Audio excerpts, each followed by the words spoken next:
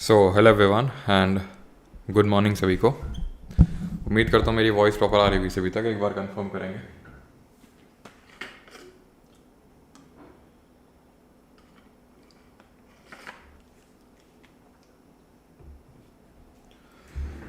चलिए तो आज होने वाला है पॉलिटी का वन शॉट लेक्चर। ठीक है, उम्मीद है सभी लोग एकदम नहा धो के मस्त नहा धो के आए होंगे।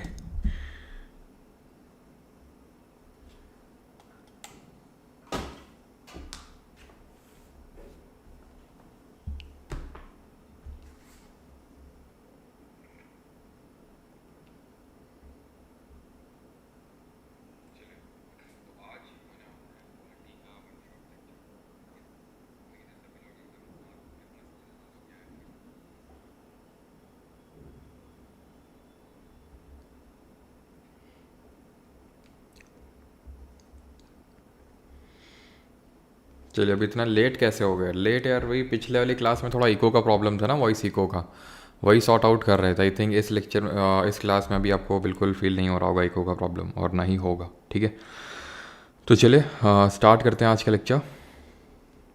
और क्योंकि थोड़ा सा लंबा रहने वाला है, वो तो आपको ही पता है पहले से ही। अ, इतने सुबह सुबह कौन नहाता है, ये भी बात सही है। हाँ, चलो भाई, तो स्टार्ट करते हैं और बिना ज़्यादा टाइम वेस्ट किए हुए। इस क्लास में अभी आपको बिल्कुल फील नहीं हो रहा होगा इको का प्रॉब्लम। अभी ठीक है ना वॉइस? चलो, फर्स्ट टाइम आया हूँ, बधाई हो, फर्स्ट टाइम आया हो। कैसे हो? घर में कैसे हैं? सब बढ़िया? चलो फिर स्टार्ट करते हैं।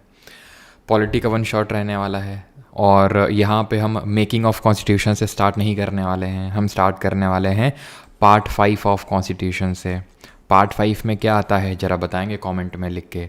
पार्ट 5 में जो कि आर्टिकल नंबर, क्योंकि देखो यार ये इतना अगर आप इतना तो पता ही है भाई, पार्ट क्या होता है, आर्टिकल क्या होता है, इतना तो पता ही होगा। मैं ये नहीं बोल रहा हूँ कि आपको मतलब मेकिंग ऑफ कॉन्स्टिट्यूशन से पढ़ो, नहीं पढ़ोगे तो समझ नहीं आएगा। एक्चुअल में पॉलिटी पढ़ने के दो तरीके होते हैं, या तो मेकिंग ऑफ कॉन्स्टिट्यूशन से पढ़ो या फिर पार्लियामेंट टॉपिक से पढ़ो। बट यूजुअली हमें पार्लियामेंट टॉपिक से स्टार्ट करना चाहिए, वो ज़्यादा बेटर रहता है, और स्टूडेंट की भी कुछ यही डिमांड थी। ठीक है, चलो, तो पार्ट 5 ऑफ कॉन्स्टिट्यूशन में आता है आपका आर्टिकल नंबर 52 से लेके 151 तक अगर हम देखें तो रफली। ठीक है, ओके ठीक है। अब पार्ट 5 ऑफ जो कॉन्स्टिट्यूशन का है, यानी कि भाग नंबर 5, ये टोटल 5 चैप्टर्स में डिवाइडेड है। कितने चैप्टर्स में? 5 चैप्टर्स हैं इसमें। कौन कौन से? पहला, दूसरा, तीसरा, चौथा और पांचवा, ये है 5 चैप्टर। पहला जो चैप्टर है that talks about the union का एग्जीक्यूटिव। ठीक है, जो पहला, जो फर्स्ट चैप्टर है, ठीक है, जो फर्स्ट चैप्टर है वो बात करता है किसकी? यूनियन के एग्जीक्यूटिव की, यूनियन एग्जीक्यूटिव यानी संघ की। और एक चीज़ और, जितने भी हिंदी मीडियम वाले स्टूडेंट हैं, आई वुड रिक्वेस्ट कि थोड़ा सा वीडियो को पॉज करके ये तो रुकोगे क्या? ये तो मैं खुद ही ये काम कर दूं क्या? टेलीग्राम पे एक पीडीएफ मतलब ये डाउनलोड कर लो गूगल से, part 5 of Indian constitution in Hindi डालो तो एक भारत सरकार का ऑफिशियल नोट आएगा। ठीक है, ऑफिशियल वो पीडीएफ निकल के आएगा। एक सेकंड में देखता हूँ, अगर गूगल पे अवेलेबल होता है तो मैं भी उसको डालता हूँ। अवेलेबल तो गवर्नमेंट ऑफ मध्य प्रदेश है। ठीक, भाग 5 देखना है, कोई पीडीएफ आपको मिलेगा इसमें, अगर मिलेगा तो भारत सरकार का ऑफिशियल हो या फिर अनऑफिशियल जैसा भी हो। वो मैं इसलिए बोल रहा हूँ सो दैट जब मैं कोई आर्टिकल पढ़ाऊँ और अगर आपको वो समझ में ना आए कि ये मतलब जैसे कोई टर्म होता है ना, जैसे बोलो एंसीलरी पावर्स, तो अगर आपको नहीं पता एंसिलरी पावर्स का मतलब सहायक शक्तियाँ हैं, जिसे मैं बताना भूल गया, तो एटलीस्ट आपके पास वो सामने खुला हुआ है। आप ये नहीं बोलोगे सर हिंदी में बोल दो, सर हिंदी में क्यों नहीं बोले, और मैं कमेंट तो देखता नहीं रहूँगा, तो उस लेक्चर आपके लिए स्मूथ जाएगा। तो आई वुड हाईली रिक्वेस्ट कि यहाँ पे आपको पूरी सारी चीज़ें समझ में आने वाली हैं, कोई दिक्कत नहीं, सब कुछ बड़ा मज़े से होगा। लेकिन हिंदी मीडियम के स्टूडेंट के लिए मैं बस वही बोल रहा हूँ कि आप वो खोल के रख लेंगे, तो अगर मान लो कहीं पर आपको दिक्कत हुई किसी टर्म का मतलब समझने में, तो आप साथ साथ वो आर्टिकल मेरे साथ चलते चलेंगे। ठीक है, चलो, तो फर्स्ट चैप्टर यूनियन एग्जीक्यूटिव की बात करते हैं, इसमें कौन कौन आता है जिसको हम अभी पढ़ने वाले हैं।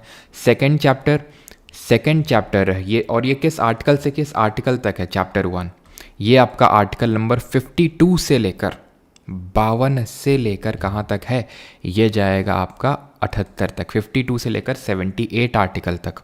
देन चैप्टर 2 जो बात करता है वो पार्लियामेंट की यानी देश की संसद की बात करता है, ये जाता है आर्टिकल नंबर 79 से लेकर 122 तक।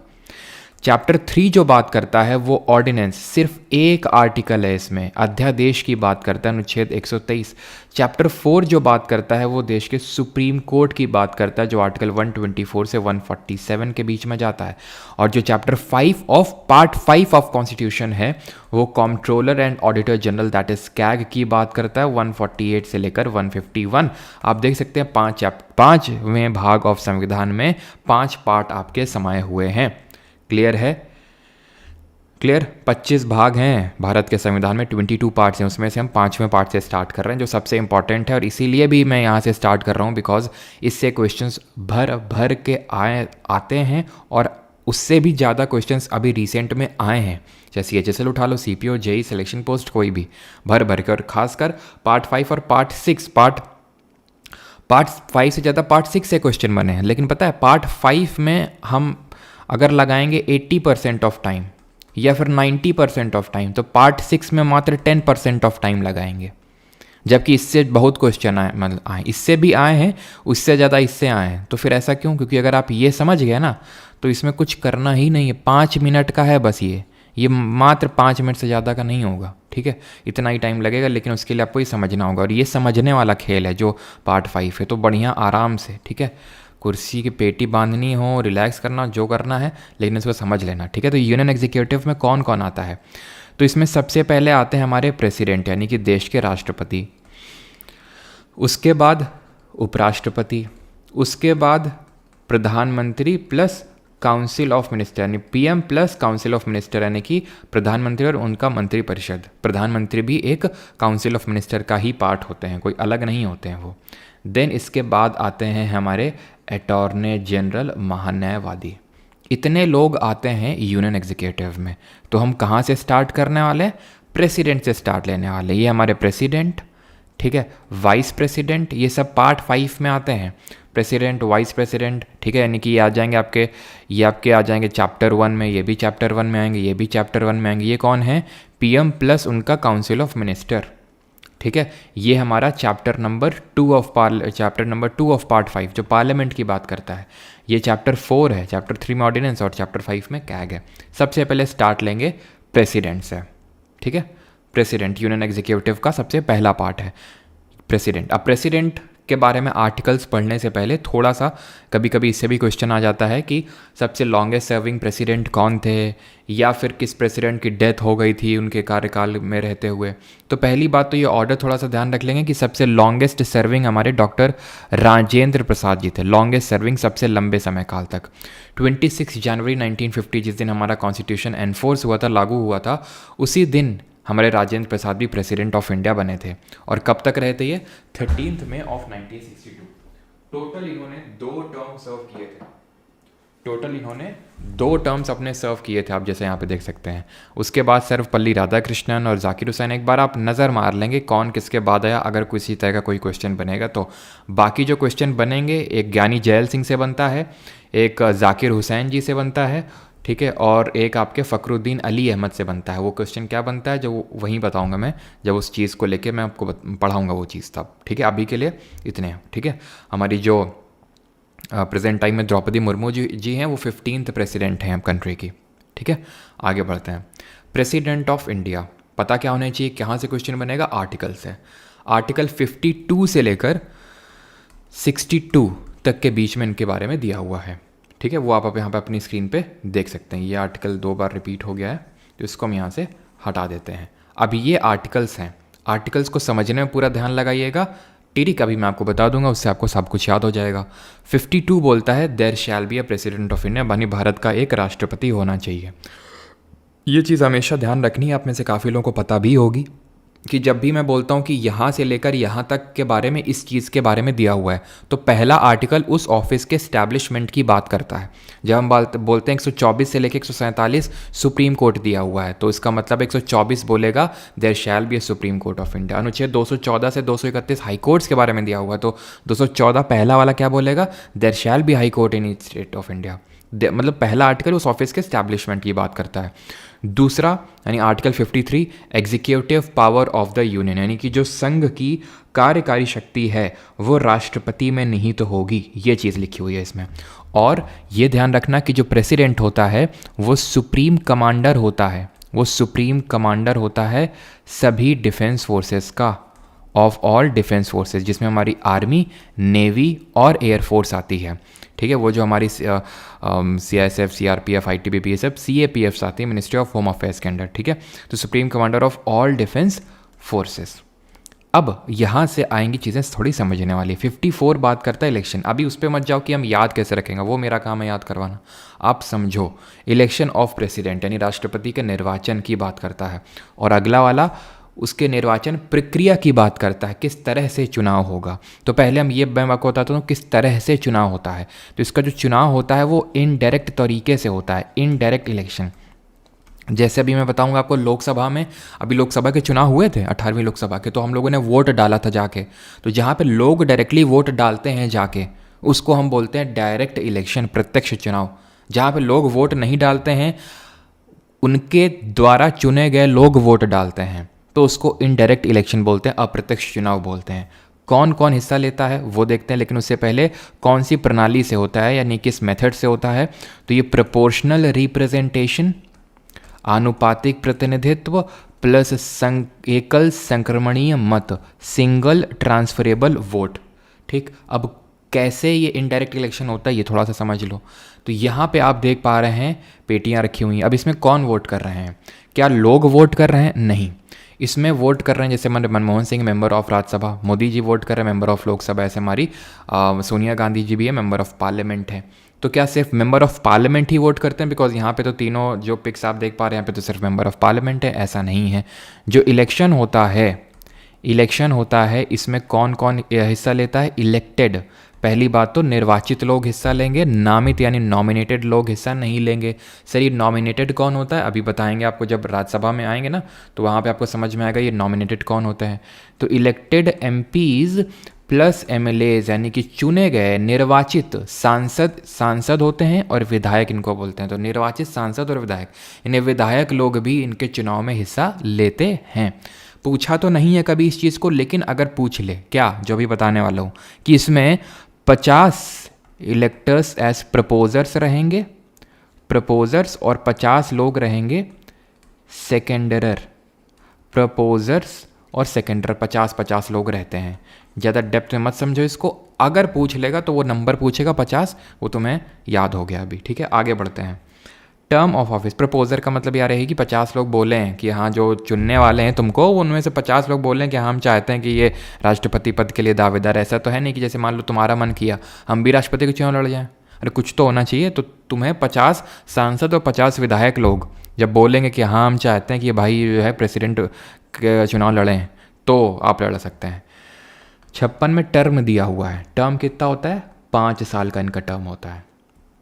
Eligibility for re-election, no eligibility required for re-election, no eligibility मतलब इसका वो ये होता है कि एनी नंबर ऑफ टाइम्स कोई भी भारत का राष्ट्रपति बन सकता है, any number of times, unlike in USA जहाँ पे कोई भी 2 बार तक राष्ट्रपति बन सकता है, बिकॉज वहाँ पे प्रेसिडेंशियल फॉर्म ऑफ गवर्नमेंट है, हमारे यहाँ पार्लियामेंट्री फॉर्म ऑफ गवर्नमेंट है, अभी पढ़ेंगे। Qualifications for India, qualifications for election as president, यानी कि क्वालिफिकेशंस दी हुई है, यानी आर्टिकल 58 में क्वालिफिकेशंस यानी या फिर एलिजिबिलिटी। तो क्वालिफिकेशन क्या है? तो एक तो भारत का नागरिक हो, किसी भी हमारी कॉन्स्टिट्यूशनल पोजीशन के लिए सिटीजन ऑफ इंडिया होना तो अनिवार्य ही है। आपकी जो एज है वो 35 ईयर्स हो, ठीक है, एज आपकी 35 साल होनी चाहिए, तभी आप देश के राष्ट्रपति का चुनाव लड़ सकते हैं। और साथ ही साथ शुड बी क्वालिफाइड, ठीक है, should be qualified to be appointed as a member of, to be appointed as a member of Lok Sabha, यानी लोकसभा का सदस्य चुने जाने योग्य होना चाहिए। यानी आपकी जो क्वालिफिकेशंस हैं वो इतनी तो होनी चाहिए कि आप लोकसभा के सदस्य बन सकते हो। बनना आपको राष्ट्रपति है, लेकिन सारी क्वालिफिकेशंस ना देके कॉन्स्टिट्यूशन मेकर्स ने सिर्फ एक लाइन ऐड कर दी कि लोकसभा का सदस्य चुने जाने योग्य होने चाहिए आप। 59 कंडीशन ऑफ प्रेसिडेंट ऑफिस की बात करता है, यानी राष्ट्रपति पद की शर्तें। कंडीशन क्या होती हैं? कंडीशंस ये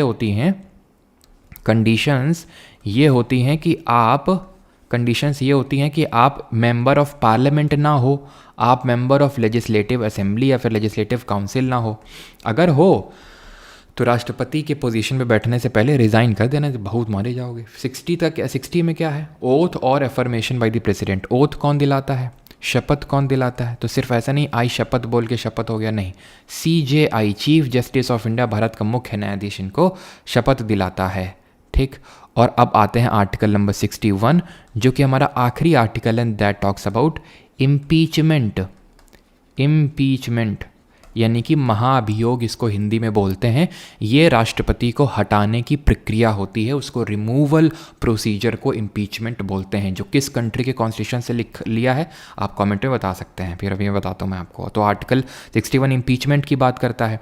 अब इसको हटाया जा सकता है एक ग्राउंड पे, सिर्फ एक ग्राउंड है इसके रिमूवल का, and that is violation of constitution, जो कि कॉन्स्टिट्यूशन में कहीं भी डिफाइंड नहीं है। कभी भी कोई चीज़ ऐसा क्वेश्चन पूछ ले, this is thing is defined in the constitution, और तुम्हें नहीं पता है क्या डिफाइंड है कि नहीं है, क्योंकि इतना बड़ा कॉन्स्टिट्यूशन है, तो गो विद कि वो नहीं डिफाइंड होगा अगर आपको पंट लेना है तो, जो कि आपको लेना चाहिए, ठीक है, क्योंकि ज़्यादातर चीज़ें हमारे कॉन्स्टिट्यूशन में डिफाइंड नहीं है।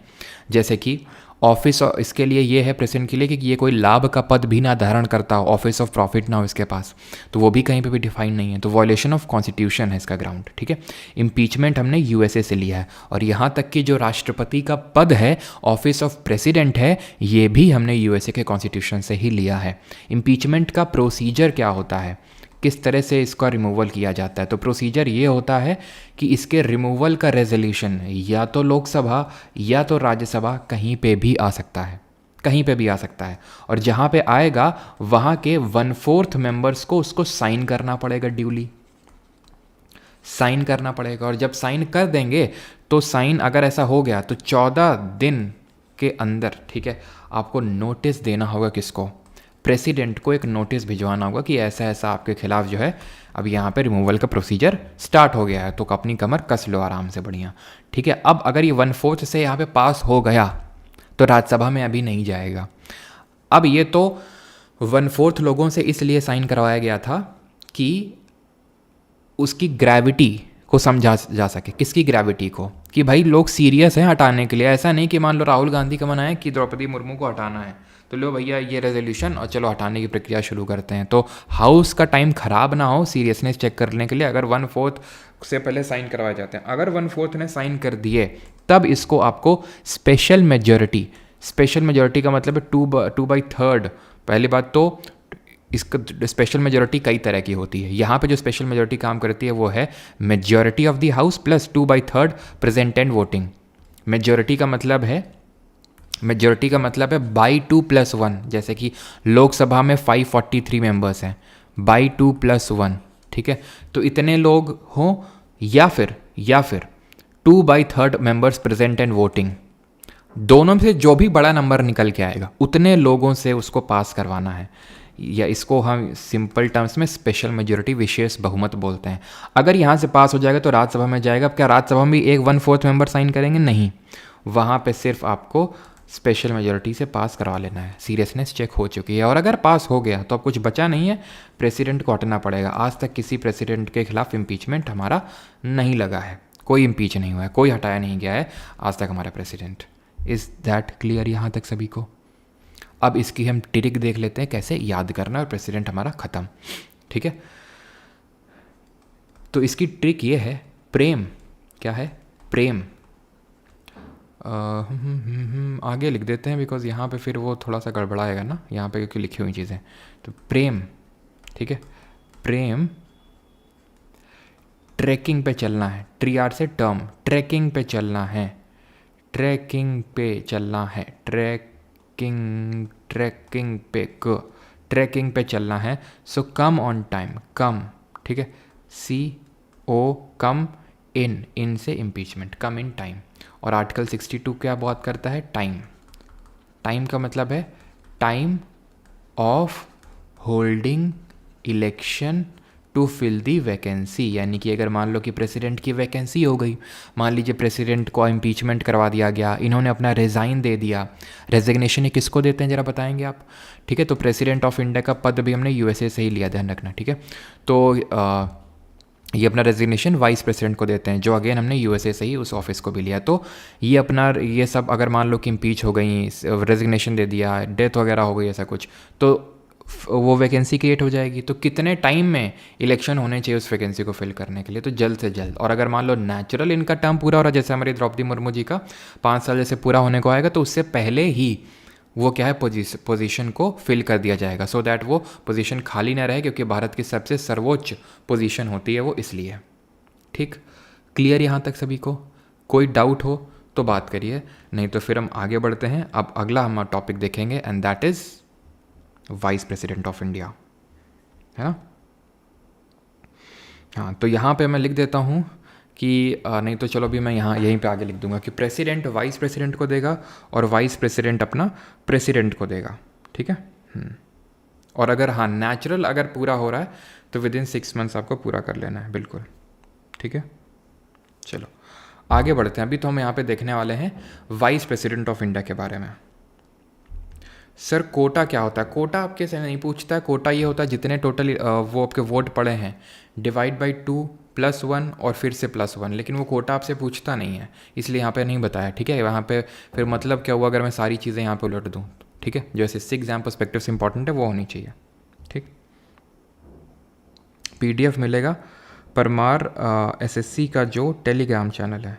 ठीक है, और ये जो उलूल जुलूल के कमेंट कर रहे हैं ना, समझ जाओ वो कौन है, उनको मैं सीधा ब्लॉक कर रहा हूँ। ठीक है, या तो टाइम आउट 24 घंटे के लिए, तो ब्लॉक कि शादी हो गई है, ये हो गया है, वो हो गया, जो करते रहते हो ना, तो वो जब तक नहीं आते हैं तब तक ठीक लगता है।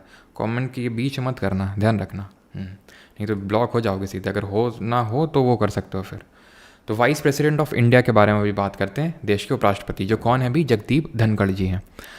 अब ये हमारे फॉर्मर वाइस प्रेसिडेंट की लिस्ट है। सबसे पहले कौन है? हमारे डॉक्टर सर्वपल्ली राधाकृष्णन जी हैं। और एक चीज़ और, अभी सारी चीज़ें पढ़ेंगे, ये मत सोचना कि ऑर्डिनेंस नहीं पढ़े, प्रेसिडेंट का पार्डन पावर नहीं पढ़े, जब वो आर्टिकल आएगा तो वहाँ देखेंगे। ठीक है, तो सर्वपल्ली राधाकृष्णन जी जो हमारे पहले भारत रत्न भी इनको दिया गया था, तो ये सबसे लॉन्गेस्ट सर्विंग वाइस प्रेसिडेंट भी थे। यानी जो हमारे देश के पहले राष्ट्रपति और जो पहले उपराष्ट्रपति थे वो दोनों ही लॉन्गेस्ट सर्विंग रहे थे।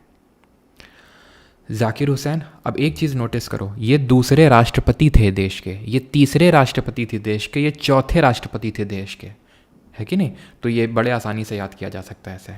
ठीक, आगे बढ़ते हैं। और अगला ये हमारे आई थिंक जो अभी करंट में 14th नंबर के हैं, अगर आप देखें तो 1 2 3 4, ठीक है, 8 4 12 13 14, बिल्कुल 14th नंबर के हमारे वाइस प्रेसिडेंट हैं, जो कि पहले वेस्ट बंगाल के गवर्नर थे जगदीप धनखड़ जी। आगे बढ़ते हैं। आर्टिकल नंबर 63 से लेकर 71 के बीच में इनके बारे में दिया हुआ है। तो आर्टिकल नंबर 63 की बात करें, ये बात करता है द ऑफिस ऑफ, पहला वही मैंने आपको बताया कि पहला आर्टिकल उस ऑफिस के स्टैब्लिशमेंट की बात करेगा। 64, the vice president shall be ex officio chairman of council of state, यानी कि जो भी देश का उपराष्ट्रपति बनेगा वो अपने आप राज्यसभा का चेयरमैन बन जाएगा, वो ये बात करता है, क्योंकि काउंसिल ऑफ स्टेट का मतलब होता है राज्यसभा, यू नो दैट। ठीक है, आर्टिकल नंबर, अभी मैं कल एक वीडियो देख रहा था, ठीक है, चलो खैर छोड़ो मतलब उसमें जगदीप धनखड़ जी जया बच्चन को दिला रहे थे ओथ, बाकी तो पिक्चर सेल्फ एक्सप्लेनेटरी है। आर्टिकल 65, तो मैडम जी बोल रही थी कहाँ साइन करना है, मतलब वो जो होते हैं ना साइड में होते हैं जो साइन वाइन करवाते हैं, तो जगदीप धनखड़ जी ने बोला मैडम आप ये 5वीं बार कर रही हैं वैसे लगता है मैडम जी तभी से चिड़ी बैठी हैं। Article 65, the vice president to act as president और discharge his functions during casual vacancies in the office और during the absence of president, यानी कि वाइस प्रेसिडेंट प्रेसिडेंट के तौर पे एक्ट करेंगे, प्रेसिडेंट की जो भी ड्यूटीज़ हैं उनको परफॉर्म करेंगे अगर प्रेसिडेंट अभी एब्सेंट हैं या वेकेंट हैं, दोनों केस में। ठीक, लेकिन ध्यान इस बात का रखना है आपको, किस बात का, कि अगर यहाँ पे मैं क्लैरिफाई कर देता हूँ कि अगर मान लेते हैं, अभी चलेंगे नहीं, ध्यान से सुनिएगा, अगर मान लेते हैं कि प्रेसिडेंट और वाइस प्रेसिडेंट दोनों लोग नहीं रहते हैं, ठीक है, अगर प्रेसिडेंट भी नहीं है, ठीक है, प्रेसिडेंट भी नहीं है और वाइस प्रेसिडेंट भी नहीं है, नहीं है से मतलब क्या होता है, दो मतलब हैं इसके, या तो ऑफिस वेकेंट है या एब्सेंट है। तो अगर वेकेंट है, अगर वेकेंट है तो उस केस में क्या होगा, देखिए अगर प्रेसिडेंट नहीं है तो वाइस प्रेसिडेंट आ जाएगा, और वाइस प्रेसिडेंट नहीं है तो कौन आ जाएगा, तो आ जाएगा आपका CJI, chief justice of India. तो बात ये आती है, क्या कभी चीफ जस्टिस ऑफ इंडिया, कोई क्या चीफ जस्टिस ऑफ इंडिया देश का उपराष्ट्रपति बना है, एक्टिंग उपराष्ट्रपति, दैट इज़ एक्टिंग प्रेसिडेंट, जी हाँ। तो हुआ क्या था कि जाकिर हुसैन जी की डेथ हो गई थी, जब ये प्रेसिडेंट थे जाकिर हुसैन जी, तो इनकी डेथ हो गई थी। तो VV गिरी उस समय वाइस प्रेसिडेंट थे, तो वाइस प्रेसिडेंट थे तो इनको कायदे से बनना चाहिए था, लेकिन ये प्रेसिडेंट के इलेक्शन में हिस्सा लेने लग गए, तो इसलिए फिर ये नहीं, बल्कि उस समय फिर जस्टिस M हिदायतुल्ला थे, और जस्टिस M हिदायतुल्ला को जो है बनाया गया था क्या, एक्टिंग प्रेसिडेंट, कुछ टाइम के लिए राष्ट्रपति। 66 vice president shell be the elected by the members of N electoral college consisting of members. अब इसका इलेक्टोरल कॉलेज क्या है, इलेक्टोरल कॉलेज का मतलब क्या होता है, तो ये जो अभी मैंने आपको बताया क्या कि भाई इसके इलेक्शन में कौन कौन हिस्सा लेते हैं प्रेसिडेंट के, यही इसका इलेक्टोरल कॉलेज कहलाता है, ठीक है, इलेक्टोरल कॉलेज कहलाता है, ठीक। अब एक चीज़ को यहाँ पे मैंने आपको नहीं बताया, दैट इज़ इसके इम्पीचमेंट में कौन पार्टिसिपेट करता है, कौन इसके इम्पीचमेंट यानी महाभियोग में हिस्सा लेता है, और वो है all MPs, that is all member of parliament. All का मतलब हो गया इसमें इलेक्टेड भी हिस्सा लेते हैं और नॉमिनेटेड भी हिस्सा लेते हैं, और दूसरी चीज़ MPs का मतलब ये हो गया सिर्फ मेंबर ऑफ पार्लियामेंट, यानी लोकसभा और राज्यसभा के मेंबर, यानी MLA लोग जो इसके इलेक्शन में पार्टिसिपेट करते हैं वो इसके रिमूवल में पार्टिसिपेट नहीं करते हैं। तो यही इसके इलेक्शन और रिमूवल में डिफरेंस होता है कि इलेक्शन में सिर्फ इलेक्टेड लोग हिस्सा लेते हैं, नॉमिनेटेड नहीं लेते हैं, पहला। दूसरा, MLAs लोग हिस्सा लेते हैं जो कि इम्पीचमेंट में नहीं लेते हैं, इम्पीचमेंट में MLA लोग हिस्सा नहीं लेते हैं और नॉमिनेटेड वाले हिस्सा लेते हैं, ये अंतर होता है, ठीक है। तो बड़ा आसान है, जो वाइस प्रेसिडेंट का जो इलेक्टोरल कॉलेज होगा ना, इसका जो इलेक्टोरल कॉलेज होगा, और इसको भी इनडायरेक्ट तरीके से ही चुना जाता है, इसको इनको भी जो वाइस प्रेसिडेंट इनडायरेक्ट इलेक्शन ही होता है। तो इनके इलेक्टोरल कॉलेज में कौन कौन आता है, वही आता है जो प्रेसिडेंट के इम्पीचमेंट में आता है, कौन, all MPs, all member of parliament, यानी सभी सांसद लोग वाइस प्रेसिडेंट को हटाने में हिस्सा लेते हैं। Vice president shall hold of office for term of 5 years। Provisions related to the term and vacancy of the vice president, oath कौन दिलाता है इनको, ओथ दिलाएंगे देश के राष्ट्रपति, दैट इज प्रेसिडेंट। प्रेसिडेंट को कौन दिला रहा था, CJI, दैट इज़ देश के मुख्य न्यायाधीश जो सुप्रीम कोर्ट में होते हैं। Discharge of president function in any contingencies, यानी कि कुछ ऐसा हो जाएगा तो उनके फंक्शंस को परफॉर्म करेंगे कौन, वाइस प्रेसिडेंट। लास्ट है 71, that talks about matters and disputes relating to और connected with the election of president और वाइस प्रेसिडेंट, यानी अगर कुछ मैटर हो गया इनके इलेक्शन से, प्रेसिडेंट वाइस प्रेसिडेंट, तो कौन देखता है, ये सुप्रीम कोर्ट ऑफ इंडिया देखेगा, ठीक है, सुप्रीम कोर्ट, इनके इलेक्शन का डिस्प्यूट दोनों का सुप्रीम कोर्ट देखता है, ख़त्म। इसमें टिरिक विरिक याद करने की ज़रूरत नहीं है, थोड़ा सा देख लो कि ये 63 64 इंपॉर्टेंट है और 67 जो इसके टर्म की बात करता है, बस, ठीक है। वाइस प्रेसिडेंट से बहुत ज़्यादा क्वेश्चंस नहीं आते, जितने आते हैं वो आपको समझ में आ जाएंगे। 2 आर्टिकल्स हैं कॉन्स्टिट्यूशन में, एक तो आर्टिकल 64 और अभी एक और देखेंगे जो कि बात करते हैं कि vice president is the ex officio chairperson of Rajya Sabha, वो है आर्टिकल नंबर 89, अभी देखते हैं, ठीक। आर्टिकल 72 पे आते हैं, अनुच्छेद 72 पे, ये किसकी बात करता है, power of president to grant pardon etcetera to suspend, remit और commute sentence in certain cases. जैसे कि मान लो किसी को डेथ सेंटेंस सुनाया गया या फिर कुछ भी उसको लाइफ इम्प्रिजनमेंट दिया गया, तो उस केस में उसके पास एक ऑप्शन दिया गया है कि वो प्रेसिडेंट के पास जा सकता है, तो वही होता है power of president to grant pardon. अब ये क्या, सस्पेंड, रिमिट, कम्यूट, इसके मैं डेप्थ में नहीं जा रहा हूँ, वैसे अगर आपको जानना है तो जान लीजिए, नहीं तो इसको बहुत ज़्यादा याद करने की ज़रूरत नहीं है, ठीक है। इसमें 5 चीज़ें होती हैं, पार्डन होता है, कम्यूट होता है, रिमिशन होता है, ठीक है, रेस्पाइट, ये सबको नहीं समझना है। अगर आपको मतलब हैवी नहीं लगे तो समझ लीजिएगा, लेकिन क्योंकि उतना ज़्यादा इंपॉर्टेंट है नहीं इसलिए मैं सबको एडवाइस नहीं करूँगा। पार्डन का मतलब होता है एब्सॉल्व कर देना एकदम से पूरी तरह से, जो भी आपके अगेंस्ट चार्जेस लगे हैं, डेथ सेंटेंस है तो आपको बरी कर दिया जाएगा। कम्यूट का मतलब है फॉर्म ऑफ पनिशमेंट को चेंज कर देना, आपको डेथ सेंटेंस मिला उसको लाइफ इम्प्रिजनमेंट कर देना।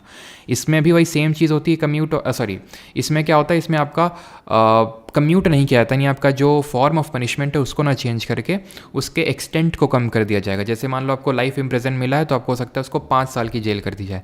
ये सेम चीज़ होती है रिमिशन की तरह, लेकिन इसमें आपकी हेल्थ कंडीशन को देख के उस चीज़ को किया गया है। जैसे आप प्रेग्नेंट है कोई लेडी या फिर कुछ बुढ़ापा आ गया इस तरह से। और रेप्राइव का मतलब है टेम्प्रेरी होल्ड लगा देना, ठीक। ये आर्टिकल 72। ऐसे ही गवर्नर को भी पार्डनिंग पावर मिला हुआ है, अभी हम देखेंगे कौन सा आर्टिकल और कैसे, ठीक। 73 extent of executive power of the union, यानी कि जो संघ की जो कार्यकारी शक्ति हैं वो कहाँ तक उनका विस्तार है, वो 73 में लिखा हुआ है, एज सिंपल एज दैट। अब यहाँ से हमारा स्टार्ट होने वाला है एक इम्पॉर्टेंट चीज़, एक important section, and that is PM and council of minister.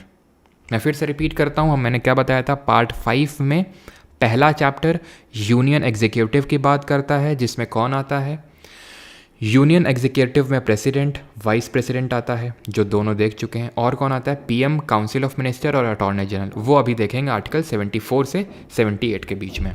74 बोलता है there shall be a council of minister to aid and advise the president, यानी कि भारत का मतलब एक मंत्री परिषद होना चाहिए। There shall be a council of minister headed by prime minister to aid and advise the president, यानी कि एक मंत्री परिषद होना चाहिए जिसका अध्यक्ष प्रधानमंत्री होगा और वो किसको एडवाइस करेगा, प्रेसिडेंट को, ठीक है। इसीलिए प्राइम मिनिस्टर को हम बोलते हैं हेड ऑफ गवर्नमेंट। क्या बोलते हैं, सरकार का मुखिया बोलते हैं, हेड ऑफ गवर्नमेंट बोलते हैं इसको। और जो प्रेसिडेंट होता है इसको हम बोलते हैं हेड ऑफ कंट्री, यानी इसको राष्ट्र अध्यक्ष बोलते हैं, इसको हेड ऑफ कंट्री बोलते हैं। इसी को ही हम बोल देते हैं इन सिंपल तो नहीं, थोड़े कॉम्प्लेक्स टर्म्स में, डी फैक्टो हेड, और इसको बोल देते हैं de jure head of the country. इसी को प्रेसिडेंट को ही हम बोल देते हैं नॉमिनल, यानी नाम का हेड है, रियल पावर्स तो इसके पास है, नॉमिनल हेड। और प्राइम मिनिस्टर को क्या बोल देते हैं, real head of the country, nominal या फिर टाइटुलर हेड भी बोल देते हैं। ये चीज़ आपको ध्यान रखनी है। क्यों, क्योंकि मंत्रिपरिषद जो है वो तो पीएम के हाथ में, उसका हेड तो वो है, तो इसलिए उसके पास एक्चुअल में रियल पावर्स हैं, ना कि प्रेसिडेंट के पास। तो ये किस लिए बनाया गया है, प्रेसिडेंट को एडवाइस करने के लिए। क्या प्रेसिडेंट पे ये एडवाइस बाइंडिंग होती है, जी हाँ, पहले इंस्टेंस पे तो बाइंडिंग नहीं होगी लेकिन दूसरे इंस्टेंस पे होगी। इसका मतलब ये है कि काउंसिल ऑफ मिनिस्टर ने अगर कोई एडवाइस दी प्रेसिडेंट को तो वो एक बार तो रिटर्न कर सकता है, लेकिन रिकन्सिडर्ड एडवाइस जो दोबारा भेजेगा काउंसिल ऑफ मिनिस्टर उसको मानना पड़ेगा। पहले 42nd अमेंडमेंट ने बोला था कि ये बाइंडिंग है पूरी तरह से, एक बार भी नहीं लौटा सकता है प्रेसिडेंट, लेकिन फिर जो हमारा 44th अमेंडमेंट हुआ उसने बोला, ये हुआ था 1976 में और ये हुआ था 1978 में, इसको मिनी कॉन्स्टिट्यूशन भी बोलते हैं, ठीक है। तो इसने बोला था कि हाँ एक बार लौटा सकता है लेकिन फिर रिकन्सिडर एडवाइस बाइंडिंग होगी। 75 थोड़ा सा बड़ा आर्टिकल है, ध्यान समझेंगे। ये बात करता है other provisions as to minister, क्या क्या प्रोविजंस दिए हुए इसमें वो समझिएगा। Prime minister shall be appointed by the president and the other minister shall be appointed by president on the advice of the prime minister. इसका मतलब ये है कि प्रधानमंत्री की नियुक्ति राष्ट्रपति करेगा और बाकी जो मंत्री हैं उनकी नियुक्ति भी राष्ट्रपति करेगा प्रधानमंत्री की सलाह पे। सिंपल, यानी अपॉइंटमेंट की बात करता है ये, ठीक। Minister shall hold office during the pleasure of president, यानी कि यहाँ पे इंडिविजुअल रेस्पॉन्सिबिलिटी दी हुई है मिनिस्टर्स की कि वो जब तक प्लेजर देते रहेंगे प्रेसिडेंट को तो वो ऑफिस में रहेंगे। अब किस तरह का प्लेजर, ये तो कॉन्स्टिट्यूशन में नहीं लिखा हुआ है। अब यहाँ पे प्लेजर आपको वहाँ देखने को मिलेगा, गवर्नर में भी प्लेजर देखने को मिलेगा, अटॉर्नी जनरल में भी प्लेजर देखने को मिलेगा। ऐसा वहाँ पे देखने को मिलता है जिस पोजीशन का रिमूवल प्रोसीजर कॉन्स्टिट्यूशन में मेंशन नहीं है कि किस तरह से हटाया जाएगा, तो वहाँ पे प्लेजर लिख दिया गया है, प्लेजर ऑफ प्रेसिडेंट, ठीक। ये बात करता है कलेक्टिव रेस्पॉन्सिबिलिटी की, कि जो काउंसिल ऑफ मिनिस्टर हैं उनकी सामूहिक उत्तरदायित्व तो होता है हाउस ऑफ पीपल, जो कि होता है लोकसभा के प्रति, यानी कि ये लोग कलेक्टिवली रिस्पॉन्सिबल होते हैं लोअर हाउस के प्रति, निचले सदन के प्रति। Before a minister enter upon his office, तो इसको ओथ लेनी पड़ती है। तो ओथ, शपथ कौन दिलाएगा, शपथ प्रेसिडेंट दिलाएगा, ठीक है, राष्ट्रपति। और ये थर्ड शेड्यूल अभी आपने देखा होगा, अभी देखा था ना वो, जब अभी हमारी नई लोकसभा गठन हुआ था तो शाम रात के समय में सब ओथ ले रहे थे सब लोग, तो प्रेसिडेंट जी दिला रहे थे। और इनकी ओथ वगैरह कहाँ पे लिखी हुई? थर्ड शेड्यूल में, तीसरी अनुसूची में। अनुसूचियाँ भी अभी देखेंगे। A minister who for any period of 6 consecutive months is not a member of either house of parliament shall at the expiration of that period cease to be a minister। यानी अगर आप 6 महीने तक मिनिस्टर तो हैं लेकिन आप किसी भी हाउस के मेंबर नहीं हैं तो आपकी मिनिस्टरशिप चली जाएगी। इसका मतलब एक और मतलब है, वो मतलब क्या है? वो मतलब ये है कि कोई भी भारत में मंत्री बन सकता है बिना लोकसभा और बिना राज्यसभा का मंत्री हुए, वो केंद्र में मंत्री बन सकता है, लेकिन 6 महीने के अंदर आपको मेंबरशिप लेनी पड़ेगी, ये लिखा हुआ है। और सैलरी और अलाउंस जो है इनका कितना भत्ता क्या मिलेगा ये लोग खुद ही डिसाइड करते हैं, पार्लियामेंट डिसाइड करती है, जो कि दूसरी अनुसूची में लिखी है। अभी ये याद नहीं करना है, तीसरी और दूसरी याद तो करना है, लेकिन अभी जब शेड्यूल पढ़ेंगे तो वहाँ पे याद हो जाएगा, ठीक है। ये आर्टिकल 75 है। 76 किसकी बात करता है? Attorney general. अभी मैं 78 पे ख़त्म कर लूँगा जो कि अभी हो जाएगा, तो आप मुझे बताना अगर कुछ डाउट होगा तो। ये महान्यायवादी की बात करता है, अटॉर्नी जनरल की। ये क्या होता है सर? ये होता है हमारा highest law officer of country, Bharat का सर्वोच्च विधि अधिकारी, highest law officer of country. सरकार का, केंद्र सरकार का वकील होता है ये, केंद्र सरकार का वकील होता है ये, ठीक है। ऐसे सिंपल टर्म्स में समझो। इसके 4 सब क्लॉजेज हैं जो अभी रिसेंट में एग्जाम में पूछे गए थे। पहला तो बात करता है इसके अपॉइंटमेंट की। कौन करता है इसकी अपॉइंटमेंट? नियुक्ति कौन करता है? राष्ट्रपति करता है। और इसकी एलिजिबिलिटी भी यहीं पे लिखी हुई है। क्या है? सुप्रीम कोर्ट के जो जज की एलिजिबिलिटी होती है वो इसकी एलिजिबिलिटी उतनी होनी चाहिए, क्वालिफिकेशन। इसकी ड्यूटीज़ लिखी हैं, ड्यूटीज़ ऑफ अटॉर्नी जनरल। क्या ड्यूटी है इसकी? कि गवर्नमेंट को लीगल मैटर में एडवाइस करना है। It shall be the duty of attorney general to advice government on legal matters में, एडवाइज करना है इसको। तीसरा बात करता है he shall have right to audience in all court. Bharat के किसी भी कोर्ट में जा सकता है, रिप्रेजेंट कर सकता है गवर्नमेंट ऑफ इंडिया को, कोई रिस्ट्रिक्शंस नहीं है। और चौथा ये है अगेन प्लेजर ऑफ प्रेसिडेंट, यानी राष्ट्रपति के प्रसाद पर्यंत पद धारण करेंगे ये। प्लेजर ऑफ, जब तक देते रहेंगे प्रेसिडेंट को तब तक ऑफिस में रहेंगे, ठीक। पहले अटॉर्नी जनरल कौन थे देश के? जो हमारे देश के पहला लॉ कमीशन बना था इंडिपेंडेंट इंडिया का, उसके जो चेयरमैन थे वही।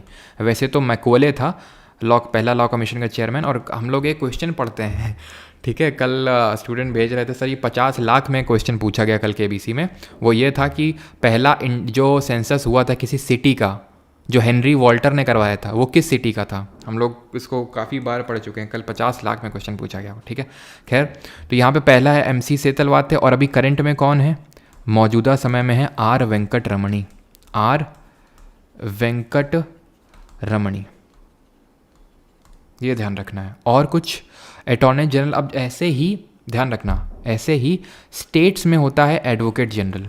जो राज्य होते हैं ना उनमें होता है एडवोकेट जनरल। सर उसका आर्टिकल क्या होता है?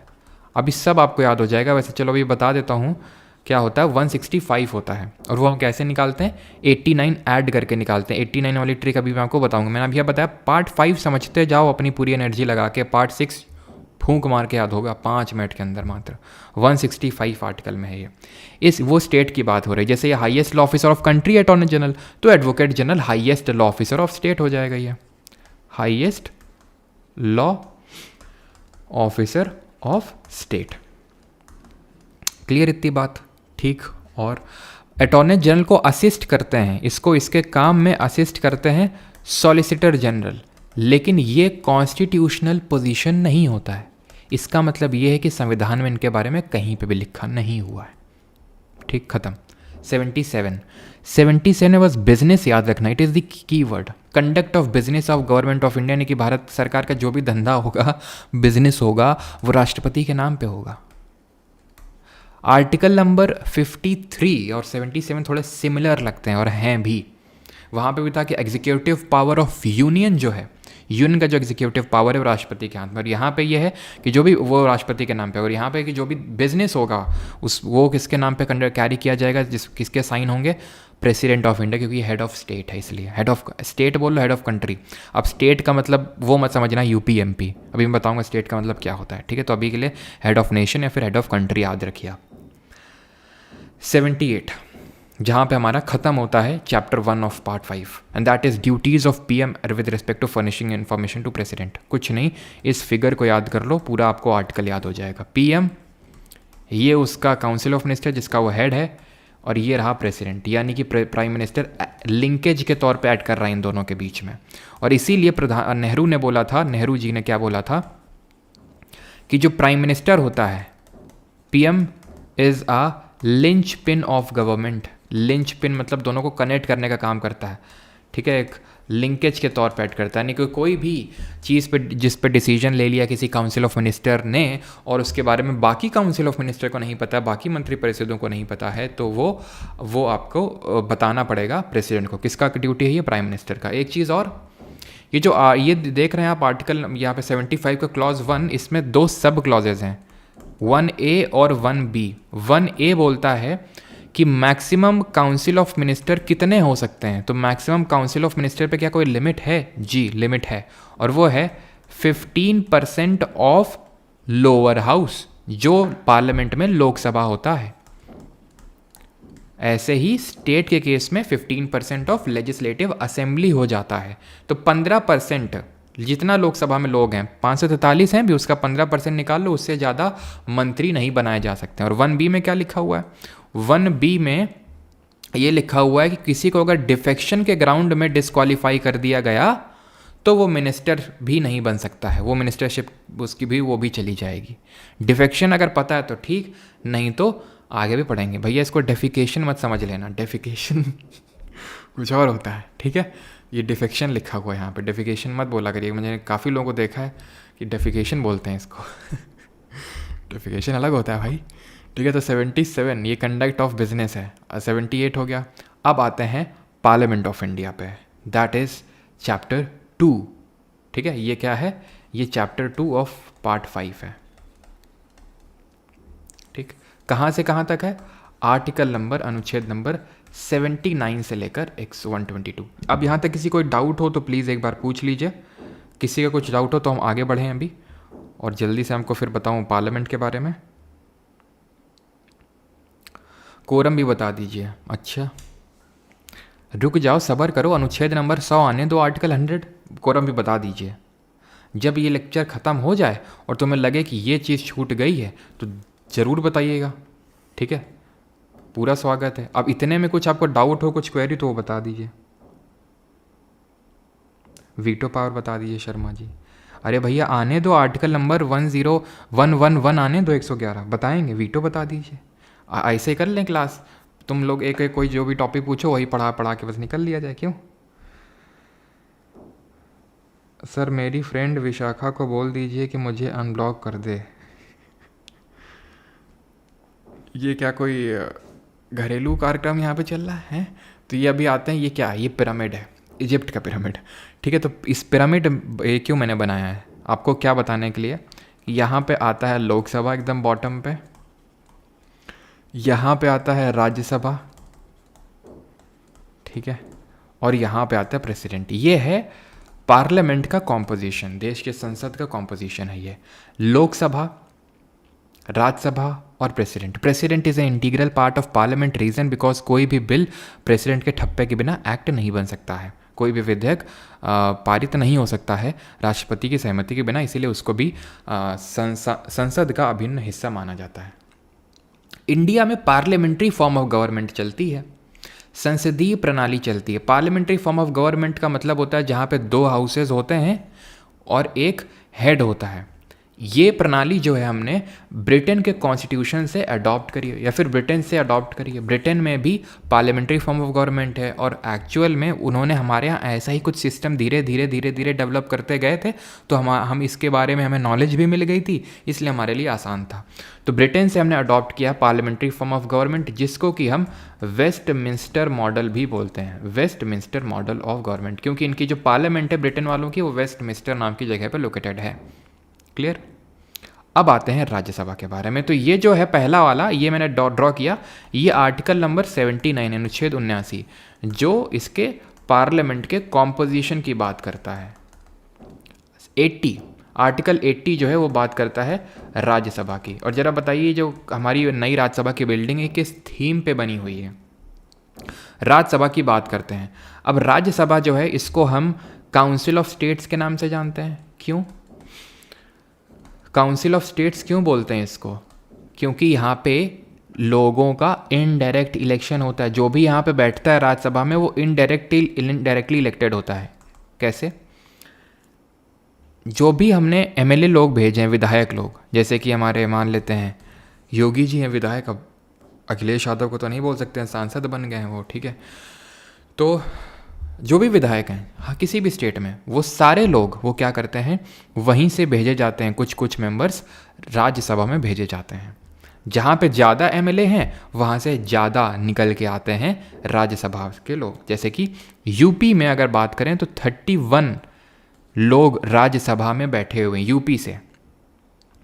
त्रिपुरा ले लो, सिक्किम ले लो, यहाँ से सिर्फ एक लोग गए हैं, सिर्फ एक लोग। तो कितना अनइक्वल रिप्रेजेंटेशन है। यूएस में उनका जो हाउस, मतलब जो अपर हाउस है, हाउस ऑफ सेनेट, वहाँ पे इक्वल रिप्रेजेंटेशन दिया जाता है, हर जगह से 2-2 सीट निकलेंगी। हमारे यहाँ पे अनइक्वल है। इनडायरेक्ट इलेक्शन होता है अप्रत्यक्ष तौर से, जैसे कि राष्ट्रपति का होता है, सेम उसी तरह से होता है। प्रोपोर्शनल रिप्रेजेंटेशन यानी कि अनुपातिक प्रतिनिधित्व प्लस सिंगल ट्रांसफरेबल वोट यानी एकल संक्रमणीय मत। इतनी बात समझ में आती है।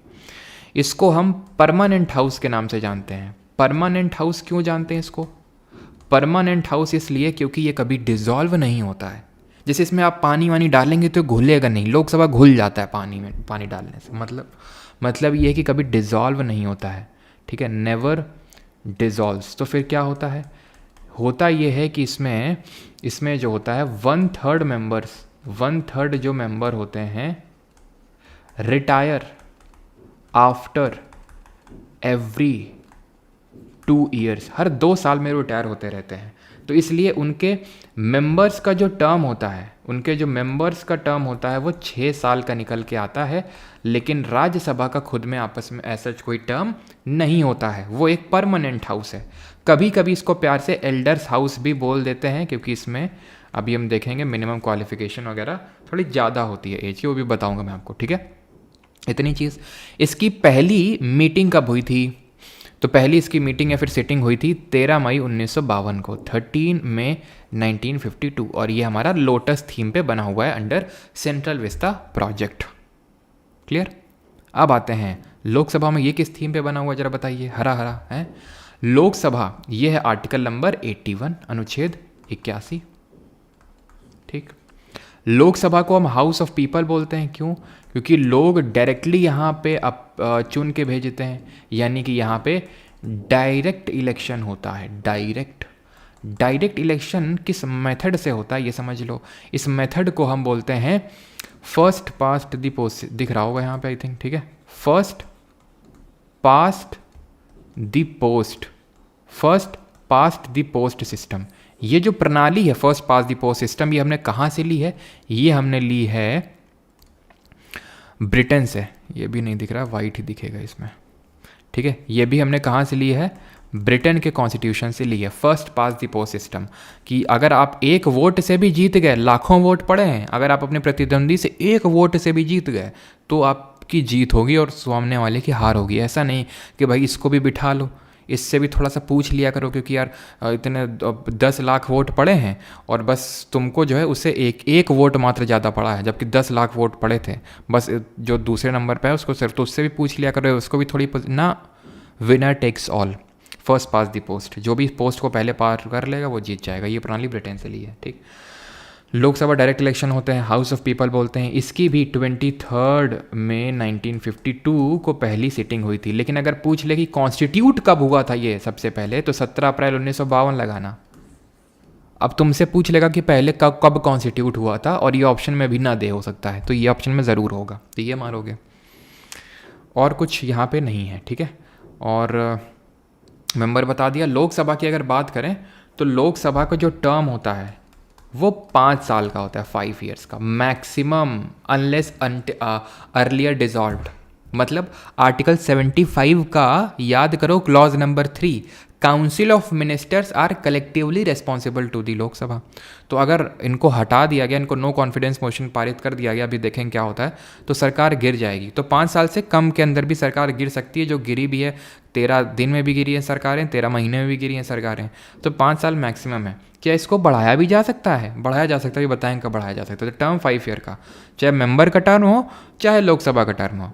यहाँ पे मेंबर का टर्म 6 साल का, लेकिन राज्यसभा कोई टर्म नहीं। क्यों? क्योंकि परमानेंट हाउस है। 1/3 members retire after every 2 years, ठीक है। और इनमें कॉम्पोजिशन भी दिया हुआ है कि कितने लोग कहाँ से आएंगे, कैसे क्या आएंगे। तो इसमें राज्यसभा का अगर कॉम्पोजिशन की बात करें तो मैक्सिमम 250 मेंबर्स हो सकते हैं, 250 मेंबर्स मैक्सिमम, जिसमें कि 238 ये कौन होंगे? ये इलेक्टेड होंगे, निर्वाचित होंगे। और जो 12 मेंबर्स होंगे ये नॉमिनेटेड, यानी कि नामित होंगे। अब इनको कौन नॉमिनेट करेगा? Nominated by president. इनको राष्ट्रपति जी, यहाँ पे दिख तो रहा होगा ना, नॉमिनेटेड बाय प्रेसिडेंट, तो इनको राष्ट्रपति जी नामित करेंगे, प्रेसिडेंट जी। और ये किन फील्ड में नॉमिनेट होते हैं? तो लिसास में, ठीक है, literature, science, art and social service. Social service, लिसास बोलते हैं इसको, लिटरेचर, साइंस, आर्ट और सोशल सर्विस, ठीक है। साहित्य, विज्ञान, कला और समाज सेवा के क्षेत्र में 12 सदस्यों को राष्ट्रपति नामित करता है। अभी कितनी मेंबरशिप है एट प्रेजेंट? तो मौजूदा समय में 245 लोग हैं राज्यसभा में, 245। राज्यसभा, लोकसभा का क्या हालचाल है? तो लोकसभा के हालचाल की बात करेंगे तो लोकसभा में अधिकतम 550 मेंबर्स हो सकते हैं, 550, जिसमें 530 राज्यों से आएंगे, स्टेट से आएंगे, और 20 लोग आएंगे यूटी से, यानी केंद्र शासित प्रदेश से, ठीक है। क्लियर यहाँ तक? यहाँ पे कोई नॉमिनेटेड मेंबर होता है? कोई नहीं नॉमिनेटेड होता है। पहले होते थे 2 मेंबर्स, एंग्लो इंडियंस को नॉमिनेट करता था प्रेसिडेंट, लेकिन 104 नंबर संविधान संशोधन से उसको ख़त्म कर दिया गया है। तो ये नॉमिनेटेड मेंबर, मुझे कमेंट बताइए, ये जो 12 नॉमिनेटेड मेंबर हैं, ये क्या राष्ट्रपति के इलेक्शन में हिस्सा लेंगे, हाँ या ना? जैसे अभी आई हैं हमारी कौन, सुधा मूर्ति जी, तो उनको नॉमिनेट किया गया सोशल सर्विस के फील्ड में, है ना। तो वो प्रेसिडेंट के इलेक्शन में हिस्सा नहीं ले सकती हैं, लेकिन इम्पीचमेंट में उसको हटाने में ले सकती हैं। आर्टिकल नंबर 82 ये किसकी बात करता है? आर्टिकल नंबर कोई बात नहीं, आर्टिकल नंबर 82 बात करता है किसकी? ये बात करता है, रुको जरा, रुको, आर्टिकल 82, ठीक है, अनुच्छेद नंबर 82 है ये, ठीक है। थोड़ा और बड़ा लिख देते हैं, आर्टिकल 82। ये होता क्या है? इसको हिंदी में परिसीमन आयोग बोलते हैं, परिसीमन आयोग। ये परिसीमन आयोग का काम होता है कि जो हमारा भारत देश है, ठीक है, जो भारत देश है उसको डिफरेंट कॉन्स्टिट्यूएंसीज़ में बांटना, सो दैट जो रिप्रेजेंटेटिव निकल के आए वो इक्वल नंबर ऑफ पीपल को रिप्रेजेंट करें, ठीक है।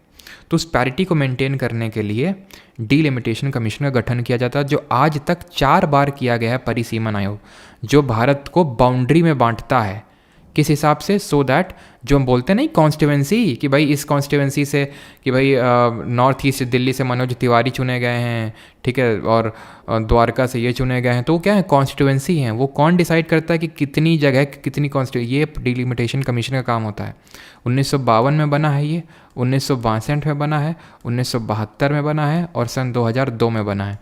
हर सेंसस, जब भी हर एक सेंसस होता है तो उसके बाद बनाया जाता है। तो 2011 में भी तो हुआ था, क्यों 2012 में नहीं बनाया गया? क्योंकि ध्यान रखना इस चीज़ को कि जो 84th अमेंडमेंट था, 84 संविधान संशोधन, उसने फ्रीज कर दिया 2026 तक, क्यों? क्योंकि साउथ के स्टेट बोल रहे थे कि भैया यूपी बिहार ये दबा के पॉपुलेशन बढ़ा रहे हैं और दबा के इनका रिप्रेजेंटेशन बढ़ रहा है पार्लियामेंट में, हम पीछे छूटे जा रहे हैं। हम पीछे क्यों छूट रहे हैं? क्योंकि हम पॉपुलेशन को कम कर रहे हैं। हम एक तो अच्छा काम कर रहे हैं, ऊपर से हमें एक तरह से पनिशमेंट मिल रहा है, हमें कम रिप्रेजेंटेशन दिया जा रहा है, तो इसलिए फ्रीज कर दिया गया इसको अभी 2026 तक के लिए। और किस बेसिस पे यानी किस हिसाब के सेंसस से अभी का डिलिमिटेशन काम करता है? 2001 के सेंसस के। और ये चीज़ 87th अमेंडमेंट ने बोली थी कि 1991 नहीं, 2001 के सेंसस के हिसाब से डिलिमिटेशन होगा। ये जो डिलिमिटेशन कमीशन है ये कोई लेटेस्ट का नहीं है तो लेटेस्ट का ही, लेकिन ये कश्मीर का जो डिलिमिटेशन, जो अभी कश्मीर में इलेक्शन होने वाले जम्मू कश्मीर में कुछ ही टाइम बाद, तो उसके लिए डिलिमिटेशन कमीशन बनाया गया था। ठीक, 83 ड्यूरेशन की बात करता है, जो भी हम डिस्कस कर चुके हैं तो डिस्कस नहीं करेंगे यहाँ पे।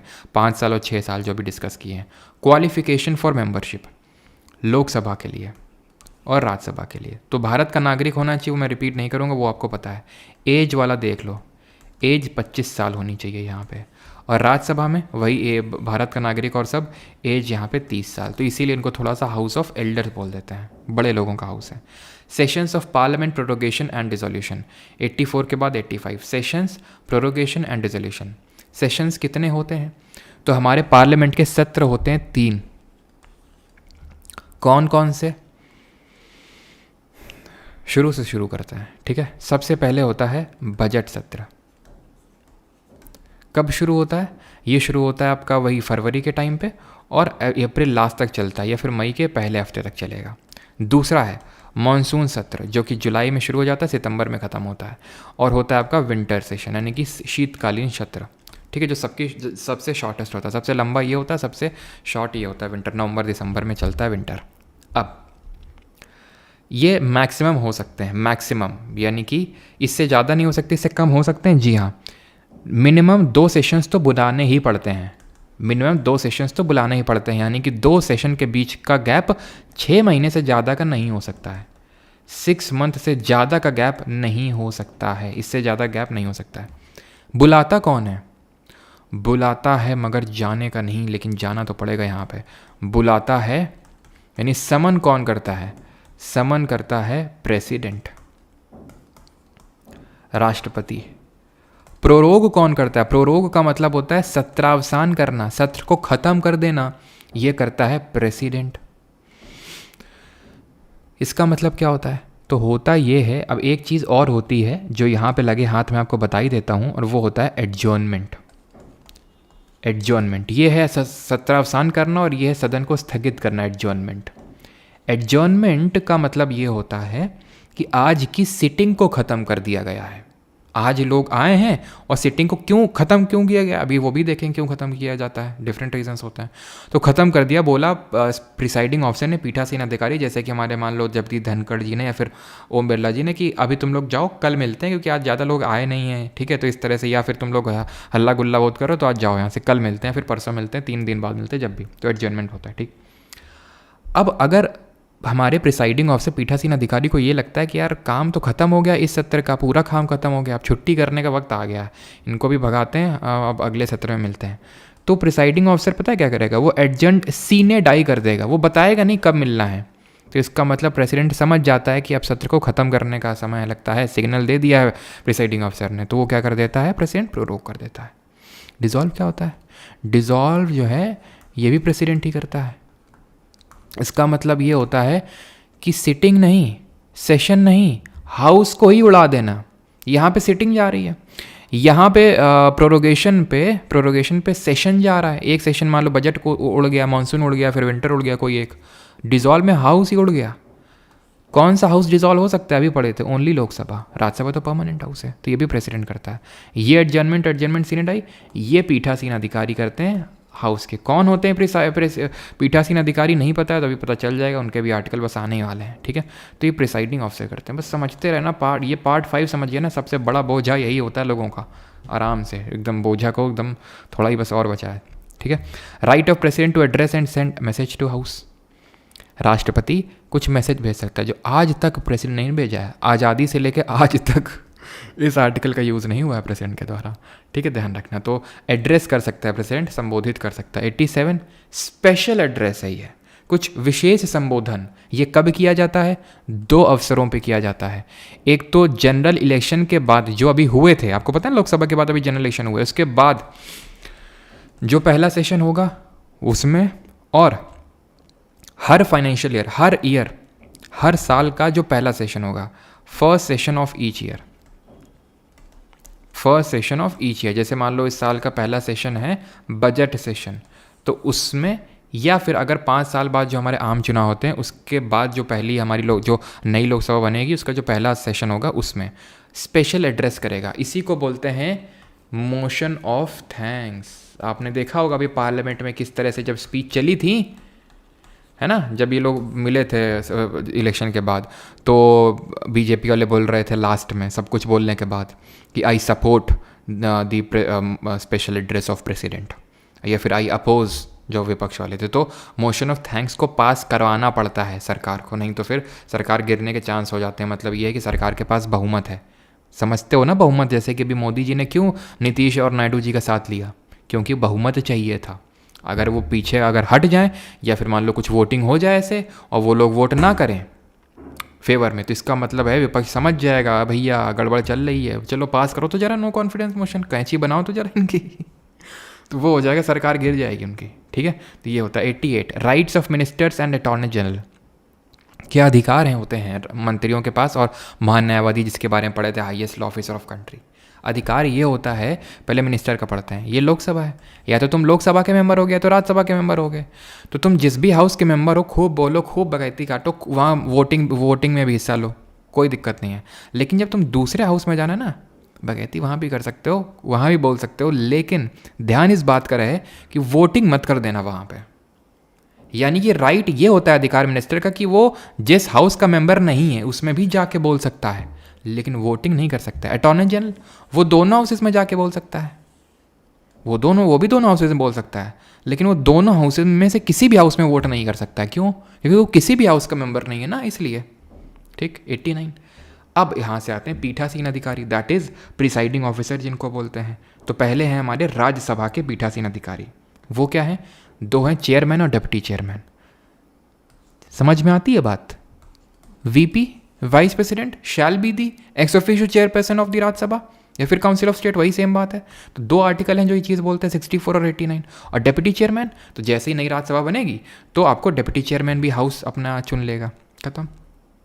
वैकेशन, रेजिग्नेशन और रिमूवल ऑफ द, तो देखो रेजिग्नेशन की रही बात, तो चेयरमैन ऑफ राज्यसभा किसको रेजिग्नेशन देगा, जरा बताओ जल्दी से। चेयरमैन किसको रेजिग्नेशन देगा? रिमूवल की बात करें तो इनका हाउस ही रिमूव करता है इफेक्टिव मेजॉरिटी से।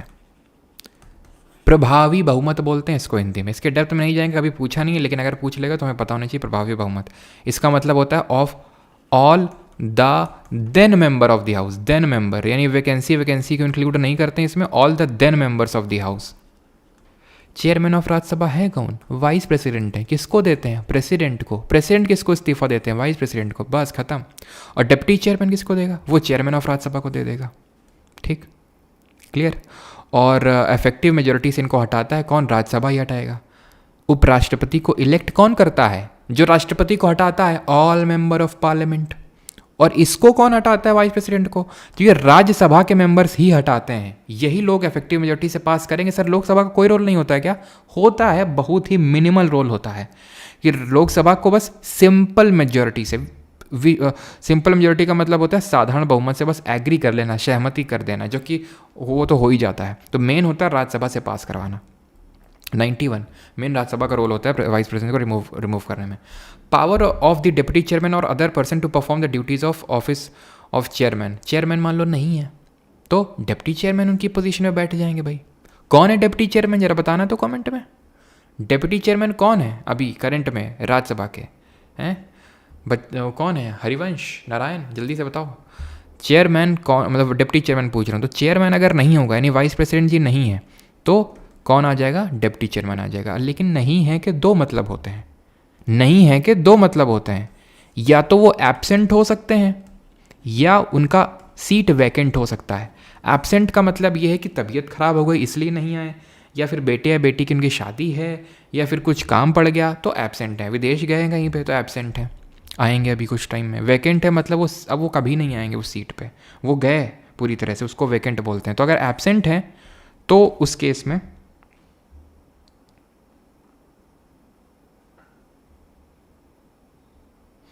हाँ, हरिवंश राय बच्चन, बहुत सही बेटा। पुनर्जन्म करवा दो तुम, है ना, पुनर्जन्म करवा दो।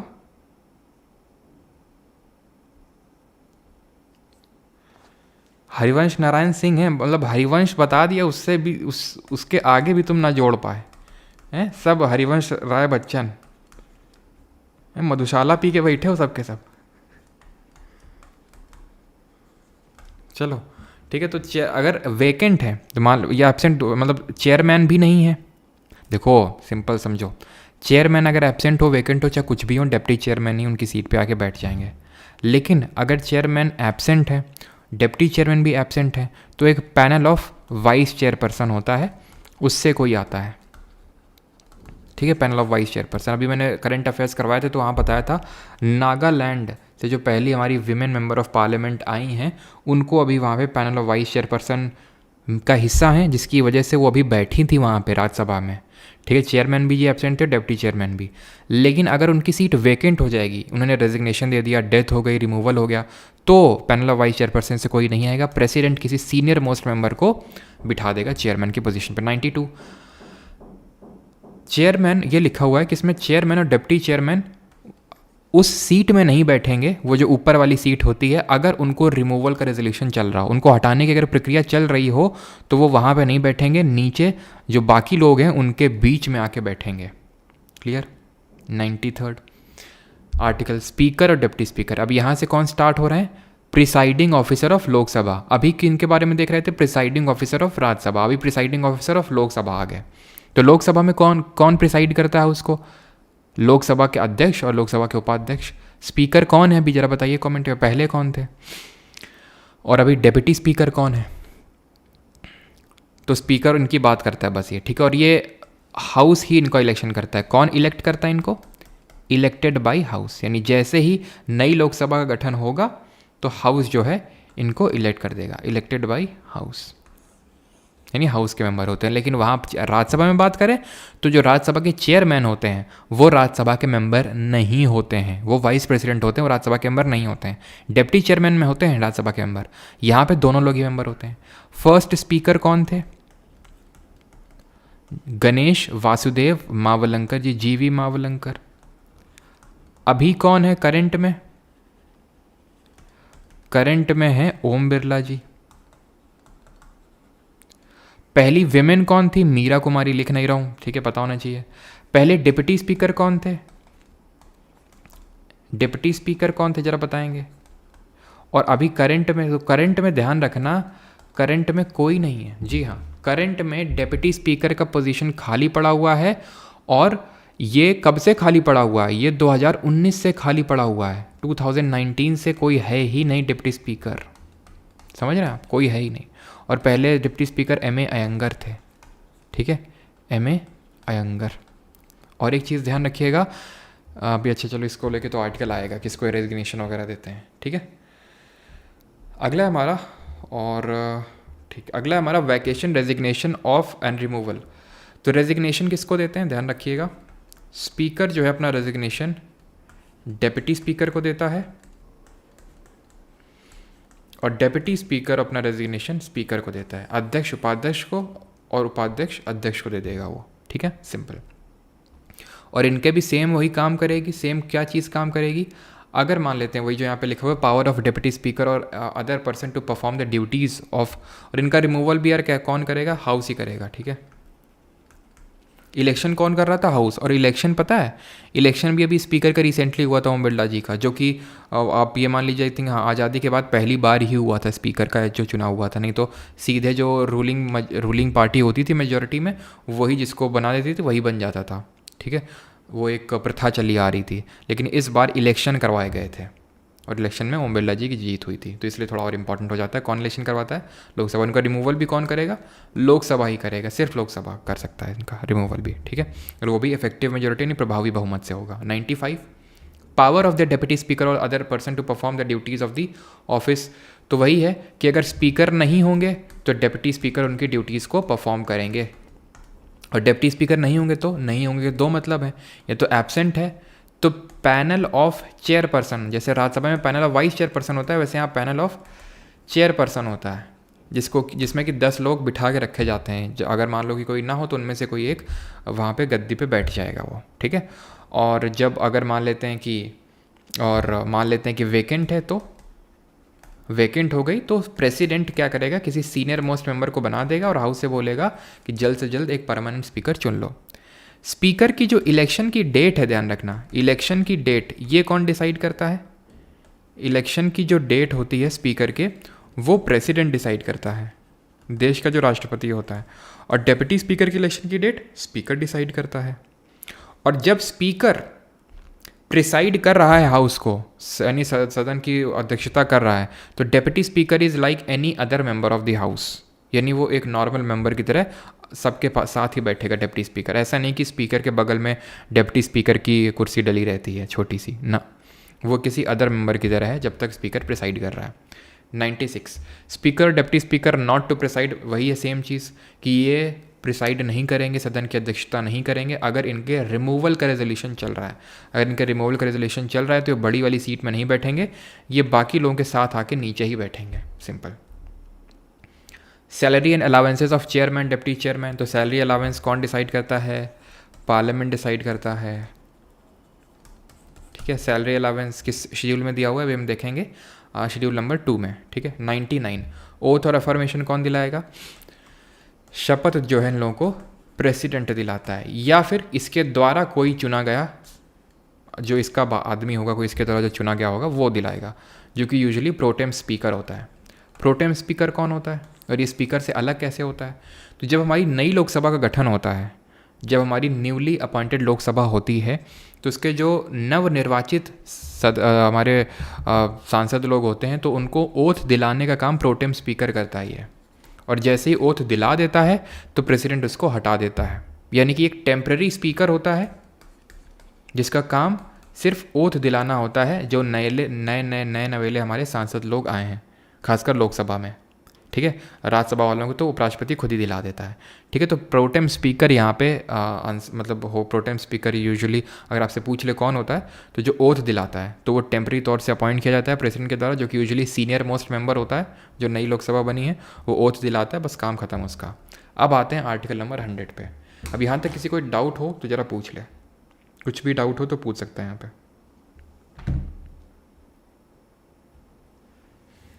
ये फर्स्ट क्लास है पॉलिटी की, शेफाली कुमारी, फर्स्ट भी और लास्ट भी है।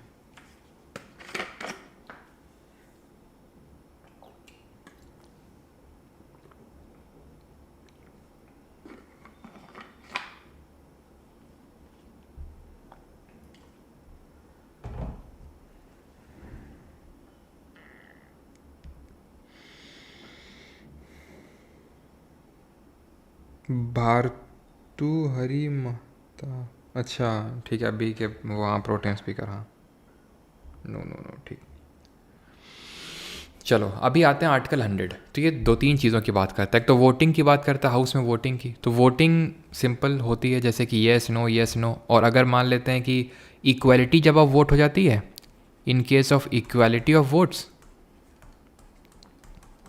तो इक्वालिटी ऑफ वोट्स केस में एक कास्टिंग वोट होता है, किसके पास? प्रिसाइडिंग ऑफिसर के पास, जिसको हम डिसाइडिंग वोट बोलते हैं। अगर मान लो वोट इक्वलाइज हो गए कि 50 लोगों ने बोला हाँ, 50 लोगों ने बोला ना, तो उस केस में एक डिसाइडिंग वोट डालता है। कौन डालता है? ये हमारा जो पीठासीन अधिकारी होता है, प्रिसाइडिंग ऑफिसर, वो डालता है, ठीक है।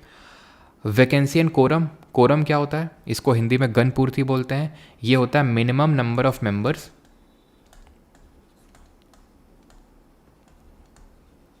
required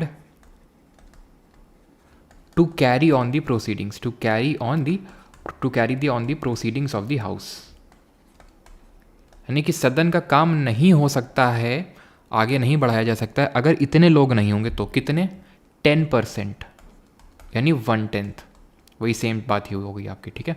1/10 मेंबर होने चाहिए, नहीं तो फिर क्या होगा? नहीं तो जो हमारा प्रिसाइडिंग ऑफिसर है लोकसभा के केस में, जो कि हमारा स्पीकर होता है, और राज्यसभा के केस में चेयरमैन होता है, वो हाउस को क्या करेगा, प्रिसाइडिंग ऑफिसर हाउस को एडजर्न कर देगा, स्थगित कर देगा।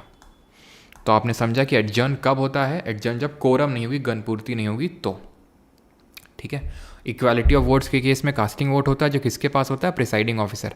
लेकिन ये कास्टिंग वोट अगर रिमूवल का रेजोल्यूशन चल रहा होगा इनके खिलाफ, तो इनके पास ये वोट नहीं होता है कास्टिंग वाला। क्यों? क्योंकि ये बाकी लोगों के साथ में बैठे हुए हैं अभी। तो यहाँ पे जो बाकी लोगों के पास वोट होता है, जिसको वोटिंग एट फर्स्ट इंस्टेंस बोलते हैं, वही इनके पास भी होता है, ठीक है। Article number 101, vacation of seats. किस केस में सीट वेकेंट हो जाएगी? तो अगर मान लेते हैं कि कोई मान लेते हैं कि एमएलए है और वो एमपी बन गया, तो उसको एक स्टिपुलेटेड टाइम में बताना पड़ेगा, नहीं तो उसकी ये संसद वाली सीट चली जाएगी। जैसे कि अभी आपने देखा अखिलेश यादव विधायक थे यूपी में, एमएलए थे, उन्होंने संसदीय का चुनाव लड़ा, सांसद ही बन गया, तो उनको स्टिपुलेटेड टाइम में बताना पड़ा, बताया होगा उन्होंने कि हाँ मुझे मेंबर बनना है लोकसभा का, मेंबर ऑफ पार्लियामेंट बनना है, तो इसलिए वो अब लोकसभा में बैठते हैं। अगर वो ना बताते उस टाइम में तो उनकी एमपी की सीट चली जाती। बहुत लोग होते हैं जो जीत जाते हैं लेकिन उसके बाद भी छोड़ देते हैं एमपी की सीट, एमएलए की ही रखते हैं वो, तो बताना होगा आपको, नहीं तो आपकी एमपी की चली जाएगी। या फिर अगर आप लोकसभा के मेंबर हैं, मेंबर ऑफ लोकसभा हैं, ठीक है, और राज्यसभा के भी मेंबर बन गए आप, ठीक है, किसी वैसे राज्यसभा के मेंबर, या फिर राज्यसभा के हैं और लोकसभा के बन गए, तो आपको बताना होगा, नहीं तो राज्यसभा वाली सीट आपकी चली जाएगी। आप एक ही हाउस में 2 सीट में नहीं रह सकते हैं। 2 सीट का मतलब क्या होता है? जैसे कि आपको पता है मोदी जी 2 सीट से लड़ते हैं, एक तो गुजरात की कॉन्स्टिट्यूंसी और एक यूपी की वाराणसी कॉन्स्टिट्यूंसी से। ऐसे हमारे राहुल गांधी भी लड़ते हैं वायनाड और अमेठी से, इस तरह से। तो क्या होता है कि आप दोनों में निर्वाचित अगर हो गए, दोनों से आप जीत गए, तो अब 2 सीट को खुद रिप्रेजेंट नहीं कर सकते हो अकेले, आपको एक सीट छोड़नी होगी, और अगर आप स्टिपुलेटेड टाइम में नहीं बताओगे तो दोनों आपकी सीट चली जाएंगी। तो ये चीज़ होता है vacation of seat. Disqualification for membership, तो डिसक्वालिफिकेशन तो हमने देख लिया, डिसक्वालिफिकेशन क्या होते हैं?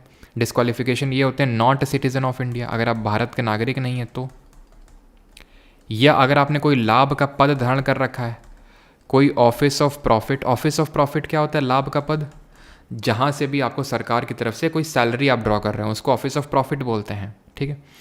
तीसरा, अगर आप पगला गए हैं, अनसाउंड माइंड के हो गए हैं आप, या फिर आप दिवालिया हो गए हैं, इंसॉल्वेंट, आप अपने लोन से नहीं भर पा रहे हैं। लोन नहीं भर पा रहे हो तो फिर लोगों का भला क्या करोगे? तुम सांसद विधायक बन के लोगों की जेब खाली करोगे अपना लोन भरने के लिए।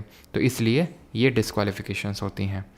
Decisions on questions as to disqualification, मान लो कि डिसीजन लेना है फाइनल कि कौन डिस्क्वालीफाई होगा कौन नहीं होगा, तो इसमें प्रेसिडेंट का जो डिसीजन होता है वो फाइनल होता है, राष्ट्रपति का, ठीक है। और ये किसके एडवाइस पे? इलेक्शन कमीशन ऑफ इंडिया की एडवाइस ले लेता है, और कौन? प्रेसिडेंट, इनको डिस्क्वालीफाई करने से पहले, ठीक है। तो डिसीजन का किसका फाइनल होगा? और हमने आर्टिकल नंबर 71 में क्या पढ़ा था कि इनके जो इलेक्शन डिस्प्यूट को है, प्रेसिडेंट और वाइस प्रेसिडेंट के इलेक्शन के डिस्प्यूट को कौन देखता है? ज़रा बताइए कमेंट में।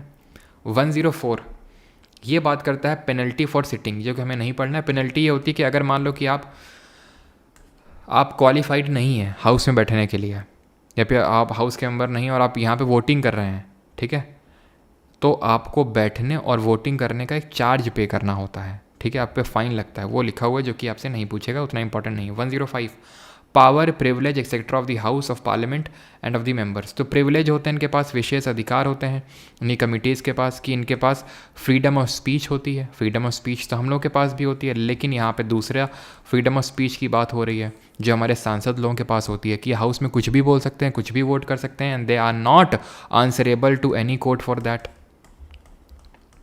Not answerable to any court for that, यानी किसी कोर्ट के लिए भी, किसी कोर्ट को ये आंसरेबल नहीं है जो भी अगर इन्होंने कहा है, जो भी इन्होंने कुछ वोट किया है। 106 सैलरी और जो अलावेंस इनका भत्ता वो खुद ही डिसाइड करते हैं, पार्लियामेंट डिसाइड करता है।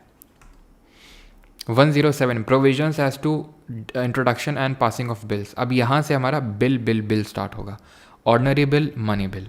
तो ये किस तरह के बिल की बात हो रही है? साधारण विधेयक। तो इसको ध्यान से समझिएगा यहाँ से, ठीक है, बिकॉज यहाँ से बिल वाला सिस्टम चालू होने वाला है, और अब ये मान के चलिए कि अब बस पार्लियामेंट टॉपिक यहाँ से ख़त्म आपका, ठीक है। ऑर्डनरी बिल, मनी बिल ख़त्म। तो ऑर्डिनरी बिल के बारे में यहाँ पे लिखा हुआ है साधारण विधेयक। दो तरह से आ सकता है। एक को बोलते हैं पब्लिक बिल और एक को बोलते हैं प्राइवेट बिल। अंतर क्या होता है? अगर किसी बिल को कोई मिनिस्टर इंट्रोड्यूस कर रहा है हाउस में, मिनिस्टर, तो उसको हम पब्लिक बिल बोलते हैं। अगर कोई उसको प्राइवेट मेंबर इंट्रोड्यूस कर रहा है, प्राइवेट मेंबर कौन होता है? प्राइवेट मेंबर वो होता है जो मिनिस्टर नहीं होता है। जैसे फॉर एग्जांपल आपको लग रहा होगा कि जो विपक्ष के लोग होते हैं वो प्राइवेट मेंबर होते हैं, बिल्कुल सही लग रहा है आपको, नो डाउट। लेकिन जो बीजेपी के, मान लो जो एनडीए गठबंधन के भी हैं, जिनको कोई मिनिस्टरशिप नहीं मिली है, वो भी प्राइवेट मेंबर कहलाएंगे। ठीक है।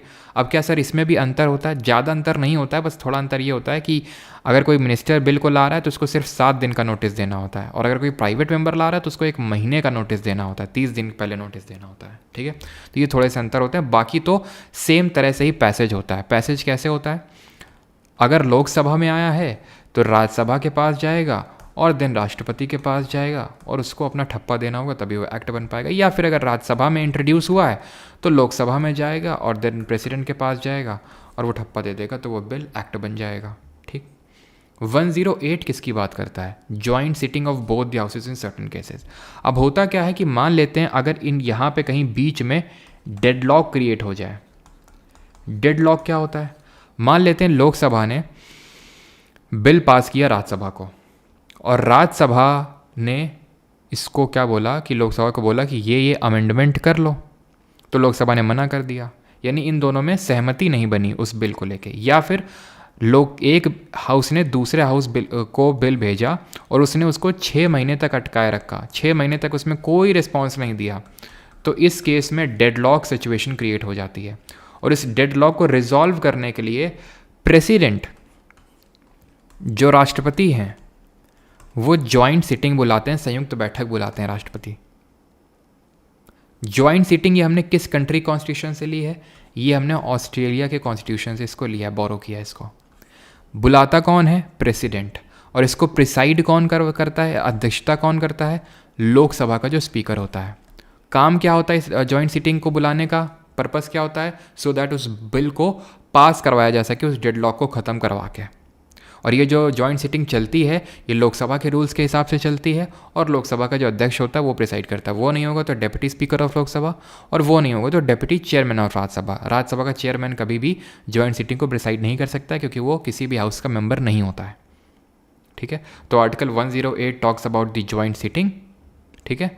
और प्रेसिडेंट बुलाता है, प्रिसाइड कौन करता है? लोकसभा का स्पीकर। आज तक कितनी बार बुलाई गई है? 3 टाइम्स, 3 बार बुलाई गई है।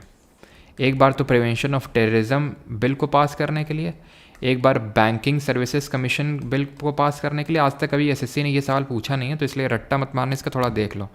और एक है डाउरी जो प्रिवेंशन बिल था, उसको वो करने के लिए, डाउरी प्रोहिबिशन बिल। ठीक है। तो बैंकिंग, डाउरी और टेररिज्म ऐसे याद कर लो। एक टेररिस्ट था, ठीक है, वो उसका बैंक में सिलेक्शन हो गया तो उसने डाउरी ले ली। ठीक है। तो ऐसे करके याद कर सकते हो, 3 बार बुलाई गई है। 109 special procedure in respect of money bill. अभी हमने यहाँ पे देख लिया क्या? अभी तो हमने देख लिया ऑर्डिनरी बिल। अब हम देखेंगे मनी बिल के बारे में। आर्टिकल 109, आर्टिकल 110 में मनी बिल की डेफिनेशन दी है, ध्यान रखना। आर्टिकल 109 में प्रोसीजर दिया हुआ मनी बिल का किस तरह से पास होगा। सबसे पहली बात, ठीक है, it can be introduced only in Lok Sabha, can be introduced only in Lok Sabha, सिर्फ लोकसभा में ही इसको इंट्रोड्यूस किया जा सकता है। उसके बाद जब ये राज्यसभा में जाएगा तो राज्यसभा के पास सिर्फ रिकमेंडेटरी पावर्स होती हैं, अमेंडिंग पावर नहीं होती हैं। रिकमेंडेटरी पावर का मतलब ये है कि लोकसभा को राज्यसभा बता सकता है कि ये चीज़ को अमेंड कर लीजिए, वो अमेंड खुद से कर नहीं सकता है। ठीक है। Can not amend a money bill, तो पूरा प्रोसीजर इसमें आर्टिकल 109 में लिखा हुआ है। तो can not amend a money bill, सिर्फ रिकमेंड कर सकता है अमेंड की, ये अमेंडमेंट कर लो। और अगर मान लो कि कुछ रिस्पॉन्स ही ना करे तो 14 डेज़ का टाइम होता है राज्यसभा के पास, 14 दिन का। अगर 14 दिन में कोई रिस्पॉन्स नहीं दिया तो ये मान लिया जाएगा जिस तरह से लोकसभा ने राज्यसभा को भेजा था उसी तरह राज्यसभा ने भी पास कर दिया, और ये फाइनली जाएगा किसके पास? प्रेसिडेंट के पास जाएगा, उसके एसेंट के लिए, उसकी सहमति के लिए।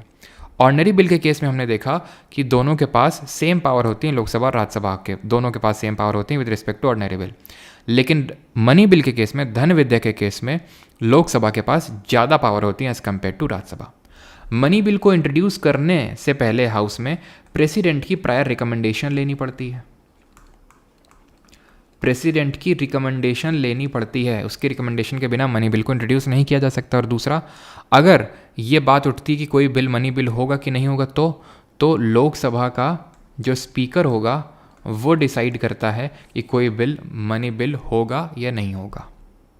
अगर मान लो ये बात आती है कि कोई बिल मनी बिल है कि नहीं, क्योंकि कभी कई बार ऐसा होता है सेंट्रल गवर्नमेंट यानी कि जो हमारी केंद्र सरकार होती है वो किसी बिल को इंट्रोड्यूस करती है मनी बिल बना के, सो दैट उसको वो राज्यसभा से पास ना करवाना पड़े और जल्दी से पास करवा ले।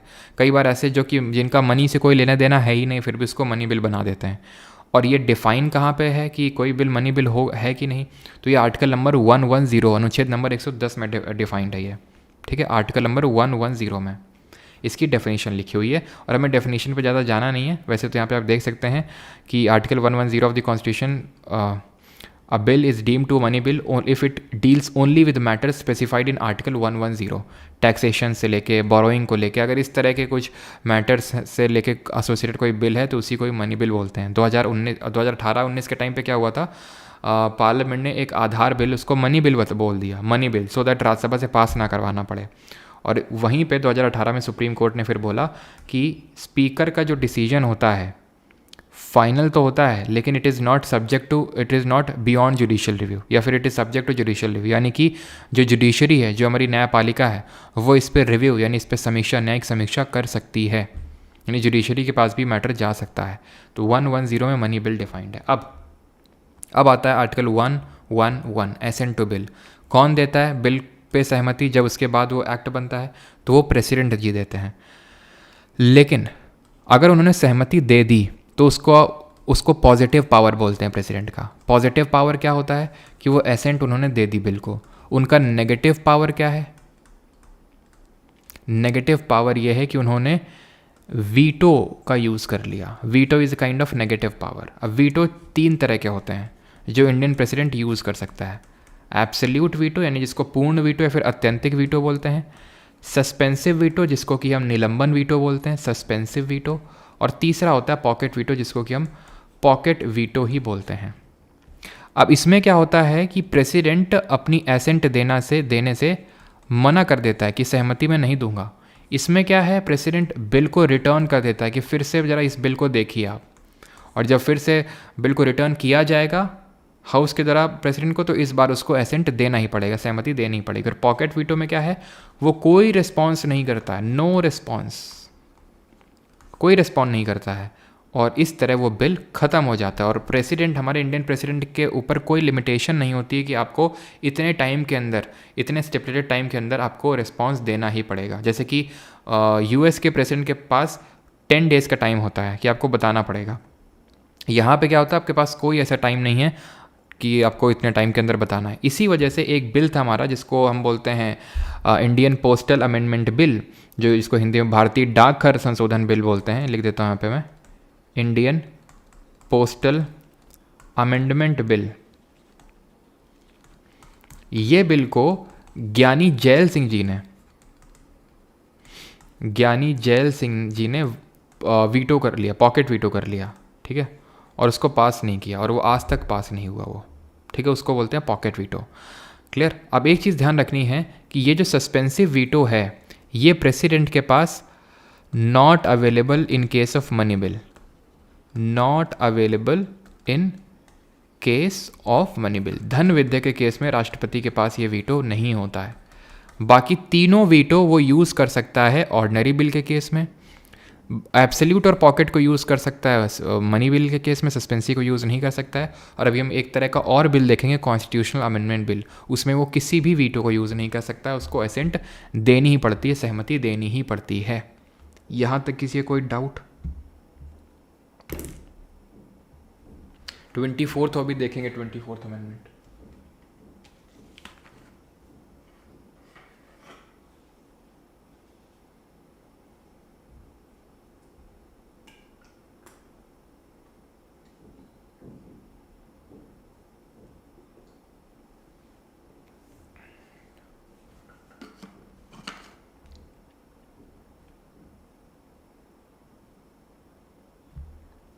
डीजे मानसी सर, मैंने आपको लेक्चर के एडिटेड नोट सेंड किए थे, कहाँ पे सेंड किए थे, मुझे तो मिले नहीं। डीजे मानसी फिर से एक बार सेंड कर देना, वो 880 है लास्ट में उस नंबर पे, उस पर सेंड करना। जिसने भी इस लेक्चर के भी अगर कोई नोट्स बनाएगा तो उसी नंबर पे सेंड कर देना, नंबर दे देता हूँ अभी। सर बिल आने के बाद लोकसभा का डिसोल्यूशन होता है, तब क्या होगा? तब क्या होगा? तब बिल लैप्स कर जाएगा। वो मैं नहीं पढ़ा रहा हूँ कि किस किस कौन कौन से बिल लैप्स करते हैं, लिखवा नहीं रहा हूँ। अगर आपको ज़्यादा क्यूरोसिटी है तो सुन लो कौन कौन से तरह के बिल लैप्स करते हैं, ठीक है।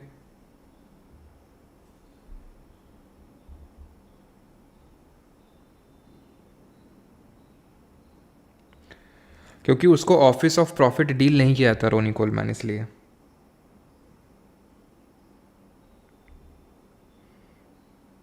टाइप्स ऑफ मेजोरिटी बताते हैं दीपक, ठीक है। तो बिल लैप्स कर जाते हैं कौन कौन से, अगर मान लो कौन कौन से नहीं लैप्स करते हैं वो भी सुन लो। अगर प्रेसिडेंट ने किसी बिल पे ज्वाइंट सिटिंग बुलाई थी तो लैप्स नहीं करेगा, ठीक है।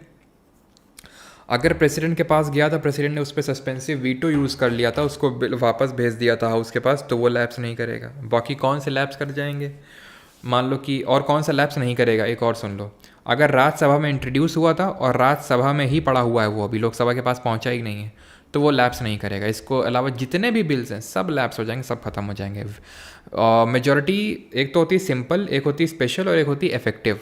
सिंपल का मतलब तो होता है 2/3 मेंबर प्रेजेंट वोटिंग। जैसे आज मान लेते हैं कि मेंबरशिप है 543 लोग हैं लोकसभा में, लेकिन आज सिर्फ 300 लोग आए हैं, दैट इज़ प्रेजेंट। मान लेते हैं आज 350 लोग आए हैं, उसमें से 50 लोग कहीं घूम फिर रहे हैं, यानी वोटिंग में सिर्फ 300 लोग हिस्सा ले रहे हैं, तो इसका 2/3, इसको बोलते हैं 2/3 present voting, simple majority. Special ये होती है मेजोरिटी ऑफ हाउस, यानी आपको मेजोरिटी लेनी है, जितने मेंबरशिप उसका /2+1 plus 2/3 member of presented voting, ये चीज़। अगर मान लो ये नंबर बड़ा आ रहा है तो ये वाला इतने लोगों की वो चाहिए, या फिर अगर ये नंबर बड़ा आ रहा है तो इसका इतने लोगों का वो चाहिए। इफेक्टिव का मतलब ये होता है आपको वैकेंसी वगैरह हटा देनी है। वैकेंसी मतलब जैसे मेंबरशिप तो लोकसभा की 550 की हो सकती है, लेकिन अभी हैं कितने, 543 लोग, यानी इन लोगों को हटा दीजिए, उसका मेजोरिटी आप लेते हैं ना, तो इसको बोलते हैं इफेक्टिव मेजोरिटी। क्लियर? मेंबरशिप जो अभी मेंबरशिप है उसके बेसिस पे, उसको इफेक्टिव मेजोरिटी बोलते हैं, ठीक है। अभी आते हैं article number 112 and that talks about annual financial statement. इसको बोलते हैं वार्षिक वित्तीय विवरण। सभी लोग एक डीप ब्रीथ कर लेंगे, है ना, क्योंकि कितना टाइम हो गया हम लोगों को, लगभग 1.5 घंटा, ठीक है। चलो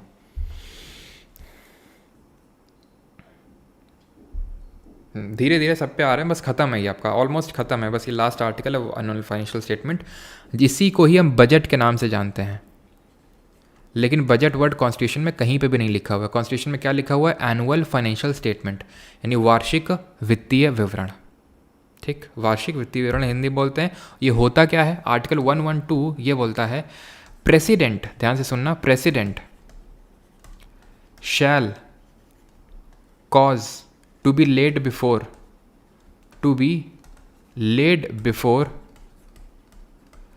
both the houses of parliament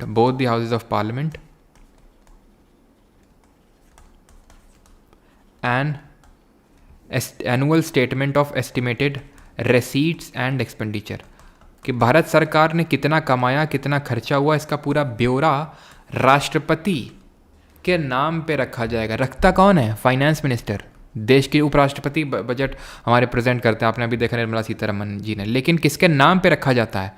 वो प्रेसिडेंट के नाम पे रखा जाता है, इस चीज़ को ध्यान रखिएगा, ठीक है। आर्टिकल 112 रखते फाइनेंस मिनिस्टर है, लेकिन प्रेसिडेंट के नाम पे उसको रखा जाता है। अब इसमें अगर हम एक्सपेंडिचर, और एक चीज़ ध्यान रखना, इस पर जो वोटिंग होती है, वोटिंग बिना वोटिंग के पैसा नहीं निकाला जा सकता है। अभी चलो वही अगला आर्टिकल है, यहाँ पे प्रोसीजर लिखा हुआ है in parliament with respect to estimate, किस तरह से इसको प्रोसीजर है पास करने का, तो वो यहाँ पे मैं आपको नहीं मतलब बताने वाला हूँ, क्योंकि आपसे पूछता नहीं है, मैं बता देता हूँ, लेकिन उसको रटने की ज़रूरत नहीं है। पहले बजट को प्रेजेंट किया जाता है, देन डिस्कस किया जाता है, देन स्क्रूटनी करी जाती है by departmental related standing committees, ठीक है, PDS, देन वोटिंग होती है डिमांड फॉर ग्रांट्स पे, देन अप्रोप्रिएशन बिल पास होता है, देन फाइनेंस बिल आता है। तो अगले आर्टिकल हमारे उसी से एसोसिएटेड है, आर्टिकल 114 अप्रोप्रिएशन बिल। ये क्या होता है? तो अभी मैंने एक टर्म बोला, voting on demand for grant. Voting on demand for grants. देखो, अब अगर सरकार को अपने काम करने हैं तो उसके लिए उसको पैसे की ज़रूरत है, और वो पैसा कहाँ से निकालेगा? पैसा निकालेगा भारत की संचित निधि से, that is consolidated fund of India. Consolidated fund of India, जिसको कि भारत की संचित निधि बोलते हैं हिंदी में, आर्टिकल नंबर 266 में आता है। तो इसमें ही पैसा आता है भारत सरकार का पूरा पैसा, ठीक है। तो इससे ही पैसा निकालना पड़ेगा, लेकिन बिना पार्लियामेंट के परमिशन से आप इससे पैसा नहीं निकाल सकते हैं। सरकार बिना संसद की परमिशन से इस पर पैसा नहीं निकाल सकती है, ठीक है। तो जो पैसे की डिमांड करती है हर मिनिस्ट्री, उसको ग्रांट बोलते हैं, ठीक है। डिमांड, एक तरह से डिमांड बोलते हैं, और जब उस डिमांड को एक्सेप्ट कर लिया जाता है तो उसको बोलते हैं डिमांड फॉर ग्रांट। और वो पैसा कैसे निकाला जा सकता है? अप्रोप्रिएशन बिल को पास करके। बिना अप्रोप्रिएशन बिल को पास किए, और मैंने आपको बताया था हिंदी मीडियम स्टूडेंट वाले कि वो पीडीएफ साथ में खोल के रखेंगे जहाँ पे सारे आर्टिकल हिंदी में लिखे हुए हैं, सो दैट आपको डाउट ना क्रिएट हो कि इसका मतलब हिंदी में क्या है। तो अप्रोप्रिएशन बिल क्या होता है? ये वो बिल होता है जिसको पास करके गवर्नमेंट को ये एक अथॉरिटी मिलती है, उसको एक लाइसेंस मिलता है कि वो पैसा निकाल सकता है कंसोलिडेटेड फंड ऑफ इंडिया से। एक चीज़ ध्यान रखना कि कंसोलिडेटेड फंड ऑफ इंडिया में दो तरह के एक्सपेंडिचर होते हैं, दो तरह के खर्चे होते हैं। एक होता है आपका चार्ज्ड एक्सपेंडिचर, और एक होता है एक्सपेंडिचर मेड फ्रॉम। ये क्या होता है? तो जो भी हमारी सैलरी निकलती है सुप्रीम कोर्ट के जजेस की, हाई कोर्ट सुप्रीम कोर्ट के जजेस की, प्रेसिडेंट की, वाइस प्रेसिडेंट की, वो सब यहीं से निकलती है। जो सैलरीज़ हैं, ठीक है, वो यहाँ से ड्रॉ की जाती हैं। इसलिए ये non votable part of the budget होता है, यानी इस पे वोटिंग अलाउड नहीं होती है। वोटिंग सिर्फ किस पे होगी? वोटिंग सिर्फ ये जो मेड फ्रॉम वाला सेक्शन है, यहीं पे वोटिंग होती है, और वो वोटिंग सिर्फ और सिर्फ लोकसभा में ही होती है। ध्यान रखना, लोकसभा में ही वोटिंग अलाउड होती है बजट को लेके। राज्यसभा सिर्फ उसको डिस्कस कर सकता है, वोटिंग नहीं कर सकता है। ये क्या होता है? सप्लीमेंट्री, एडिशनल और एक्सेस ग्रांट। तो अगर मान लो कि जो मिनिस्ट्री ने पैसा बोला था कि हमें इतना पैसा चाहिए, बाद में उसको लगता है वो पैसा हमारा ख़त्म हो गया, या फिर इतना सफिशिएंट नहीं है, या फिर कोई एक नई सर्विस आ गई, उसको लेके गवर्नमेंट को पैसा चाहिए, तो वही चीज़ होती है सप्लीमेंट्री, एडिशनल या एक्सेस ग्रांट, है ना। कोई नई चीज़ आ गई है जो बजट में मेंशन नहीं करी गई थी और उसको लेके खर्चा करना है, तो इसी को बोलते हैं एक्सेस, सप्लीमेंट्री या फिर एडिशनल ग्रांट, आर्टिकल 115 में। 116 ये आपको मतलब स्किप कर देना, नॉट इम्पॉर्टेंट। 117 फाइनेंस बिल से डील करता है। तो जैसे ये फाइनेंस बिल क्या होता है? तो ऑर्डनरी बिल हमने देखा, मनी बिल देखा। मनी बिल की तरह ये फाइनेंस बिल होता है। एक्चुअल में दो तरह के फाइनेंस बिल होते हैं, उसकी मैं डेप्थ में नहीं जाऊँगा, बस ये ध्यान रखने से 17 फाइनेंस बिल की बात करता है, और कुछ कुछ सिमिलर होते हैं मनी बिल की तरह, लेकिन पूरी तरह नहीं होते हैं। जैसे फाइनेंस बिल में क्या होता है, इनको भी सिर्फ लोकसभा में ही इंट्रोड्यूस किया जा सकता है, लेकिन बाकी पूरी तरह से ये जैसे ऑर्डिनरी बिल होते हैं, साधारण विधेयक, वैसे ही होते हैं ये, बस ये मनी बिल की तरह सिमिलर होता है कि सिर्फ लोकसभा में लाया जा सकते हैं। तो आर्टिकल 117 फाइनेंस बिल ध्यान रखना, ठीक है। बाकी तो और उतना इंपॉर्टेंट नहीं है, ठीक है। ऐसे याद कर लो, 7 है इसमें, थाला फॉर अ रीज़न, ठीक है। और थाला जी हमारे फाइनेंस देखते हैं, इस तरह से आप थोड़ा सा रिलेट कर सकते हैं अगर आपको याद करने में दिक्कत है। 118 स्किप करना है, regulation by law of procedure in parliament, ये भी नहीं करना है। अब आते हैं 120 पे, ठीक है। Language to be use in parliament. तो पार्लियामेंट में कौन सी लैंग्वेज यूज़ की जाएगी? तो यहाँ पे लिखा हुआ है कि हिंदी और इंग्लिश, हिंदी और इंग्लिश यूज़ की जाएगी पार्लियामेंट में, और इस और इंग्लिश वर्ड को 15 साल बाद हटा देना है, पार्लियामेंट को डिलीट कर देना, लेकिन आज तक हटा नहीं है ये वर्ड। और इसमें यह भी लिखा हुआ है इसके क्लॉज 2 में कि अगर कोई मेंबर ऑफ पार्लियामेंट हिंदी या इंग्लिश में नहीं खुद को व्यक्त कर पा रहा है, एक्सप्रेस कर पा रहा है, तो ये प्रिसाइडिंग ऑफिसर, हमारा जो प्रिसाइडिंग ऑफिसर है, पीठासीन अधिकारी, वो अलाउ कर सकता है, can allow any member of parliament to address house in his or her own local language. जैसे कोई मणिपुर से है तो मणिपुरी में एड्रेस कर सकता है उसको, लद्दाख से तो लद्दाखी में एड्रेस कर सकता है, ठीक है। Allow any member of parliament to address the house in any other language, ठीक है। तो 120 में ध्यान रखना, language to be use in parliament. Restrictions on discussions in parliament, यहाँ पे ये लिखा हुआ आर्टिकल 121 में कि पार्लियामेंट में सुप्रीम कोर्ट के जज को लेके या हाई कोर्ट के जज को लेके कोई डिस्कशन नहीं किया जाएगा, यानी कि जुडिशरी को लेके पार्लियामेंट के कोई अंदर डिस्कशन नहीं होगा। 122 में लिखा है कि कोर्ट के अंदर पार्लियामेंट को लेके कोई डिस्कशन नहीं होगा, कि पार्लियामेंट ने क्या किया, पार्लियामेंट की प्रोसीडिंग्स को लेके कोई डिस्कशन नहीं होगा। यानी 121 में लिखा हुआ है कि पार्लियामेंट के अंदर कोर्ट की प्रोसीडिंग डिस्कस नहीं करी जाएगी कि सुप्रीम कोर्ट जज ने क्या किया, हाई कोर्ट ने क्या किया, वो उनका इंटरनल मैटर। इसी तरह 122 में ये लिखा हुआ है कि कोर्ट्स पार्लियामेंट की कोई चीज़ें डिस्कस नहीं कर सकते बिकॉज वो उनका इंटरनल मैटर है। 123 जो कि अभी हमारा यहाँ पे ख़त्म हो गया, it was the last article of chapter 2 of part 5 of constitution. अब ये है चैप्टर 3 का only article, and that is power of president to promulgate ordinance during recess of parliament. Recess का मतलब क्या होता है? रेसेस का मतलब होता है वो time between the sessions of house, between the sessions of house. जैसे बजट सत्र हमने देखा, तो बजट सत्र जैसे मान लेते हैं ख़त्म हो गया अप्रैल लास्ट या फिर मई के फर्स्ट वीक में। अब मानसून सत्र आएगा मान लेते हैं जुलाई में बैठेगा। तो ये जो मई जून का टाइम है, इस टाइम तो पार्लियामेंट बैठती नहीं है, गर्मी पड़ती है बहुत, सब लोग अपना घर में। और इस टाइम पे मान लेते हैं कि कोई बहुत ही इमरजेंसी वाली कोई ऐसा कोई चीज़ पड़ जाता है जिसमें कि बिल होना चाहिए लेकिन अभी है नहीं, एग्जिस्ट नहीं करता है।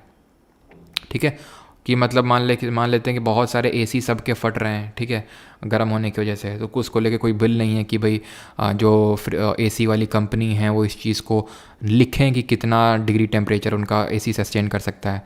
तो उस केस में क्या है, प्रेसिडेंट को ये एक एक्स्ट्रा पावर दी गई है कि जब भी रेसेस का टाइम चल रहा होगा, यानी जब भी हाउस सेशन में नहीं होंगे, तब आप जो है कोई बिल ला सकते हैं। उसको बोलते हैं उसका ऑर्डिनेंस पावर, यानी लॉ मेकिंग पावर होती है। यानी कि प्रेसिडेंट लॉ बना सकता है। लॉ बनाने का काम किसका होता है? लोकसभा का, राज्यसभा का। लेकिन यहाँ कौन बना रहा है? प्रेसिडेंट। क्यों? क्योंकि वो हाउस में नहीं है। चाहे लोकसभा हाउस में ना हो, चाहे राज्यसभा ना हो, या फिर दोनों ना हो, क्योंकि एक हाउस भी नहीं होगा तो भी बिल पास नहीं हो सकता है। तो उस केस में प्रेसिडेंट जो है ऑर्डिनेंस ला सकता है 123 का यूज़ करके। इसी तरह आर्टिकल 213 अनुच्छेद नंबर 213 गवर्नर को ये पावर देता है, राज्यपाल को ये शक्ति देता है कि वो भी ऑर्डिनेंस ला सकता है अपने स्टेट में, अपने राज्य में। ठीक है, फाइनल चीज़ है and that is question hour और जीरो आवर। क्या होता है पार्लियामेंट में? तो पार्लियामेंट्री प्रोसीडिंग का जो पहला घंटा होता है, first hour of every parliamentary proceeding, जो पहला घंटा होगा संसदीय कार्रवाई का, उसको हम बोलते हैं प्रश्नकाल, क्वेश्चन आवर। जैसे कि जो 11 बजे सुबह का टाइम होता है, 11 बजे से 12 बजे का टाइम, वो प्रश्नकाल का होता है। यहाँ पे प्रश्न पूछे जाते हैं। 3 तरह के प्रश्न होते हैं, स्टार्ड, अनस्टार्ड और short notice question. Short notice question जो है, इसमें 10 दिन का एटलीस्ट नोटिस देना होता है इस तरह का क्वेश्चन पूछने के लिए। और एक और क्वेश्चन होता है जो कि प्राइवेट मेंबर से पूछा जाता है। प्राइवेट मेंबर कौन होता है? अभी मैंने आपको बताया, जो मिनिस्टर नहीं है वो। ठीक है, तो पहला घंटा ये होता है। और जीरो आवर क्या होता है? इमीडिएटली आफ्टर क्वेश्चन आवर शुरू होता है। ये इमीडिएटली आफ्टर क्वेश्चन आवर ये शुरू होता है। और ये कहीं पे भी, और ये अगर बात करें, ये आपका agenda of the day decide करने के लिए होता है, to decide the agenda of the day. Agenda of the day का मतलब है जब लंच के बाद हम लोग मिलेंगे, 11 से 12 ये, 12 से 1 जीरो और उसके बाद होता है लंच। तो लंच के बाद जब ये लोग मिलेंगे तो किस टॉपिक पे डिस्कशन होगा? जैसे कि अभी डिस्कशन हुआ था एक दिन, जो दिल्ली में आपको पता है कि छात्रों की डेथ हुई थी, है ना, लाइब्रेरी में, तो उसको लेकर डिस्कशन हुई थी। तो वो जीरो आवर में डिसाइड किया गया था कि क्या आज का हमारा एजेंडा होगा। तो वो एजेंडा डिसाइड होता ही। अब ये मैंने अलग से क्यों लिखा, इसका आर्टिकल क्या है? तो इसका कोई आर्टिकल नहीं है, क्योंकि कॉन्स्टिट्यूशन में मेंशन नहीं है क्वेश्चन आवर जीरो आवर। ये रूल्स होते हैं हाउस के, उसमें मेंशन नहीं है। ठीक है, तो फर्स्ट आवर जो होता है पार्लियामेंट्री प्रोसीडिंग का, उसको क्वेश्चन आवर बोलते हैं। और उसके बाद जहाँ पे एजेंडा डिसाइड किया जाता है डे का, वो जीरो आवर होता है आपका। ठीक है, सेंसर मोशन नो कॉन्फिडेंस खत्म करते हैं, उसके बाद हम आएंगे अपने अगले टॉपिक पर, and that is supreme court. Censure motion और नो कॉन्फिडेंस मोशन क्या होता है? ये सरकार गिराने के तरीके होते हैं। अंतर क्या होता है? अंतर ये होता है, अभी हम लोगों ने देखा आर्टिकल 75 का क्लॉज 1 सब क्लॉज 3 क्या बोल रहा था? They are collectively responsible to the Lok Sabha, that is house of people. ठीक है, हाउस ऑफ पीपल लिखा हुआ, उसका मतलब है लोकसभा। तो अगर मान लेते हैं कि वो, इसका मतलब क्या है? इसका मतलब ये है कि सरकार को लोकसभा का कॉन्फिडेंस जीत के रखना है। कॉन्फिडेंस जीतने का मतलब है कि सरकार का लोकसभा में नंबर होना चाहिए। जैसे अभी मैंने आपको बताया था, नीतीश जी और नायडू जी का सपोर्ट लिया मोदी जी ने, क्यों? क्योंकि उनको बहुमत बनाना था, मेजॉरिटी बनानी थी। तो अगर मान लेते हैं कि कल को ऐसा होता है कि सरकार, जो विपक्ष है उसको ये लगता है कि नीतीश और नायडू जी से बन नहीं रही है मोदी जी की, यानी अगर अभी वोटिंग करवा ली जाए तो सरकार के पास बहुमत नहीं है, उसी को बोलते हैं नो कॉन्फिडेंस मोशन या फिर अविश्वास प्रस्ताव। जैसे कि अविश्वास प्रस्ताव, जैसे कि आपने देखा पाकिस्तान में इमरान खान जो पूर्व प्रधानमंत्री थे वहाँ के, उनके खिलाफ नो कॉन्फिडेंस मोशन हुआ और गिरा दी गई उनकी सरकार। ठीक है, ऐसे ही कई बार जैसे हमारे इनकी अटल बिहारी वाजपेयी जी की सरकार गिराई गई नो कॉन्फिडेंस मोशन ला के। ठीक है, तो ये अविश्वास प्रस्ताव होता है जिसको लोकसभा में लाया जा सकता है। सिर्फ क्यों? क्योंकि लोकसभा ही भंग हो सकती है, वही डिसॉल्व हो सकती है, राज्यसभा तो डिसॉल्व हो नहीं सकती, तो राज्यसभा में नो कॉन्फिडेंस मोशन नहीं लाया जा सकता है। सेंसर मोशन क्या होता है? वो भी ऐसा ही होता है, लेकिन ये एक मिनिस्टर के खिलाफ भी लाया जा सकता है। ये पूरे ही आपको एंटायर काउंसिल ऑफ मिनिस्टर के खिलाफ लाना पड़ेगा। ये एक मिनिस्टर या फिर एंटायर काउंसिल ऑफ मिनिस्टर किसी के खिलाफ भी लाई जा सकती है। और अगर ये पास हो गया तो सरकार को रिज़ाइन करना ज़रूरी नहीं होता है। और अगर ये पास हो गया, गवर्नमेंट मस्ट रिज़ाइन, सरकार को रेजिग्नेशन देना ही होता है। इसमें मैंडेटरी नहीं है सेंसर में, लेकिन अविश्वास प्रस्ताव में नो कॉन्फिडेंस मोशन में मैंडेटरी होता है, क्योंकि आर्टिकल 75 क्लॉज 1 और सब क्लॉज 3 में लिखा हुआ है कि they are collectively responsible to the lower house, that is Lok Sabha. Clear? यहाँ पे हमारा होता है अभी ख़त्म पूरा चैप्टर 3। चैप्टर 4 में हम स्टार्ट कर चुके हैं। ठीक है, एंटर कर चुके हैं। 5 मिनट ब्रेक दे दो। चलो भाई ले लो, 5 मिनट तो नहीं, 2-3 मिनट ले लो, 5 मिनट ब्रेक दे दो, सब बोल रहे हैं। मोशन हिमांशु,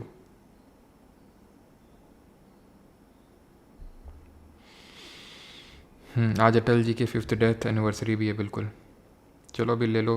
बिल्कुल 50 मेंबर्स के, इसमें ऐसे पूछता नहीं इसलिए बता नहीं रहा हूँ। नो कॉन्फिडेंस मोशन में वैसे तो नीड होता है। इसमें क्या है कि आपको 50 मेंबर्स का अप्रूवल चाहिए होता है, तभी आप इसको ला सकते हैं। इसमें सच कोई भी अप्रूवल नहीं चाहिए होता है कितने भी मेंबर का। ठीक है, और लेकिन इसमें रीज़न बताना पड़ता है। इसमें रीज़न नहीं बताना पड़ता आपको लाने का नो कॉन्फिडेंस मोशन में, नो रीज़न रिक्वायर्ड। ठीक है, आप ऐसे ही लो, बस 50 मेंबर से साइन करवा लो आप। ठीक है, चलो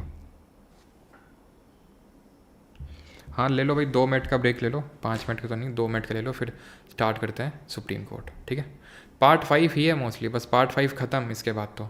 ठीक है, पार्ट 5 ख़त्म, फिर पार्ट 6 5 मिनट का है बस, फिर वो फंडामेंटल राइट और ड्यूटी वगैरह डीपीएसपी बस।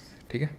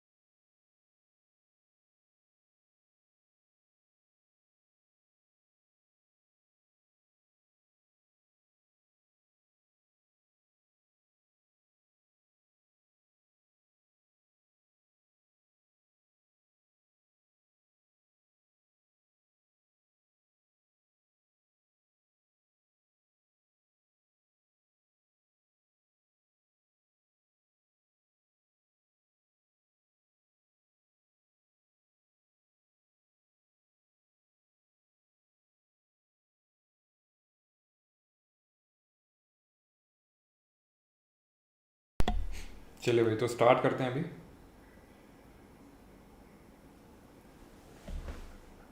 हाँ जी, काफ़ी लोग भाग निकले हैं।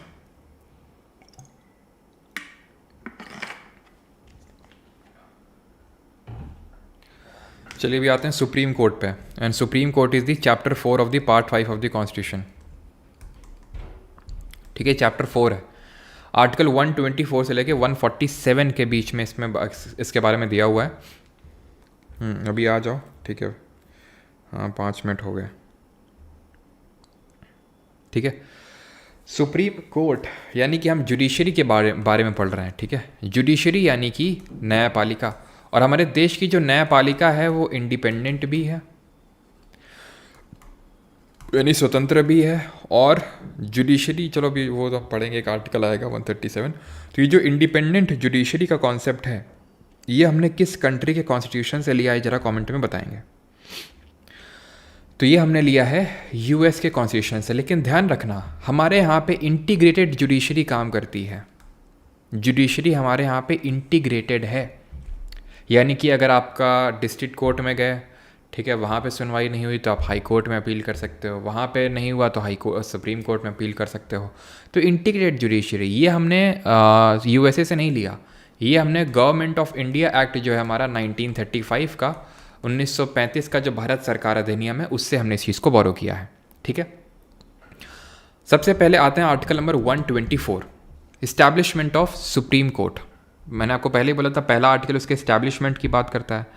तो यहाँ पे लिखा हुआ है, क्या लिखा हुआ है एक्चुअल में, जब ओरिजिनली लिखा हुआ था कि यहाँ पे इसमें बहुत सारे क्लॉजेज हैं। तो जो इसका पहला क्लॉज है वो बोलता है कि supreme court shell consist of a chief justice of India and not more than 7 other जजेस। ऐसा ओरिजिनली लिखा हुआ था, और ये लिखा हुआ था कि पार्लियामेंट के पास पावर है कि इसके नंबर ऑफ जजेस को बढ़ा सकता है, लेकिन वो कम नहीं कर सकता। अभी देखेंगे कैसे। ठीक है, तो 7 अदर जजेस यहाँ पे लिखा हुआ था ओरिजिनली, लेकिन अभी क्या इसकी स्ट्रेंथ है, तो CJI प्लस 33 अदर जजेस। ठीक है, प्रेजेंट टाइम में ये माहौल है। ठीक है, ओरिजिनली ये लिखा हुआ था, लेकिन एट प्रेजेंट ये है। सुप्रीम कोर्ट की पहली सिटिंग कब हुई थी, वो यहाँ पे लिख देता हूँ मैं। ठीक है, फर्स्ट सिटिंग, तो ध्यान रखिएगा इस चीज़ को कि पहली सिटिंग हुई थी जब हमने अपने कॉन्स्टिट्यूशन को एनफोर्स किया था, लागू किया था, उसके 2 दिन बाद 28 जनवरी 1950। ये डेट याद रखिएगा। लोकसभा और राज्यसभा का फर्स्ट सिटिंग 13 में 13 मई 1952, और इसका 28 जनवरी 1950। ठीक है, फिर दूसरे में लिखा हुआ है इनकी अपॉइंटमेंट कौन करेगा। ठीक है, तो अपॉइंटमेंट यानी कि they are appointed by president of India. सबकी अपॉइंटमेंट ही प्रेसिडेंट करता है, तो इनकी भी कौन करेगा, प्रेसिडेंट ऑफ इंडिया यानी कि भारत का राष्ट्रपति करेगा, by warrant tender and under his hand and seal. ठीक, फिर यहाँ पे ही 1 के अंदर ही लिखा हुआ है कि ये अपना रेजिग्नेशन किसको दे सकते हैं, तो ये रिज़ाइन किसको देंगे, अपना रिज़ाइन देंगे प्रेसिडेंट को। ठीक है, इसी के ही अंदर लिखा हुआ है कि इनको रिमूव कैसे किया जाएगा, रिमूवल, यहाँ पे मैं लिख देता हूँ रिमूवल। इसी आर्टिकल के अंदर ही लिखा हुआ है, मैं आपको बता दूँ, आर्टिकल 124 के क्लॉज 2 के अंदर ही रेजिग्नेशन और रिमूवल भी। तो रिमूवल इनका किस तरह से होता है, तो रिमूवल ध्यान रखिएगा, रिमूवल के 2 ग्राउंड्स होते हैं, इनको हटाने के 2 ग्राउंड्स होते हैं। क्या कौन से ग्राउंड है, एक तो प्रूव्ड मिसबिहेवियर, यानी कथित कदाचार इसको बोलेंगे हिंदी में, मिसबिहेवियर, और इनकैपेसिटी। ये 2 ग्राउंड्स होते हैं इसको रिमूव करने के। रिमूवल का पूरा प्रोसीजर जो है वो पार्लियामेंट में चलता है, यानी लोकसभा में जिस तरह से मैंने आपको बताया नहीं था, जिस तरह से प्रेसिडेंट का होता है, यानी स्पेशल मेजॉरिटी से। तो स्पेशल मेजॉरिटी से ही हटाया जाता है। यहाँ दोनों हाउसेस में क्या चाहिए, स्पेशल मेजॉरिटी चाहिए, विशेष बहुमत चाहिए। और अगर विशेष बहुमत हो गया तो ये जाएगा प्रेसिडेंट के पास, यानी राष्ट्रपति के पास, और राष्ट्रपति ने अगर बोल दिया कि हाँ मतलब ये सही है, तो वो हटा दिया जाएगा। यानी राष्ट्रपति का काम सिर्फ ठप्पा लगाने का होता है, यानी रिमूव कौन करता है इनको, प्रेसिडेंट करता है। लेकिन ऐसा नहीं कि प्रेसिडेंट जब मन आएगा तब कर देगा, क्योंकि यहाँ पे ऐसा नहीं लिखा हुआ प्लेजर ऑफ प्रेसिडेंट। यहाँ पे साफ साफ पूरा प्रोसीजर मेंशन्ड है, कॉन्स्टिट्यूशन में तो नहीं, लेकिन जजेस इंक्वायरी एक्ट है एक, जजेस इंक्वायरी एक्ट है 1968 का, 1968 का, उसमें लिखा हुआ है पूरा प्रोसीजर कि स्पेशल मेजोरिटी से यहाँ भी होगा, पास कराना होगा, और तब प्रेसिडेंट जो है इनको रिमूव कर सकता है। ठीक है, जैसे मान लो लोकसभा में हटाना है, तो लोकसभा में हटाने के लिए उसका भी पूरा प्रोसीजर है कि लोकसभा में अगर हटाना है, जैसे नहीं हमने देखा था प्रेसिडेंट के केस में कि 1/4 मेंबर से साइन करवाना पड़ेगा उस चीज़ की सीरियसनेस को समझने के लिए, तो वैसे ही यहाँ पे 100 मेंबर्स से आपको साइन करवाना है अगर आप लोकसभा में इंट्रोड्यूस करवा रहे हो, और अगर राज्यसभा में इंट्रोड्यूस कर रहे हो तो 50 मेंबर से आपको अप्रूवल लेना होगा। देन वो प्रिसाइडिंग ऑफिसर के पास जाएगा, देन वो एक कमेटी बनाएगा 3 सदस्य की, और अगर उसने बोल दिया कि हाँ जो इस पर चार्जेस लगाए गए वो बिल्कुल सही हैं, तो इसके रिमूवल का रेजोल्यूशन को शुरू किया जा सकता है। और अगर स्पेशल मेजोरिटी से पास हो गया दोनों हाउसेस में, तो प्रेसिडेंट उसको हटाने के लिए पूरी तरह से हकदार है। तो ये चीज़ यहाँ पे लिखी हुई है। ठीक है, फिर यहाँ पे क्वालिफिकेशंस लिखी हुई है। ठीक है, इसी आर्टिकल में ही, ठीक है, मतलब इसी आर्टिकल 124 की ही बात चल रही है अभी। ठीक है, आर्टिकल 124, लेकिन ये क्लॉज 3 हो जाएगा अभी। क्वालिफिकेशन लिखी हुई है कि किसी को अगर सुप्रीम कोर्ट का जज बनना है तो क्या क्वालिफिकेशन होनी चाहिए। तो या तो हाई कोर्ट के जज रहे हो आप 5 साल तक, 5 साल तक आप या तो हाई कोर्ट के जज रहे हो, या फिर हाई कोर्ट में आप एडवोकेट रहे हो, किसी हाई कोर्ट या फिर किन्हीं एक से ज़्यादा हाई कोर्ट में एडवोकेट 10 साल तक लगातार, या फिर, ठीक है,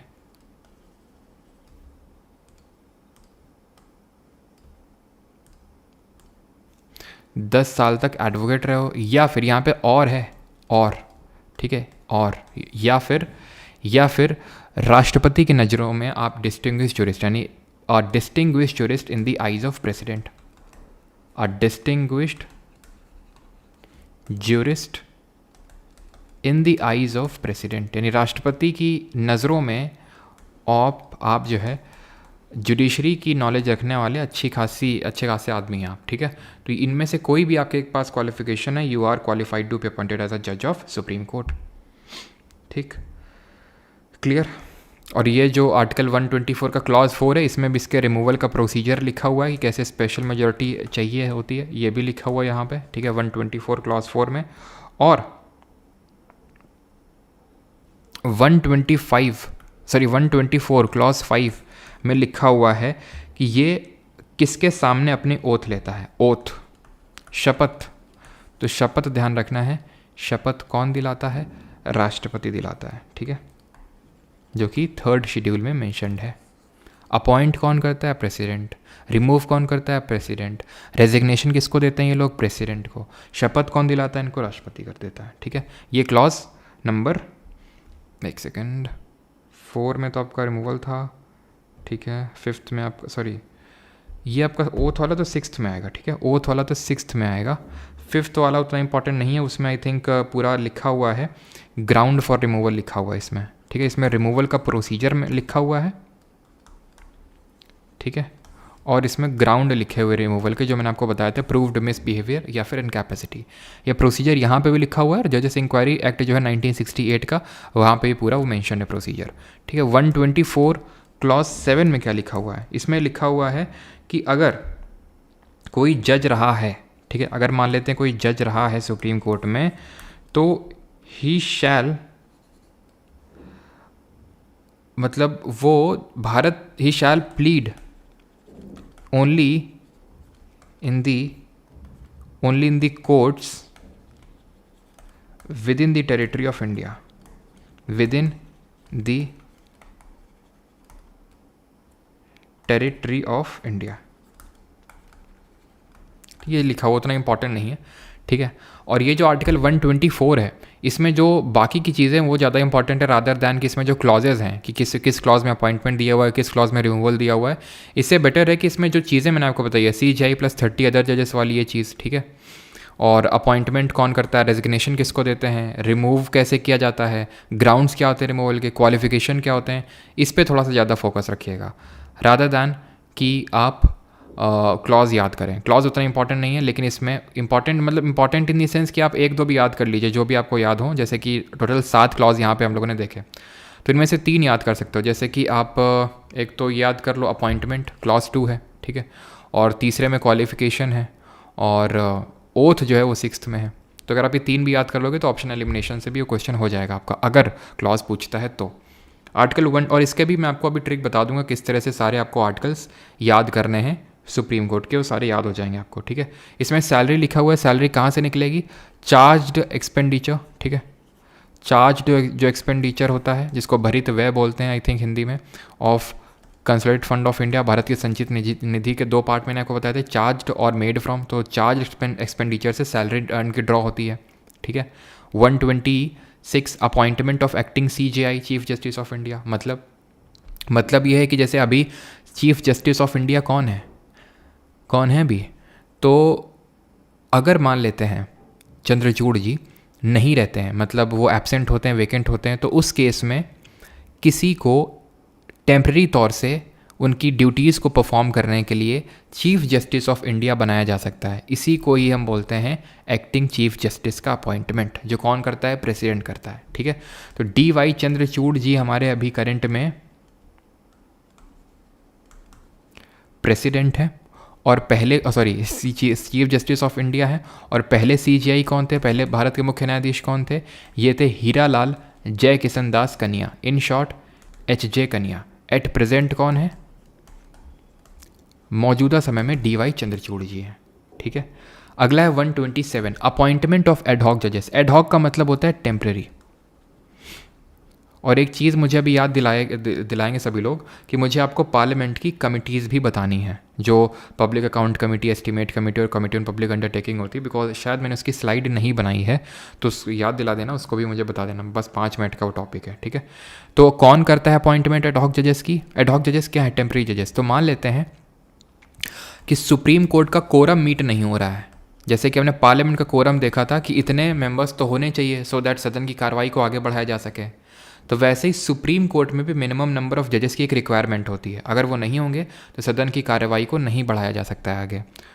तो उस केस में क्या होगा? CJI हाई कोर्ट से कुछ जजेस को बुला लेगा सुप्रीम कोर्ट में कोरम को मीट करने के लिए, और वो हाई कोर्ट के जज ऐसे होने चाहिए who should be qualified to be appointed as a जज of supreme Court. 128 attendance of retired जजेस at sitting of supreme Court. Attendance of retired जजेस का मतलब ये है कि मान लेते हैं कि कोई केस ऐसा है, जैसे मान लेते हैं अभी हमारे कोई भी केस आप ऐसे अज्यूम कर लो कि कोई भी केस है, ठीक है, उस पर किसी पुराने CJI ने निर्णय सुनाया था और वो अभी जिंदा है, ठीक है। अब उसी से एसोसिएटेड ही कोई एक ऐसा केस आया जिस पे कि वो बहुत ही अच्छी नॉलेज रखते हैं, तो उनको बुलाया जा सकता है। भले वो रिटायर हो सकते हैं लेकिन उनको बुलाया जा सकता है। वो CJI बुला सकते हैं लेकिन प्रेसिडेंट से पूछ के, राष्ट्रपति से पूछ के, ऐसा नहीं कि अपने मन से ही, ठीक है। यहाँ पे एक्टिंग चीफ जस्टिस कौन अपॉइंट कर रहा था? प्रेसिडेंट। यहाँ पे एडहॉक जजेस कौन बुला रहा था? CJI। यहाँ पे कौन बुला रहा है? CJI, लेकिन प्रेसिडेंट की एडवाइस पे। 129 क्या बात करता है? Supreme court is a court of record. इसका मतलब क्या होता है?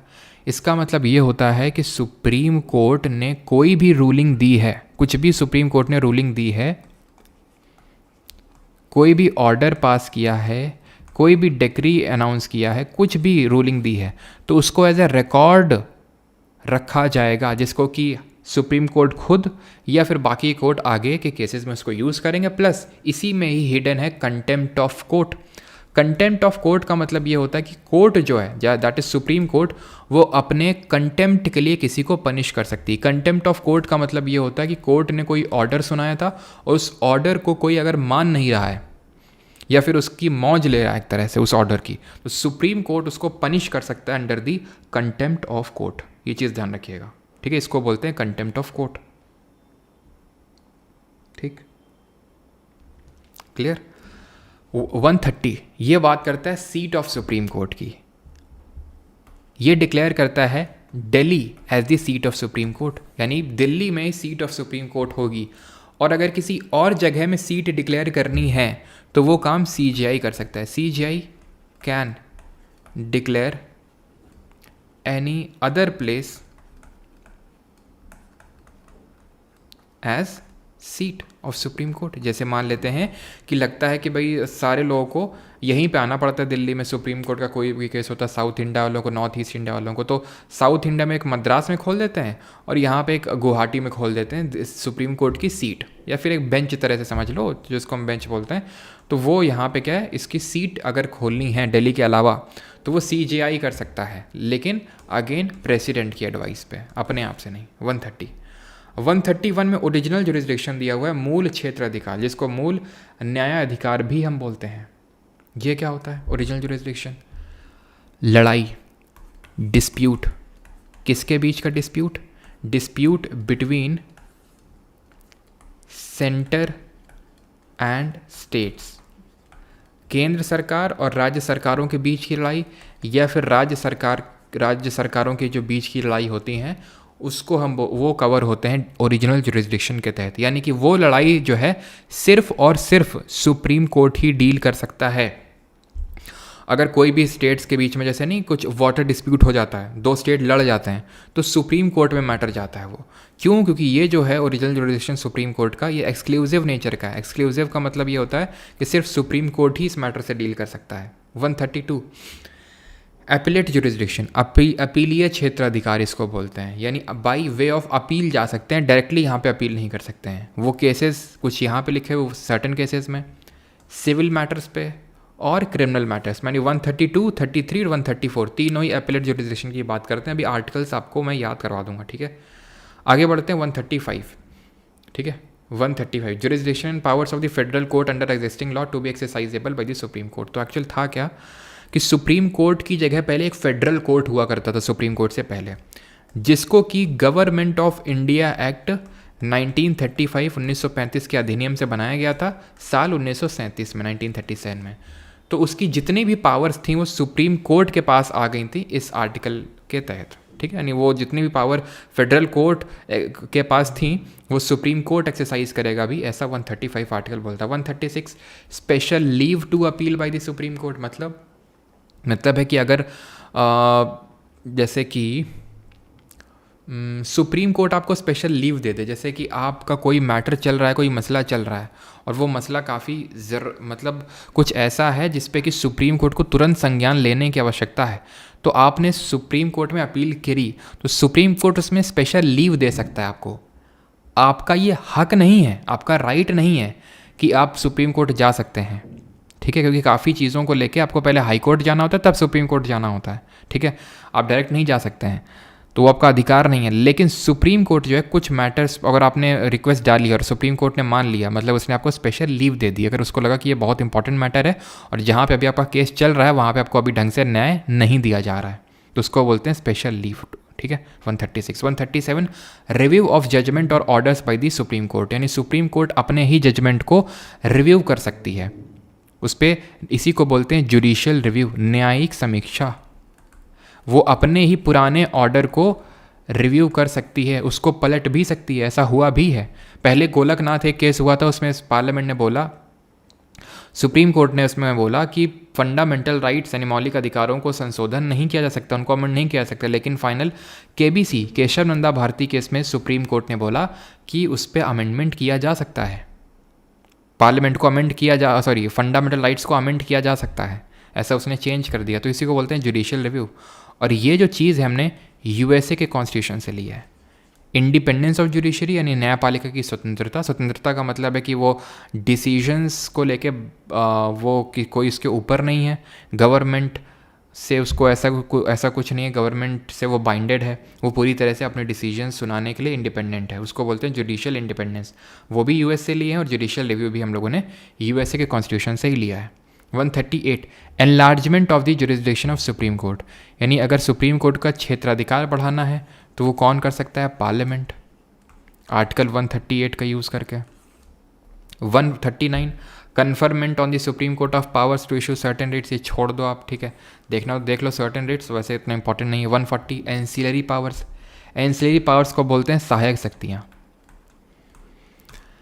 ये आर्टिकल ये बोलता है कि पार्लियामेंट जो है देश की संसद, जहाँ जहाँ तक इसको या फिर जो हमारी एक तरह से जो सेंट्रल गवर्नमेंट है, जहाँ जहाँ तक उस उसके हाथ पहुंचते हैं, जहाँ जहाँ तक उसके पास पावर है लॉ बनाने की या फिर लॉ को एग्जीक्यूट करने की, वहाँ वहाँ पे वो सुप्रीम कोर्ट को अगर कोई एक्स्ट्रा पावर देना चाहता है तो वो सुप्रीम कोर्ट को एक्स्ट्रा पावर दे सकता है, सहायक शक्तियाँ उसको मतलब कि अपने सहायक के तौर पे उसको रख सकता है, उसको वो पावर अलॉट कर सकता है। जो उसके पास पावर है जितने क्षेत्र अधिकार में, वो पावर उसको दे सकता है सुप्रीम कोर्ट को। इसको बोलते हैं एंसिलरी पावर्स, यानी कि इसको ऐसे याद कर लो, एक्स्ट्रा पावर्स जो सुप्रीम कोर्ट को दी जा सकती हैं by the parliament. 141 law declared by supreme court to be binding on all court, यानी कोई भी ऑर्डर या पास किया है सुप्रीम कोर्ट ने, फिर कोई भी कानून इस तरह से लॉ डिक्लेयर किया है, वो सभी कोर्ट्स में, हाई कोर्ट, डिस्ट्रिक्ट कोर्ट, जितने भी कोर्ट हैं सब पे बाइंडिंग होगा, सब पे बाध्य होगा। ऐसे याद कर लो 1 और 1 ने 4 को बाइंड करके रखा हुआ है, बांध के रखा हुआ है। 142 empower supreme court to pass any decree or order necessary for doing complete justice in any case or matter pending before it. तो कंप्लीट जस्टिस आपको यहाँ पे याद करना है। जैसे फॉर एग्जाम्पल अभी आपको पता है वेस्ट बंगाल में कितना भयंकर और कितना गंदा केस हुआ है, ठीक है। तो उस केस में अगर मान लो कि सुप्रीम कोर्ट को ऐसा लगता है कि वो हाई कोर्ट के पास मैटर है या फिर नहीं भी है, ठीक है, अगर सुप्रीम कोर्ट को ऐसा लगता है कि यार इसमें जस्टिस डिले हो रहा है, justice delay is justice denied, तो उसको लग रहा है कि भाई अगर इसमें जस्टिस ढंग से नहीं हो रहा है, जो क्रिमिनल है उसको ढंग से वो नहीं हो रहा है, ठीक है, और उसमें जो हमारा पीड़ित परिवार उसको ढंग से न्याय नहीं मिल रहा है, तो सुप्रीम कोर्ट क्या करेगा, अपने आप से ही वो उस केस को अपने अंडर में ले लेगा, सो दैट उसमें वो कंप्लीट जस्टिस कर सके। जैसे 1984 में भोपाल गैस ट्रेजेडी हुई, आपको पता है कौन सी गैस थी और कौन सी कंपनी थी वो जो इसके लिए रिस्पॉन्सिबल थी। तो उसमें पीड़ितों को सही न्याय नहीं मिल रहा था, इसलिए सुप्रीम कोर्ट ने उस मसले को अपने अंडर में ले लिया कंप्लीट जस्टिस करने के लिए, आर्टिकल 142 का यूज़ करके, ठीक है, कंप्लीट जस्टिस करने के लिए। तो ये चीज़ आपको ध्यान रखनी है, कंप्लीट जस्टिस की वर्ड को आपको ध्यान रखना है। क्लियर है। और क्या मैंने पूछा था, हाँ, वो मिथाइल आइसोसाइनेट गैस थी और यूनियन कार्बाइड करके वो कंपनी थी। तो कंप्लीट जस्टिस ये वर्ड को ध्यान रखना है। कंटेम्प्ट अगर किसी ने किया है कोर्ट का, कोर्ट ने कुछ बोला और उसकी अवहेलना करिए, तो भी 142 का यूज़ हो सकता है, तो भी 142 का यूज़ हो सकता है। जो यहाँ पे मैंने बताया था कि 129 supreme court to be a court of record, ये भी कंटेम्प्ट ऑफ कोर्ट की बात करता है, और 142 में भी कंटेम्प्ट ऑफ कोर्ट कहीं ना कहीं हिडन है, ये चीज़ ध्यान रखिएगा, अभी क्वेश्चन पूछा गया था इस पर। 143 ये बात करता है एडवाइजरी जुरिस्डिक्शन की, इसको बोलते हैं हिंदी में सलाहकारी क्षेत्र अधिकार, एडवाइजरी जुरिस्डिक्शन, यानी कि जो हमारा प्रेसिडेंट है वो सुप्रीम कोर्ट के पास जा सकता है एडवाइस लेने के लिए 2 मैटर्स पे। मैं लिख नहीं रहा हूँ, बता रहा हूँ, बिकॉज कभी पूछा नहीं एसएससी ने। Matter arising out of pre constitution treaty and matter of general public importance. Pre constitution treaty वाले में सुप्रीम कोर्ट को एडवाइस देना ही पड़ेगा प्रेसिडेंट को, और प्रेसिडेंट को जो एडवाइस मिलेगी नॉट बाइंडिंग ऑन हिम, ठीक है, ये नॉट बाइंडिंग एडवाइस होगी जो प्रेसिडेंट को मिलेगी सुप्रीम कोर्ट से, यानी राष्ट्रपति वो माने ऐसा ज़रूरी नहीं है, ठीक। 144 civil and judicial authorities to act in aid of the supreme court, यानी कि जितनी भी सिविल और जुडिशियल अथॉरिटीज़ हैं उनको सुप्रीम कोर्ट की एड में, यानी उसकी सहायता के लिए काम करना है, उसको असिस्ट करना है उसके काम पे, ये है 144, ठीक है। तो ऐसे याद कर लो 4 और 4 मिलके 1 को असिस्ट कर रहे हैं, 4 और 4 मिलके 1 को असिस्ट कर रहे हैं, उसको उसकी सहायता कर रहे हैं। ये देश में एक ही सुप्रीम कोर्ट है, एक ही सुप्रीम कोर्ट है, और ये ना जाने कितने 4 हाई कोर्ट, 4 डिस्ट्रिक्ट कोर्ट, इतने सब हैं, ठीक है। तो ये सब क्या कर रहे हैं मिलके, ये सब इसको असिस्ट कर रहे हैं, किसको, सुप्रीम कोर्ट को, ठीक। 144 तक ये में ध्यान रखना है, 147 तक नहीं। तो अब टिरिक बता दें क्या, कैसे याद करना है। अब हाँ कि तुम्हारे इंतज़ार तो करना नहीं चाहिए मुझे, क्योंकि हाँ ही उत्तर आएगा, है कि नहीं। कुछ चीज़ों के उत्तर हमेशा हाँ ही आते हैं, है कि नहीं। चलो, तो क्या टिरिक हो सकती है इसकी। सुप्रीम कोर्ट ने सार्क कंट्रीज़ को एक सीट ऑफर करी है। क्या ऑफर करी है, seat. 124, 125 article, 126 article, 127, 128, 129, 130, 131। Supreme court, there shall be a supreme court of India.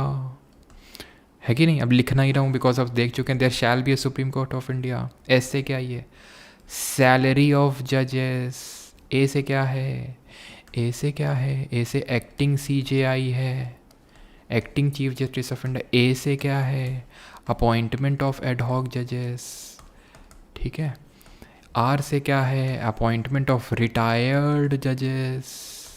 सी से क्या है, सी से क्या है 129 contempt of court, contempt of court याद कर लो, या फिर सी से याद कर लो कोर्ट ऑफ रिकॉर्ड। 130 में क्या है seat of supreme court, Delhi is a seat of, ये तो सीट से ही सीट हो गया, सीट दिल्ली है सीट सुप्रीम कोर्ट की। 131 ओ से ओरिजिनल जुरिसडिक्शन, किससे डील करता है, लड़ाई जो सेंटर और स्टेट की होती है। 132 133 और 134 ये किससे डील करता है, एपलेट जुरिसडिक्शन, अपीलीय क्षेत्र अधिकार से, certain matter, civil matter, criminal matter. 135 के बाद 134 के बाद 137 किसकी बात करता है, ये इंपॉर्टेंट है। 141 इम्पॉर्टेंट है, 142 इम्पॉर्टेंट है, 143 इम्पॉर्टेंट है, और 140 भी थोड़ा सा इम्पॉर्टेंट है, और 144 इम्पॉर्टेंट है बस। 135 136 छोड़ दो पूरी तरह से, समझाया इसलिए ताकि उसकी समझ डेवलप हो जाए अगर कुछ इस तरह से क्वेश्चन पूछ ले। बाकी इतने सब याद करने के बाद अगर तुमको लगता है, अगर मान लो कि कोई 136 से क्वेश्चन बन भी जाएगा कि कुछ ऐसा पूछ लिया कि कौन सा आर्टिकल में लिखा हुआ है, तो इतने सब तो तुम्हें पता ही है, ऑप्शन एलिमिनेशन से हो जाएगा, ठीक है। तो 137 जुडिशियल रिव्यू ये पढ़ा था हम लोगों ने, न्यायिक समीक्षा। 141 एक और एक ने 4 को बाइंड करके रखा, नहीं जो भी ऑर्डर पास करेगा सुप्रीम कोर्ट वो बाइंडिंग होगा सारे कोर्ट। 142 कंप्लीट जस्टिस, किसी मैटर पे करने के लिए कोई ऑर्डर पास कर सकता है सुप्रीम कोर्ट। 143 एडवाइजरी जुरिसडिक्शन, सलाहकारी क्षेत्र अधिकार। 144 4 और 4 एक को असिस्ट कर रहे हैं, यानी जितनी भी हमारी कोर्ट्स हैं, बॉडीज़ हैं, सब असिस्ट करेंगे सुप्रीम कोर्ट को उसके काम में, सिविल जुडिशियल अथॉरिटीज़। और 140 एंसीलरी पावर्स, ठीक है, सहायक शक्तियों की बात करता है, यानी वहाँ पे यूनियन उसको पावर दे सकता है सुप्रीम कोर्ट को जहाँ उसका जुरिसडिक्शन है। ख़त्म। अब आ जाते हैं लास्ट है हमारा क्या, लास्ट चैप्टर ऑफ पार्ट 5। कैसा फील कर रहे हैं आप लास्ट चैप्टर में आके, हैं कैसा फील कर रहे हैं आप? अब ये जो लास्ट चैप्टर है हमारा, that is chapter number 5 of part 5, वो किसकी बात करता है, CAG, controller and auditor general, article 158 से लेके आपका 151 के बीच में। तो 148 क्या बोलेगा, there shall be a CAG, जिसकी अपॉइंटमेंट कौन करेगा, प्रेसिडेंट करेगा, ठीक है, appointed by president, president appoints CAG, ठीक है, कंडीशन ऑफ सर्विस वगैरह सब वही डिटरमाइन करेगा। 149 ड्यूटीज़ दी गई हैं इसकी, duties and powers. 150 form of account, किस तरह से अकाउंट को मेंटेन करना होगा, किसका अकाउंट, स्टेट गवर्नमेंट का अकाउंट मेंटेन करता है, तो किस तरह से उस अकाउंट को मेंटेन करना होगा वो इसको बताया जाएगा, किसके द्वारा, प्रेसिडेंट के द्वारा। और 151 में ये अपनी रिपोर्ट देगा किसको, प्रेसिडेंट को, रिपोर्ट सबमिट करेगा प्रेसिडेंट को, और प्रेसिडेंट किसको देगा, प्रेसिडेंट इसको रखेगा पार्लियामेंट में। सिंपल, ख़त्म हो गया कैग। कैग को जो है हम बोलते हैं क्या बोलते हैं, गार्जियन ऑफ पब्लिक पर्स बोलते हैं। क्यों गार्जियन ऑफ पब्लिक पर्स क्यों बोलते हैं इसको क्योंकि पब्लिक पर्स जो होता है, पर्स क्या होता है, जहाँ पैसा रखते हैं, पब्लिक का पर्स, पब्लिक का पैसा कहाँ आता है, कंसोलिडेटेड फंड ऑफ इंडिया, भारत की संचित निधि, article 266, charge expenditure made from, charge expenditure salary निकलती है, तो उसका ऑडिटिंग वगैरह पूरा काम करने का इन्हीं का होता है, लेखा जोखा करने का काम। तो ये उस पर नज़र बना के रखते हैं, इनको ही इसीलिए हम बोलते हैं head of Indian audit and account department, audit and accounts department, ये चीज़ ध्यान में रखनी है। और ये अभी कौन है, अभी करंट में गिरीश चंद्र मुर्मू हैं, गिरीश चंद्र मुर्मू जी हैं ये, और इनको आईएलओ का एक्सटर्नल ऑडिटर भी अभी अपॉइंट किया गया है। वो साहब आप देखने को समझ में आ रहा होगा आपको, ठीक है। गिरीश चंद्र मुर्मू बहुत इंपॉर्टेंट है, ये ध्यान रखना। आईएलओ का जो कॉन्ट्रैक्ट इनको मिला है, आईएलओ का क्या अभी एक्सटर्नल ऑडिटर बने हैं, पक्का पूछेगा सीजीएल में ये चीज़ भी, ठीक है। और पहले कौन थे, फर्स्ट कौन थे, फर्स्ट कैग ये थे वी नरहरी राव। वी नरहरी राव। ख़त्म हो गया आपका पार्ट 5। पार्ट 6 में आ जाओ, जो कि स्टेट की बात करता है। अब एक पहले तो डीप ब्रीथ लो,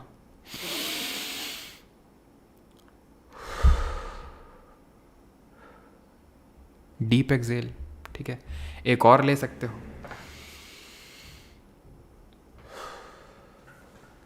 अपनी बैग को स्ट्रेट कर सकते हो, ठीक है, क्योंकि बहुत इंपॉर्टेंट है। मेंटल हेल्थ को भी अच्छा रखना आपका, है ना। वो भी मुझे ही करना पड़ेगा क्योंकि लास्ट का टाइम चल रहा है अब। हाँ, तो अब नींद आने लगा तो बेटा सो जाओ, ठीक है। जब एक नींद मार के आराम से आना, दिक्कत वाली बात थोड़ी ना है। हम तो पढ़ा ही रहे हैं, रिकॉर्डेड थोड़ी ना मिलेगा लेक्चर। तुमको क्या लग रहा है वाला लेक्चर रिकॉर्डेड मिल जाएगा? जो सोया वो खोया, ठीक है। तो पार्ट 6 स्टेट की बात करता है। अब पार्ट 6 की अगर बात करें तो ये आपका 152 से स्टार्ट होता है, ठीक है। अब जैसे कि वहाँ पे हमने पढ़ा था यूनियन का एग्जीक्यूटिव, तो वैसे यहाँ पे स्टेट का एग्जीक्यूटिव होता है। अब जरा बताइए स्टेट के एग्जीक्यूटिव में कौन कौन आएगा, कौन कौन आएगा स्टेट के एग्जीक्यूटिव में? प्रेसिडेंट था, यहाँ गवर्नर हो गया। वहाँ वाइस प्रेसिडेंट था, तो यहाँ वाइस गवर्नर नहीं होगा, ध्यान रखिए इस चीज़ को, वाइस गवर्नर नहीं होता यहाँ पे। वहाँ पे PM plus council of minister था, यहाँ पे CM plus council of minister हो जाएगा। वहाँ पे अटॉर्नी जनरल था, तो यहाँ पे एडवोकेट जनरल हो जाएगा, जो कि मैं आपको बता चुका हूँ स्टेट का हाईएस्ट लॉ ऑफिसर होता है, ये होते हैं लोग, ठीक। अब बड़ा ही आसान होता है स्टेट के आर्टिकल्स को याद करना। पहले हम गवर्नर के बारे में तो देख लेते हैं। गवर्नर के बारे में चलो मैं आपको भी लास्ट में बता दूंगा, और हाई कोर्ट के बारे में। ये स्टेट के एग्जीक्यूटिव की बात हो रही है। स्टेट में आपके स्टेट के हाई कोर्ट्स भी आते हैं, ठीक है। तो गवर्नर और हाई कोर्ट के आर्टिकल अभी हम देख लेंगे, लेकिन बाकी जो आर्टिकल्स हैं इतने आसान है, कुछ पूछो नहीं। जैसे कि हमने देखा था, मैं आपको एक एग्जाम्पल देता हूँ, ठीक है। एग्जाम्पल के तौर पे आर्टिकल नंबर 79 बोलता है क्या, कॉन्स्टिट्यूशन ऑफ पार्लियामेंट, कि देश की एक संसद होगी। इसमें आप 89 जोड़ दो तो कितना मिलेगा, 168। ये बोलता है कॉन्स्टिट्यूशन ऑफ स्टेट लेजिस्लेचर, राज्य का विधानमंडल होगा एक।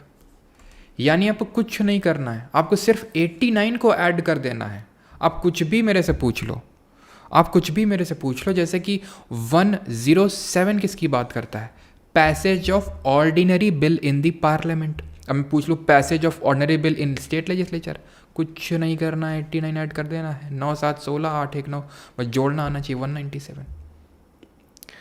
फिर मुझसे पूछ ले मनी बिल जो होता है, धन विधेयक, स्टेट लेजिस्लेचर में मनी बिल का प्रोसीजर जो है वो किस में लिखा हुआ है, तो यूनियन के केस में प्रोसीजर किस में लिखा हुआ है, 109 में। 89 जोड़ दीजिए। डेफिनेशन किस में दी है, 110 में। 89 जोड़ दीजिए। 199 में स्टेट लेजिस्लेचर का जो मनी बिल का डेफिनेशन है वो दिया होगा। कुछ नहीं करना, 89 ऐड करना। कब तक, 112 आर्टिकल तक, ठीक।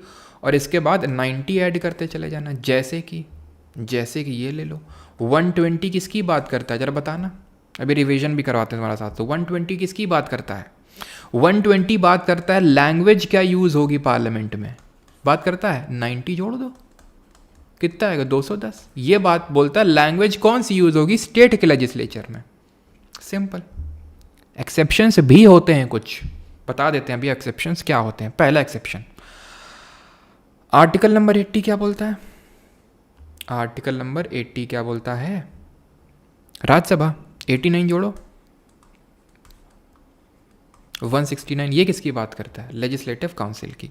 क्या है लेजिस्लेटिव काउंसिल, समझो। देखो, जैसे कि हमारा पार्लियामेंट, मैंने बताया था पार्लियामेंट में ऐसे पिरामिड बनाया था, लोकसभा रखा था यहाँ पे राज्यसभा रखा था, और यहाँ प्रेसिडेंट रखा था। वैसे स्टेट लेजिस्लेचर का भी पिरामिड होता है ऐसे। यहाँ पे रखते हैं लेजिस्लेटिव असेंबली को, यानी विधानसभा को। यहाँ रखते हैं लेजिस्लेटिव काउंसिल को, यानी विधान परिषद को। और यहाँ रखते हैं गवर्नर साहब को, राज्यपाल को। क्योंकि गवर्नर के एसेंट के बिना कोई भी इलेक्ट नहीं बन सकता है sir.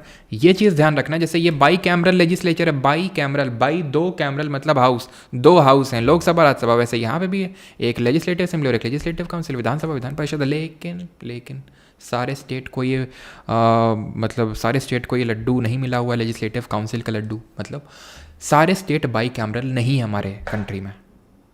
Only 6 states have legislative council. Vidhan Parishad सिर्फ 6 राज्यों में है भारत में। वो 6 राज्य कौन से हैं?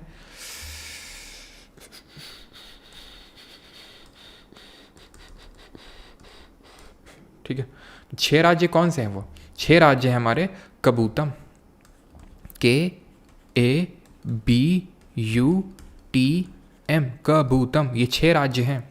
ये है कर्नाटक,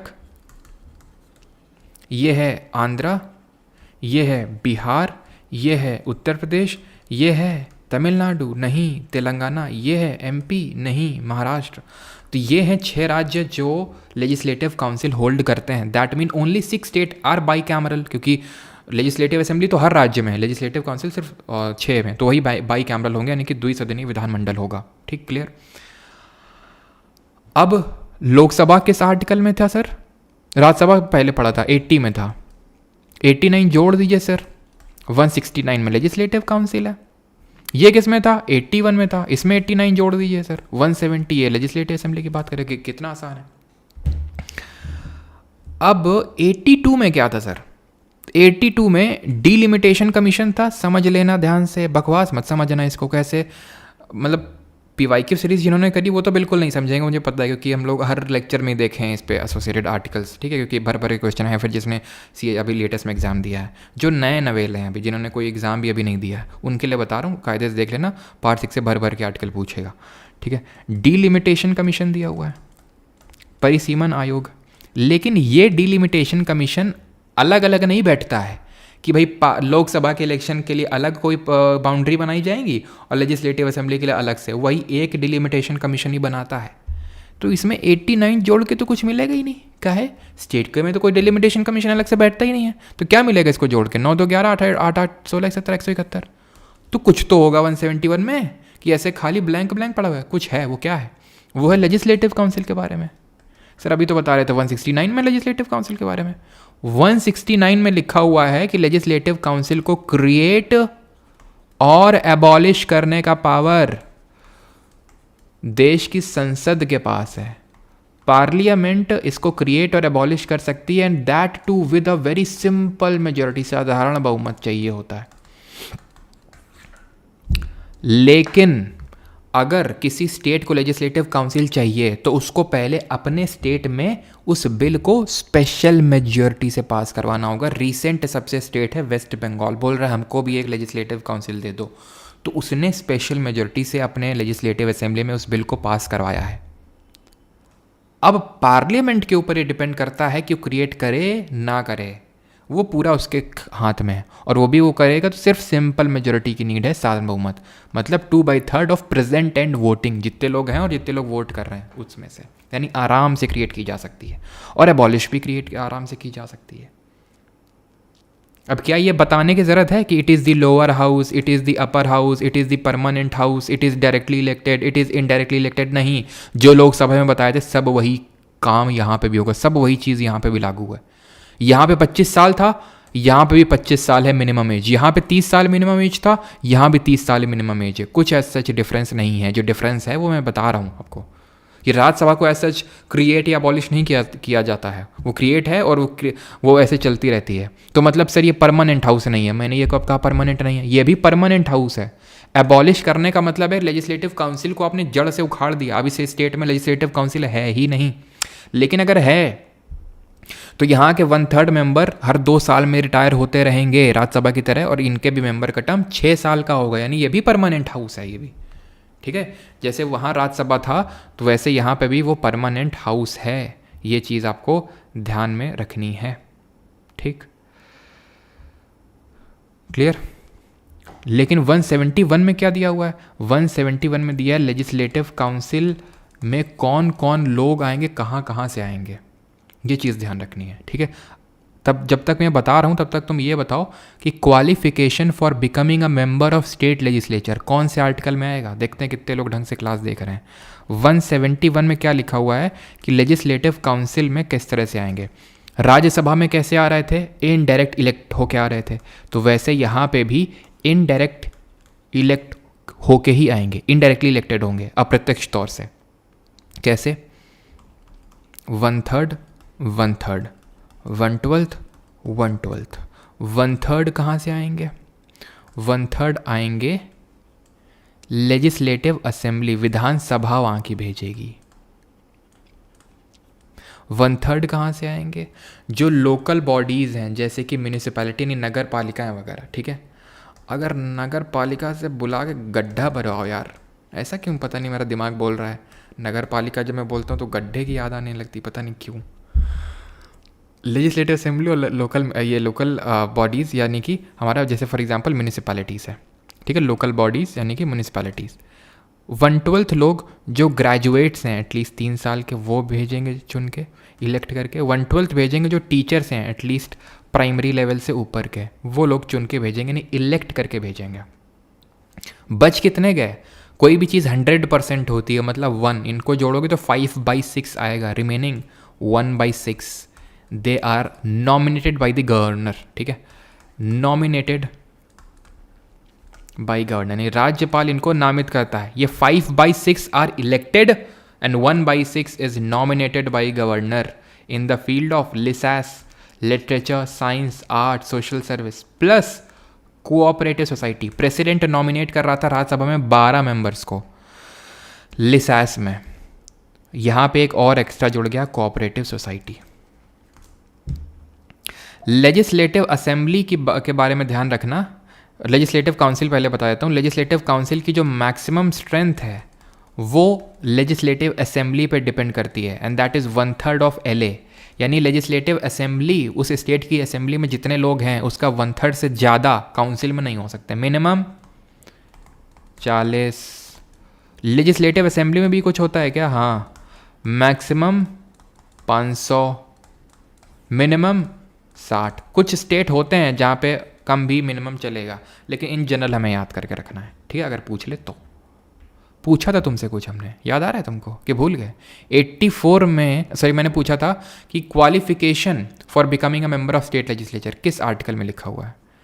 तो तुम्हें क्या करना था? तुम्हें अपना दिमाग को पीछे दौड़ाना था और याद करना था कि पार्लियामेंट के जो मेंबर्स हैं उनका क्वालिफिकेशन किस में है। तो 84 में इन लोगों का क्वालिफिकेशन लिखा हुआ है। 89 जोड़ दो, 9 4 13 8 8 16 17, 173 में लिखा हुआ इनका क्वालिफिकेशन। सिर्फ 89 जोड़ना है आपको।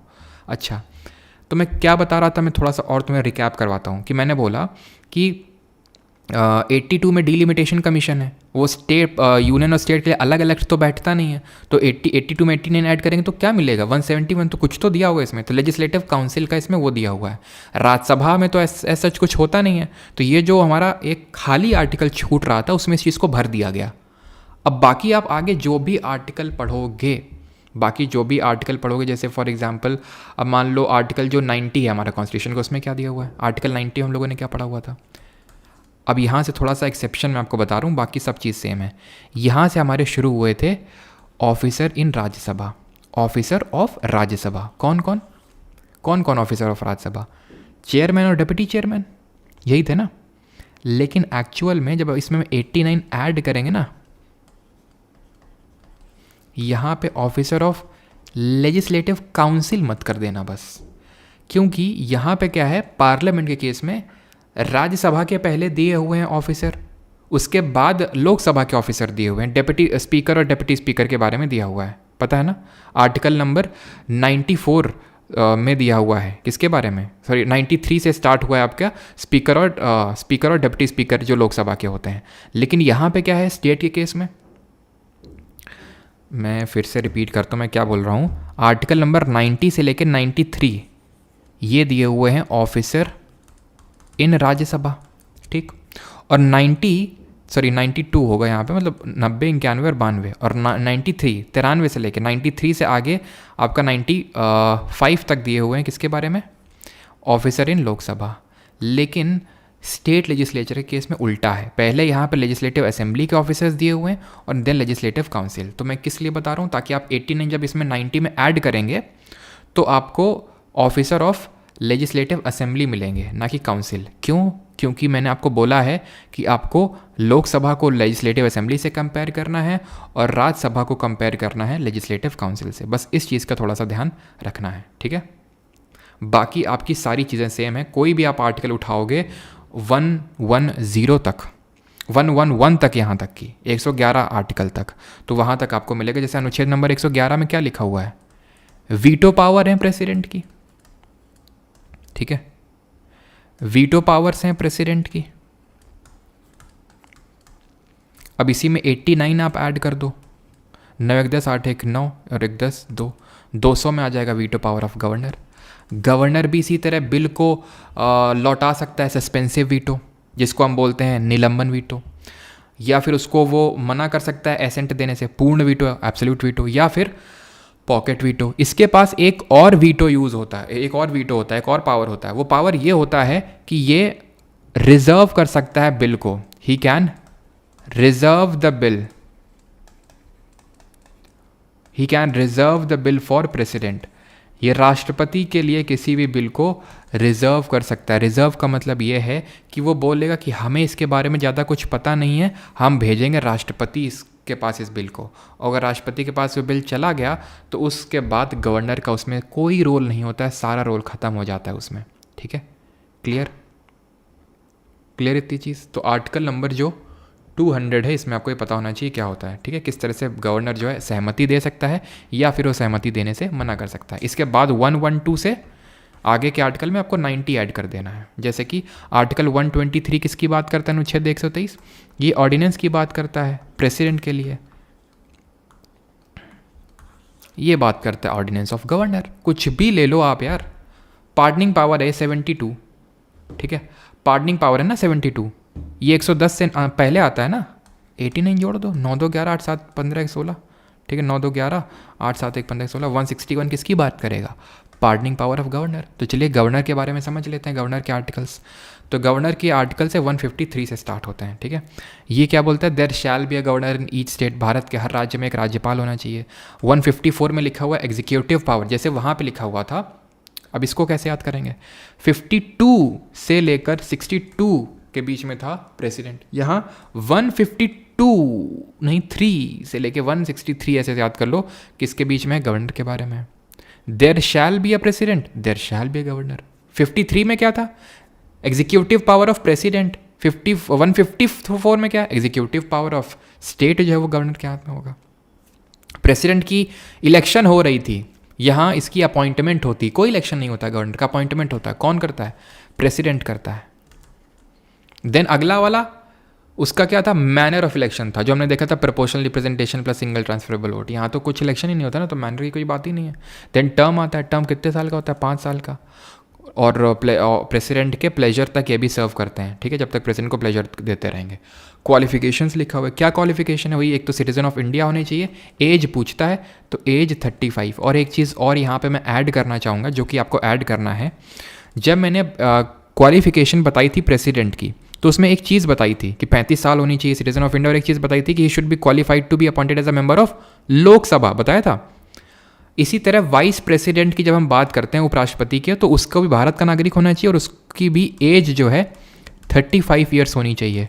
और he should be qualified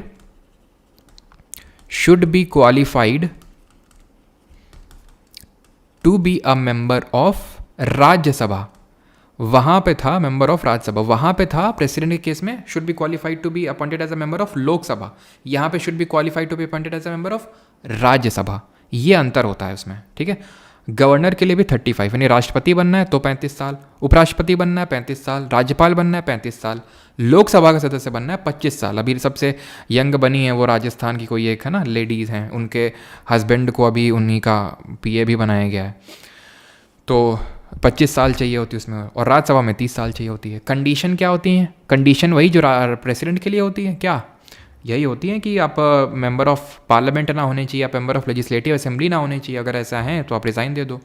oath कौन दिलाता है गवर्नर को, शपथ कौन दिलाएगा, हाई कोर्ट का जो चीफ जस्टिस होगा वो शपथ दिला देगा इनको, ठीक है, जो वहाँ का हाई कोर्ट का चीफ जस्टिस होगा। Discharge of the function of the governor in certain contingencies, ठीक है, तो गवर्नर डिस्चार्ज फंक्शन कौन नहीं होगा तो एक ऐसे ही कोई अपॉइंट कर दिया जाएगा, ठीक है। Power of governor to grant, ये मैं बता चुका हूँ, पार्डनिंग पावर गवर्नर की जैसे प्रेसिडेंट की होती है। अच्छा, तो 161 आई थिंक मैंने नहीं बताया था ना, चलो बता देता हूँ अभी। तो यहाँ पे मैंने बस अभी आर्टिकल आपको बताया था ये कि आर्टिकल 161 है। अब प्रेसिडेंट और गवर्नर के पार्डनिंग पावर में क्या डिफरेंस होता है, तो गवर्नर जो है ये can not pardon death sentence, किसी को अगर मृत्यु दंड मिला है ना तो उसको पार्डन नहीं कर सकता ये, एक। दूसरा ये है कि अगर मार्शियल लॉ से कुछ ऐसा मिला है इसको पनिशमेंट तो इसको पार्डन नहीं कर सकता। मतलब ये है कि प्रेसिडेंट और गवर्नर के पास इक्वल पार्डनिंग पावर होती है, बस दो चीज़ों को छोड़ के। गवर्नर जो है राज्य, अगर किसी को मृत्युदंड मिला है, फांसी मिली है, तो वो राज्यपाल के पास नहीं जा सकता है क्योंकि उसके पास वो पावर नहीं है। और दूसरा, मार्शल लॉ का मतलब है जो लोग डिफेंस फोर्सेस में होते हैं उनके खिलाफ मार्शल वो बैठती है, मार्शल कोर्ट बैठती है, तो उसके खिलाफ अगर कुछ हुआ है तो प्रेसिडेंट के पास जाना पड़ेगा, क्योंकि हमने पढ़ा था president is the supreme commander of all the defence forces, ठीक है। यहाँ पे एक्सटेंट ऑफ, अब यहाँ से क्या है, वहीं 161 तक है। अब यहाँ से एक्चुअल में extent of executive power of state शुरू होता है, ठीक है, जो हमने देखा था आर्टिकल नंबर 73 में था वहाँ पे, ठीक है। तो यहाँ तक सारी चीज़ें क्लियर सभी को, किसी को एक डाउट तो नहीं है? बताइए जल्दी से। हाँ, अब जैसे वहाँ पढ़ा था हमने, there shall be a council of minister headed by prime minister to aid and advise the president. 874 में था ना, 89 जोड़ दो, 9 4 13 8 7 15 16 163। There shall be a council of minister headed by chief minister to aid and advise the governor. तो जैसे वहाँ पे पढ़ा था क्या, कि वहाँ पे ये पढ़ा था कि जो प्रेसिडेंट होता है वो टिटलर, नॉमिनल या फिर डी ज्यूरे हेड होता है, और prime minister real D facto head होता है, हेड ऑफ गवर्नमेंट होता है। उसी तरह यहाँ पे भी है, गवर्नर हेड ऑफ स्टेट होगा, वो जो यूपी एमपी वाला स्टेट होता है, हेड ऑफ स्टेट होगा, टाइटलर हेड होगा, नॉमिनल हेड होगा, डी ज्यूरे हेड होगा, और डी फैक्टो हेड कौन होगा, चीफ मिनिस्टर। बस सिंपल, आपको कुछ नहीं करना है। प्रेसिडेंट को कंपेयर कर लो गवर्नर से, सीएम को कंपेयर, पीएम को कंपेयर कर लो सीएम से। जैसे वहाँ काउंसिल ऑफ मिनिस्टर था तो यहाँ पे काउंसिल ऑफ मिनिस्टर है। और जैसे वहाँ पे अटॉर्नी जनरल था, अटॉर्नी जनरल, तो यहाँ पे कौन होगा, यहाँ पे एडवोकेट जनरल होगा। और कोई है कंपेयर करने के लिए? और तो कोई नहीं मुझे समझ याद आ रहा है। तो और जैसे वहाँ पे सुप्रीम कोर्ट पढ़ते हैं पार्ट 5 में, तो अभी यहाँ पे हाई कोर्ट पढ़ लेते हैं आके, ठीक है। तो हाई कोर्ट स्टार्ट करते हैं। तो हाई कोर्ट कहाँ से कहाँ तक है, 214 से 231, बस ये लास्ट है। पार्ट 5 और पार्ट 6 पूरी तरह से समिट गया आपका। पार्ट 5 तो समिट गया, अब पार्ट 6 में किसी को दिक्कत हो तो बता सकता है, ठीक है। 89 स्टार्ट कहाँ से करें, ये अच्छा क्वेश्चन है, सॉरी। तो ये स्टार्ट कहाँ से करना है, ये आप स्टार्ट कर सकते हैं आर्टिकल नंबर 74 से। करते रहिए 110 तक, देन अब 1111 तक करते रहिए। 112 पे जैसे आए, इसके आगे जब गाड़ी बढ़ाएंगे 123 तक तो 90 ऐड करते रहिएगा। बस एक्सेप्शंस मैंने तुम्हें बता दिए हैं। क्या, एक तो आर्टिकल 82 वाला डिलिमिटेशन समझ में आया, लेजिस्लेटिव काउंसिल का पूरा वो सब दिया हुआ है, ठीक है, एक तो वो। और दूसरा कि जो ऑफिसर यहाँ पे राज्यसभा के पहले दिए हुए हैं, देन लोकसभा के ऑफिसर दिए हुए हैं। यहाँ पे लेजिस्लेटिव असेंबली के पहले ऑफिसर दिए हुए हैं, देन लेजिस्लेटिव काउंसिल के। तो जब ऐड करोगे यहाँ पे 89 राज्यसभा वाले में, तो लेजिस्लेटिव असेंबली के स्पीकर के बारे में तुम्हें पता चलेगा, और यहाँ पे वही, ठीक है। ये बस है, नहीं तो और हर जगह वैलिड रहेगा, ठीक है। अब आते हैं हाई कोर्ट के आर्टिकल, ये भी पार्ट 6 में आएगा, क्योंकि स्टेट की हर चीज़ पार्ट 6 में आएगी। 214 से लेके 231, सर इतने आर्टिकल, हमारा तो दिमाग भेजा बनाया जा रहा है आर्टिकल याद कर कर। इसमें आर्टिकल मैं आपको याद नहीं कराऊंगा, चिंता मत करो। पहला वाला तो बस ये, लेकिन ये जो पूरा ब्रैकेट है वो तो तुम्हें पता ही होना चाहिए कि 124 से 147 सुप्रीम कोर्ट दिया हुआ है, सो दैट अगर मान लो आर्टिकल एग्जैक्ट याद नहीं भी आता है, और अगर इस ब्रैकेट का कोई आर्टिकल नहीं होता है, तो आप ऑप्शन एलिमिनेशन वहाँ पे कर पाओगे, ठीक है। तो 214 से लेके 231। अब हमें क्या क्या याद करना, पहला है हाई कोर्ट होना चाहिए हर स्टेट में। High court to be a court of record, कौन सा आर्टिकल था जो बोल रहा था supreme court should be a court of record? 129 contempt of court, याद करो, जुतियाया जा रहा था वहाँ पे अगर जो कंटेम्प्ट कर रहा था, ठीक है। अब यहाँ पे 214 में अगर हम एक तरह से देखें तो there shall be high court in each state, Bharat के हर राज्य में एक हाई कोर्ट होना चाहिए, ठीक है, एक हाई कोर्ट होना चाहिए हर राज्य में। लेकिन ये आर्टिकल बोलता है कि एक हाई कोर्ट, दो या दो से ज़्यादा हाई कोर्ट के लिए हाई कोर्ट हो सकता है वो, मतलब कुछ ऐसा ही मतलब इसमें यहाँ पे भी लिखा हुआ है। 153 जो आर्टिकल है ना, इसमें ये लिखा हुआ है, आगे लाइन लिखी हुई है कि there can be a common governor for 2 और मोर स्टेट्स, दो या दो से ज़्यादा राज्यों के लिए कॉमन गवर्नर हो सकता है। जैसे मान लेते हैं 2 राज्य हैं, वह यूपी एमपी हैं, तो अगर इनका कोई कॉमन गवर्नर रखना हो तो हो सकता है, बिल्कुल हो सकता है कॉमन गवर्नर। ये चीज़ को 7th कॉन्स्टिट्यूशनल अमेंडमेंट से जोड़ा गया था। जो 7वां संविधान संशोधन हुआ था उसी ने ही बोला था, ये 1956 में हुआ था, कि कॉमन गवर्नर हो सकता है, ठीक, और कॉमन हाई कोर्ट हो सकता है। इसी अमेंडमेंट ने ही इस चीज़ को ऐड किया था, ठीक है। जैसे कि मैं आपको बताता हूँ, जैसे कि रुक जाओ, देखो मेकिंग ऑफ कॉन्स्टिट्यूशन ही अब शुरू है, बस इसके बाद ख़त्म ही है, ठीक है। तो यहाँ पे जैसे हमारा ये क्या है, लक्षद्वीप, इसका हाई कोर्ट यहाँ लगता है, तिरुवनंतपुरम केरल में लगता है। ये है अंडमान निकोबार, इसका high court Madras high court में नहीं लगता है, ध्यान रखना, इसका हाई कोर्ट ऊपर लगता है यहाँ पे वेस्ट बंगाल की हाई कोर्ट में। ऐसे ही महाराष्ट्र और गोवा का कॉमन हाई कोर्ट है, महाराष्ट्र और गोवा का कॉमन हाई कोर्ट है। कहाँ पे? महाराष्ट्र में ही हाई कोर्ट लगता है, मुंबई हाई कोर्ट, गोवा का भी वहीं पे लगता है, महाराष्ट्र का भी वहीं लगता है, और यहाँ तक कि दादर नगर हवेली, दमन और दीव का भी यहीं लगता है, समझ रहे हैं? तो कॉमन हाई कोर्ट हो सकता है। और वो जो मान लेते हैं सर, मान लेते हैं हम लोग, मान लेते हैं जैसे कि राज्यपाल जी हैं हमारे, ठीक है, 2 या 2 से ज़्यादा स्टेट को अपनी सर्विसेज दे रहे हैं, उनको सबको प्लेजर दे रहे हैं, तो कौन सा स्टेट कितनी सैलरी देगा गवर्नर को, ये कहाँ पे लिखा हुआ है? ये लिखा हुआ है 158 में। इस पे भी सवाल बना है अभी, इसलिए बता रहा हूँ इतना स्पेसिफाई करके। 158 में जहाँ कंडीशन लिखा हुआ है, इसी में ही लिखा गया है। 158 की अगर बात करूँ, 158 का जो 158 का जो क्लॉज नंबर 3 है, इसमें ये लिखा हुआ है कि कितना, इसमें पहली बात तो ये लिखा हुआ है कि कितना अलाउंस या फिर सैलरी, कितना एमोल्यूमेंट मिलेगा गवर्नर को, ये पार्लियामेंट डिसाइड करेगा।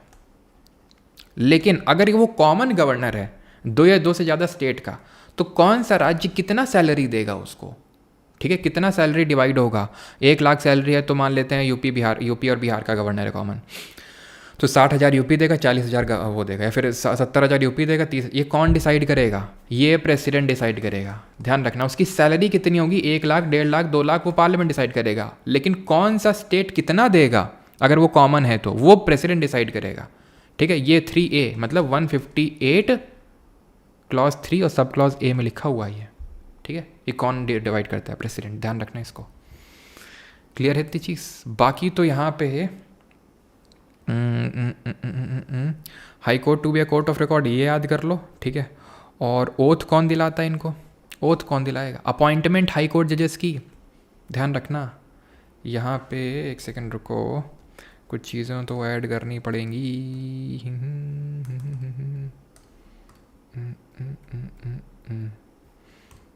ये चीज़ ध्यान रखना, जो हाई कोर्ट के जजेस होते हैं इनकी अपॉइंटमेंट, कुछ ही चीज़ें हमें पढ़नी है, सारी चीज़ें नहीं। इनकी अपॉइंटमेंट कौन करता है?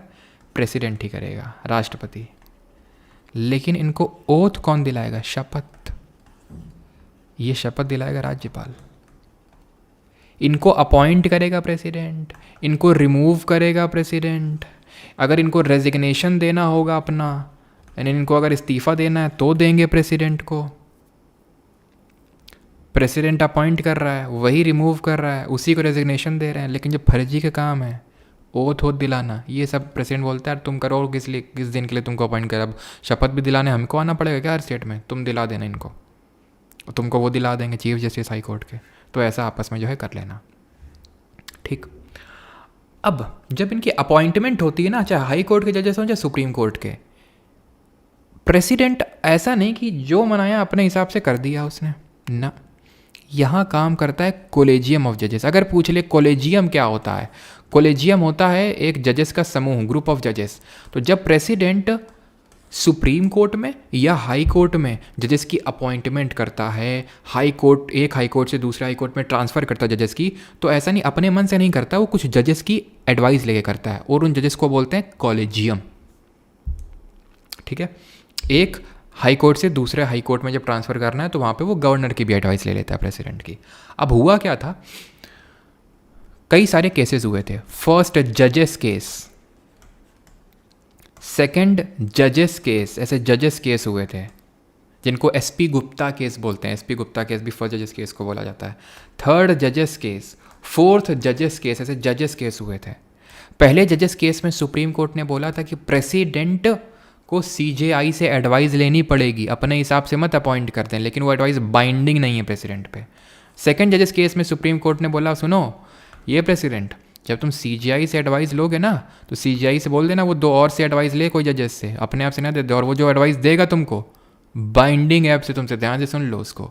थर्ड ने बोला सुप्रीम कोर्ट प्रेसिडेंट से, ए प्रेसिडेंट सुनो ध्यान से, जब तुम ये सब करोगे ना तो सीजीआई से एडवाइस ले लेना, और सीजीआई से बोलना दो नहीं 4 लोगों से एडवाइस ले। अब पार्लियामेंट दिमाग खराब हो गया, पार्लियामेंट चाहती है कि उसके हाथ में पावर रहे, तो पार्लियामेंट ने क्या किया, एक 99th कॉन्स्टिट्यूशनल अमेंडमेंट कर डाला और उससे कॉलेजियम को ही ख़त्म कर दिया। ये जो ग्रुप ऑफ जजेस ये जो बनना है ना सीजीआई प्लस 4 अदर जजेस, यही है कॉलेजियम। 99th अमेंडमेंट ने ख़त्म कर दिया और उसकी जगह एक एनजेएसी ले, national judicial appointment commission. Parliament ने बोला ये कैसा काम भैया है कि मतलब ये तो पहली बार ऐसा हो रहा है कि जो जिसको अपॉइंट कर रहा है मतलब कोई खुद ही को अपॉइंट कर रहा है। अब भाई यहाँ पे अपॉइंटमेंट किसकी हो रही, जजेस की। रिकमेंडेशन भी किसकी ले रहा है प्रेसिडेंट, जजेस की ही ले रहा है रिकमेंडेशन। मतलब ये लोग खुद ही को ही अपॉइंट कर रहे हैं सीजीआई और अदर जजेस। तो पार्लियामेंट ने बोला ये गलत है, ये रॉन्ग नंबर है। तो उसने बोला एनजेएसी ये राइट नंबर है, नेशनल जुडिशियल अपॉइंटमेंट कमीशन।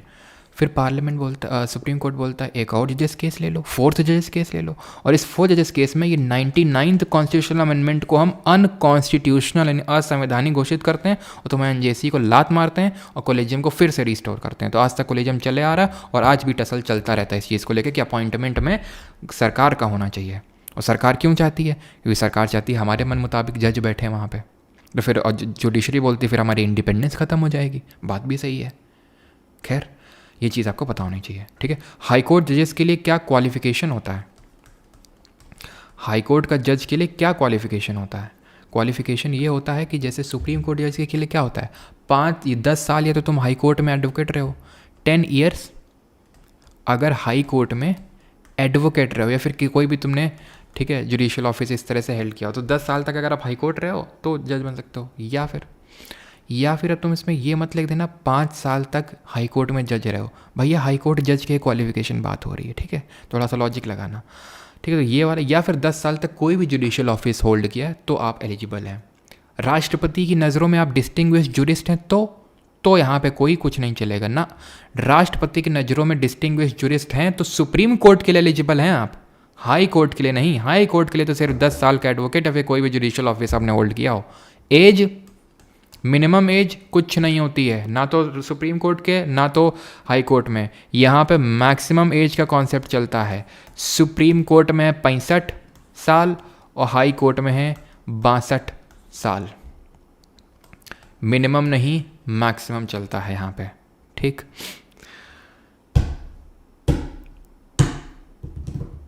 और 2 to 6 अभी पढ़ाएंगे आगे, ठीक है, फंडामेंटल राइट वाले में।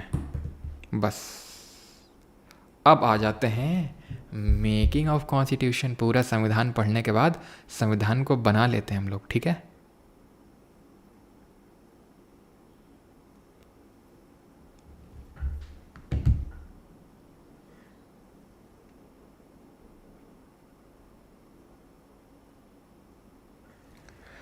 चलिए भाई, मैक्सिमम होता है एक घूंट पानी पी के मेकिंग ऑफ कॉन्स्टिट्यूशन स्टार्ट करते हैं, बस ख़त्म है। फंडामेंटल राइट है, उसके बाद डीपीएसपी और फंडामेंटल ड्यूटी, और उसके बाद आता है पार्ट 5 जो ख़त्म कर चुके हैं, उसके बाद आता है पार्ट 7 जो ख़त्म कर चुके हैं। बचा क्या? तो इसलिए बहुत ही अब कम मतलब टाइम में आपका हो जाने वाला है, ठीक है। मेकिंग ऑफ कॉन्स्टिट्यूशन कौन बनाता है संविधान को? कॉन्स्टिट्यूएंट असेंबली बनाती है, संविधान सभा बनाती है संविधान को। ये बात सबसे पहले किसने बोली थी कि भारत का संविधान एक संविधान सभा बनाएगी और वो इंडिपेंडेंट होगी टू टेक इट्स डिसीजंस और अपने संविधान बनाने के लिए। तो ये चीज़ ध्यान रखना, जवाहरलाल नेहरू ने बोला था इस बात को पहले। कर्रे से एक एक बात जो मैं बोलता हूँ ना तो उसको ध्यान से सुन लिया करो, अच्छे से पूछा जा सकता है क्वेश्चन। कि जवाहरलाल नेहरू ने बोला था कि एक तरह से कॉन्स्टिट्यूएंट असेंबली बननी चाहिए जो इंडिपेंडेंट हो कॉन्स्टिट्यूशन बनाने के लिए, उसमें आउटसाइड इंटरफेरेंस ना हो। लेकिन कॉन्स्टिट्यूएंट असेंबली की मांग जो है सबसे पहले ये एम एन रॉय जी ने रखी थी, मनींद्र नाथ रॉय, जो कि CPI communist party of India के फाउंडर थे। कब बनी थी जरा बताना, एम एन रॉय ने कब बनाई थी CPI? तो 1934, और 1935 में कांग्रेस ने ऑफिशियली डिमांड किया था इस चीज़ को। और ये जो कॉन्स्टिट्यूएंट असेंबली बनी थी, ये बनी थी कैबिनेट मिशन प्लान के तहत, ठीक है, कैबिनेट मिशन प्लान। ये कैबिनेट मिशन जो है एक मिशन था, 3 लोग थे इसमें, पैथिक लॉरेंस, स्टेफर्ड क्रिप्स और AV अलेक्जेंडर। ये 3 लोग थे इसमें, और इसमें चेयरमैन कौन थे? Pethick Lawrence. आया कब था ये? 1946 में। उसके हिसाब से इसके इलेक्शंस करवाए गए थे, जो उसमें प्रोविजंस दिए गए थे कैबिनेट मिशन में, और तब इसको बनाया गया था, ठीक है। कुछ क्वेश्चन पूछा था यहाँ पे मैंने क्या?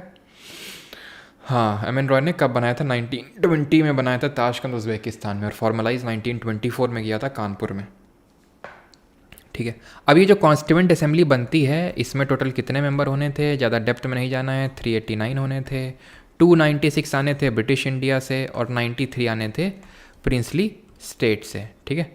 293 कहाँ से आने थे? 296 आने थे ब्रिटिश इंडिया से, और 93 आने थे प्रिंसली स्टेट से। प्रिंसली स्टेट, ये प्रिंसली स्टेट्स की अगर बात करें तो ये क्या है ब्रिटिश इंडिया और प्रिंसली स्टेट में डिफरेंस? तो ब्रिटिश इंडिया का मतलब है कि जहाँ पे ब्रिटिशर्स का डायरेक्टली या इनडायरेक्टली, मतलब डायरेक्टली कंट्रोल था, डायरेक्टली। और प्रिंसली स्टेट जहाँ पे इनडायरेक्टली कंट्रोल था, वो राजे रजवाड़े जहाँ पे राजाओं का रूल अभी भी चल रहा था, लेकिन ब्रिटिशर्स के नाम पे रूल कर रहे थे वो। तो ये बोला गया था कि 296 लोग यहाँ से आएंगे, इनडायरेक्टली इलेक्ट होके आएंगे ये, ठीक है।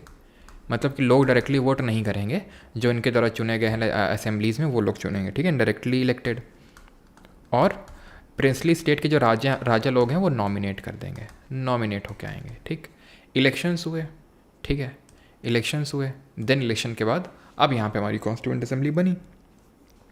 इसके बीच में ध्यान रखिएगा कि इंतरिम सरकार भी बनाई जाती है। इंतरिम सरकार क्या होती है? इंतरिम गवर्नमेंट क्या होती है? तो इंतरिम गवर्नमेंट बनाई गई थी, इंतरिम गवर्नमेंट बनाई गई थी इसलिए सो दैट एक स्मूथ ट्रांसफ़र ऑफ पावर किया जा सके, क्योंकि आपको पता है ब्रिटिशर्स अब यहाँ से छोड़ के जाने वाले थे। अब जब ब्रिटिशर्स यहाँ पे छोड़ के जाने वाले थे तो उन्होंने एक इंतरिम सरकार बना दी कि भाई हम किस तरह से छोड़ के जाएंगे, तो आपको ट्रांसफ़र करेंगे पावर, तो उसके बीच में एक इंतरिम गवर्नमेंट बना देते हैं जब तक आपकी परमानेंट गवर्नमेंट नहीं बन जाती है। तो इसको बनाया गया था 2 सितंबर 1946 को। इसमें इंतरिम गवर्नमेंट के जो प्रेसिडेंट थे वो माउंट बैटन था, और जो वाइस प्रेसिडेंट थे वो नेहरू जी थे। नेहरू जी ही उसमें एक्सटर्नल अफेयर्स की मिनिस्ट्री होल्ड कर रहे थे। कॉमनवेल्थ मिनिस्टर भी यही थे, कॉमनवेल्थ मिनिस्टर भी यही थे, ठीक। Home minister Sardar Patel, defence minister Baldev Singh, ठीक है। और फाइनेंस मिनिस्टर कौन था? ये मुस्लिम लीग का था फाइनेंस मिनिस्टर, लियाकत अली खान, जो यहाँ का पहला प्राइम मिनिस्टर था पाकिस्तान का, लियाकत अली खान। तो ये चीज़ ध्यान रखनी है इंतरिम सरकार के बारे में थोड़ी सी। तो ये चीज़ है जो मतलब बीच में सरकार टाइप बन गई थी, एक छोटी सी इंतरिम सरकार। लेकिन खैर बैक टू कॉन्स्टिट्यूएंट असेंबली। तो संविधान सभा जो है अब यहाँ पे बैठती है। संविधान सभा का जो पहला सेशन होता है, फर्स्ट जो सेशन होता है, फर्स्ट मीटिंग होता है कॉन्स्टिट्यूएंट असेंबली का, वो 9 दिसंबर 1946, 9 दिसंबर 1946 को होता है। यहाँ पे जो इसके सबसे पूर्वज या फिर हम बोलें सबसे जो बड़े इसके सदस्य थे कॉन्स्टिट्यूएंट असेंबली में, वो सच्चिदानंद सिन्हा थे। तो उनको बोला गया कि आप जो है टेम्पररी तौर से, यानी अस्थायी तौर से चेयरमैन बन जाइए, टेम्पररी जो है चेयरमैन बन जाइए। किसके? कॉन्स्टिट्यूएंट असेंबली के टेम्पररी चेयरमैन बन जाइए, ठीक है, सच्चिदानंद सिन्हा। देन फिर कॉन्स्टिट्यूएंट असेंबली ने अपना एक परमानेंट अपना चुन लिया, क्या? चेयरमैन, ठीक है। और वो किसको चुना? परमानेंट चुना डॉक्टर राजेंद्र प्रसाद जी को। और वो पार्लियामेंट्री कमेटी वाला मुझे याद दिलाना लास्ट में, मुझे आपको लास्ट में वो बताना है, ठीक है। 3 कमिटीज़ हैं बस वो। ठीक है, doctor Rajendra Prasad. Constitutional adviser, संवैधानिक सलाहकार। कॉन्स्टिट्यूशनल एडवाइज़र किसको बनाया गया, संवैधानिक सलाहकार? सर BN राव, बेनेगल नरसिंह राव को। ये कुछ फैक्ट्स हैं तो ध्यान रखना है, कॉन्स्टिट्यूशनल या फिर लीगल एडवाइज़र कोई बात सेम है, ठीक। वाइस प्रेसिडेंट यूजुअली पूछता नहीं है, लेकिन अगर पूछ ले तो ऐसे याद करो, HC और VT, HC और VT, HC मुखर्जी और VT कृष्णमाचारी, ये आपको ध्यान में रखना है, ठीक।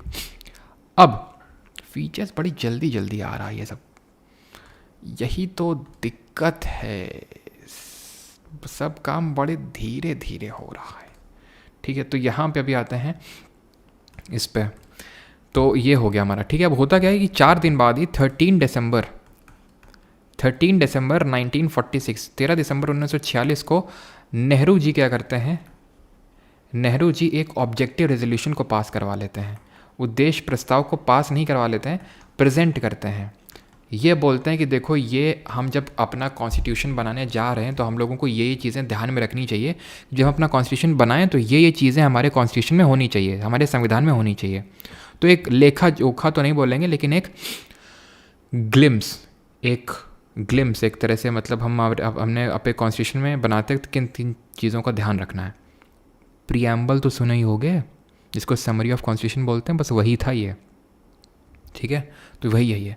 देन इसको 22 जनवरी 1947 को हमारी कॉन्स्टिट्यूएंट असेंबली एडॉप्ट कर लेती है, ठीक है, एडॉप्टेड बाय कॉन्स्टिट्यूएंट असेंबली, ठीक।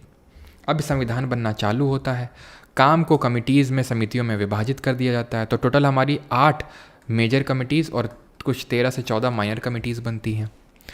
अब इन कमिटी से कभी कभी चेयरमैन पूछ लेता है आपसे, जैसे कि अब हमें सब नहीं रटनी है, जो मैं आपको याद करा रहा हूँ सिर्फ वही। जिस भी कमेटी के नाम के आगे यूनियन होगा उसके चेयरमैन नेहरू होंगे, या फिर अगर यूनियन का उल्टा क्या होता है, स्टेट होता है, तो अगर स्टेट भी होगा तो भी नेहरू ही होंगे, ठीक। ये भी क्लियर हो गया। जो हमारे प्रांत थे, जो प्रोविंसेस थे, ठीक है, प्रांत थे, प्रोविंसेस थे, जैसे जो प्रिंसली स्टेट थे, उनको भारत में किसी ने मर्ज करने, किसको क्रेडिट दिया जाता है अखंडता का, भारत को अखंडता का क्रेडिट किसको दिया जाता है? पटेल जी को, सरदार पटेल जी को। इसलिए इनको फादर ऑफ इंडियन यूनिटी बोलते हैं। 31 अक्टूबर को हम यूनिटी डे सेलिब्रेट करते हैं। तो इन्होंने ऐसे याद करो, प्रिंसली स्टेट को मर्ज किया भारत में, तो प्रोविंशियल कॉन्स्टिट्यूशन कमेटी की है। और ड्राफ्टिंग कमेटी तो कहने ही क्या, सबसे इंपॉर्टेंट कमेटी थी ड्राफ्टिंग कमेटी, जिसको प्रारूप या मसौदा समिति बोलते हैं। अंबेडकर जी इसके चेयरमैन थे। इसमें टोटल 7 मेंबर्स थे, 7 सदस्य थे, ठीक है, 7 सदस्य थे इसमें, जिसके चेयरमैन अंबेडकर जी थे। क्लियर हो गई थी चीज़। और क्या यहाँ पे क्वेश्चन पूछेगा? और एक तो ये, मतलब ये सब याद हो गए, 5-6 कमिटीज़ आपको याद हो गई। अब माइनर कमिटीज़ कुछ देख लेते हैं। तो राजेंद्र प्रसाद हमारे हेड थे कॉन्स्टिट्यूएंट असेंबली के, यानी कि सबसे बड़े मुखिया थे, ठीक है, हेड थे। तो जो मुखिया होता है वही फाइनेंस संभालता है।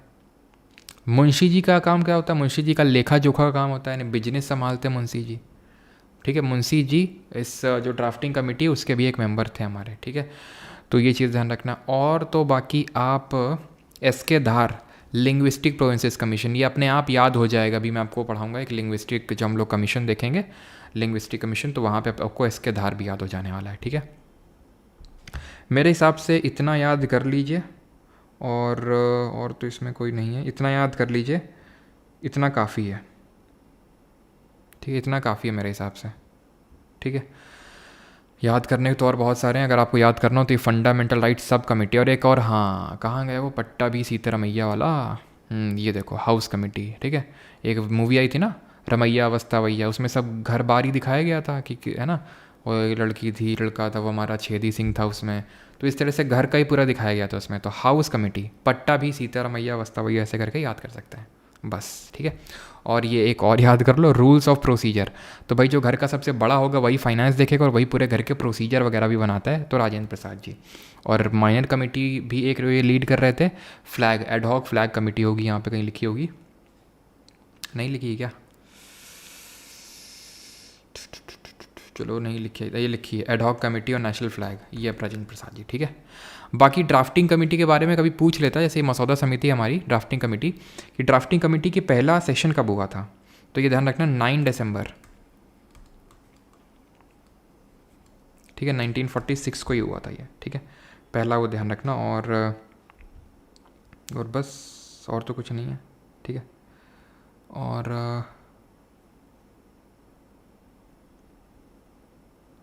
बस और तो कुछ आई थिंक इसमें ज़्यादा है नहीं, ठीक है। चलो सर, वो किसने लिखा था, कितने टाइम लगा था, बता रहे हैं भाई, इतना भी जल्दी मत करो, ठीक है। तो ये हमारा क्लियर हो गया, ऑब्जेक्टिव रेजोल्यूशन कब अडॉप्ट किया गया, ठीक है, वो क्या था, एक तरह का वो था। अब कॉन्स्टिट्यूशन हमारा बनना स्टार्ट हुआ, कितने सेशंस लगे, तो टोटल 11 सेशंस लगे, 11 सेशंस लगे कॉन्स्टिट्यूशन को बनने में।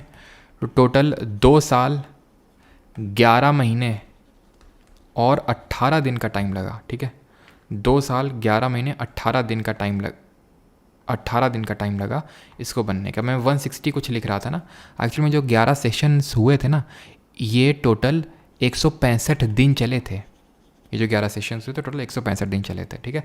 तो ये टोटल 11 सेशन हुए थे, इतना टाइम टोटल जो है कॉन्स्टिट्यूशन को बनने में लगा था। जो कॉन्स्टिट्यूशन को कैलीग्राफ किया था, कैलीग्राफी किसने करी थी, ये करा था प्रेम बिहारी, ठीक है, प्रेम बिहारी नारायण रायज़दा जी ने। ये इंग्लिश में लिखा था। हिंदी में किसने करी थी कैलीग्राफी, वसंत कुमार वैद्य, वसंत कुमार वैद्य, हिंदी में लिखा था। डेकोरेट किसने किया था, डेकोरेट ये किया था नंदलाल बोस, नंदलाल बोस। सिंबल क्या था कॉन्स्टिट्यूएंट असेंबली का, हाथी मेरा साथी, दैट इज एलिफेंट था। कॉन्स्टिट्यूशन बन के तैयार कब हुआ, यानी कि हमने अपने कॉन्स्टिट्यूशन को कब अडॉप्ट किया और लागू कब किया, एनफोर्स और अडॉप्ट। तो अडॉप्ट तो हमने कर लिया था 26 नवंबर 1949 को, 26 नवंबर 1949 को, और लागू किया था 26 जनवरी 1950 को, यानी 2 महीने बाद, क्योंकि इसी दिन हमने अपना पहला पूर्ण स्वराज डे जो है सेलिब्रेट किया था, इसलिए मतलब पहला इंडिपेंडेंस डे हमने सेलिब्रेट किया था इसलिए।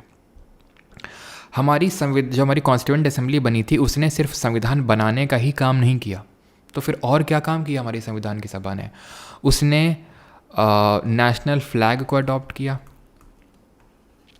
जो हमारा राष्ट्रीय ध्वज है उसको, नेशनल एंथम को अडॉप्ट किया, ठीक है, नेशनल सॉन्ग को अडॉप्ट किया, उसने कॉमनवेल्थ की मेंबरशिप को रैटिफाई किया। कॉमनवेल्थ जो आज हम गेम्स खेलते हैं, कॉमनवेल्थ कंट्रीज़ कौन सी होती हैं, जो ब्रिटिश के रूल में कभी ना कभी रही थी, और ठीक है, तो ये चीज़। तो नेशनल फ्लैग कब अडॉप्ट किया, तो ये हमने अडॉप्ट किया था 22 जुलाई 1947। एंथम और सॉन्ग को कब अडॉप्ट किया, 24 जनवरी 1950। इसी दिन ही हमने राजेंद्र प्रसाद को, हमने मतलब कॉन्स्टिट्यूएंट असेंबली ने, कॉन्स्टिट्यूएंट असेंबली ने राजेंद्र प्रसाद को पहला राष्ट्रपति घोषित किया। कॉमनवेल्थ मई 1949, क्लियर होती इतनी बात, मई 1949। और इसके अलावा कानून भी बनाए, लॉ मेकिंग बॉडी के तौर पे भी फंक्शन करती थी हमारी कॉन्स्टिट्यूएंट असेंबली, लेकिन तब इसके हेड जीवी मावलंकर होते थे, जो लोकसभा के पहले स्पीकर थे। जब कॉन्स्टिट्यूशन बनाने के लिए बैठती थी तो राजेंद्र प्रसाद हेड होते थे, जब कानून बनाने के लिए बैठते थे तो जीवी मावलंकर जी हेड होते थे, ठीक है। एक चीज़ कि हमारा जब संविधान हमने अडॉप्ट किया था, जिस दिन हम अपना संविधान दिवस मनाते हैं, संविधान हत्या दिवस कब मनाते हैं, संविधान दिवस मनाते हैं, उस दिन ही कुछ प्रोविजंस उस दिन ही लागू कर दिए गए थे, जो इलेक्शन से, नागरिकता यानी सिटीजनशिप से रिलेटेड थे, उनको तभी लागू कर दिए गए थे, जिनके बिना देश आगे नहीं बढ़ सकता था। और पूरा हमने 26 जनवरी को पूरा लागू किया उस चीज़ को, ठीक है। यहाँ पे हमारा मेकिंग ऑफ कॉन्स्टिट्यूशन होता है ख़त्म। किसी कोई डाउट सर? क्या चीज़? विमेन टोटल 15 थी और जिन्होंने संविधान में साइन किया वो 8 थी, ठीक है। टोटल 15 विमेंस थी कॉन्स्टिट्यूएंट असेंबली में, जिन्होंने साइन किया था वो 8 थी। चलिए अभी आते हैं फीचर्स ऑफ कॉन्स्टिट्यूशन, देखते हैं जल्दी से। पहला फीचर क्या है, हमारे देश का जो संविधान है, it is the lengthiest written constitution, lengthiest written constitution, सबसे लंबा है, सबसे बड़ा है, ये तो बात समझ में आती है। रिटन का मतलब क्या? रिटन का मतलब है जिसको तुरंत अमेंड नहीं किया जा सकता है बहुत जल्दी, और कि उसको कुछ लोग बैठे थे बनाने के लिए। ऐसा नहीं कि कुछ जो हमारे रूल चले आ रहे थे कि हिंदू नियमानुसार या फिर मुस्लिम के शिया अनुसार इस तरह से, और ये इन्हीं कोई नियम मतलब इसी कोई संविधान बोल दिया गया। जैसे ब्रिटेन की बात करें जहाँ से हमने पार्लियामेंट्री फॉर्म ऑफ गवर्नमेंट लिया है, वहाँ का अनरिटन कॉन्स्टिट्यूशन है, बिकॉज वहाँ पे जो पहले से लॉ एग्जिस्ट कर रहे थे उन्हीं को कोडिफाई करके कॉन्स्टिट्यूशन बोल दिया गया। वो लोग कोई कॉन्स्टिट्यूंट असेंबली अपनी नहीं बिठाए थे बनाने के लिए। तो it is the lengthiest written constitution of the world. ठीक, दूसरा जो आपको ध्यान में रखना है, बताना मत किसी को, ठीक है, दैट इज़ कि इंडिया में जो फेडरेशन है, इंडिया में फेडरेशन है, लेकिन फेडरेशन वर्ड कहीं पे भी कॉन्स्टिट्यूशन में नहीं लिखा है, इस चीज़ को ध्यान रखना। वो है federation with a strong centre. अब ये बड़ा इंपॉर्टेंट है, ठीक है, ध्यान से समझना इसको। Federation with a strong centre का मतलब क्या? फेडरेशन का मतलब ये होता है सेंटर और स्टेट के बीच में, सेंटर और स्टेट्स के बीच में पावर का इक्वल डिवीजन है, ठीक। लेकिन इंडिया में जो फेडरेशन है उसमें पावर्स का डिवीजन तो है, मतलब फेडरेशन तो है, मतलब पावर का डिवीजन तो है, लेकिन सेंटर के पास ज़्यादा पावर है, स्ट्रॉन्ग सेंटर। और ये चीज़ को हम कहाँ से लिए थे? सी से सेंटर, और सी से कौन सा देश आता है जिसको कि हम खालिस्तान के नाम से भी जानते हैं? बताइए जल्दी से। तो ऐसा हमारे यहाँ पे फेडरेशन है जहाँ पे स्ट्रॉन्ग सेंटर है, केंद्र सरकार के पास ज़्यादा पावर है, ठीक है। ऐसा फेडरेशन हमारे यहाँ पे इंडिया में एग्जिस्ट करता है, जो कि हमने कनाडा के कॉन्स्टिट्यूशन से लिया है। क्वेश्चन इस तरह से बनता है कि कुछ आपको प्रोविजंस दे देता है और पूछता है कि ये कैसा प्रोविज़न है, फेडरल प्रोविज़न है या फिर यूनिटरी प्रोविज़न है। मतलब जैसे कि appointment of governor bye centre in state, ठीक। सिंगल कॉन्स्टिट्यूशन, रिटन कॉन्स्टिट्यूशन, ये दोनों यूनिटरी फीचर हैं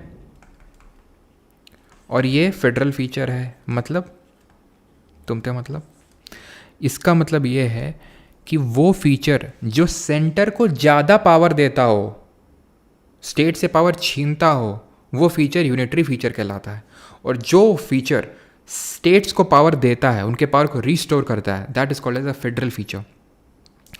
गवर्नर स्टेट का हेड होता है, लेकिन उसकी अपॉइंटमेंट सेंटर कर रहा है, यानी कि सेंटर की ज़्यादा पावर है यहाँ पे। तो ये चीज़ भी हमने कनाडा के कॉन्स्टिट्यूशन से लिया,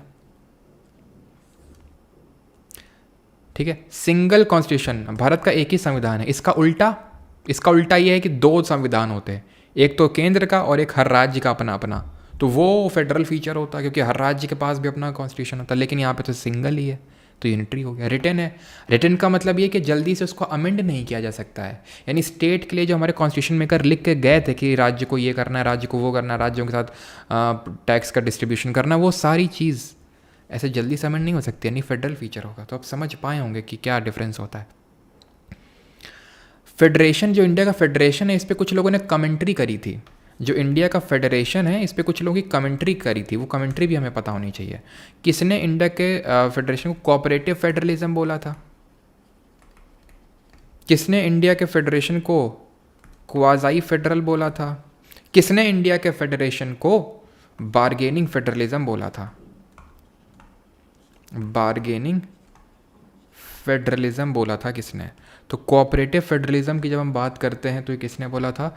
ये बोला था ग्रैनविल ऑस्टिन ने। Granville Austin.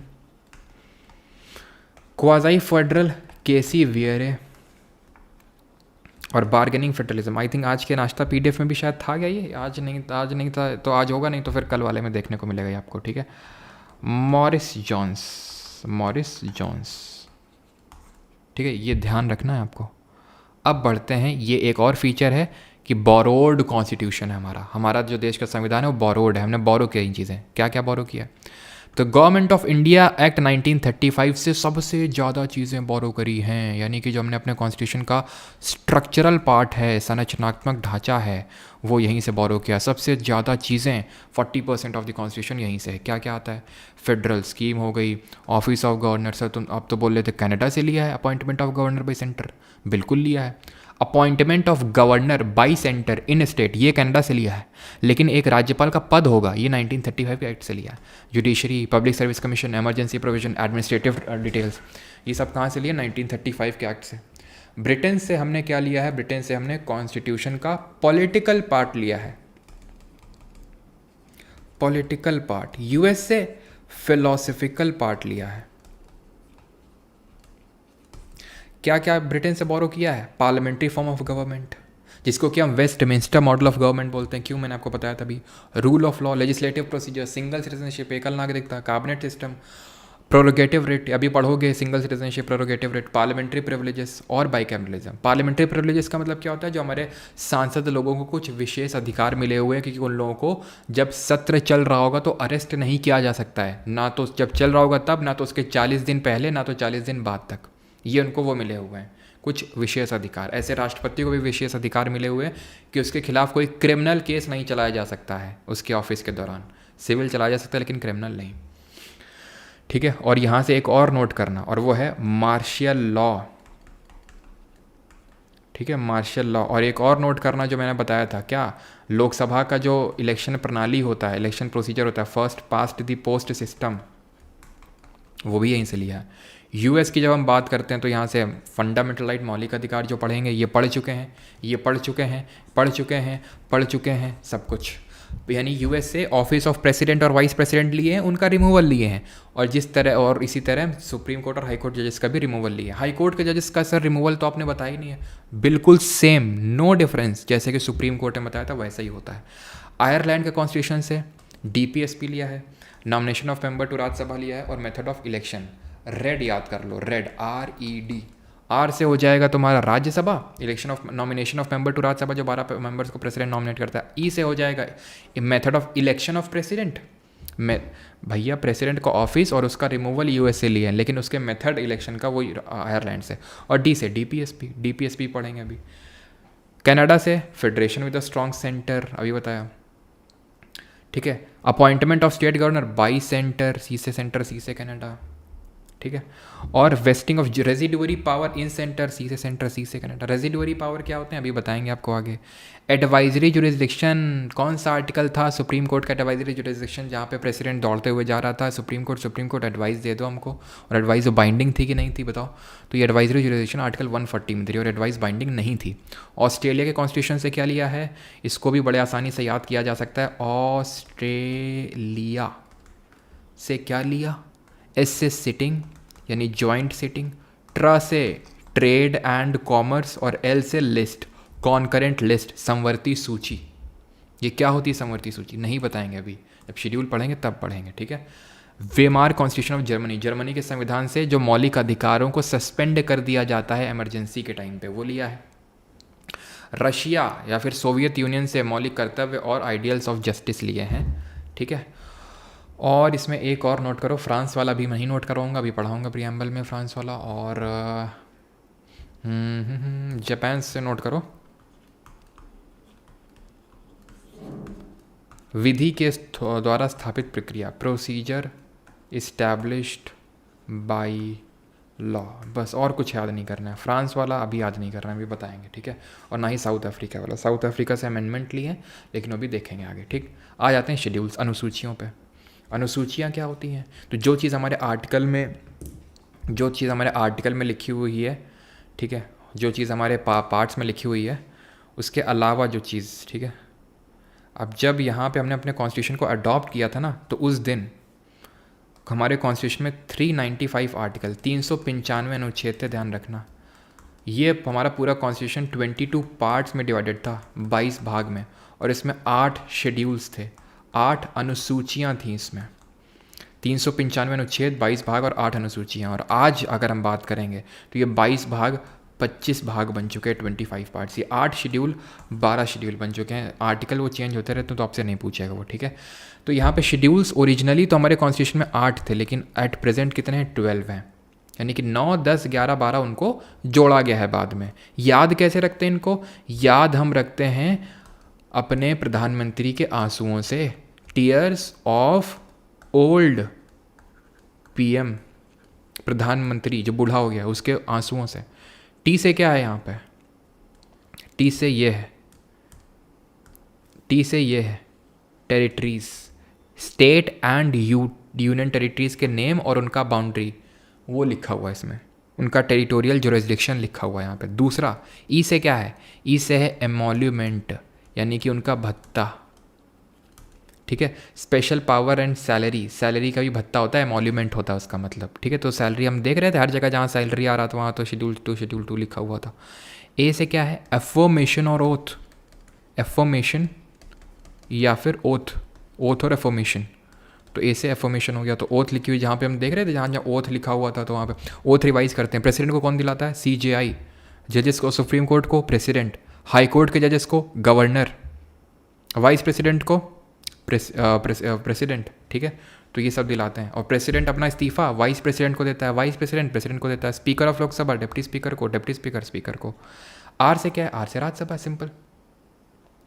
राज्यसभा में सीटों का आवंटन, हिंदी मीडियम वाले सर्च कर लो गूगल में शेड्यूल्स इन हिंदी, वो आपको, नहीं तो ये लिखा होगा यहाँ पे, मैंने नहीं लगाया क्या, तो वहाँ पे वो कर लो, आपको पूरा आ जाएगा। अगर कहीं पे दिक्कत होगी तो आपको समझ में आ जाएगा, ठीक है। तो राज्यसभा में सीटों का आवंटन दिया हुआ है, ठीक, क्लियर। और अभी हमने पढ़ा nomination of members in Rajya Sabha को कहाँ से लिया है, बताइए जरा। राज्यसभा में जो मेंबर्स को नॉमिनेट किया जाता है वो प्रोसीजर हमने कहाँ से लिया है? एस से क्या है? Scheduled areas and scheduled area और शेड्यूल्ड ट्राइब्स का जो एडमिनिस्ट्रेशन है। ओ से क्या है? अदर शेड्यूल्ड एरियाज, जिनको कि ट्राइबल एरिया भी बोल देते हैं, जिनको कि हम ट्राइबल एरिया भी बोल देते हैं, ठीक है। ओ से अदर शेड्यूल्ड एरिया याद कर लो या फिर ट्राइबल एरिया होता है। इसमें 4 राज्य लिखे हुए हैं, वो तुमसे पूछ लेता है वो 4 राज्य कौन से हैं। वो 4 राज्य हमें याद करने होते हैं।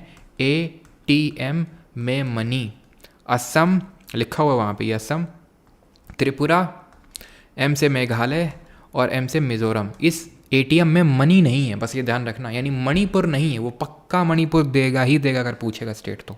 F में क्या है? F से क्या है? F से है ये federal provisions, federal provisions. Federal provisions का मतलब क्या होता है? फेडरल का मतलब होता है पावर्स का बंटवारा। तो शेड्यूल 7 में 3 लिस्ट लिखी हुई हैं, यूनियन, स्टेट और कॉन्करेंट। मतलब ये है कि पार्लियामेंट किन किन मैटर्स को लेके लॉ बना सकता है, कानून बना सकता है, स्टेट का लेजिस्लेचर किन किन मैटर्स पे लॉ बना सकता है, वो लिखा हुआ है। यूनियन की जो लिस्ट है उस पे जितने भी सब्जेक्ट हैं उस पे सिर्फ देश की संसद यानी कि पार्लियामेंट लॉ बना सकती है। इसमें कैसे सब्जेक्ट लिखे हुए हैं? जो बहुत ही इंपॉर्टेंट सब्जेक्ट हैं, जैसे कि डिफेंस हो गया, बैंकिंग हो गया, रेलवे हो गया, एटॉमिक एनर्जी हो गया। जो भी इम्पॉर्टेंट मसले हैं जिनका लेना देना पूरे देश से है वो यहाँ पे लिखा हुआ है। फिर स्टेट लिस्ट के कौन कौन से सब्जेक्ट होते हैं? स्टेट लिस्ट के वो सब्जेक्ट जिस पे कि सिर्फ स्टेट का लेजिस्लेचर ही लॉ बना सकता है, जैसे कि पुलिस, जैसे कि हेल्थ, जैसे कि बेटिंग हो गया और गैम्बलिंग, गैम्बलिंग जो होता है, ठीक है, बेटिंग और जो गैम्बलिंग होता है आपका, ठीक है, बेटिंग जितने बेटिंग ऐप्स वगैरह होते हैं तो उन सब को रेगुलेट करने का काम स्टेट लिस्ट में होता है, ठीक है। और एक लिस्ट होती है कॉन्करेंट लिस्ट, जिसको बोलते हैं समवर्ती सूची। इसमें क्या आता है? इसमें आता है जैसे हमारा एजुकेशन, शिक्षा, ठीक है। इसमें आता है जैसे मैरिज एंड डाइवोर्स, ठीक है। इसमें आता है आपके जो लेबर डिस्प्यूट्स होते हैं। इसको ऐसे याद कर लो। देखो ये तो सिर्फ मैंने एग्जाम्पल लिखे हैं, यूनियन लिस्ट में 100 से ज़्यादा सब्जेक्ट्स हैं, ठीक है। यूनियन लिस्ट में 100 से भी ज़्यादा सब्जेक्ट्स हैं। ऐसे स्टेट लिस्ट में बहुत सारे सब्जेक्ट है, वो सारे सब्जेक्ट हम याद नहीं कर सकते हैं। हम एक जनरल अंडरस्टैंडिंग डेवलप कर सकते हैं कि इसमें किस किस तरह की चीज़ें लिखी हुई हैं, जैसे defence, banking, railways, atomic energy, या फिर आप करेंसी ले सकते हो। ये सब इनका सबका लेने देना पूरे देश से है, तो इंपॉर्टेंट मसले हैं यहाँ पे। वहीं पुलिस ले लें, हेल्थ ले लें, लोकल गवर्नमेंट ले लें, ठीक है, लोकल गवर्नमेंट ले लें, एग्रीकल्चर ले लें, तो इन सब का लेने देना राज्य से होता है, ठीक है। तो इसलिए ये सारे स्टेट लिस्ट के सब्जेक्ट में। कॉन्करेंट में ऐसे याद कर लो कि जो मतलब दोनों सरकारें नहीं देखना चाहती, भाई मैरिज या डिवोर्स कौन ही इनके पचड़े में पड़े, इन ये सब मैटर कभी सॉल्व होने वाले नहीं है। मैरिज डिवोर्स डिस्प्यूट, शिक्षा भी सोचते हैं, शिक्षा यार तुम देख लो, हमें तो बस समझ रहे हो, मतलब ये सब ऐसे हैं जिनको अवॉइड करना चाहते हैं ये लोग, तो इसलिए इनको इसमें डाल दिया। जैसे कि insolvency and bankruptcy. Insolvency bankruptcy क्या होता है, जब कोई दिवालिया वगैरह हो जाता है तो उसके खिलाफ जो केसेस चलते हैं उसको इंसॉल्वेंसी एंड बैंकरप्सी बोलते हैं। तो ये सब इसमें है, ठीक है, कॉन्करेंट लिस्ट समवर्ती सूची में। यूनियन लिस्ट के सब्जेक्ट्स पे स्टेट का लेजिस्लेचर लॉ नहीं बना सकता है। स्टेट की लिस्ट के सब्जेक्ट में यूनियन का यानी कि पार्लियामेंट, देश की संसद लॉ नहीं बना सकती है। कॉन्करेंट लिस्ट में ये कौन सी लिस्ट है, ये वो लिस्ट है जिसपे दोनों बना सकते हैं, यूनियन भी और स्टेट भी। लेकिन अगर दोनों ने बना दिया तो यूनियन का प्रिवेल करेगा। सर क्या मान लो कि कोई ऐसा सब्जेक्ट आ गया जिसपे कि जो लिखा ही नहीं हुआ इन तीनों लिस्ट में, तो उसको क्या बोलेंगे, उसी को तो बोलते हैं रेजिडुअरी लिस्ट, जिस पे लॉ बनाने का पावर सेंटर के पास होता है। ये कहाँ से लिया है, कनाडा से लिया है इस चीज़ को, कि रेजिडुअरी लिस्ट जो है सेंटर के पास वेस्ट करती है, सीधे सेंटर सीधे कनाडा। लेकिन कुछ ऐसे मैटर होते हैं, कुछ ऐसे अपवाद होते हैं, कुछ ऐसे सिचुएशंस होती हैं जहाँ पे स्टेट लिस्ट के सब्जेक्ट पे पार्लियामेंट लॉ बना देता है। कौन सी सिचुएशंस होती हैं, अगर देश में राष्ट्रीय आपातकाल लगा है तो, अगर उस राष्ट्र में राष्ट्रपति शासन लगा है तो, अगर कोई एक इंटरनेशनल ट्रीटी को एनफोर्स करना, लागू करवाना है तो, और अगर 2 या 2 से ज़्यादा राज्यों ने अपने वहाँ से बिल पास करवा लिया और बोला, बिल पास करवा के पार्लियामेंट से गुहार लगाई कि प्लीज़ हमारे सब्जेक्ट पे लॉ बना दीजिए, तो बना सकता है, जो उन्हीं स्टेट के लिए वैलिड होगा। ये कुछ अपवाद होते हैं, ठीक। ओ से क्या है, ओ से ऑफिशियल लैंग्वेज है। ये ऑफिशियल लैंग्वेज क्या होता है, जो 8th शेड्यूल में लिखा हुआ है, बड़ी जल्दी जल्दी जा रहा है सब है। तो शेड्यूल में, इस शेड्यूल में क्या लिखा हुआ है, ऑफिशियल लैंग्वेजेस। अब ऑफिशियल लैंग्वेज पे एक अलग से हमारा, अलग से क्या है, अलग से वो है, वो मतलब वही, वो मतलब एक पार्ट है। पार्ट नंबर बताओ जल्दी से कौन सा है, जो इमरजेंसी के जस्ट पहला वाला पार्ट है, बताओ जल्दी से। तो उसके बारे में भी पढ़ेंगे हम लोग, ठीक है। तो ये शेड्यूल 8 को ध्यान रखना है थोड़ा सा। शेड्यूल नंबर 8, 8वीं जो अनुसूची है, इसमें टोटल अगर हम बात करें क्या दी हुई, लैंग्वेजेस, भाषाएं दी हुई हैं। कितनी भाषाएं दी हुई हैं, 14 लैंग्वेजेस दी हुई हैं। और अभी कितनी है, 22 लैंग्वेजेस हैं। ओरिजिनली इतनी थी, अभी कितनी है, 22 हैं। तो यानी कि कोई ना कोई अमेंडमेंट हुआ होगा। जी हाँ, 21st अमेंडमेंट हुआ है, 71st अमेंडमेंट हुआ है, 92nd अमेंडमेंट हुआ है। तो 21st अमेंडमेंट से सिंधी को जोड़ा गया था, 71st अमेंडमेंट से KMN कोंकणी, मणिपुरी, कोंकणी कहाँ बोली जाती है बताओ जल्दी से, और N नेपाली, इन तीनों को जोड़ा गया था। 92nd की अगर हम बात करें तो इससे किसको जोड़ा गया था, BDSM, ठीक है। तो BDSM को जोड़ा गया था। BDSM क्या है, वो नहीं जो आप सोच रहे हैं, बोडो, ठीक है, ये याद करने के लिए है। ये मत सोचना कि कॉन्स्टिट्यूशन मेकर्स ने जानबूझ के इन्हीं को ऐड किया था, ठीक है। बोडो, डोंगरी, संथाली और मैथिली, ठीक है, मैथिली।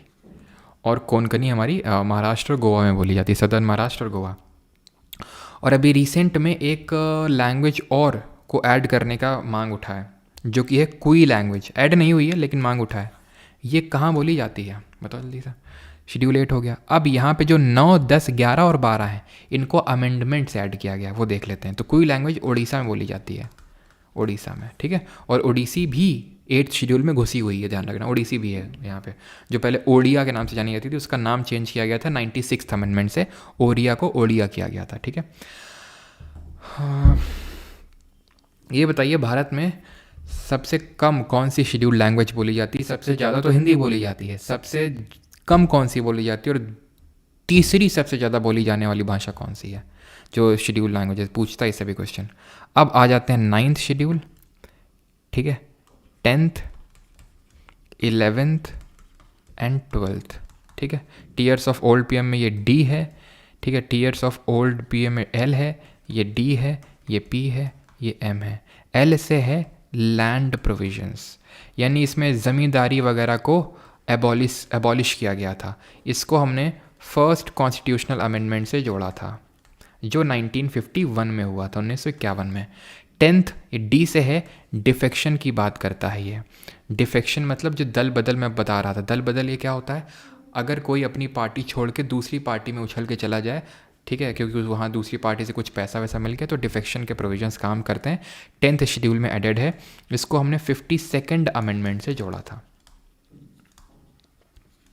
पी से पंचायत के बारे में है, इसको कि 73rd अमेंडमेंट से जोड़ा था।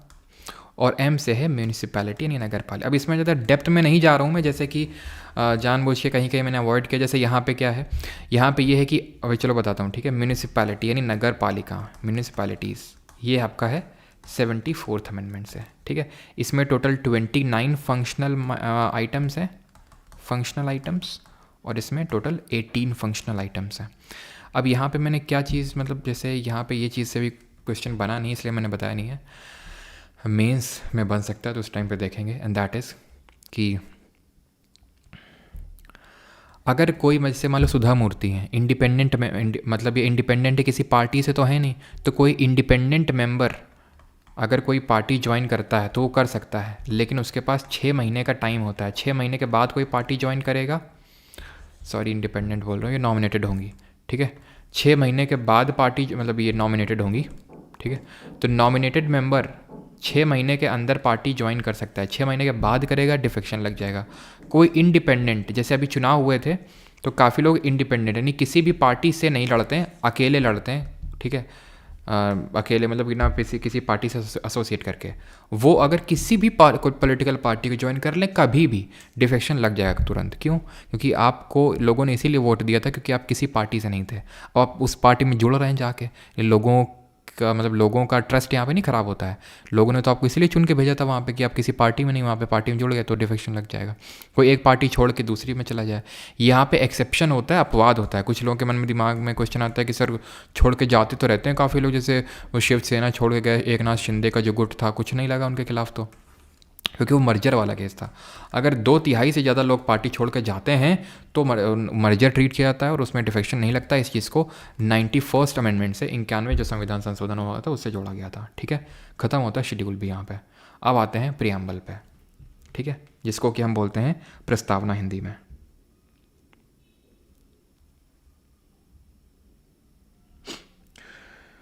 सर लंच करने जाना, जाओ भाई जाओ, लंच वंच जिसको करना है जाओ आराम से, कोई दिक्कत नहीं है। लेकिन वही है कि बस ठीक है, मिस कर दोगे, खैर कोई बात नहीं, लंच ज़्यादा इंपॉर्टेंट है। प्रियम्बल पे आते हैं, प्रस्तावना बोलते हैं। क्या है ये कॉन्स्टिट्यूशन की समरी है। ये पूरा संविधान बन गया था तब इसको बनाया गया था। सर आप तो बोले तो ऑब्जेक्टिव रेजोल्यूशन ही प्रियम्बल है, और वो तो पहले आ गया था। वो प्रियम्बल नहीं था, वो प्रियम्बल का एक हम बोल सकते हैं कि अरे प्रियम्बल का मतलब प्रियम्बल की तरह था वो, ठीक है। तो वो आ गया था कि इसमें ये समरी है और इस चीज़ का ध्यान हमें रखना है। लेकिन भाई तुम खुद ही सोचो, जब बुक का इंडेक्स तुम कब लिख पाओगे? तुमने कोई बुक लिखी है, उसका इंडेक्स तुम क्या उसके पहले लिख दोगे क्या कि 1 पेज नंबर से लेकर 4 पेज नंबर के बीच में ये दिया हुआ है, 5 से लेकर 10 के बीच में दिया हुआ है। जब लिख के पूरा कर दोगे तभी तो इंडेक्स लिख पाओगे। तो प्रियम्बल भी तभी कंपोज किया गया जब समरी तभी लिखी गई। समरी तो तभी लिख पाओगे जब पूरा कॉन्स्टिट्यूशन पढ़ोगे, तो समरी है कॉन्स्टिट्यूशन की। इसको कॉन्स्टिट्यूशन का आईडी कार्ड किसने बोला था? कॉन्स्टिट्यूशन का पॉलिटिकल हॉरोस्कोप किसने बोला था इसको? पॉलिटिकल हॉरोस्कोप, आईडी कार्ड बोला था एन ए पालखी वाला जी ने, ठीक है। एन ए पालखी वाला।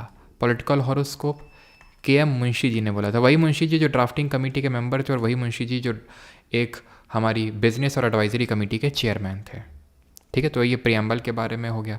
प्रियम्बल हमने कहाँ से बोरो किया है? यूएसए के कॉन्स्टिट्यूशन से बोरो किया है, अमेरिका से इसको बोरो किया है। और कुछ और कुछ तो नहीं है, नहीं इसमें, ठीक है। प्रियम्बल, अभी इस पे आते हैं, ठीक है। सबसे एकदम छोटा चैप्टर हमारा प्रियम्बल समरी ऑफ कॉन्स्टिट्यूशन। तो यहाँ पे पूरा पढ़ सकते हैं, we the people of India having solemnly resolve. तो ये जो है यहाँ पे लिखा हुआ है we the people of India, यानी ये बताता है कि सोर्स ऑफ पावर क्या है कॉन्स्टिट्यूशन का। तो ये सोर्स ऑफ पावर बोलता है कि संविधान को अपनी शक्तियाँ कहाँ से मिलती हैं, कहाँ से लेता है।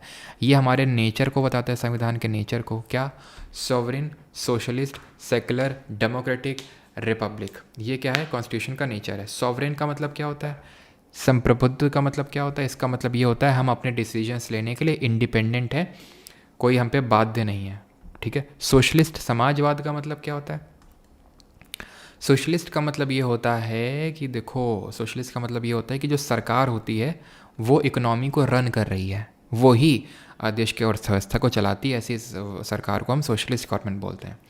सेकुलर, पंथ निरपेक्ष, धर्मनिरपेक्ष, यहाँ पे सारे धर्मों को मान्यता मिली हुई है। जैसे कि हमारा पड़ोसी पाकिस्तान है, वो है इस्लामिक स्टेट ऑफ पाकिस्तान, है। हमारा पड़ोसी है बांग्लादेश, जो पहले सेकुलर हुआ करता था, अब क्या है, अब वो धीरे धीरे क्या है, एक इस्लामिक स्टेट की ओर बनने की ओर जा रहा है।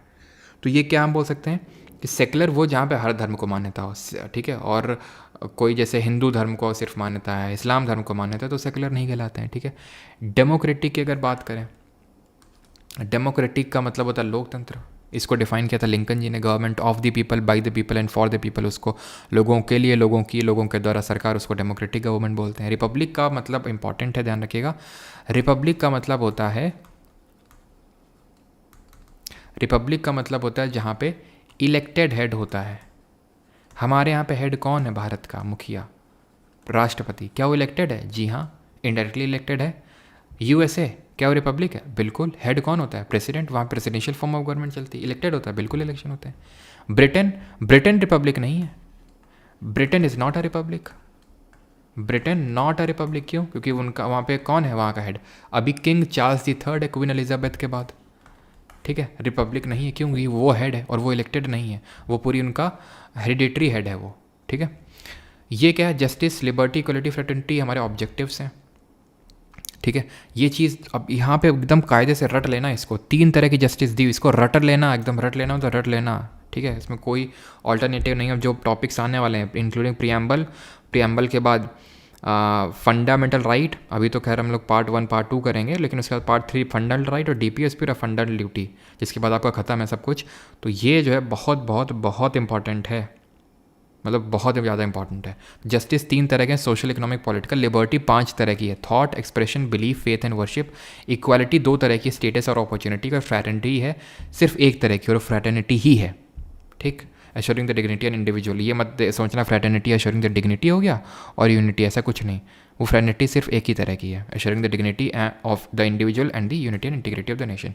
और यहाँ पे date of adoption of constitution दी है कि हमने अपने संविधान को 26 नवंबर 1949 को अडॉप्ट किया था, लागू किया था।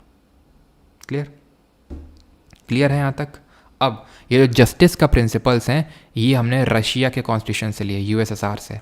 और लिबर्टी, इक्वालिटी और फ्रैटर्निटी, इसको लिया फ्रेंच रेवोल्यूशन से, ये ओरिजिनेट हुए थे। तो फ्रांस के कॉन्स्टिट्यूशन, तो वहाँ पे मैंने नहीं लिखवाया था सोर्सेज में, इसीलिए यहाँ पे नोट कर लेना, फ्रांस की कॉन्स्टिट्यूशन से लिए थे लिबर्टी, इक्वालिटी और फ्रैटर्निटी को। ख़त्म हो गया प्रियम्बल। अब आते हैं पार्ट्स ऑफ कॉन्स्टिट्यूशन। पहला part that talks about union and it's territory. ये किसकी बात करता है? यूनियन एंड इट्स टेरिटरी, संघ व उसके राज्य क्षेत्र। Part 1 of the constitution, article 1 से लेके 4, अनुच्छेद नंबर 1 से 4 तक के बीच में इसमें दिया हुआ है। पहला आर्टिकल बोलता है India that is Bharat shell be a union of state, यानी 2 नाम लिखे हुए हैं, India that is Bharat shell be a union of states, ये लिखा हुआ है इसमें।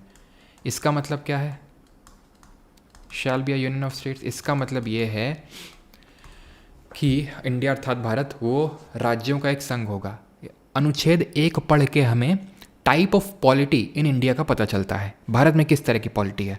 तो इससे हमें ये पता चलता है कि जो इंडिया के स्टेट्स हैं उनके बीच में कोई एग्रीमेंट नहीं है इंडिया का यूनियन बनाने के लिए। यह बात अम्बेडकर जी ने क्लैरिफाई कर दी थी कि स्टेट ये ना सोचें कि वो मतलब उनके बीच में मतलब कोई एग्रीमेंट है। ये जो हमारा इंडिया है वो यूनाइटेड स्टेट्स ऑफ अमेरिका की तरह नहीं है कि स्टेट के पास कि मतलब स्टेट के पास राइट टू सेसीड है, हमारे इंडियन स्टेट्स के पास they have no right to secede from the union. अगर उनको चाहिए कि वो भारत से अलग रहना चाहते हैं, ऐसा नहीं पॉसिबल है। ठीक है, तो टाइट ऑफ पॉलिटी है। ठीक, क्लियर। दूसरा और तीसरा ये क्या बात करते हैं, ये दूसरा बात करता है एडमिशन और इस्टेब्लिशमेंट ऑफ न्यू स्टेट। अगर कोई नए स्टेट को, किसी टेरिटरी को हमें भारत का हिस्सा बनाना है, उसको राज्य बनाना है, तो article 2। Article 3 formation of new state, ये है इस्टेब्लिशमेंट ऑफ न्यू स्टेट, ये formation of new state. Formation का मतलब ये होता है, भैया 2 और 3 में कन्फ्यूज़न होता है ना आपको, तो 2 का मतलब होता है कि कोई फॉरेन टेरिटरी को, जैसे मान लो कि पाकिस्तान को हिस्सा है, बांग्लादेश को हिस्सा है, उसको हम भारत में मर्ज करके एक राज्य बनाना चाहें, आराम से अनुच्छेद 2 का इस्तेमाल करिए। 3 कोई एग्जिस्टिंग स्टेट में आपको छेड़छाड़ करनी है। ठीक है, अगर कोई एग्जिस्टिंग स्टेट है उसमें आपको छेड़छाड़ करने से मेरा मतलब है उसकी बाउंड्री को चेंज करना है, उसका नाम बदलना है, उसको तोड़ के 2 राज्य बना देना है, उसको तोड़ के 3 राज्य बना देना है, वो 3 आर्टिकल नंबर 3 से होगा। जैसे कि छत्तीसगढ़ बना एमपी से टूट के 2000 में, सन 2000 में, ऐसे उत्तराखंड बना सन 2000 में यूपी से टूट के, झारखंड बना बिहार से टूट के। तो सब आर्टिकल 3 का यूज़ करके हुए होंगे, क्यों? एग्जिस्टिंग स्टेट के साथ कुछ कर रहे हैं ना, इसलिए। और आर्टिकल 2 में जो हमारा भारत का पार्ट नहीं है उसको अगर भारत में ला रहे हैं तो 2। और 4 ये बोलता है कि जो भी तुम 2 और 3 के तहत चेंजेस करोगे उसको आर्टिकल, ये क्या लिखा हुआ लॉज में, मतलब 368 के तहत अमेंडमेंट डील नहीं किया जाएगा। पहले पढ़ लेते हैं क्या लिखा हुआ। Laws made under article 2 and 3 to provide for the amendment of the first and the fourth schedule of the and supplemental, ये छोड़ो, इसमें जो लिखा हुआ है इसमें ये ध्यान रखना, amendment under article 2 and 3 shall not be dealt as amendment under article 368, यानी अनुच्छेद 368 के तहत उनको संविधान में संशोधन नहीं माना जाएगा। अब ये यहाँ के थोड़ा सा पॉज कर लो, तुमको पॉज करने के ब्रेक लेने के लिए नहीं बोल रहा हूँ, मैं बोल रहा हूँ इसको पॉज कर लो। ये 368 क्या है, बस इसके बाद ही लगा हुआ है। ठीक है, इसके बाद अभी हम लोग समझेंगे 368 और अमेंडमेंट। बस अभी के लिए समझ लो, आर्टिकल 2 and 3 के तहत जो आप चेंजेस करते हो वो अमेंडमेंट नहीं डील किए जाते हैं। क्यों? क्योंकि ये सिंपल मेजोरिटी से किए जाते हैं। जो भी दोनों अमेंडमेंट है, इसको करने के लिए आर्टिकल 2 and 3 में जो आपको चेंजेस करने होते हैं उसके लिए सिर्फ सिंपल मेजोरिटी लगती है, साधारण बहुमत लगता है। और ये जो इस तरह का बिल होता है, उस बिल को पहले प्रेसिडेंट के पास उस बिल को प्रेसिडेंट के पास पहले भेजना होता है। क्यों? क्योंकि प्रेसिडेंट उस बिल को स्टेट के पास भेजेगा, राज्यों के पास, उनकी एडवाइस लेने के लिए। और ये चीज़ को 5th कॉन्स्टिट्यूशनल अमेंडमेंट से ऐड किया गया था। जो 5वां संवैधानिक संशोधन है उसने बोला था कि राष्ट्रपति एक स्टिपुलेटेड टाइम के अंदर स्टेट से एडवाइस लेगा कि भाई हम तुम्हारा नाम चेंज कर रहे हैं, तुम्हारी बाउंड्री चेंज कर रहे हैं, या हम तुमको तोड़ रहे हैं, तो तुम ये बता दो। ठीक है, क्योंकि आर्टिकल 3 में तो यही सारे काम होते हैं। तुम बता दो तुमको कुछ अगर तुम्हारी आखिरी इच्छा हो तो, क्योंकि काम तो करेगा पार्लियामेंट ही, वो चेंज तो पार्लियामेंट ही करेगा सर, सिंपल मेजोरिटी से, वो भी स्पेशल भी नहीं चाहिए। लेकिन तुमको कुछ एडवाइस देनी तो दे सकते हो। तो ये 5th अमेंडमेंट ने बोला था कि प्रेसिडेंट एक स्टिपुलेटेड टाइम में वो चीज़ पूछेगा। आर्टिकल 3 में ये 5th तो 5th अमेंडमेंट किससे डील करता है? आर्टिकल 3 से। बात आई फिर बाद में कि भाषा के आधार पर क्या राज्य बनने चाहिए क्या, तो एक इसको लेके धार कमीशन बना। तो अभी आप याद कर सकते हो जो लिंग्विस्टिक हमारा एक कमेटी बनी थी, उसके हमारे चेयरमैन कौन थे? धार जी थे। ठीक है, तो धार कमीशन बनाया गया इसको लेके 1948 में। उन्होंने बोला यार नहीं बनने चाहिए ना, मना कर दिया उन्होंने, भाषा के आधार पर राज्य नहीं बनने चाहिए। राज्यों का और गुस्सा भड़क गया, जेवीपी कमीशन बनाया गया। जवाहरलाल नेहरू, वल्लभ भाई पटेल और पट्टाभी सीतारामैया के चेयरमैनशिप में, इन्होंने भी मना कर दिया। फिर एक बनाया गया फजल अली कमीशन। ठीक है, क्यों बनाया गया? क्योंकि इसके बीच में कुछ हो गया था। क्या हो गया था? इसके बीच में ये हो गया था, एक पोट्टी श्री रामलू या फिर पोट्टू श्री रामलू जी की डेथ हो गई थी। पोट्टू श्री रामलू जी की डेथ हो गई थी इनकी। क्यों? क्योंकि ये फास्ट एंड टू डेथ पे बैठे हुए थे आंध्र प्रदेश में। आंध्र प्रदेश मांग कर रहा था जोरों से कि हमें भाषा के आधार पे बनाया जाए, लिंग्विस्टिक बेसिस पे क्रिएट किया जाए। नहीं कर रहा था parliament, fast and to death में डेथ हो गई।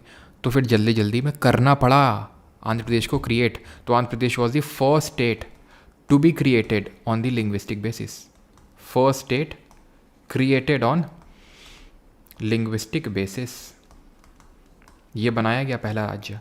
बाकी स्टेट ने और अपनी डिमांड तेज कर दी कि हमें भी क्रिएट करो, तो फिर इसलिए एक फ़ज़ल अली कमीशन बनाया गया।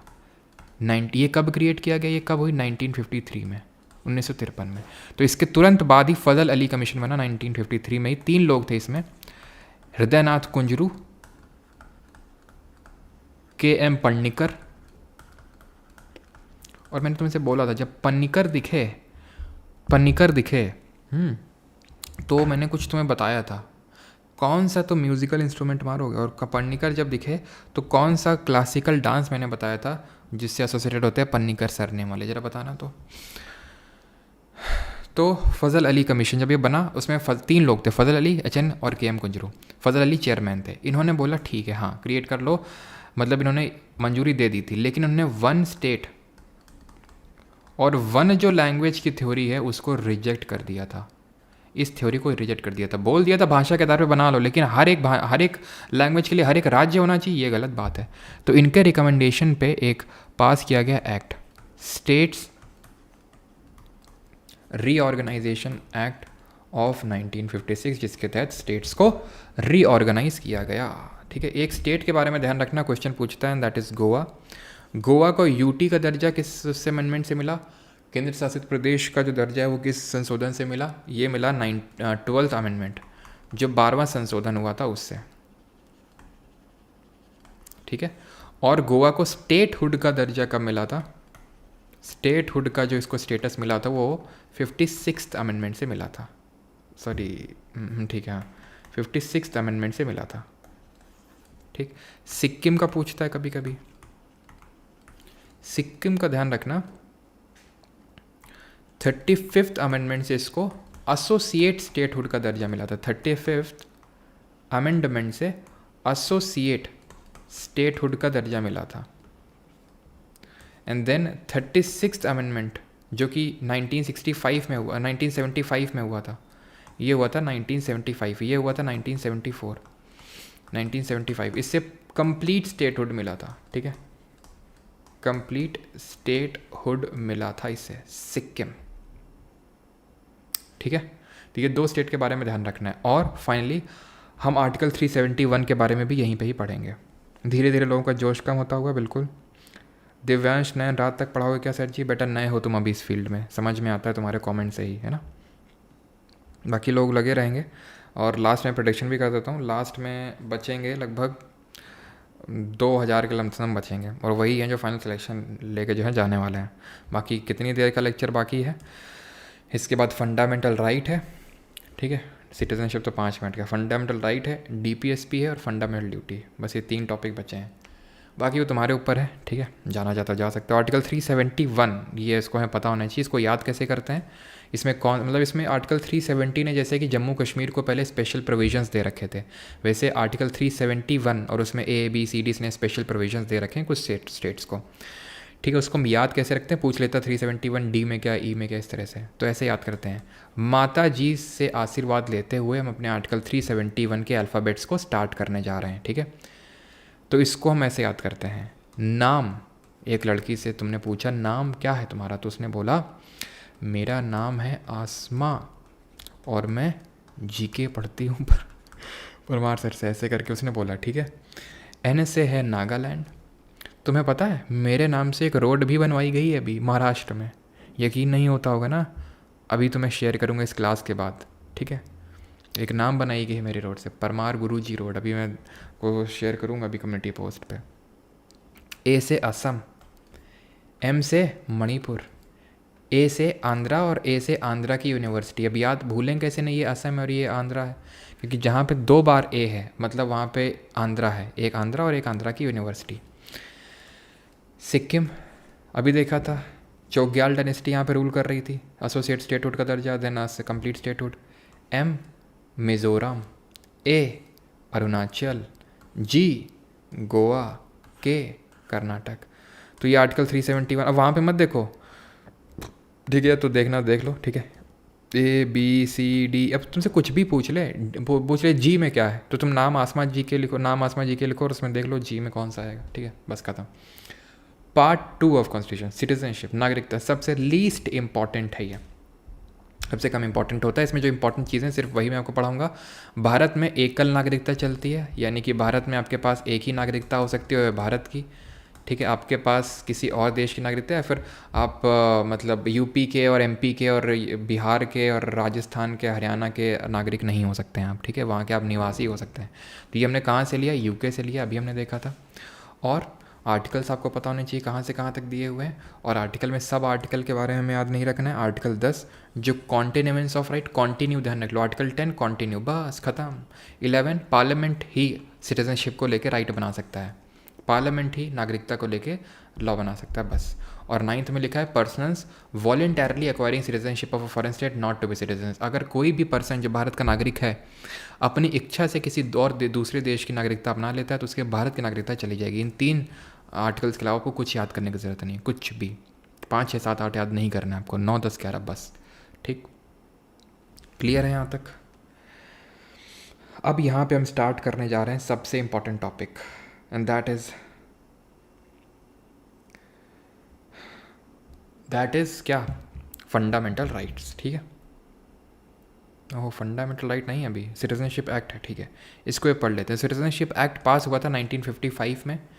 इसमें 2 चीज़ें हैं, एक तो किस तरह से कोई भारत का नागरिक बन सकता है, एक्वायर कर सकता है भारत की नागरिकता, और कोई कैसे भारत की नागरिकता को लूज़ कर सकता है, नहीं खो सकता है, ठीक है। तो एक्वायर कैसे की जा सकती है इंडिया की सिटीजनशिप? बाई बर्थ, यानी अगर आपका जन्म भारत में हो जाए। बाई डिसेंसी, जन्म तो बाहर हुआ है लेकिन मम्मी पापा भारत के ही हैं। पर रजिस्ट्रेशन, जन्म भी बाहर हुआ है, मम्मी पापा भारत के तो नागरिक नहीं हैं लेकिन भारत से ही बिलोंग करते हैं, पहले भारत में ही उनका जन्म हुआ था, भारत की सिटीजनशिप उनके पास हुआ करती थी, मूलतः भारत से हैं वो, ठीक है।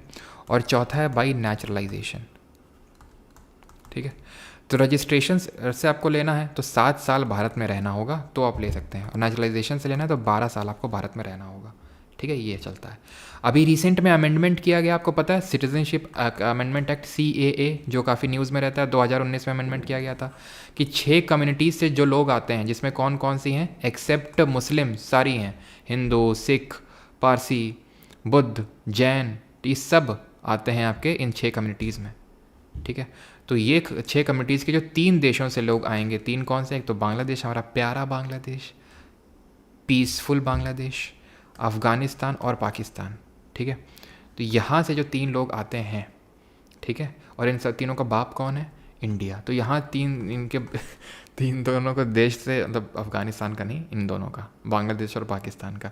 तो इंडिया अगर आते हैं तो नेचुरलाइजेशन से आपको 12 साल नहीं, आपको 5 साल ही रहना होगा भारत में, ठीक है।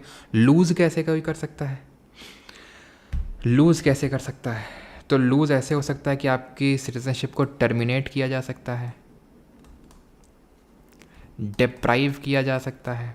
डिप्राइव मतलब, टर्मिनेट मतलब, जैसे आपने किसी और देश की सिटीजनशिप ले ली, आपकी नागरिकता चली जाएगी, या फिर आपने कुछ गलत डॉक्यूमेंट सबमिट किए हैं तो आपको चली जाएगी, या फिर अगर आप किसी एनिमी कंट्री की हेल्प करते हैं वॉर के समय तो आपकी नागरिकता चली जाएगी। और एक तरह से और एक्वायर की जा सकती है, अगर भारतीय सरकार हमारी किसी टेरिटरी को एक्वायर कर ले, जैसे पूरे बांग्लादेश को हम भारत का हिस्सा बना लें, ठीक, तो सारे बांग्लादेश के लोग कल ही भारत के नागरिक हो जाएंगे, उनको कुछ बर्थ डिसेंसी कुछ लेना देना नहीं, भारत का टेरिटरी बन गए, अपने आप नागरिक बन गए। अब आते हैं मौलिक अधिकार, ठीक है। गिनती का 2 मिनट कवरेज, गिनती का, ठीक है, और तुरंत आते हैं, कोई नहीं जाएगा, बहुत इंपॉर्टेंट है। अगर मतलब अभी तक नहीं गया हो तो फंडामेंटल राइट, DPSP और फंडामेंटल ड्यूटी ख़त्म करके जाना, बिकॉज ये बहुत इंपॉर्टेंट टॉपिक है, और इसके बाद ख़त्म ही है, इसके बाद तो सब कुछ कर ही चुके हैं, बचा ही क्या है।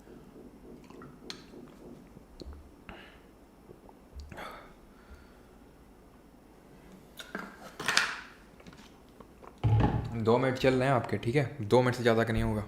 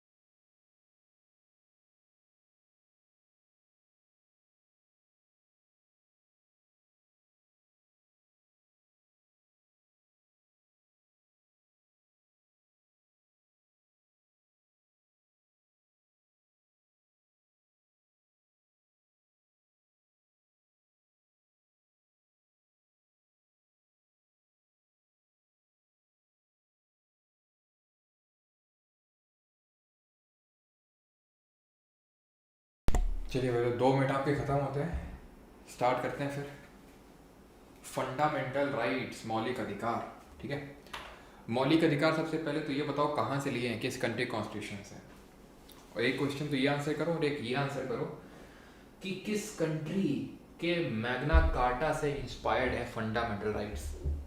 किस कंट्री के मैग्ना कार्टा से इंस्पायर्ड है, जल्दी से।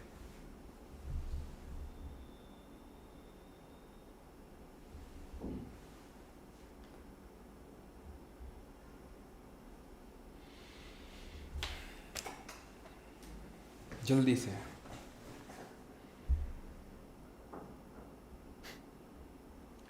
USA, UK, UK, UK, okay. देखो फंडामेंटल राइट्स जो कि हमारे पार्ट 3 ऑफ कॉन्स्टिट्यूशन में आते हैं, भाग 3। भाग 1 में यूनियन एंड टेरिटरी, पार्ट 2 में सिटीजनशिप, पार्ट 3 में फंडामेंटल राइट्स। आर्टिकल अनुच्छेद 12 से लेकर 35 के बीच में है। ये जो हैं इंस्पायर्ड हैं from the bill of rights USA से हम लोगों ने लिया, बिल ऑफ राइट्स यूएसए। लेकिन ये इनका ओरिजिन हुआ था as Magna Carta in UK. हमने तो लिया यूएसए से, लेकिन एज ओरिजिन हुआ था इनका in the form of Magna Carta in the UK. ठीक है, इतनी चीज़ क्लियर। अभी हम आते हैं आर्टिकल 12 से 35 दिया है, तो आर्टिकल 12 में क्या दिया हुआ है, अनुच्छेद 12 में। अनुच्छेद 12 में दिया हुआ है स्टेट का डेफिनेशन। इसमें दिया हुआ है स्टेट का डेफिनेशन कि स्टेट का मतलब क्या है। स्टेट में आता है यूनियन का गवर्नमेंट, स्टेट का government, parliament, state legislature, LIC, ONGC, जितना आप सोच सकते हो। यानी कि अगर क्वेश्चन बन जाएगा कि बताओ इनमें से स्टेट में क्या क्या आता है, तो आखिरी ऑप्शन होगा उसमें ऑल ऑफ दी अबव, बस वही हो आंसर तुम्हारा, बस वही। ठीक, तो all of the above answer होगा इसमें। आर्टिकल 13 अनुच्छेद 13 ये बोलता है कोई लॉ, कोई भी कानून जो बनाया गया पार्लियामेंट, स्टेट लेजिस्लेचर के द्वारा, अगर if it is inconsistent with fundamental right. Inconsistent with fundamental right का मतलब है कि अगर वो मौलिक अधिकारों के विरुद्ध है तो उसको नल एंड वॉइड डिक्लेयर कर सकता है, उसको क्वैश कर सकता है, उसको ख़त्म कर सकता है। कौन? Judiciary, that is supreme court और हाई कोर्ट। क्लियर इतनी चीज़। 12 और 13 में क्या लिखा हुआ है, कोई भी कानून जो पार्लियामेंट बनाए, स्टेट लेजिस्लेचर बनाए, उन सब को, ठीक है, अगर कोई मौलिक अधिकार के विरुद्ध है तो जुडिशरी उसको नल एंड वॉइड डिक्लेयर कर सकती है। इसी को हम बोलते हैं एक तरह से। इसी में, इसमें भी जुडिशियल रिव्यू नहीं थे। वैसे हमने आर्टिकल 137 भी देखा था जुडिशियल रिव्यू में, इसको भी जुडिशियल रिव्यू का आर्टिकल बोल सकते हैं। अब अगर हम बात करें हमारे कॉन्स्टिट्यूशन में कितने फंडामेंटल राइट्स हैं, एक्चुअल में जो फंडामेंटल राइट स्टार्ट होते हैं वो 14 से स्टार्ट होते हैं, 14 से, और जाते हैं 32 तक, 14 से लेकर 32। तो हमारे कॉन्स्टिट्यूशन में ओरिजिनली जब हम बात करते हैं, ठीक है, ओरिजिनली 7 क्या थे, ओरिजिनली मूलतः 7 मौलिक अधिकार थे, 7 फंडामेंटल राइट थे।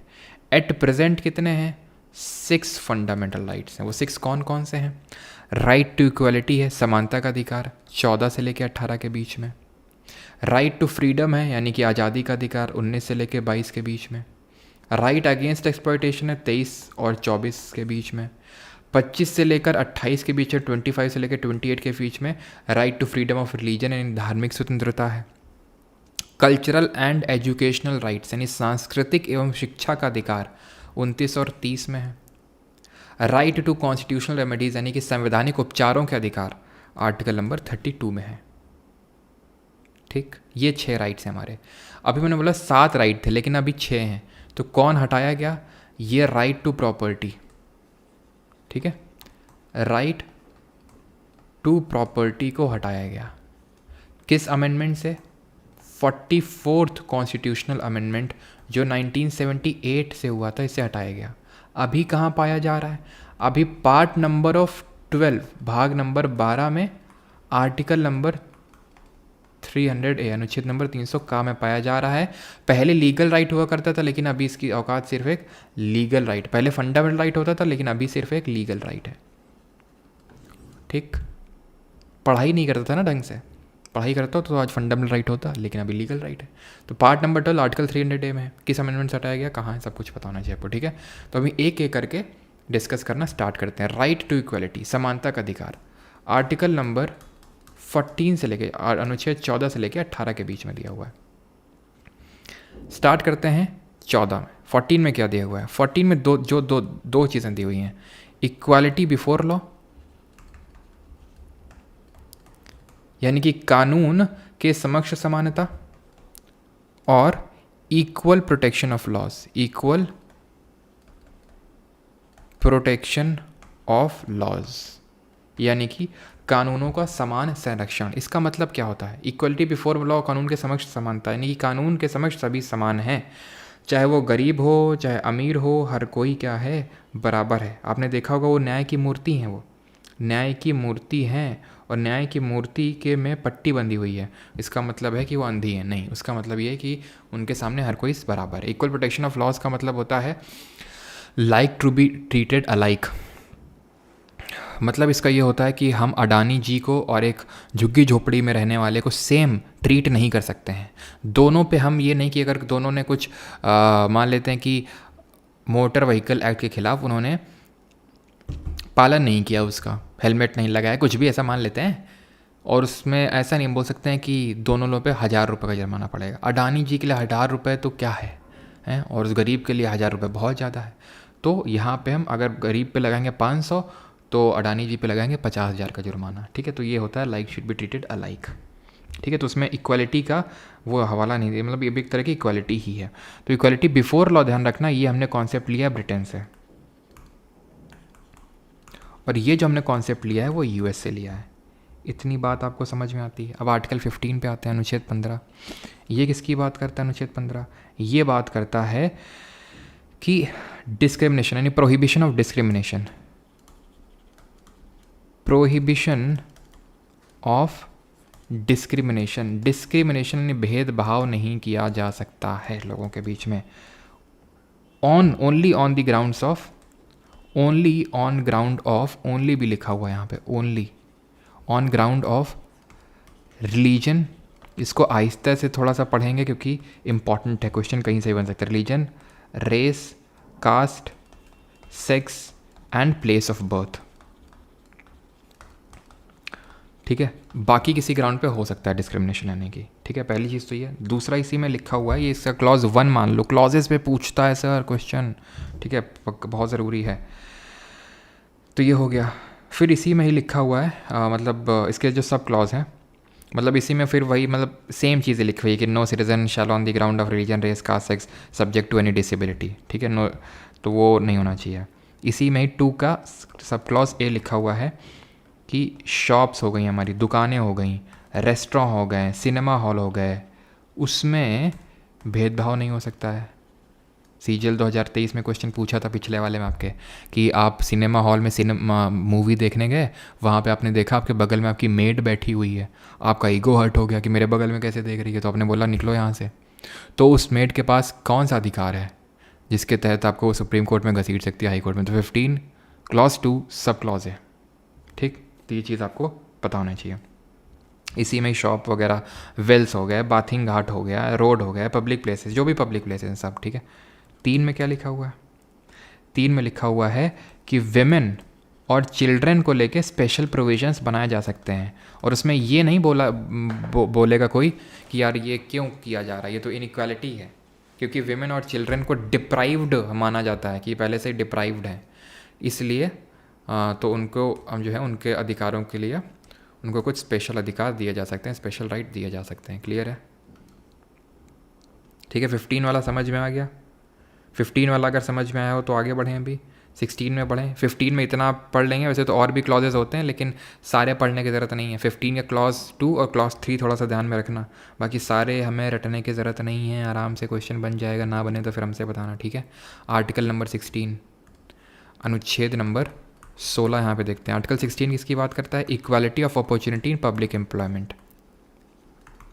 Equality of opportunity in public employment, इसका मतलब होता है लोक नियोजन के अवसर में, लोक नियोजन में अवसर की समानता, यानी जहाँ पे भी सरकारी नौकरी का कुछ ऐसा कुछ आएगा वहाँ पे इक्वालिटी होनी चाहिए, समानता होनी चाहिए। ठीक है, पहला क्लॉज ये बोलता है इक्वालिटी ऑफ अपॉर्चुनिटी, ये पहला क्लॉज हो गया।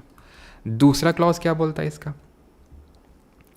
नो सिटीजन, कोई भी नागरिक को, no citizen shall on the ground of religion, race, caste, decency, sex और प्लेस ऑफ बर्थ, इसके हिसाब से डिस्क्रिमिनेशन नहीं किया जाएगा। No citizen shall be discriminated.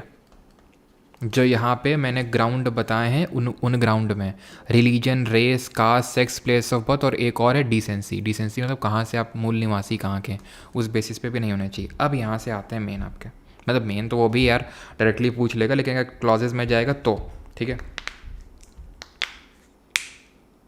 Sir.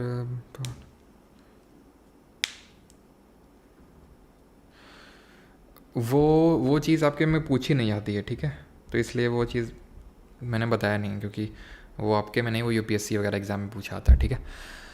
तो 16 क्लॉज 3 पे आते हैं। तो इसमें क्या हुआ है 16 क्लॉज 3 में, जैसे यहाँ पे लिखा हुआ वुमेन और चिल्ड्रन को लेके स्पेशल प्रोविजंस बनाए जा सकते हैं और वो एक एक्सेप्शन है।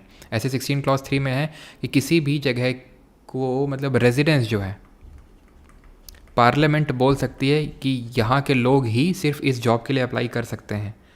तो ये है, और उसको एज ये ऐसा ट्रीट नहीं किया जाएगा कि ये वॉयलेशन इक्वालिटी का, ठीक है। एक तो ये है।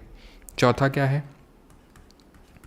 कि जो हमारी पार्लियामेंट है वो बैकवर्ड क्लासेस, आपने रिजर्वेशन दिया जाता है कि नहीं दिया जाता है, क्या वो राइट टू इक्वालिटी का वॉयलेशन है? नहीं, क्योंकि ये कॉन्स्टिट्यूशन में लिखा है कि जो बैकवर्ड क्लासेस हैं पहले से ही वो पीछे हैं, पिछड़े हैं, तो उनको प्रमोट करने के लिए इनको भी रिजर्वेशन दिया जा सकता है। 16 क्लॉज 4 बोलता है ये, ठीक है। इसी में ही 4A में ही लिखा हुआ है कि ST को रिजर्वेशन दिया जा सकता है। तो बस 4 ध्यान रखना, बैकवर्ड क्लासेस को रिजर्वेशन दिया जा सकता है, बस बात ख़त्म। और 3 में क्या है कि रेजिडेंस को एज अ स्पेशल वो किया जा सकता है कि रेजिडेंस आपका होना चाहिए, तभी आप इस जॉब के लिए अप्लाई कर सकते हैं, ठीक है। तो इसमें ये 4 याद रखना, और भी होते हैं, 5 होता है लेकिन 6 होते हैं, लेकिन आप 4 याद रखोगे आपका आराम से क्वेश्चन हो जाएगा। ये यहीं से क्वेश्चन बनता है, ठीक है, रेजिडेंस वाला और बैकवर्ड क्लासेस वाला, और इसी में ही दिया हुआ है SC ST ये सब, ठीक है। अब आते हैं आर्टिकल नंबर 17 पे। और एक चीज़, बैकवर्ड क्लासेस कमीशन के बारे में कभी कभी पूछता है, ठीक है। तो बैकवर्ड क्लासेस कमीशन के बारे में कभी कभी पूछता है, कुछ केस हुए थे इसको लेके। तो एक कमीशन बनाया गया था OBC को रिजर्वेशन देने के लिए, OBCs को। तो पहला वो था हमारा काका केलकर की चेयरमैनशिप में बनाया गया था केलकर कमीशन, और दूसरा था मंडल कमीशन, मंडल आयोग, ठीक है। तो ये किससे एसोसिएटेड है? बैकवर्ड क्लासेस से। और इससे एसोसिएटेड एक केस है, ध्यान रखिएगा, इंदिरा साहनी केस, जहाँ पे सुप्रीम कोर्ट ने ये बोला था कि जो रिजर्वेशन है वो 50% से एक्सीड नहीं हो सकता, और यहीं पे वो क्रीमी लेयर और नॉन क्रीमी लेयर जो है ये आया था कहाँ पे? OBCs के लिए, जो अभी आपको पता है SCs के लिए भी सुप्रीम कोर्ट ने बोल दिया है, ठीक है। मंडल कमीशन कब बना था? 1979। आर्टिकल 16 तक देख लिया। अब आते हैं आर्टिकल नंबर 17 और आर्टिकल नंबर 18, अनुच्छेद नंबर 17 और 18। 17 बात करता है एबॉलिशन ऑफ अनटचेबिलिटी, यानी अस्पृश्यता के उन्मूलन की, एबॉलिशन ऑफ अनटचेबिलिटी, अस्पृश्यता का उन्मूलन। और 18 बात करता है एबॉलिशन ऑफ टाइटल्स, यानी कि टाइटल नहीं दिए जा सकते हैं स्टेट के द्वारा, स्टेट जो आर्टिकल 12 में डिफाइंड है, यानी गवर्नमेंट के द्वारा किसी को खाना का, सिंह साहब का, इस तरह का टाइटल नहीं दिए जा सकते हैं, टाइटल्स प्रोहिबिटेड है। अब आते हैं right to freedom. Right to freedom कहाँ से कहाँ तक है? आर्टिकल नंबर 19 से लेकर 22 तक के बीच में है। सबसे पहले आर्टिकल नंबर 19 देखते हैं। इसके क्लॉज 1 में दिए हुए हैं 6 राइट, जिनको कि हम याद करते हैं सामरो से, ठीक है। तो आर्टिकल नंबर 19 का क्लॉज 1 क्या बोलता है? Right to freedom of speech. इसको हम याद करते हैं सामरो से, इसको याद करते हैं, ठीक है। S से हो जाएगा speech and expression, right to freedom of speech and expression, यानी कि आपको कुछ भी बोलने की स्वतंत्रता है। A से हो जाएगा असेंबल पीसफुली विदाउट आर्म्स, आप इकट्ठा हो सकते हैं कहीं पे भी, ठीक है, लेकिन हथियार के साथ नहीं।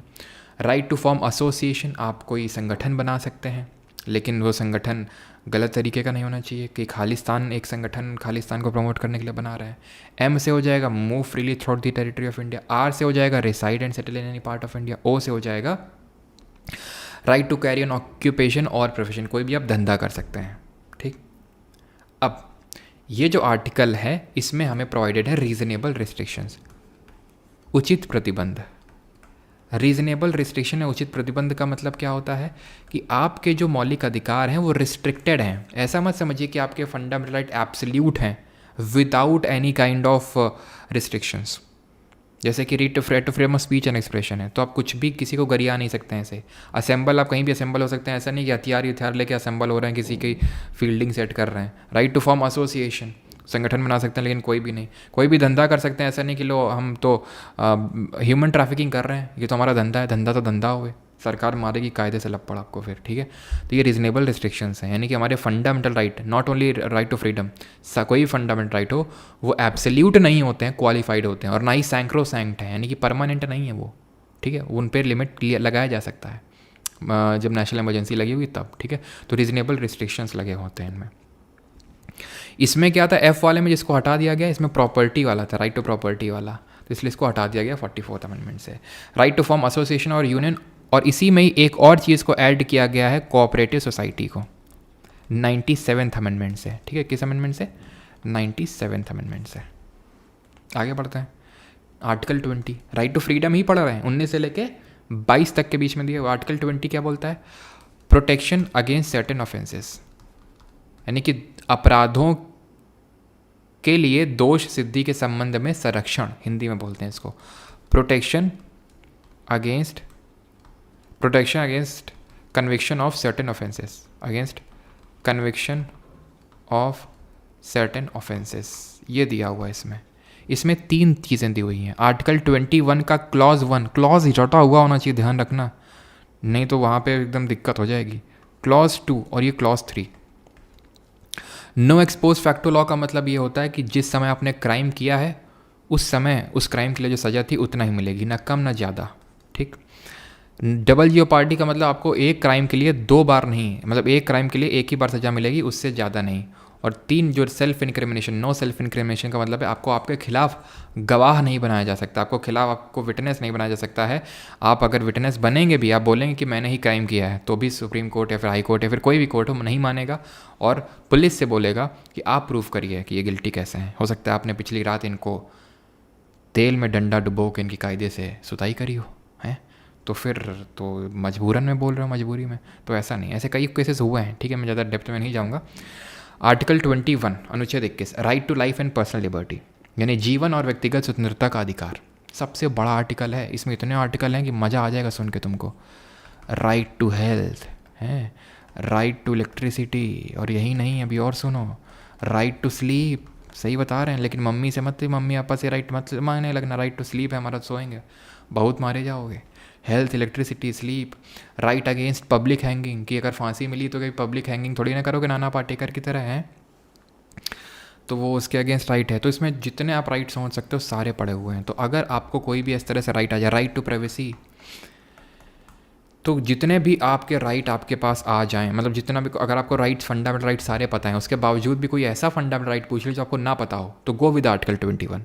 लेकिन एक शर्त है यहाँ पे, आपको सारे फंडामेंटल राइट पता। अब मैं तुमसे पूछ लूँ बेटा बताओ, राइट अगेंस्ट बेगारी किस में है? मैं पूछ लूँ बेटा बताओ कि राइट टू रिलीजियस फ्रीडम किस में है? Right to against child employment किस में है? तो तुमको नहीं पता, तुम आर्टिकल 21 मार दिए, वो तुम्हारी गलती है, तुमको नहीं पता, तुमको पता होना चाहिए वो, ठीक है। तो वो पता होने के बावजूद भी अगर आपको लगता है तो आप उसमें जाएंगे। राइट आर्टिकल 21A में क्या है? 21 अनुच्छेद 21 का, तो ये बात करता है right to education, right to primary education, प्राथमिक शिक्षा का अधिकार है आपके पास, ठीक है, 6 से 14 साल तक के बच्चों के लिए। और इसको ऐड किया गया था 86th अमेंडमेंट से, 86 नंबर का जो संविधान संशोधन था जो 2002 में हुआ था। अगला आर्टिकल है 22, protection against arrest and detention. तो अगर आपको धर लिया गया है तो 2 तरीके से धरा जा सकता है आपको, या तो आपने क्राइम कर दिया है यानी प्यूनिटिव डिटेंशन हुआ है, या तो तुम क्राइम कर सकते हो इस आशा में तुमको धरा गया है, तो प्रिवेंटिव डिटेंशन बोलते हैं। दोनों ही केसेस में आपको बताया जाएगा रीज़न, आपको बताया जाएगा कि क्यों अरेस्ट किया गया, रीज़न ऑफ अरेस्ट आपको बताया जाएगा, यहाँ पे भी और यहाँ पे भी। यहाँ पे क्या है,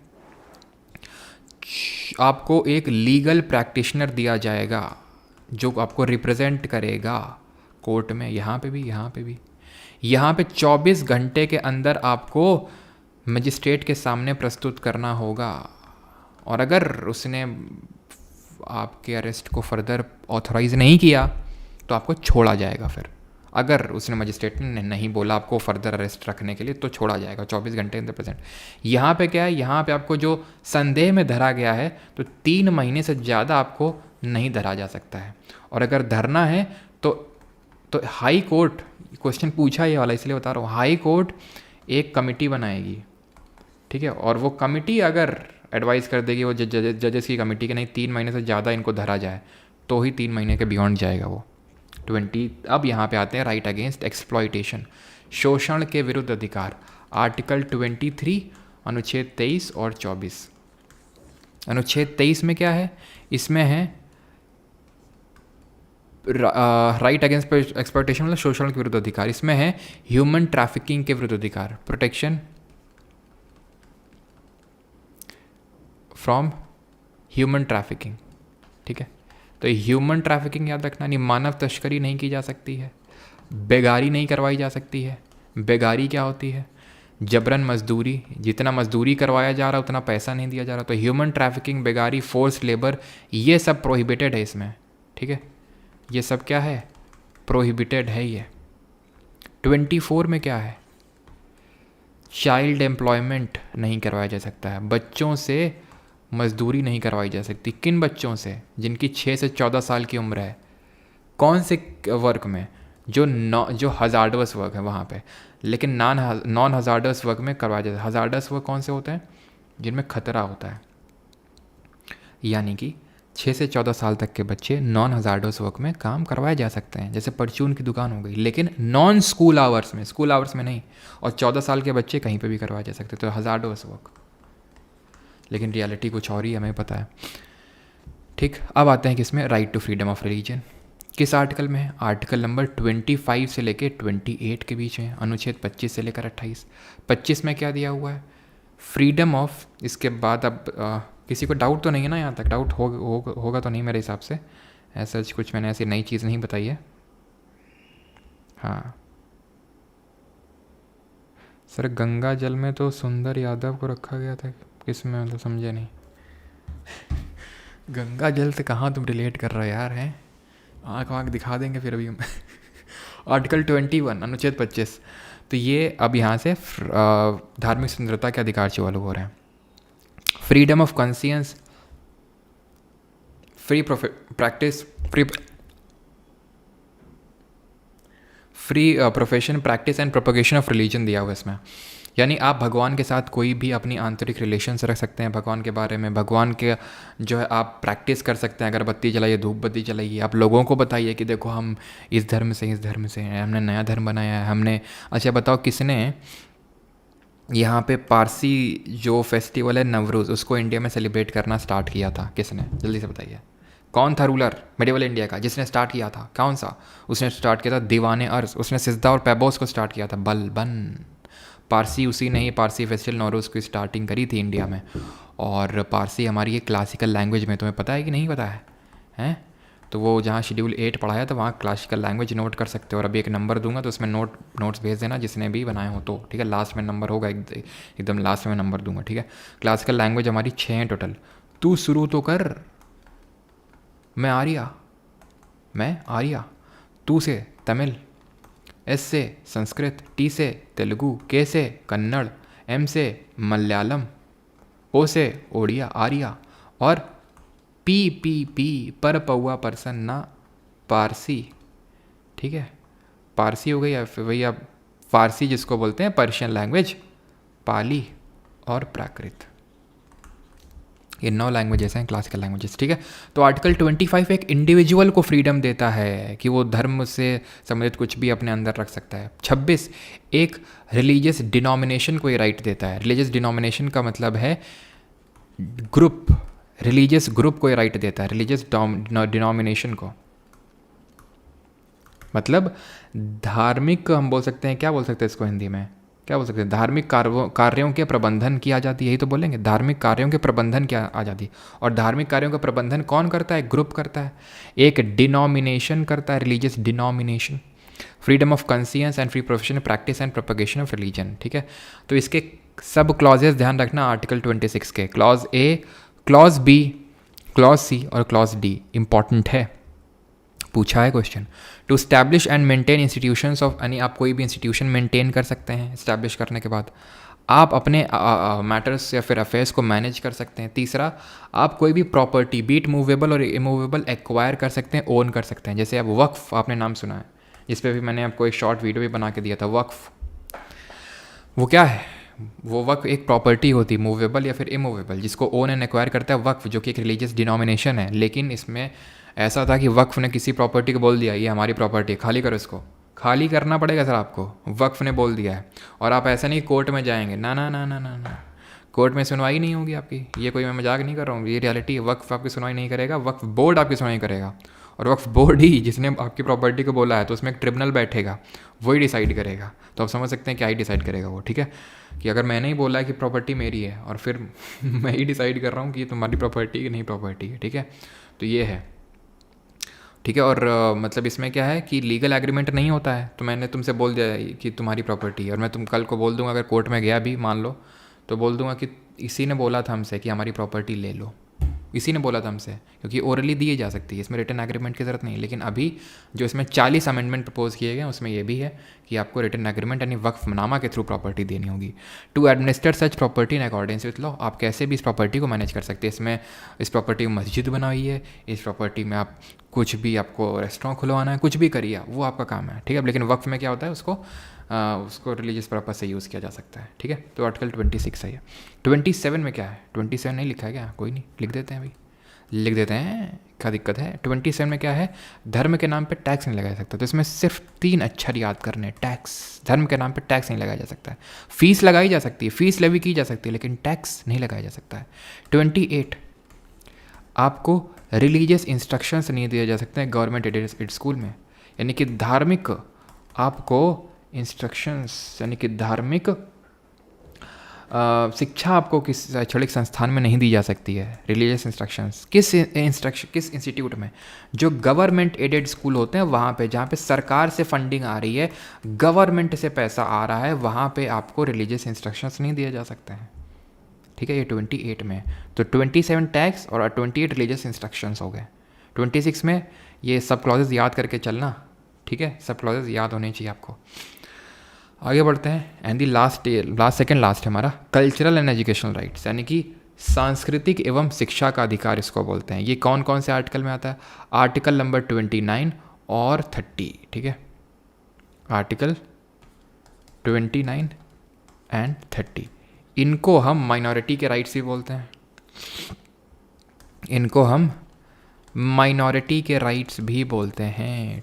अब ज़्यादा डेप्थ में जाने की ज़रूरत है नहीं, इसमें पूछता नहीं ज़्यादा डेप्थ में। और फिर भी जैसे कि 29 में क्या दिया हुआ है, एनी सेक्शन ऑफ सिटीज़न, कोई भी सेक्शन ऑफ सिटीज़न है और उसका कोई डिस्टिंक्ट लैंग्वेज है, कोई वो डिस्टिंक्ट भाषा बोलता है अलग सी, उसका कोई कल्चर है, ठीक है, उसका कोई कल्चर है, उसका कोई स्क्रिप्ट है, तो उसके पास ये पावर है कि उसको वो कंजर्व कर सकता है, उसके पास वो राइट टू कंजर्व है इन सब को, एनी सेक्शन, उसके पास इन सब चीज़ों को राइट टू कंजर्व है, ठीक।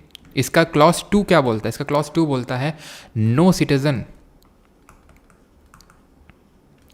शैल बी डिनाइड एडमिशन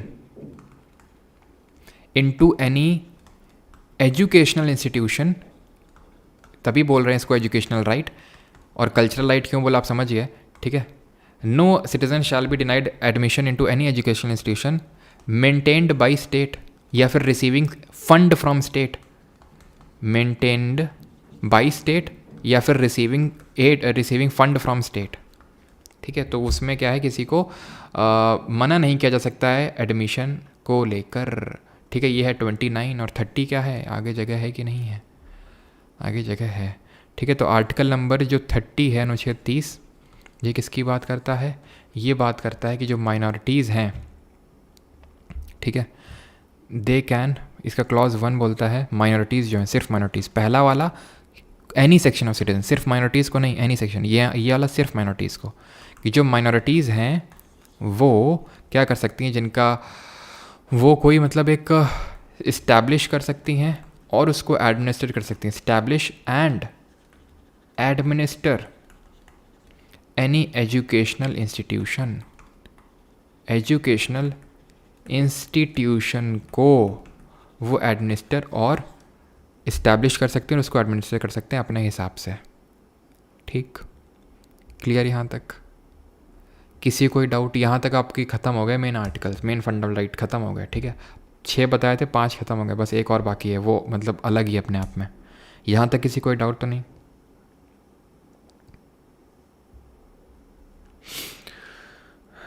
यहाँ तक किसी कोई डाउट तो नहीं है?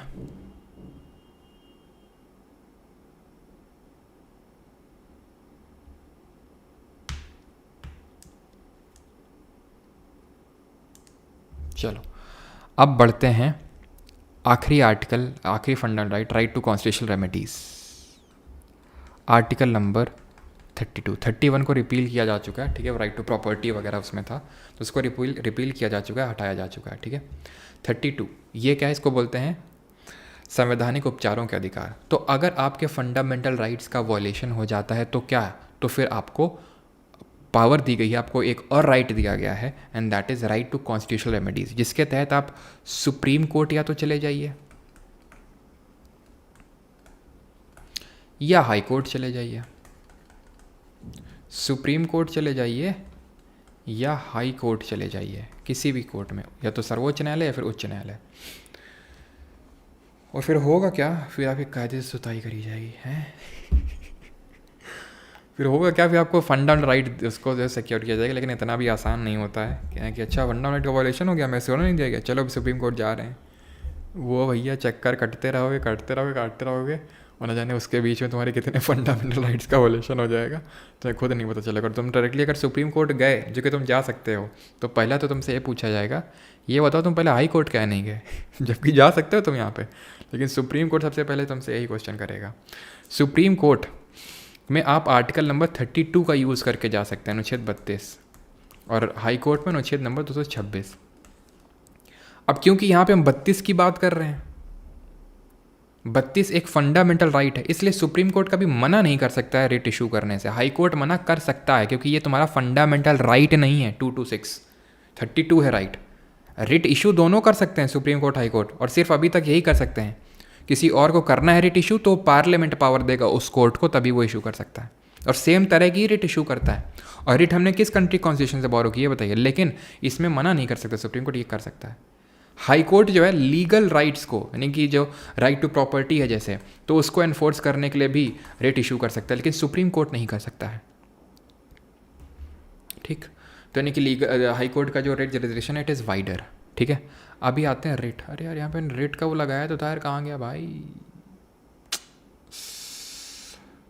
अरे यार वो मैंने पिक्चर लगाई थी यहाँ पे, कहाँ गई भाई? अब मुझे लिखना पड़ेगा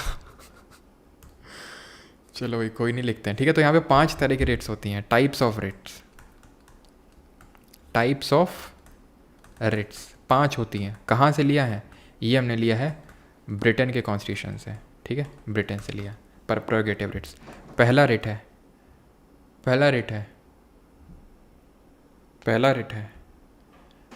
है हेबियस कॉर्पस।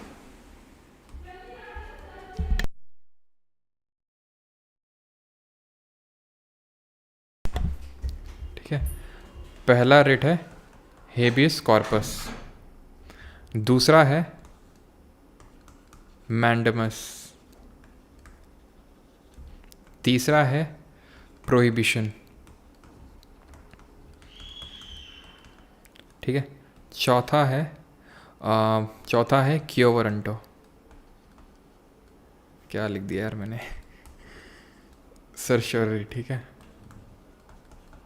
सर्श्योररी। और 5वां है क्यों वारंटो। कहाँ थे अभी तक तुम? ठीक है, तो यहाँ पे अगर हम बात करें, पहला हेबियस कॉर्पस, इसका मतलब होता है लिटरल मीनिंग पता होना चाहिए, to have the body of, उसका शरीर लेके आओ। क्यों भाई? शरीर का क्या करोगे? शरीर का इसलिए करेंगे क्योंकि उसका अनलॉफुल डिटेंशन हुआ था, तो कोर्ट बोलेगा कि तुमने उसको अनलॉफुली डिटेंट किया था।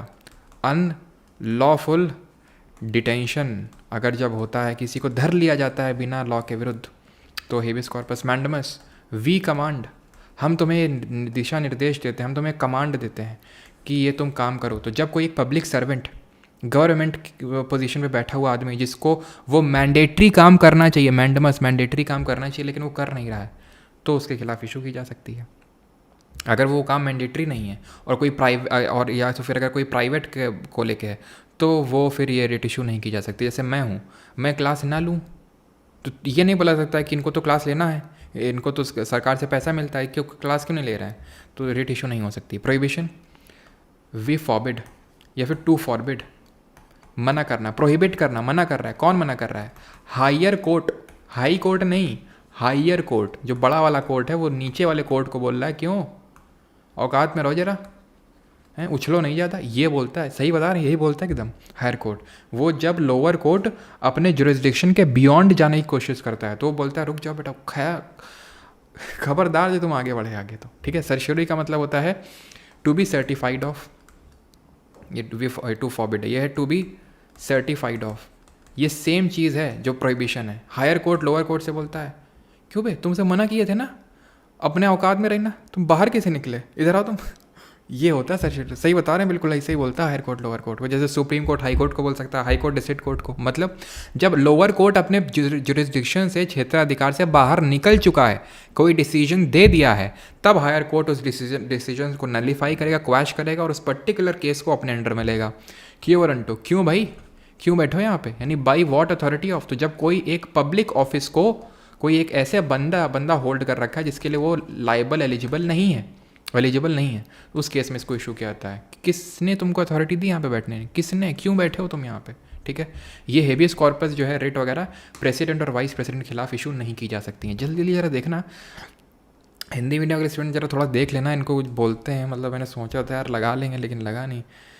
बंदी प्रत्यक्षीकरण इसको बोलते हैं, ठीक है, इसको कुछ बोलते हैं, ठीक है, हेबियस कॉर्पस को बंदी प्रत्यक्षीकरण बोलते हैं, ठीक है। चलो अभी आते हैं आर्टिकल 33 पे।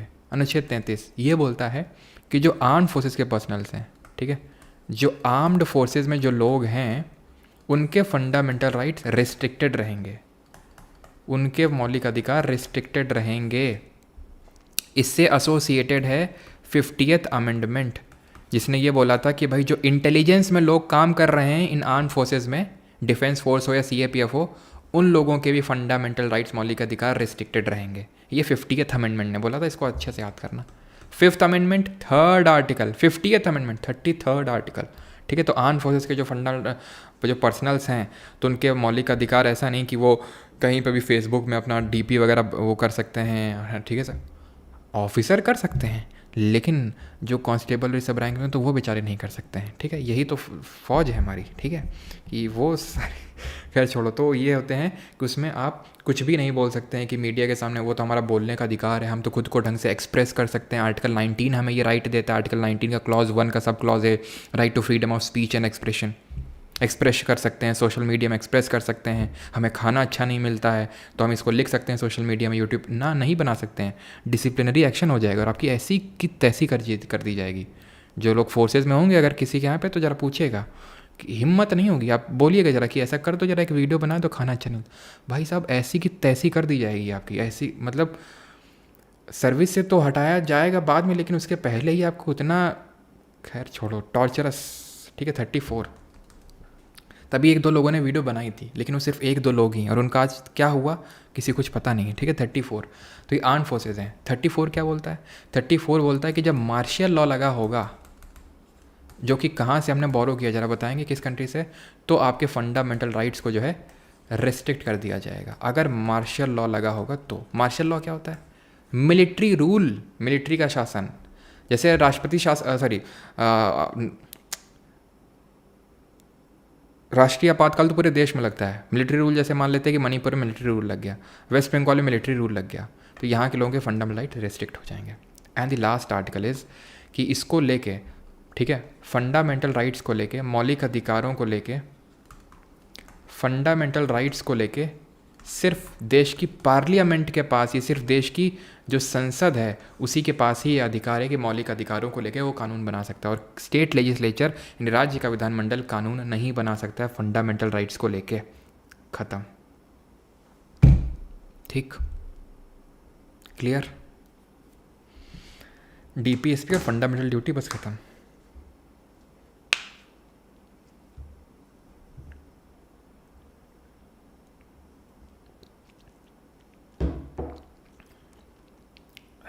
कितना कड़वा है भाई ये।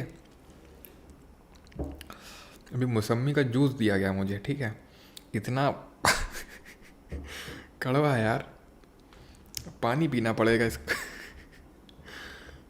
कैसे पिया जाएगा ये। हम्म।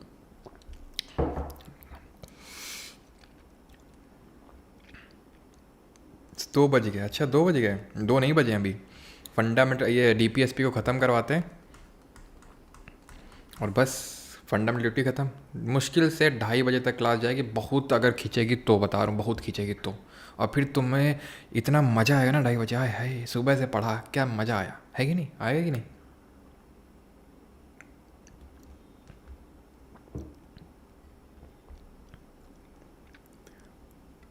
एथेनॉल के साथ ले लो सर, सॉल्ट एडेड है उसमें, गटक के ले लो। अच्छा, बूरा मिला लो। अच्छा होता है। कल मैंने तुम लोगों की काफ़ी तारीफ़ करी अपनी मम्मी से, बहुत ऐसे ही कुछ मतलब बात चल रही थी, तो हमने तो मतलब मम्मी को बोला मैं हल्के मत लेना मेरे को। मेरे स्टूडेंट बहुत केयर करते हैं मेरी। हाँ, अभी स्टूडेंट को जब भी अगर पता चल जाता है कि मतलब मेरी तबीयत वगैरह ख़राब है, ऐसा कुछ है, जैसे गर्दन में दर्द हो रहा है, पीठ में, तो मेरे स्टूडेंट काफ़ी केयर करते हैं मेरी। हाँ, तुरंत टाइम टाइम पे इन्फॉर्मेशन लेते हैं, सारी एडवाइस देते हैं कि सर ये यूज़ कर लो, वो यूज़ कर लो, तो हल्के मत लेना। तो मैंने कल तुम लोगों की काफ़ी तारीफ़ करी है, ठीक है, तुम लोग भी हल्के मत लेना। चलो, तो अभी आते हैं बेसिक्स। बेसिक्स क्या है, डीपीएसपी। तो डीपीएसपी की अगर बात करें, राज्य के नीति निर्देशक तत्व, तो ये हमारे पार्ट नंबर 4 में आते हैं, ठीक है। मौलिक अधिकार खत्म हो गया पार्ट 3 में, ये पार्ट 4 में। और ये आर्टिकल नंबर अनुच्छेद नंबर 35 पे वो ख़त्म हो गया, 35 पे। तो 36 से लेके 51 के बीच में दिया हुआ है डीपीएसपी के बारे में। किस कंट्री के कॉन्स्टिट्यूशन से लिया है, आयरलैंड के कॉन्स्टिट्यूशन से लिया। आयरलैंड से और कहाँ लिया था, RED, रेड। राज्यसभा में इलेक्शन, ई से हो जाए, ई से क्या था, इलेक्शन ऑफ प्रेसिडेंट, और डी से डीपीएसपी, ठीक है। तो ये हो गया directive principle of state policy. अब बेसिक्स क्या है भैया, इसमें 3 तरह के सवाल बनते हैं, एक बेसिक, एक इस आर्टिकल में क्या है, और तीसरा किस अमेंडमेंट से किसको ऐड किया। अब एक डीप ब्रीथ लो और अपना फोकस को बना के रखना एंड तक। बस एक बार और डीप ब्रीथ लेने को बोलूँगा फंडामेंटल ड्यूटी शुरू करने पर, ख़त्म बस, ठीक है। Deep breath low so that focus बना रहे, हिलना नहीं चाहिए, बहुत इंपॉर्टेंट है। बेसिक्स, सबसे पहले आयरलैंड से वो सब तो मैंने बता दिया। ये जो हैं नोवेल फीचर हैं, ये किसने बोला था, ये कॉन्स्टिट्यूशन के नोवेल फीचर हैं, ये अंबेडकर जी ने बोला था। अब तुम में से कुछ लोगों ने सुना होगा कि जो आर्टिकल नंबर 32 है, इसको भी अंबेडकर जी ने कुछ बोला था। इसको अंबेडकर जी ने बोला था heart and soul of constitution. वही अंबेडकर जी जो हमारे ड्राफ्टिंग कमेटी के चेयरमैन है। तो हार्ट एंड सोल लिख दिया, sorry, heart and soul of Indian constitution, ये अंबेडकर जी ने बोला था। महत सत्याग्रह कब चलाया था अंबेडकर जी ने, और किस टेम्पल से, किस साल में टेम्पल एंट्री मूवमेंट स्टार्ट किया था, नोवेल फीचर अंबेडकर जी ने बोला था। और they are inspired from the instrument of instructions, ये इंस्पायर्ड हैं from the instrument of instruction से, एज कंटेंड इन दी, पूरा है, as contained in the government of India act 1935, जो 1935 के अधिनियम में इंस्ट्रक्शंस दिए गए थे वॉइस रॉय को कुछ, तो उसी से ही इंस्पायर्ड हैं। तो ये क्या है, ये इंस्ट्रक्शंस हैं जो स्टेट को मिले हुए हैं। स्टेट क्या है सर, स्टेट आर्टिकल नंबर 36 में डिफाइंड है। जो आर्टिकल नंबर 36 है ना, उसमें स्टेट डिफाइंड है। और ये क्या लिखा हुआ है इसमें, ये लिखा हुआ है कि जो वही लिखा हुआ है जो अनुच्छेद 12 में लिखा हुआ है। मतलब इसमें ये लिखा हुआ है कि वो आर्टिकल यहाँ पे वही मीनिंग है जो आर्टिकल 12 में मीनिंग है, डेफिनेशन ऑफ स्टेट। यानी कि इसमें भी पार्लियामेंट, स्टेट लेजिस्लेचर्स, सेंट्रल की गवर्नमेंट, स्टेट की गवर्नमेंट, जुडिशरी, ONGC, LIC, सब कुछ आ जाता है इसमें, ठीक है। तो इसमें स्टेट को डायरेक्शन दिए गए हैं कि आपको ये चीज़ें करनी है लोगों के लिए, ठीक है। इंस्ट्रूमेंट ऑफ इंस्ट्रक्शन, ये अपना ओरिजिन को ट्रेस बैक करते हैं फ्रॉम दी कराची रेजोल्यूशन। तो एक सेशन हुआ था कांग्रेस का 1931 में कराची में, सरदार पटेल जी ने अध्यक्षता करी थी, तो वहाँ पे रेजोल्यूशन लिया गया था, 2 रेजोल्यूशन ले गए थे। फंडामेंटल राइट और नेशनल इकोनॉमिक पॉलिसी को लेकर। तो फंडामेंटल राइट ये एक्चुअल में आपके, ये इनको हम बोलते हैं नॉन जस्टिसिएबल राइट बोलते हैं, पता है आपको? नॉन जस्टिसिएबल राइट क्यों बोलते हैं इनको? क्योंकि ये नॉन जस्टिसिएबल है। आर्टिकल 37 में लिखा हुआ है कि ये नॉन जस्टिसिएबल है, अनुच्छेद 37 में। नॉन जस्टिसिएबल का मतलब होता है कि आप कोर्ट में नहीं जा सकते हैं अगर इसका हनन होता है। तो यहाँ पे आप जा पा रहे थे ना 32 का यूज़ करके, लेकिन वहाँ पे नहीं जा पाओगे आप, ठीक है? वहाँ पे नहीं जा पाओगे। इनको हम पॉजिटिव ऑब्लिगेशंस भी बोलते हैं स्टेट को, पॉजिटिव ऑब्लिगेशन टू स्टेट।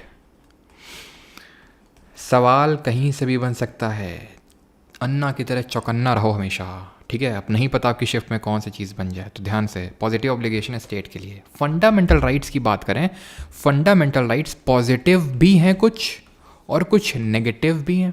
जैसे article 15, state shall not discriminate, shall not लगा हुआ है, shall not discriminate only on the ground of religion से caste. State shall not give any title, not लगा हुआ। आर्टिकल 18 नेगेटिव राइट है, ठीक है? Right against exploitation negative right है, ठीक है? राइट टू इक्वालिटी, इक्वालिटी देनी है पब्लिक एम्प्लॉयमेंट में, पॉजिटिव राइट है। Right to freedom, right to freedom of religion, positive right है, ठीक है? जहाँ पे कुछ करने को बोला जा रहा है पॉजिटिव, जहाँ मना किया जा रहा है नेगेटिव। कमेंट में बताइए, बताना कि जल्दी से हम बता ही देते हैं कौन सा बताया आपको। अभी तो बताना पड़ेगा आपको, है ना? वैसे कुछ लोगों को पता होगा कि फॉरेनर्स को क्या फंडामेंटल राइट्स मिले हुए हैं फॉरेनर्स को। तो ध्यान रखना, 15, 16, 19, 29 और 30 ये जो आर्टिकल के फंडामेंटल राइट हैं ये छोड़ दो, यानी ये सिर्फ ओनली टू इंडियन सिटीजन्स मिले हुए हैं। अगर इनको तुम छोड़ दो, इसके अलावा सारे मौलिक अधिकार फॉरेनर्स को भी मिले हुए हैं। भारत के नागरिकों को तो मिले हुए हैं सारे अधिकार, लेकिन ये सिर्फ भारत के नागरिकों को हैं, अंग्रेजों को नहीं है। Right against discrimination, right to equality in public employment, right to freedom, cultural and educational right, ठीक है? 15, 16, 19, 29, 30 बस इस नाम का जाप करो, तुम्हें पता है 15 में क्या, 16 में क्या, 19 में क्या, 29 है। ये भारतीय नागरिकों को मिले हुए, बाकी सब भारत और अंग्रेजों दोनों को। ये है बेसिक्स। डीपीएसपी को हम 3 पार्ट में डिवाइड करते हैं। कौन कौन से हैं? एक तो है सोशलिस्टिक डीपीएसपी, ठीक है? सोशलिस्टिक डीपीएसपी यानी कि समाजवादी, गांधीयन डीपीएसपी और लिबरल इंटेलेक्चुअल, यानी उदारवाद या फिर उदार और लिबरल इंटेलेक्चुअल, उदार और बुद्धि कुछ बोलेंगे ना, liberal intellectual, Samajwadi DPSP, Gandhian DPSP और उदार बौद्धिक डीपीएसपी। क्या है ये अभी समझाते हैं। देखो 36 और 37 में तो कोई डीपीएसपी नहीं, 36 स्टेट को डिफाइन करता है, 37 बोलता है कि नॉन जस्टिसेबल है, कोर्ट मत चले जाना गलती से बेटा कि ये हमें राइट टू वर्क लिखा हुआ है और देख लिए हम तो बेरोजगार हैं तो भैया कोर्ट चले गए ना, पहले ही बता देते हैं, ठीक है? नॉन जस्टिसेबल है। अब हाँ, अब आएगी मज़ा। अब जो है वो पूछता है कि कौन से आर्टिकल में क्या है, उसको हम एक टिरिक से याद किएंगे। जैसे हमने प्रेसिडेंट के आर्टिकल, सुप्रीम कोर्ट का आर्टिकल टिरिक से याद किया, वैसे इसको टिरिक से याद करेंगे। कैसे? और वो सामरो भी याद रखना। सामरो ऐसे नहीं बताया था कि सामरो को तुम घुंगरो कर रहे हो। उसका सामरो का मतलब है 19 clause 1, sub clause A, sub clause B, sub clause C, sub clause D, sub clause E, sub clause F नहीं जी, क्योंकि एफ रिपील हो गया था तो तुमसे पूछ लेगा एफ में क्या है, तो तुम्हें पता होना चाहिए सामरो से, ठीक? वो आर्टिकल 19 का क्लॉज 1 का आर्टिकल, ठीक है? इसको याद करना है हमें। कैसे? 39 से याद करना है हमें, 38 से नहीं। 38 अलग है, इसको अलग कर दो। इसको हमें 38 ही बताएंगे अभी, ठीक है? इसको ऐसे याद करना है। एक एलडीसी है, लोअर डिवीजन क्लर्क है, जो पीएचसी पब्लिक हेल्थ सेंटर में काम करता है। उसका एक दिन हृदय परिवर्तन हो गया कि यार लोगों के लिए कुछ करते हैं, कुछ मज़ा नहीं आ रहा ज़िंदगी में। सोचा था यूपीएससी क्रैक करूँगा, लोगों की मदद करूँगा बड़े लेवल पे, लेकिन कर नहीं पा रहा हूँ, अभी करता हूँ। तो अभी क्या करूँगा, लोगों को मैं कुछ काम दिलाता हूँ, लेकिन काम दिलाऊँगा कैसे? लोगों के झगड़े तो पहले सुलझा दूँ मैं, लोग आपस में लड़ के कोर्ट तक पहुंच गए और कोर्ट अपना अपना वकील पैसा बनाया जा रहा है। कोर्ट के केस पे केस चल रहे हैं और वकीलों का अपना पैसा चल रहा है। इतना के रुपए का ये स्टैंप लगा ला, उतना का वो स्टैंप लगा ला, स्टैंप वालों का चल रहा है, फोटो कॉपी वालों का भी धंधा चल रहा है। तो पहले इसको हटाते हैं थोड़ा सा। तो कैसे हटाएंगे? लोगों को थोड़ा जस्टिस दिलाते हैं, फ्री लीगल एड दिलाते हैं उनको। लीगल एड नहीं मिल पा रही उनको, लीगल एड दिलाते हैं। लीगल एड दिलाई उसने। फिर स्टोरी सुनो अभी, मज़े करो एकदम स्टोरी सुन के। अब उसने सबको झगड़ा वाला सुलझा के एक पंचायत बिठाई गाँव में। ए पंचायत, आओ भैया बैठो यहाँ पे। कैसे काम मिलेगा लोगों को, रोज़गार मिलेगा, कैसे शिक्षा वगैरह मिलेगी, वो अब डिसाइड करते हैं। ठीक है, उसने रोज़गार दिलाया। अब रोज़गार दिलाया उसने इंडस्ट्री सेटअप करके, लेकिन वहाँ पे देखा कि मतलब ठीक ठाक कंडीशन भी तो नहीं होनी चाहिए वर्क करने की। अब वर्क तो है, 10-12 घंटे काम करवाया जा रहा है, 14-14 घंटे काम करवाया जा रहा है एकदम गंदी कंडीशन में। तो जस्ट एंड ह्यूमन कंडीशंस होनी चाहिए। ठीक है, कंडीशन तो अच्छी हैं, लेकिन रहने योग्य भत्ता भी तो मिलना चाहिए जिससे उनका गुजारा चल सके। तो लिविंग वेज मिलना चाहिए। अच्छा, अब वो एलडीसी हमेशा तो बैठा नहीं रहेगा इन चीज़ों को देखने के लिए। वो रिटायर होगा, ट्रांसफ़र होगा, कहीं और होगा, जाना होगा उसको। तो उसने क्या किया, उसने बड़ा एक तकनीक लगाई। उसने तकनीक ये लगाई कि वर्कर्स का एंगेजमेंट होना चाहिए इंडस्ट्री को मैनेज करने के लिए। यानी कि मैनेजमेंट ऑफ इंडस्ट्रीज मतलब कोई भी काम करना है तो उसमें वर्कर्स का पार्टिसिपेशन होना चाहिए। कोई भी डिसीजन लेना है तो उसमें वर्कर्स का पार्टिसिपेशन होना चाहिए। That is participation of workers in the management of industries. ठीक, और उसने कोऑपरेटिव सोसाइटी वगैरह भी फॉर्म करवा के चला गया, वो अपने घर में चला गया। ख़त्म स्टोरी। बाकी अब एक और स्टोरी देखेंगे, समझ में आ गया। तो ये article 39 LDC goes to PHC क्या है। एक्चुअल में आर्टिकल 39 इतना छोटा नहीं है जितना वहाँ लिखा हुआ है। आर्टिकल 39 बहुत बड़ा है, देख सकते हो आप यहाँ पे। तो आर्टिकल 39 को हमने कैसे याद किया, L D C P H C. L से livelihood, that the citizens man and the women equal have the right to educate means of livelihood. Livelihood जीविका के समान साधन होने चाहिए। डी डिस्ट्रीब्यूशन होना चाहिए मटीरियल रिसोर्सेज का, इक्वल डिस्ट्रीब्यूशन होना चाहिए।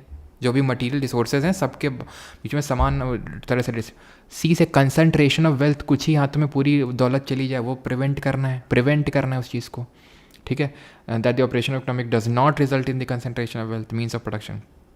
P equal pay for equal work. तो तुमसे पूछ लेगा equal pay for equal work for man and women किस में दिया हुआ है, तो आर्टिकल 39 क्लॉज डी में दिया हुआ है। तुम बोलोगे एच से हेल्थ है, health and strength of workers man and women को अच्छा करना है। सी से चिल्ड्रेन है, children are given opportunities and facility to develop in a healthy manner. उनको हेल्दी मैनर में डेवलप कर सकें, ये अपॉर्चुनिटीज़ देनी। तो L D C goes to PHC, याद हो गया 39। फिर आंख बंद करो, तुम आंख बंद कर लो। क्या मैंने बताया था, मैं रिपीट करूँगा, बस तुम उसको विजुलाइज़ करो। तुम पहले खुद से विजुलाइज करो क्या किया था उसने फ्री लीगल एड दी थी पुअर को। फिर पंचायत से गठन करवाया था उसने, so that right to work और एजुकेशन और पब्लिक असिस्टेंस दे सके लोगों को। जब वर्क दे दिया तो फिर उसने देखा ह्यूमेन कंडीशन भी तो होनी चाहिए, जस्ट एंड वर्किंग कंडीशन अच्छी होनी चाहिए। देन अगला यह था कि राइट टू लिविंग वेज होना चाहिए, जीविका चलाने योग्य भत्ता मिलना चाहिए। और उसके बाद वर्कर्स का participation in the management of industries. और उसके बाद था आपका कोऑपरेटिव सोसाइटी का फॉर्मेशन। ये आंख बंद करके, जैसे मैंने भी आंख बंद करके वो खट ऐसे हुआ, तो आपका भी आंख बंद करके, सो दैट आपके दिमाग में सेट होना। अब देखो 13 के बाद 40 नहीं आएगा, 39A आएगा, देन 40, 41, 42, 43, देन उसके बाद 43A आएगा। तो ये थोड़ा सा कन्फ्यूज़ मत हो जाना कि 39 के बाद 40 कर दिया, 40 को इक्वल जस्टिस कर दिया ना, 39A है ये। ठीक है, इतनी क्लियर, एक स्टोरी क्लियर हो गई। 38 को भी बताते हैं। ठीक है, 38 भी अभी बताते हैं। अभी नहीं 1 घंटा लगेगा अभी। 44, ठीक है, आर्टिकल 44 की अगर बात करें तो uniform civil code for the citizens, यानी कि समान आचार संहिता। ठीक है, समान आचार संहिता की ये बात करता है। अब ये क्या बात करता है, समान आचार संहिता, यानी सबके लिए समान कानून होने चाहिए। मेन हो, विमेन हो, हिंदू हो, मुस्लिम हो, क्रिश्चियन हो, हर चीज़ के लिए समानता होनी चाहिए। समान आचार संहिता। 4 = 4।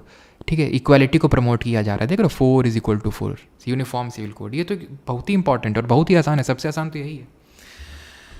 ठीक, अब जो है वो एलडीसी क्या करता है। अब दूसरी स्टोरी शुरू होगी यहाँ से, बहुत ही शॉर्ट सी स्टोरी है।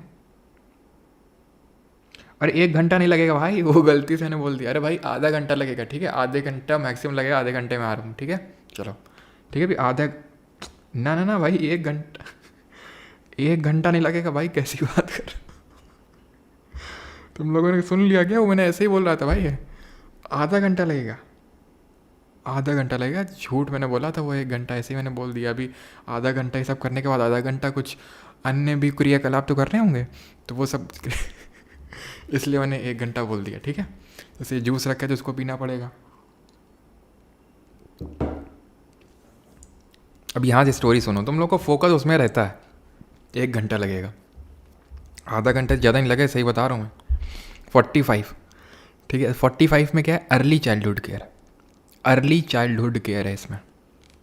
मतलब 0 to 6 ईयर्स तक के जो बच्चे हैं, 0 to 6 ईयर तक के जो बच्चे हैं उनको केयर प्रोवाइड करनी है। जो हमारा नहीं वो आंगनवाड़ी वाला सिस्टम चलता है, वो करता है स्टेट हमारा इससे। अब वो जो एलडीसी है उसने देखा यार बच्चे का मतलब कुछ केयर ही नहीं है इनकी, तो ऐसे घूम रहे नंगे टाइप हैं। तो उसने क्या किया, नंगे टाइप घूम रहे नॉन क्राइम फेस्टिवल सेलिब्रेट करते हुए। कहाँ पे होता है नॉन क्राइम फेस्टिवल? और पूछा था महासत्याग्रह 1927, और नासिक में जो काला राम टेम्पल है वहाँ से 1930 में स्टार्ट किए थे temple entry movement, Ambedkar ji, ठीक है। तो उन्होंने देखा एलडीसी ने यार वो अम्बेडकर जी से प्रभावित था, तो उसने सोचा SC ST के उत्थान के लिए तो कोई काम कर ही नहीं रहा है, तो वो आया SC ST के उत्थान के लिए उसने काम करना शुरू किया। और एक चीज़ ध्यान रखना, ये जो 45 में पहले लिखा हुआ था, 45 में पहले लिखा हुआ था राइट टू प्राइमरी एजुकेशन, जो आज आर्टिकल 21A में लिखा हुआ है, यानी इसका सब्जेक्ट मैटर चेंज किया गया था 86th अमेंडमेंट से।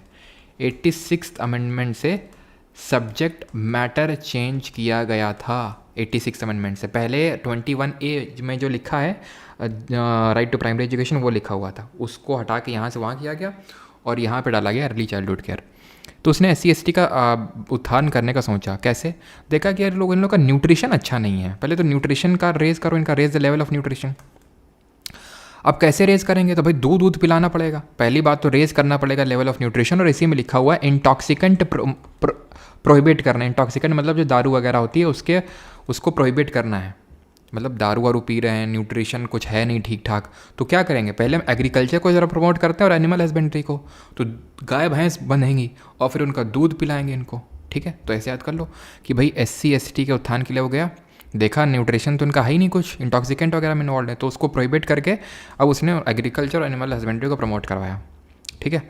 और दूध पी ले, तो दूध पी के ऐसे घूमो क्या? अरे कुछ काम भी तो करो, एनवायरनमेंट को प्रोटेक्ट करो, फॉरेस्ट फेयर लाइफ को सेफ गार्ड करो, इतने ये सब काम करो। और ये सब हो जाए तो मॉन्यूमेंट होंगे तुम्हारे, कुछ गांव में टेम्पल होंगे, जैसे कि कोई बड़ा प्राचीन मंदिर है तो उसको प्रिजर्व करने का काम करो, हैं। बस इतना स्टोरी है। 50 और 51 ऐसे याद कर लो। 50 में है जुडिशरी को एग्जीक्यूटिव से अलग करना है, न्यायपालिका को कार्यपालिका से अलग करना है, सिंपल। और 51 में क्या, 51 रुपये का प्रसाद चढ़ा के इंटरनेशनल पीस मतलब एकदम अंतर्राष्ट्रीय शांति की बात कर रहे हैं। 51 रुपये का प्रसाद चढ़ा के भगवान से बोल रहे हैं कि भगवान शांति शांति होना हमारे घर में, बस इतना ही देना। तो ये है 51, ठीक। 38 छोड़ दिए थे, अभी फिर से हम तुम्हें स्टोरी रिवाइज करवाएंगे, ठीक है। ये तो इनका और लो रहते हैं ये।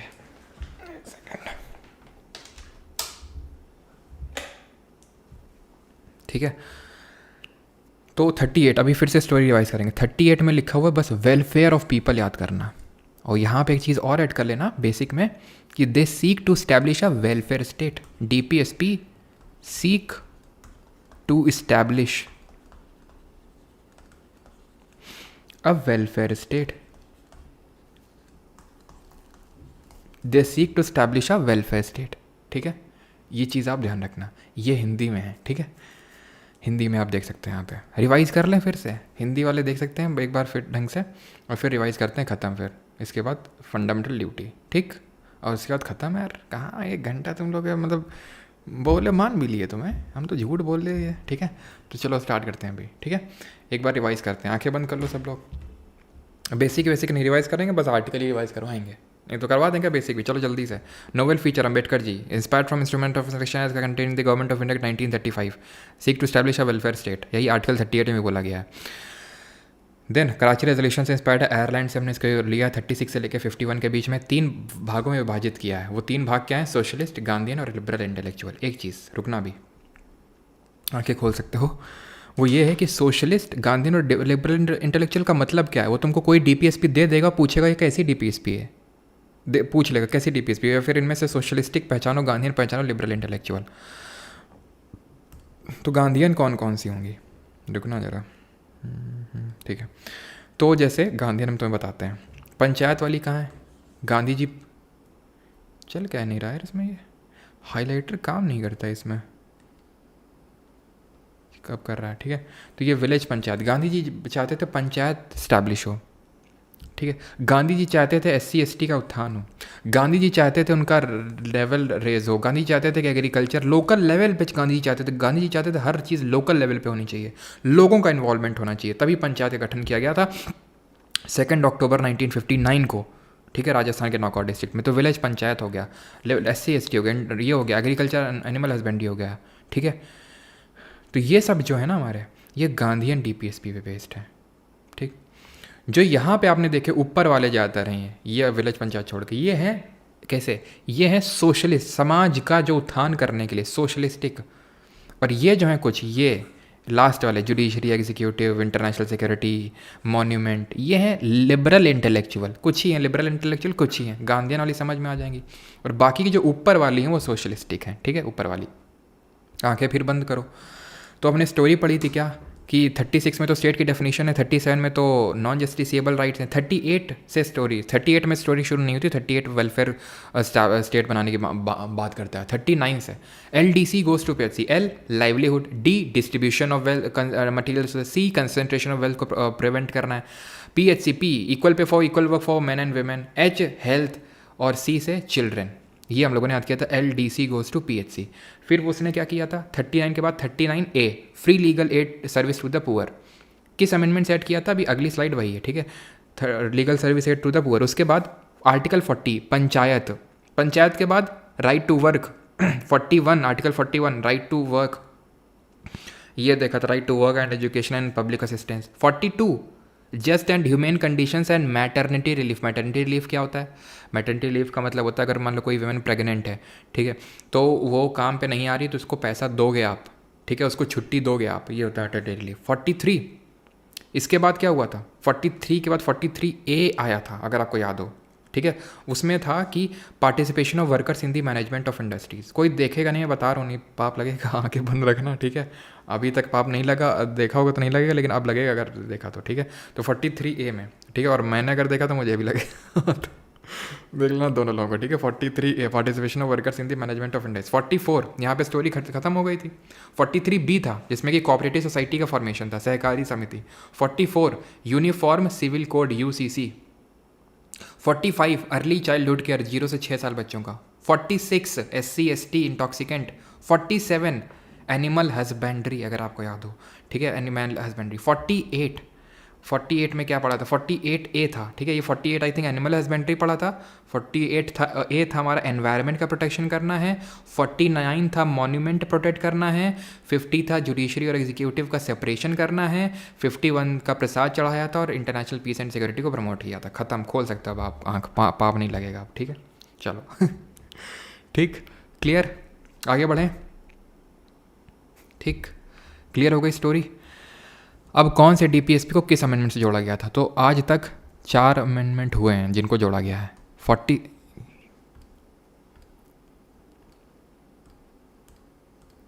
42nd अमेंडमेंट से 4 DPSP को ऐड किया गया है। आर्टिकल नंबर 39A, 43A और 48A इनको जोड़ा गया। 39A में क्या है, फ्री लीगल, ये नहीं लिखेंगे यार, तुम लिख लो, ठीक है, पता है तुम्हें, free legal aid to poor.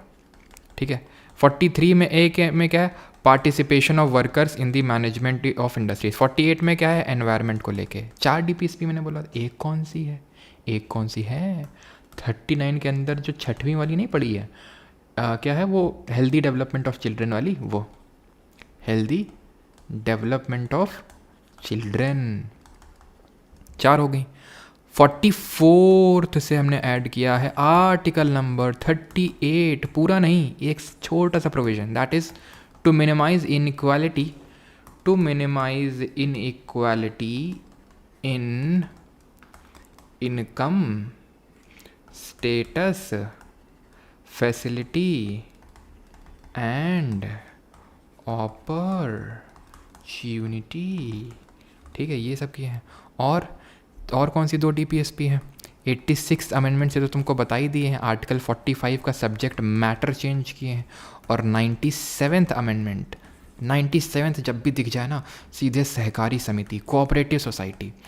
किस में दिया हुआ है कोऑपरेटिव सोसाइटी? Article 43B। इसी ने क्या किया था, article 19 clause 1 sub clause F नहीं देख रहे थे, right to form association, sorry clause 1 sub clause C, right to form association, उसमें ये भी right to form cooperative society हमने देखा था, इसी से जोड़ा गया था। और जब भी तुमको एजुकेशन शिक्षा से इच्छा दिख जाए तो सीधे 86 से मारो, बस खत्म खत्म। फंडामेंटल ड्यूटी आखिरी टॉपिक। अब कैसा मतलब याद हुआ? और DPSP के नहीं याद हुआ, जल्दी से बताओ, बस खत्म है। इसके बाद 10 मिनट का फंडामेंटल ड्यूटी है बस।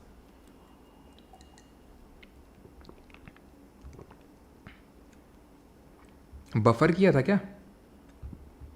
बफर कौन लिख रहा है? चलो अभी जल्दी से देखते हैं फंडामेंटल ड्यूटी। ठीक है, तुम लोग खाना भी तो खाना है कि नहीं?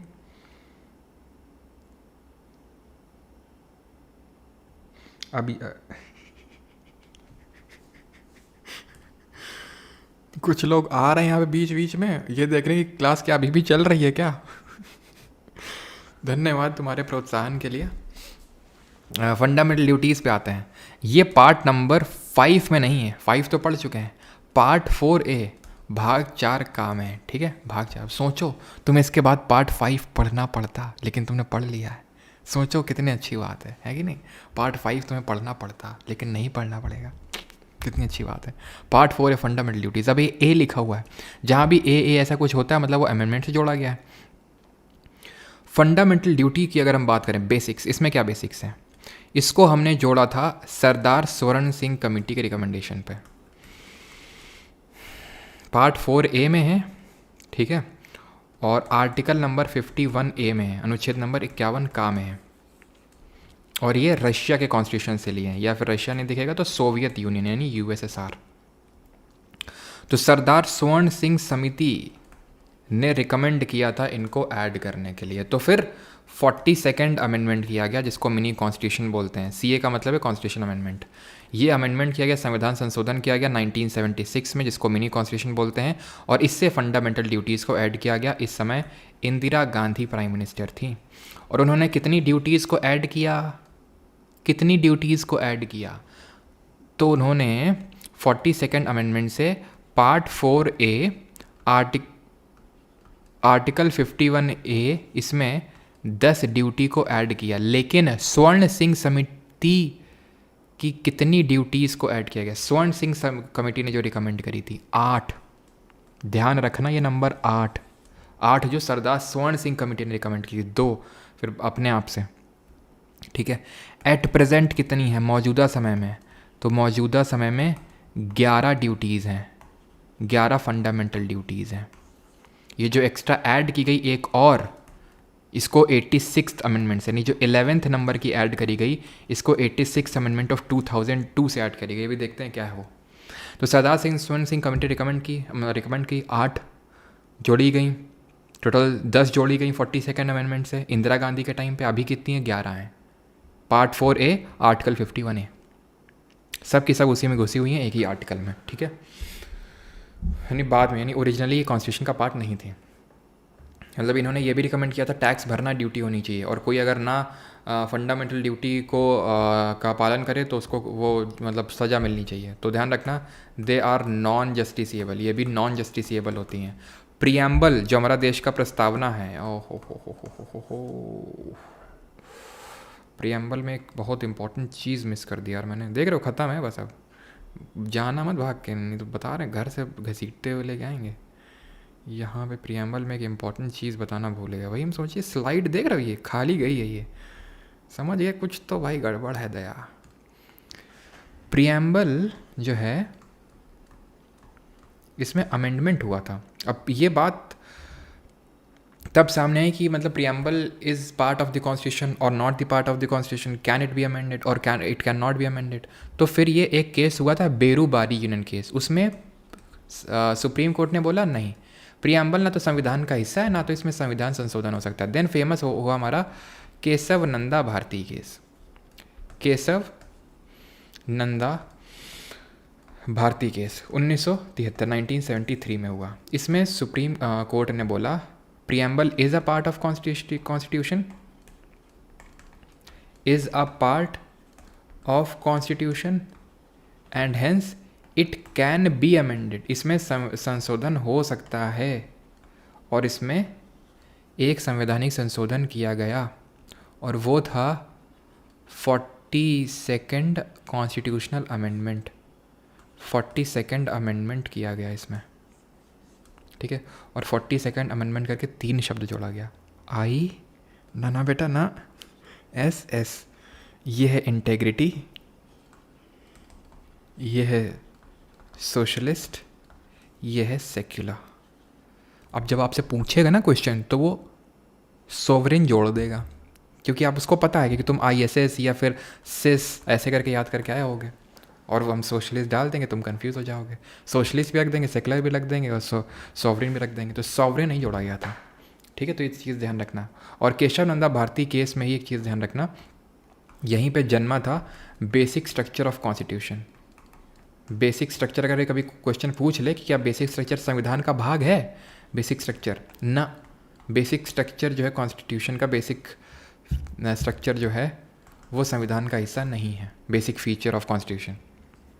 वो केशव नंदा भारती केस में निकल के आया था। बस अभी के लिए इतना ही ध्यान रखो, ठीक है। बेसिक स्ट्रक्चर में जो हमारी कुछ बेसिक चीज़ें होती हैं, जैसे कि separation of judiciary and executive, independence of judiciary, ये सारी चीज़ें आती हैं। तो इस पे जो है बेसिक स्ट्रक्चर KBC केस में सुप्रीम कोर्ट ने बोला था पार्लियामेंट हमारा इन चीज़ों को अमेंड नहीं कर सकता है, बाकी सब कर सकता है। देख रहे हो, इतना सब पढ़ लिया हम लोगों ने। प्राउड फील करो, फीलिंग प्राउड है, प्राउड फील करो, ठीक है। तो अब 11 ड्यूटीज़ पढ़ते हैं। अब इनको भी हमें याद करना होता है। जैसे ये आर्टिकल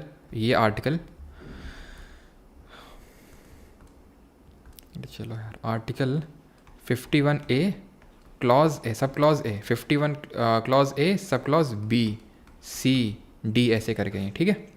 लिख देते हैं EF GHIJ। तो इसमें 10 लिखी हुई, 11वीं हम ऐड कर देंगे, हिंदी में लिखी हुई है। हिंदी मीडियम वाले स्टूडेंट ज़्यादा निराश नहीं होंगे, ठीक है। तो ए से है abide, to abide by the constitution, बहुत इंपॉर्टेंट है। फंडामेंटल ड्यूटी मतलब क्वेश्चन, प्रीएम्बल हो गया, फंडामेंटल राइट हो गया, और फंडामेंटल ड्यूटी क्वेश्चन आता ही आता है इनसे। ए से क्या है, abide by the constitution and respect it's ideals and institutions and national flag and anthem. कर्तव्य है कि संविधान का पालन करना है, राष्ट्रध्वज राष्ट्रगान का आदर करना। नहीं करोगे ना तो कायदे से कुटाई भी होगी। अभी बताएंगे कैसे कुटाई होगी तुम्हारी, अभी एक एक्ट बनवाया है हमने पार्लियामेंट से। बी से क्या है, बी से है cherish and follow the noble ideals which inspired our national struggle for freedom. ये दूसरे नंबर की है। अब बी से क्या याद करना है, बी से याद करना है बापू या फिर भगत सिंह, ऐसे याद कर लेना। तो बापू और भगत सिंह के जो आइडियल्स थे, जो उनकी सोच थी, उसको फॉलो करना है, बस ऐसे याद हो जाएगा। दूसरा वाला, स्वतंत्रता के लिए हमारे राष्ट्रीय आंदोलन को प्रेरित करने वाले उच्च आदर्शों के हृदय में संजोए रखें और उनका पालन करें, जो बापू और भगत सिंह ने फॉलो किया था। सी का मतलब क्या होता है, 3 होता है ना रीजनिंग में, तो 3 मतलब 3 चीज़ें, सॉवरेनिटी, यूनिटी और इंटेग्रिटी को अपहोल्ड और प्रोटेक्ट करना है। डी से डिफेंड हो गया, डिफेंड द कंट्री, देश की रक्षा करनी है, ठीक है, तो रक्षा करेंगे देश की, हैं, इंस्टाग्राम चला के। ई से क्या है, ई से इक्वालिटी, ई से एक तो 5 याद करो, 5 रीजनिंग में 5 मतलब होता है ना, और ई से याद कर लो इक्वालिटी। 5 मतलब 5 उंगलियां साथ होंगी तो बहुत उसमें ताकत होती है। ताकत किस में होती है, ब्रदरहुड में होती है। हार्मनी मतलब सब लोग एकदम साथ में रहेंगे, समझता में रहेंगे, भ्रातृत्व में रहेंगे, 5 का पावर लगेगा। इक्वालिटी का मतलब क्या होता है, इक्वालिटी की जब भी हम बात बोलते हैं तो वेमेन का नाम सबसे आगे आता है, क्योंकि वेमेन को इक्वालिटी नहीं मिलती। तो वो प्रैक्टिसेस हमें रिनाउंस करनी, छोड़नी है, जो हमारी वेमेंस के डिग्निटी के लिए डेरोगेटरी हो सकती हैं, ख़राब हो सकती हैं, वो हरकतें छोड़नी हैं, ठीक है। काफ़ी लोगों की हरकतें होती हैं, मैं अभी तो नहीं बताऊंगा, नहीं तो फालतू में लेक्चर आगे जाएगा। नहीं तो कुछ मैंने हरकतें ऑब्जर्व करी स्टूडेंट की। जैसे फॉर एग्जांपल एक छोटा सा बताता हूँ।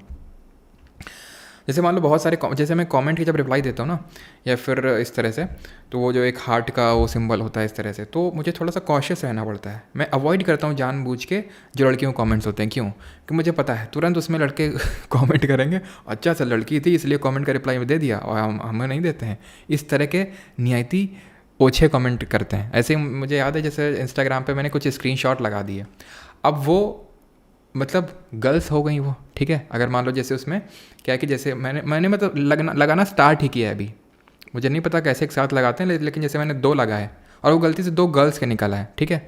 भाई सब कमेंट वो मैसेज मेरा फ्लड कर देते थे, अच्छा लड़की का था इसलिए सर लगा दिए, अगर हमारा लड़के का होता तो ना लगाते। भाई साहब इतनी गुस्सा लगती है ना को, मतलब ये पूरे लगाए नहीं हैं, ठीक है, अभी 2 लगे और वो 2 गलती से लड़कियों के हो गए थे वो। तो ये तरह की जो हरकतें होती हैं ना डेरोगेटरी, ये थोड़ा सा अवॉइड करना है आपको। तो एफ़ क्या है, एफ़ से है आपका फोर्ट, ठीक है। फोर्ट काफ़ी लोगों की हरकतें होती हैं, मतलब सब की तो नहीं बोल रहा हूँ, लेकिन इंस्टाग्राम की खासकर ऑडियंस बहुत ही चीप और बहुत ही, इसलिए मैं इंस्टाग्राम चलाता ही नहीं हूँ। मैं किसी और को दे रखा हूँ कि भाई आप वीडियो अपलोड कर दिया करो, क्योंकि इतनी घटिया मतलब ऑडियंस है, कुछ कहा नहीं जा सकता है। ये कुछ मेरे मतलब ऐसे इंसिडेंसेस रहे थे, इसलिए मतलब बता रहा हूँ कि मतलब ऐसे मैसेज कर रहे हैं कि लड़की थी तो इसलिए लगा दिया आपने स्टोरी पे उसका रिज़ल्ट, और हम लड़के का नहीं लगाया। मतलब गजब है लोग कुछ तो, ठीक है।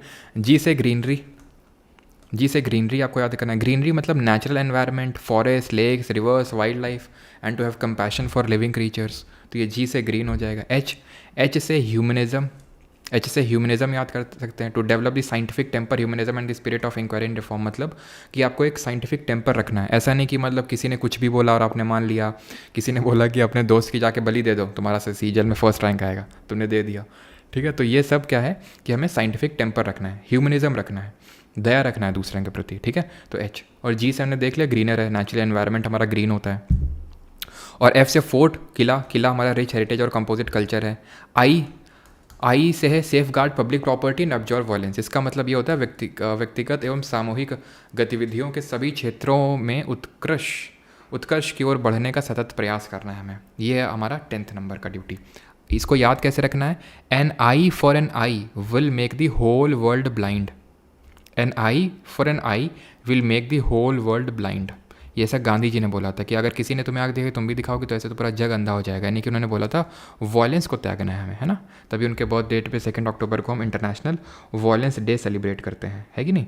और एट द लास्ट है, मतलब 10th है, नॉट लास्ट,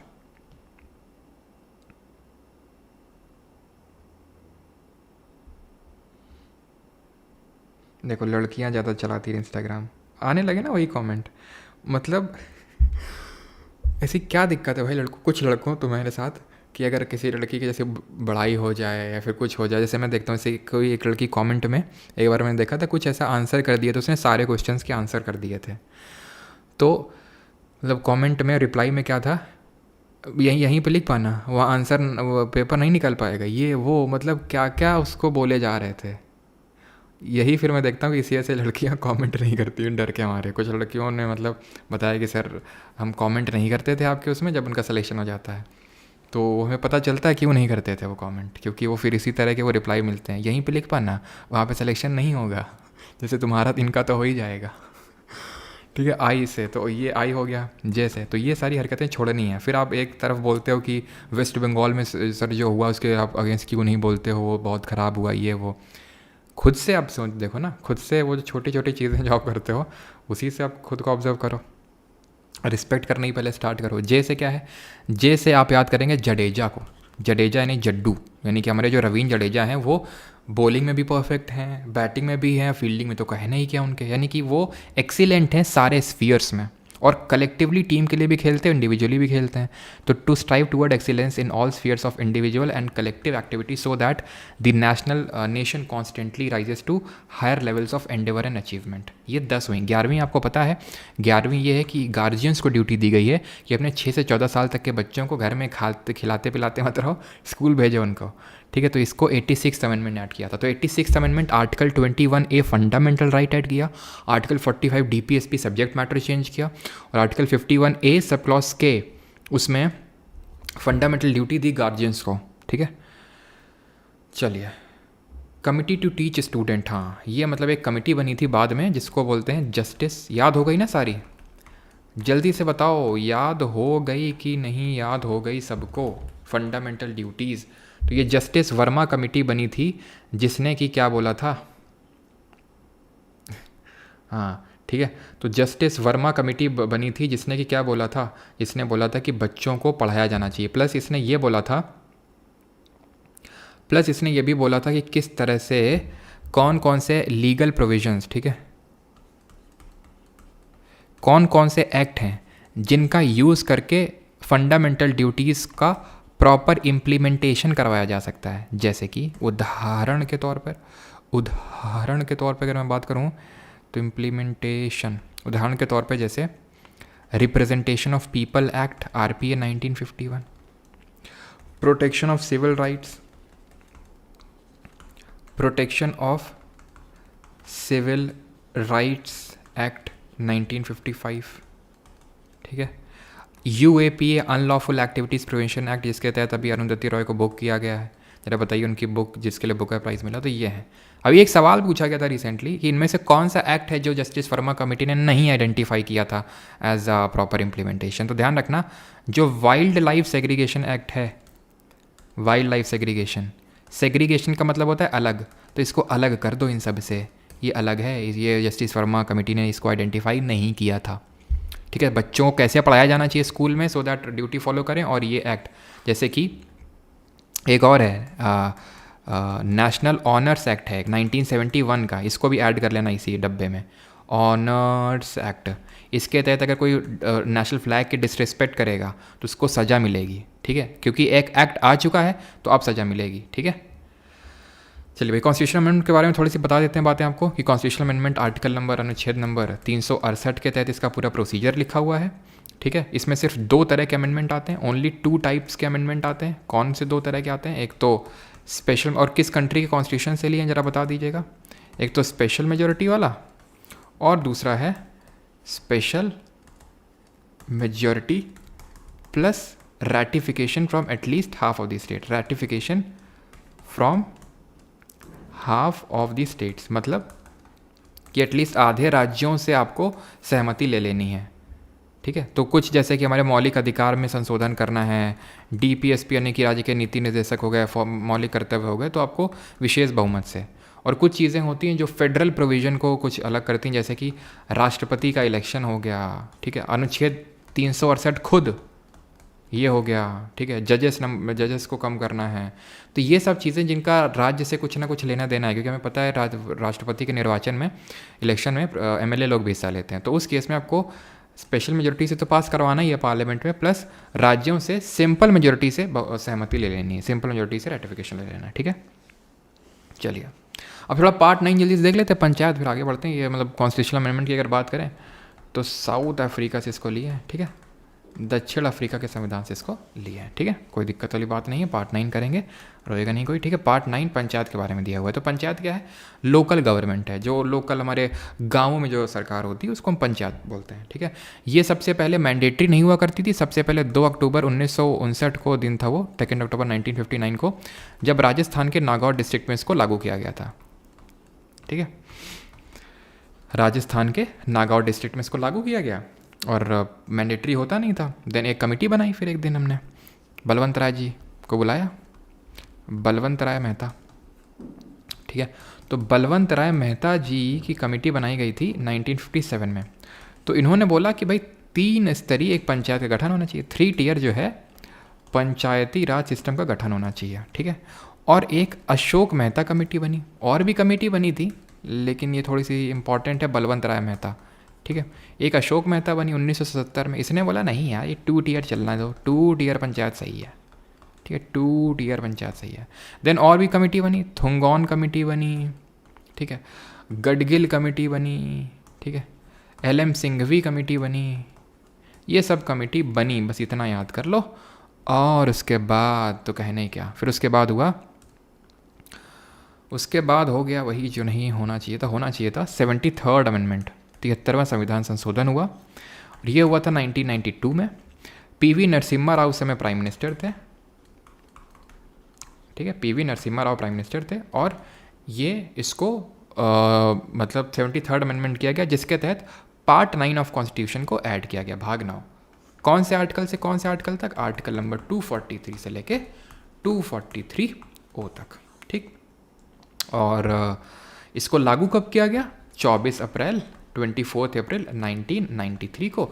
इसीलिए 24 अप्रैल को हम पंचायती राज दिवस मना लेते हैं, बस, ठीक है, पंचायती राज दिवस।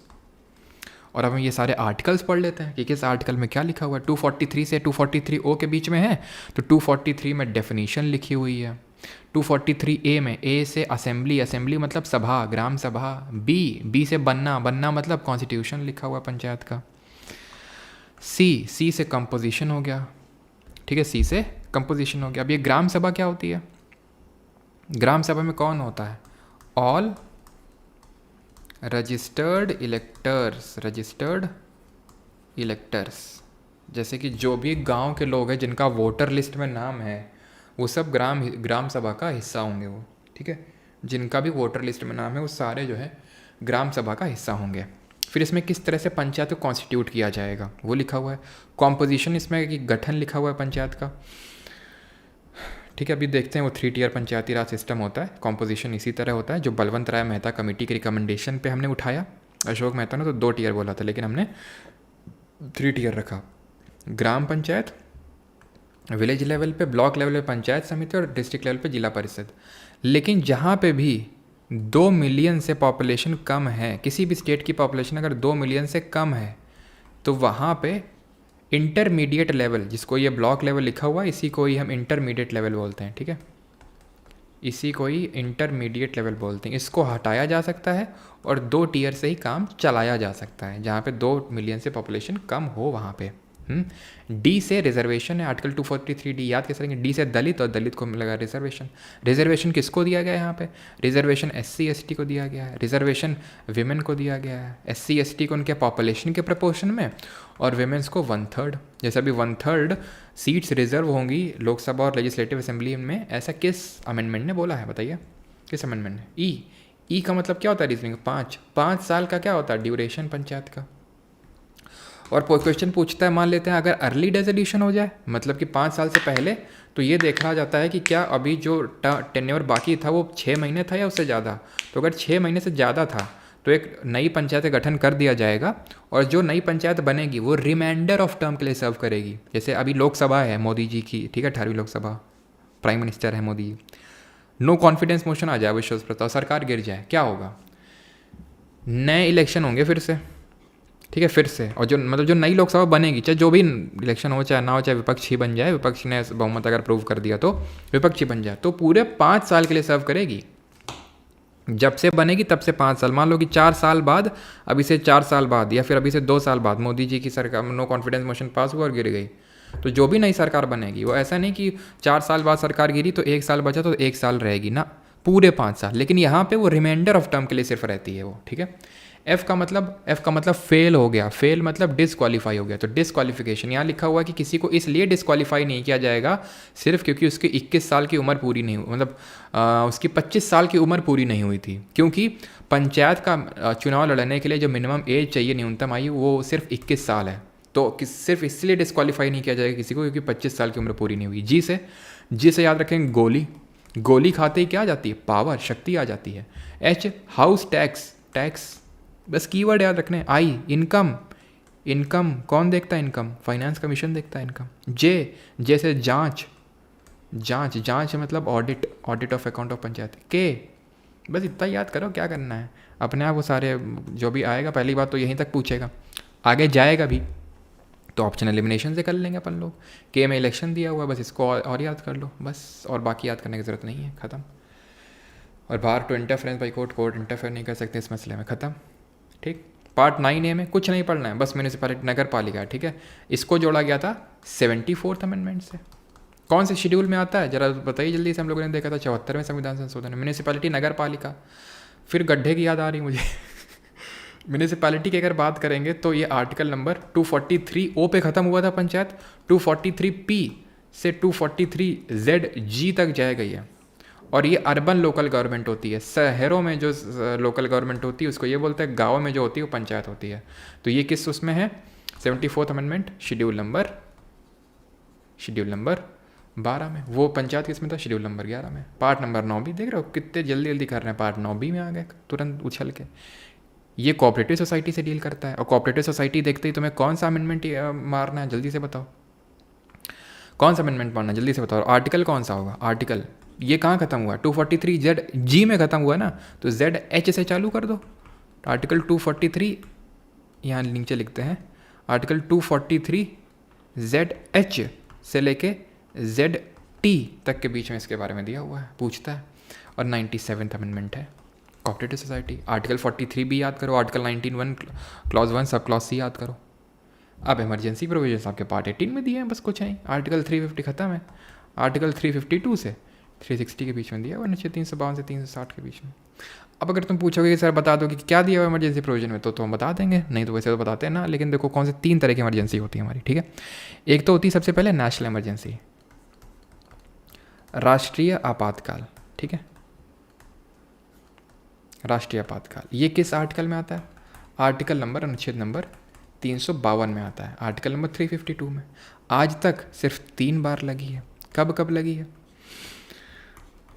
तो चाइना के साथ जब वॉर लड़े थे, ठीक है, 1971 में जब बांग्लादेश को जन्म दिया था हमने, ठीक है, बांग्लादेश को इसी साल हमने जन्म दिया था। मेरे दिमाग में कुछ एनालॉगी तो आ रही है लेकिन उसको मैं बता नहीं सकता हूँ, थोड़ी सी डार्क हो जाएगी वो, है ना। लेकिन अगर समझ सकते हो तो समझ लो।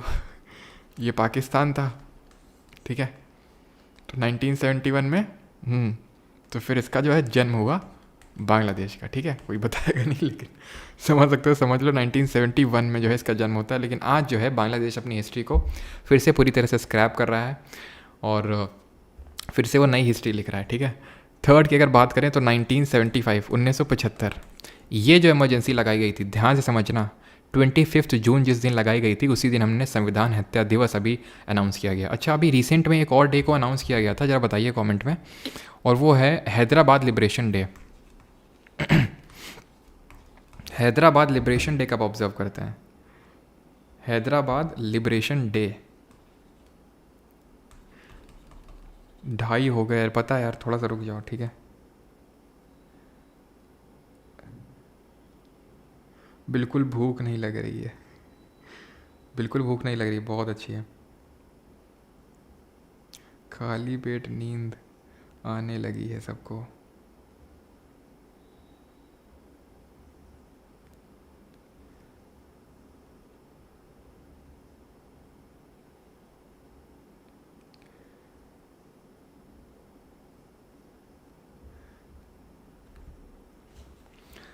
भैया रणवीर इलाहाबादी आपके वीडियो में कमेंट किए हैं। अच्छा, गर्ल फॉर बेस्ट हस्बैंड। चलो भाई इसमें कर लो, ठीक है। हैदराबाद लिबरेशन डे कब ऑब्जर्व किए हैं? किसी ने आंसर नहीं दिया। 17 सितंबर को। क्यों? क्योंकि हैदराबाद को लिबरेट करवाया गया था थ्रू पुलिस एक्सेशन, याद है आपको?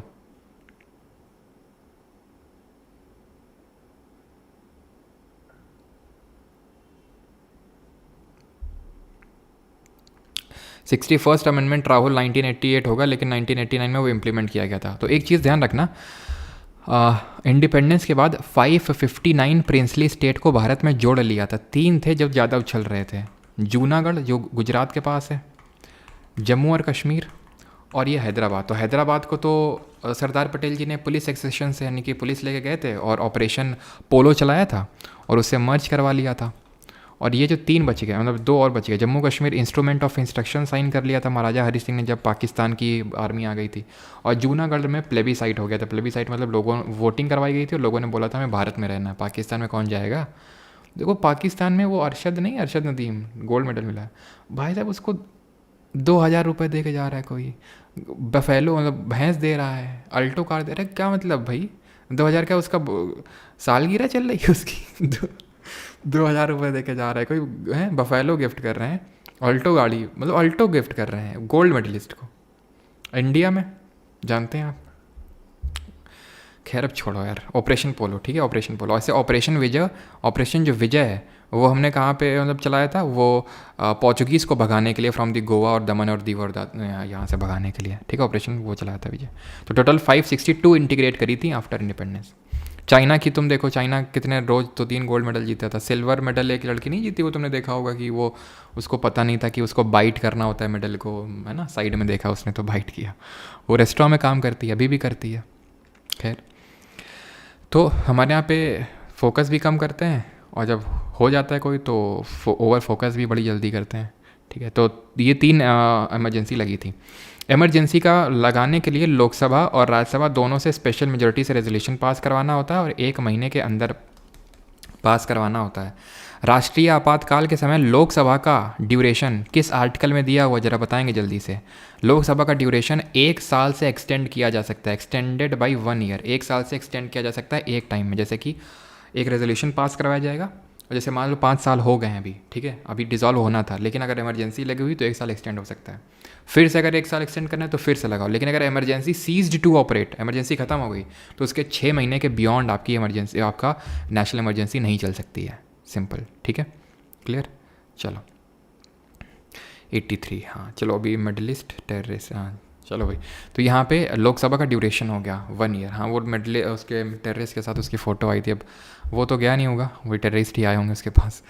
तो लोकसभा का ड्यूरेशन। और नेशनल इमरजेंसी की बात करें, क्या बात करें, हाँ फंडामेंटल राइट सस्पेंड हो सकते हैं, लेकिन आर्टिकल 20 और 21 नेवर सस्पेंडेड है, चाहे फंडामेंटल राइट किसी भी ग्राउंड पे लगे।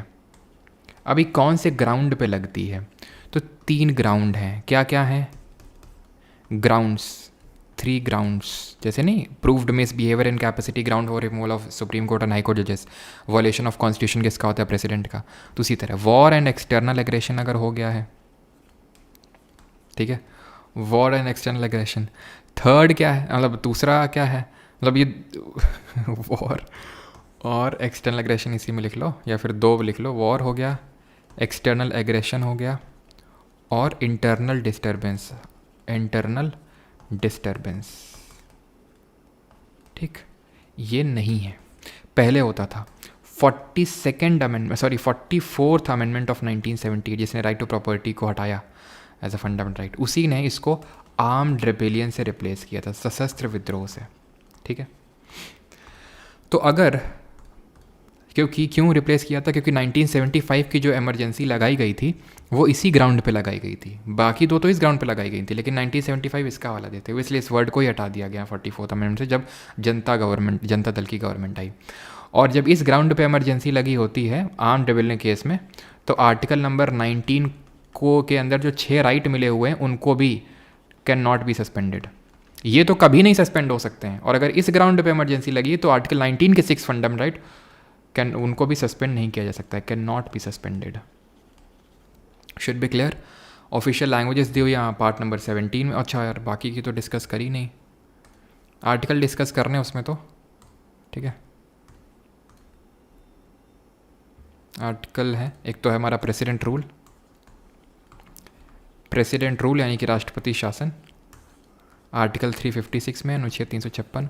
ग्राउंड क्या है लगाने का, तो ग्राउंड एक तो 356 में लिखा हुआ है और एक 365 में लिखा हुआ है। 356 में लिखा हुआ है अगर स्टेट की जो मशीनरी है,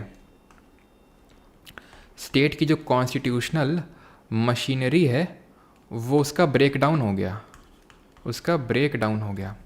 365 में ये लिखा हुआ है कि अगर सेंटर ने, केंद्र ने राज्य को, स्टेट को कोई डायरेक्शंस दिए हैं और वो डायरेक्शंस नहीं अगर माने हैं स्टेट ने, तो प्रेसिडेंट रूल लगाया जा सकता है, राष्ट्रपति शासन, जिसको कि हम स्टेट इमरजेंसी बोल देते हैं, लेकिन वो स्टेट इमरजेंसी नहीं होती, प्रेसिडेंट रूल होता है, ठीक है।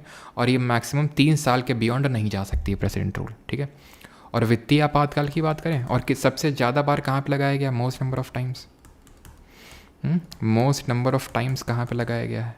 और अगर हम बात करें फाइनेंशियल इमरजेंसी, वित्तीय आपातकाल, तो ये आ जाता है आपका आर्टिकल नंबर 360, जो कि आज तक नहीं लगाई गई है, नेवर, ठीक है, नेवर इम्प्लीमेंटेड, नेवर इम्प्लीमेंटेड। और मोस्ट नंबर ऑफ टाइम से लगी है मणिपुर में 10 बार, ठीक है, 10 बार लगी है, यूपी में 9 बार लगी है, ठीक है। अब आ जाते हैं ऑफिशियल लैंग्वेजेस, जो पार्ट 17 में। पार्ट सर आपको याद होना चाहिए, जैसे कि ये पार्ट 18 में है, जो हमारा अमेंडमेंट था, अमेंडमेंट जो मैंने पढ़ाया था, ये कौन से पार्ट में था, ये पार्ट मैंने नहीं लिखा यहाँ पे, पार्ट नंबर 20 में था, ध्यान रखना। भाग नंबर 20 संविधान में अमेंडमेंट की बात करता है, ठीक है। और पार्ट नंबर 17 बात करता है ऑफिशियल लैंग्वेजेस की। ये किस आर्टिकल से, आर्टिकल 343 से लेके 351 के बीच में है। और जगह है क्या, हाँ जगह है, 2 आर्टिकल बस पढ़ाने हैं, 343 और 348, बस ख़त्म लेक्चर आज का। 343 क्या बोलता है, Hindi in Devanagari script will be the or shall be the official language of union. जरा कमेंट बताओ कि कौन सा आर्टिकल वो बताता है, डिस्कस करता है language to be used in the parliament, और ये बात करता है लैंग्वेज, कौन सी भाषा यूज़ की जाएगी कोर्ट्स में, language to be used in courts, supreme court और हाई कोर्ट में कौन सी लैंग्वेज की जाएगी। और आर्टिकल नंबर 120 है अनुच्छेद 120 जो बात करता है language to be used in parliament, और इसमें 90 जोड़ देंगे तो 210 मिल जाएगा, language to be used in state legislature, खत्म। अब आ गए हम अपने फाइनल टॉपिक पे, ठीक है। अब हम करेंगे कॉन्स्टिट्यूशनल बॉडी, जिसमें कि हम बस फाइनेंस कमीशन, इलेक्शन कमीशन और यूपीएससी के बारे में देखेंगे और ख़त्म आपका लेक्चर, ठीक है। कमेटी बढ़ाना है, कमेटी अब बताते हैं, अभी ये ख़त्म कर लें।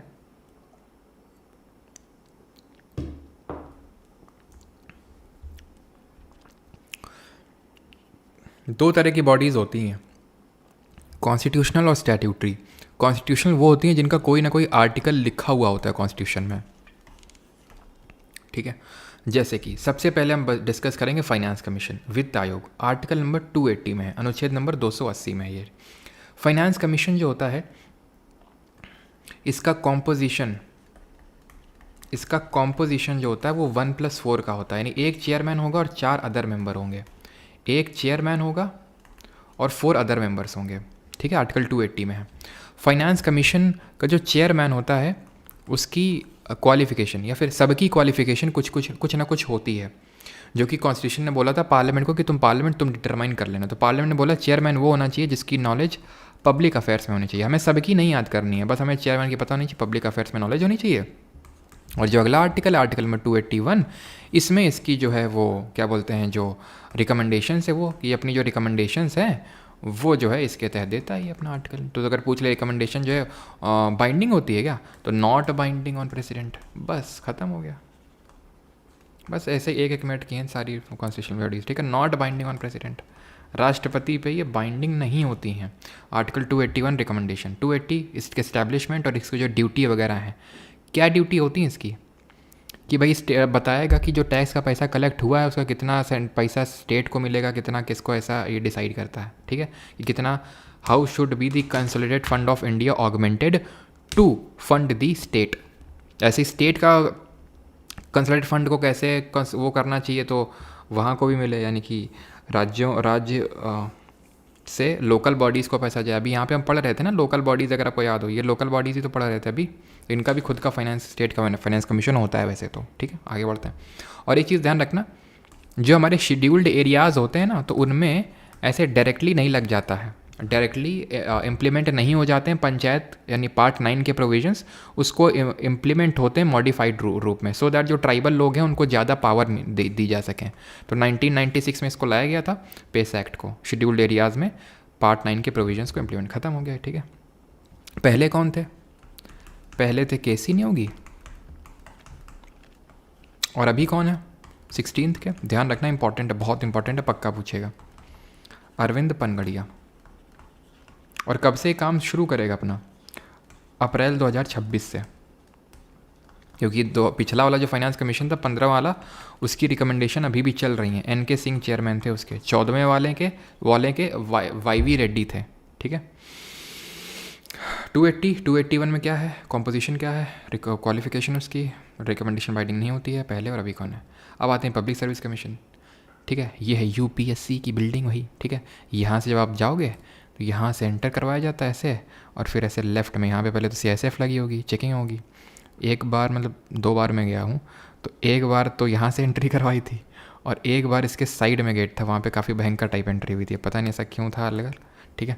तो लेकिन यहाँ से फिर आपको ऐसे लेफ़्ट ले जाया जाएगा, फिर जब आप लेफ़्ट जाएंगे यहीं पे वो एक आपने हो सकता है कुछ लोगों की पिक्चर देखी होगी, ऐसा लंबा सा लगा होता है, वो इसी के जस्ट बगल में ही है। तो अंदर फिर आप जाएंगे, अंदर फिर आपको ऐसा कुछ होगा, ठीक है। फिर आपका बस्ता वस्ता रखवाया जाएगा, फिर आपके ऐसे काफ़ी सारी टेबलें पड़ी होंगी, और फिर डर का माहौल होगा, आपके डॉक्यूमेंट्स चेक करवाए जाएंगे, फ़ोटो पेश करवाई जाएंगी, आपको फिर एक टेबल अलॉट की जाएगी, फिर वहाँ पे 4-5 और कुछ बुद्धिजीवी लोग बैठे होंगे, उनसे अपने डर को आप कम करेंगे। सब एक दूसरे को डर को कम करते हैं, न्यूज़पेपर रखे होंगे वहाँ पे, सब एक्टिंग करेंगे कि देखो हम पढ़ रहे हैं न्यूज़पेपर को लेकिन सबकी अंदर से डैश, समझ रहे हैं आप, ठीक है। लेकिन हाँ, पूरा खाने पीने का पूरा ध्यान रखते हैं, केक्स वगैरह हो गए, बिस्किट हो गए, कोल्ड ड्रिंक हो गई, कॉफ़ी हो गई, सब कुछ देते हैं बाकायदा इज्जत में कोई कमी नहीं रहती है, ठीक है। खैर आगे बढ़ते हैं। तो आते हैं और देखो पब्लिक सर्विस कमीशन ये किस पार्ट में है, तो पार्ट नंबर, ध्यान रखना ये पार्ट नंबर आपका आता है 14 ऑफ कॉन्स्टिट्यूशन, आर्टिकल नंबर अनुच्छेद नंबर 315 से लेकर 323, ठीक है, 315 से 323। ये मत सोचना ये यूपीएससी का पार्ट है, पार्ट नंबर 14, इसमें पब्लिक सर्विस कमीशन यानी यूपीएससी भी आता है, स्टेट पीएससी भी आता है। ये मत सोचना कि स्टेट पीएससी कहीं और आता होगा, नहीं, स्टेट पीएससी भी इसी में आता है, स्टेट पब्लिक सर्विस कमीशन। ये इसके आर्टिकल्स हैं। 315 में पब्लिक सर्विस कमीशन दिया हुआ है, मतलब स्टैब्लिशमेंट। हमने देखा था पहला आर्टिकल तो उसके स्टैब्लिशमेंट की ही बात करता है, तो आर्टिकल 315 जो है इसके स्टैब्लिशमेंट की बात करता है कि एक होना चाहिए इस तरह से, ठीक है। फिर 316 appointment and term of office दिया होता है, तो टर्म कितना होता है, यूपीएससी की अगर बात करें तो 6 साल या 65 साल, और स्टेट पीएससी की बात करें तो 6 साल या 62 साल, 62 ईयर्स, ठीक है, स्टेट पीएससी। और जॉइंट पीएससी केस में भी यही होता है, अगर 2 या 2 से ज़्यादा स्टेट का एक जॉइंट पब्लिक सर्विस कमीशन होता है तो उनका भी इतना ही होता है। रिमूवल एंड सस्पेंशन, अच्छा अपॉइंटमेंट कौन करता है, प्रेसिडेंट करेगा, ठीक है। ये किसकी बात कर रहा हूँ, यूपीएससी की, ठीक है। स्टेट पीएससी केस में अपॉइंटमेंट, स्टेट पीएससी केस में गवर्नर करेगा। और एक चीज़ ध्यान रखना, अगर इनके जब रिमूवल की बात आती है ना, रिमूवल सिर्फ प्रेसिडेंट ही कर सकता है, चाहे यूपीएससी का हो चाहे स्टेट पीएससी का हो, ठीक है। रिमूवल सिर्फ प्रेसिडेंट ही करेगा दोनों का, अपॉइंटमेंट में बस अलग अलग है। रिमूवल एंड सस्पेंशन वो देख लिया, पावर टू मेक रिकमेंडेशन, ठीक है।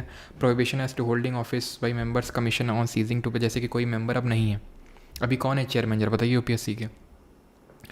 तो ऐसा होता है जैसे कोई मेंबर है, ठीक है, तो वो जैसे कोई यूपीएससी का मेंबर है, मेंबर का मतलब होता है जो आपके इंटरव्यू लेते हैं, जैसे कि मेरा इंटरव्यू लिया था प्रीति सुदान मैम ने जो आज चेयरमैन है, ठीक है। पहली बार में तो लिया था सत्यवती मैम ने और दोबारा प्रीति सुदान मैम ने, जो कि हेल्थ सेक्रेटरी रही थी।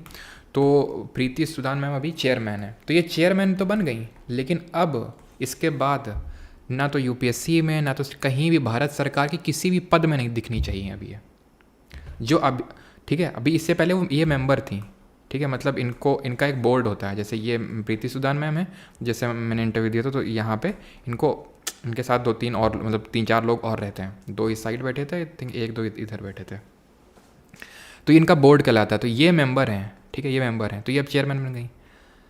चेयरमैन से ऊपर तो पद होता नहीं है, तो उससे ऊपर अब ये जा नहीं सकते हैं, ठीक है। लेकिन ये मेंबर है, ये तो चेयरमैन है, तो यूपीएससी का बन सकता है, तो स्टेट पीएससी का बन सकता है। कोई स्टेट पब्लिक सर्विस कमीशन का चेयरमैन है तो यूपीएससी का मेंबर बन सकता है और यूपीएससी का चेयरमैन बन सकता है, ठीक है, समझ रहे हैं आप, मतलब ऊपर जा सकते हो हायरार्की में, आप नीचे या फिर नीचे या सेम पोजीशन पे नहीं आ सकते हो आप, ठीक है, क्लियर है, ये चीज़ है। और फंक्शंस दिए हुए हैं, ठीक है, इसमें से अपनी सुविधा के हिसाब से 315 तो याद ही हो गया तुमको, अपनी इस सुविधा के हिसाब से 2-3 याद कर लेना जो तुमको आसान लगे, ठीक है, सो दैट अगर क्वेश्चन आए जो आने के चांसेस रहते हैं तो आप। और 323 एक और है जो नीचे दबा हुआ है, उसमें रिकमेंडेशंस लिखी हुई हैं, ठीक है। आर्टिकल 323 में रिकमेंडेशन, आखिरी वाला यूजुअली रिकमेंडेशन की बात करता है। ये रिकमेंडेशन या फिर जो रिपोर्ट है, रिपोर्ट किसको देते हैं, प्रेसिडेंट को देते हैं अगर वो यूपीएससी, और अगर स्टेट पीएससी तो गवर्नर को देगा और वो पार्लियामेंट में टेबल करता है, ठीक है। तो आखिरी वाला रिपोर्ट की बात करता है और पहला वाला स्टैब्लिशमेंट में। इसमें से 2-3 देख लो अपने हिसाब से, जो तुमको ठीक लगे वो याद कर लो, ठीक है, लेकिन याद ज़रूर करना 2-3 तो एटलीस्ट। अब आ जाते हैं अपने इलेक्शन कमीशन ऑफ इंडिया पे, ठीक है। तो इलेक्शन कमीशन ऑफ इंडिया की बात करें तो इलेक्शन कमीशन ऑफ इंडिया ये पार्ट नंबर 15 ऑफ कॉन्स्टिट्यूशन में, वो पार्ट 14 में था और ये पार्ट 15 में। लेकिन पता है तुम्हें बीच में एक और पार्ट है, पार्ट 14A, ये ट्रिब्यूनल्स की बात करता है। ट्रिब्यूनल्स जो डिस्प्यूट वगैरह सॉल्व करते हैं उनको ट्रिब्यूनल्स बोलते हैं।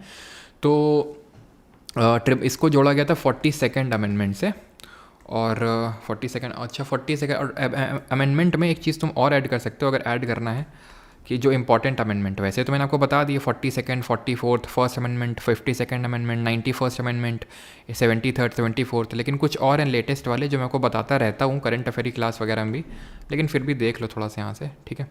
और 106th वाला इंपॉर्टेंट है। तो ट्रिब्यूनल 2 तरह के होते हैं, एक तो एडमिनिस्ट्रेटिव होता है यानी प्रशासनिक, यानी कि कुछ सर्विस से रिलेटेड है ना, और गैर प्रशासनिक नॉन एडमिनिस्ट्रेटिव। तो 2 तरह के ट्रिब्यूनल्स बैठते हैं, ये आर्टिकल 323A और ये आर्टिकल 323 बी में बैठता है, ठीक है, नॉन एडमिनिस्ट्रेटिव, ठीक है। ये India Bangladesh land boundary agreement से डील करता है 100th amendment. GST, backward class commission को कॉन्स्टिट्यूशनल स्टेटस दिया, संवैधानिक दर्जा। ईडब्ल्यूएस को 10% रिजर्वेशन दिया। सिन्हो कमेटी बनी थी, सिन्हो कमेटी से एसोसिएटेड ध्यान रखना। 104 एंग्लो इंडियन का जो नॉमिनेशन है उसको ख़त्म किया गया था, जो 2 एंग्लो इंडियन प्रेसिडेंट में नॉमिनेट करता है। 106 लेटेस्ट है जहाँ पे 1/3, और जो 105 है वो मतलब SC शेड्यूल कास्ट की जो लिस्ट वगैरह होती है ना, लिस्ट वगैरह उससे एसोसिएटेड है वो। 106 है 1/3 का जो रिजर्वेशन दिया गया है विमेंस को लोकसभा और लेजिस्लेटिव असेंबली में, उससे डील करता है। तो पार्ट 15 की अगर बात करें तो किस आर्टिकल से किस आर्टिकल तक है, तो आर्टिकल 323 ख़त्म होता है, तो 324 से 329 तक के बीच में, ठीक है। और ये इस्टेब्लिश कब हुआ था, तो ये ध्यान रखना है 25 जनवरी 1950 को। इसीलिए 25 जनवरी को हम क्या मनाते हैं, नेशनल वोटर्स डे मनाते हैं, है ना, वोटर्स डे मनाते हैं। और वोटिंग की मिनिमम एज कितनी है, तो वोटिंग की एज पहले 21 साल होती थी, फिर 61st अमेंडमेंट जो 1900, अभी कोई पूछ रहा था कब हुआ था, तो हुआ तो 1988 में था, लेकिन एक्चुअल में इम्प्लीमेंट 1989 में हुआ था, ठीक है। तो 21 से 18 इसको कर दिया गया 61st अमेंडमेंट से। CA मतलब कॉन्स्टिट्यूशनल अमेंडमेंट। इसी वजह से क्योंकि इतना ज़्यादा काम बढ़ गया 1988 में, इसीलिए 1989 में इलेक्शन कमीशन सबसे पहली बार मल्टी मेंबर्ड बॉडी बना। मल्टी मेंबर्ड बॉडी का मतलब क्या है, मल्टी मेंबर्ड बॉडी का मतलब है एक से ज़्यादा लोग। पहले सिर्फ एक ही लोग होता था और वो होता था चीफ इलेक्शन कमिश्नर, लेकिन फिर 1989 में 2 और इलेक्शन कमिश्नर्स को ऐड किया गया, 2 और इलेक्शन कमिश्नर्स को ऐड किया गया। इससे पहले सिर्फ एक सिंगल मेंबर्ड बॉडी होता था। जितनी भी अभी हमने कॉन्स्टिट्यूशनल बॉडीज़ पढ़ी हैं उसमें से एक मुझे बताओ जो सिंगल मेंबर्ड बॉडी है, एक है, बताओ। फाइनेंस कमीशन तो मैंने बताया 1+4 है, लेकिन एक मैंने बताई थी आपको, बताओ जल्दी से, हिंट देता हूँ, आइए लो ठीक है। तो अभी कौन है chief election commissioner, Rajiv Kumar. बाकी 2 इलेक्शन कमिश्नर्स कौन है, ज्ञानेश कुमार संधू जी, ज्ञानेश कुमार जी और ये सुखबीर सिंह संधू जी, ठीक है। सुखबीर सिंह संधू जी और ज्ञानेश कुमार ये इलेक्शन कमिश्नर है, तो Rajiv Kumar chief election commissioner है। अगर कभी क्वेश्चन इस तरह से बन जाए, कुछ डिस्प्यूट हो जाए इन 3 लोगों में, मतलब किसी नॉट डिस्प्यूट काइंड ऑफ, मतलब कुछ ऐसा चीज़ को लेके डिसीजन लेना है कि भाई समोसा आएगा या जलेबी आएगी ठीक है, तो matter will be decided by majority, मतलब जो 2 लोग बोलेंगे, ऐसा नहीं कि ये चीफ हैं तो ये जो बोलेंगे वही होगा ना, matter will be decided by majority, ये ध्यान रखना है। और हटाने की प्रक्रिया, रिमूवल, ध्यान रखना, रिमूवल की जब हम बात करते हैं तो चीफ इलेक्शन कमिश्नर का वैसे ही होता है जैसे सेम एज सुप्रीम कोर्ट जज, और सिंगल मेंबर्ड बॉडी होती है, सिंगल मेंबर्ड बॉडी है CAG, controller and auditor general, समझ आ गया। तो ये जो कैग जो हमारे गिरीश चंद्र मुर्मू जी हैं अभी सिंगल मेंबर्ड बॉडी हैं वो, ठीक है, इनको भी सुप्रीम कोर्ट के जज की तरह हटाया जाता है। लेकिन जो ये बाकी के 2 इलेक्शन कमिश्नर्स हैं इनको ऐसे नहीं हटाया जाता, इनको तो प्रेसिडेंट हटा देगा आराम से, इनसे पूछ के, चीफ इलेक्शन कमिश्नर से पूछ के, ठीक है। ये आर्टिकल से एसोसिएटेड है इलेक्शन कमीशन से, पता होना चाहिए आपको। इनमें से भी 2-3 जो आपको ठीक लगे, आपके मन मुताबिक लगे, उनको देख लीजिए।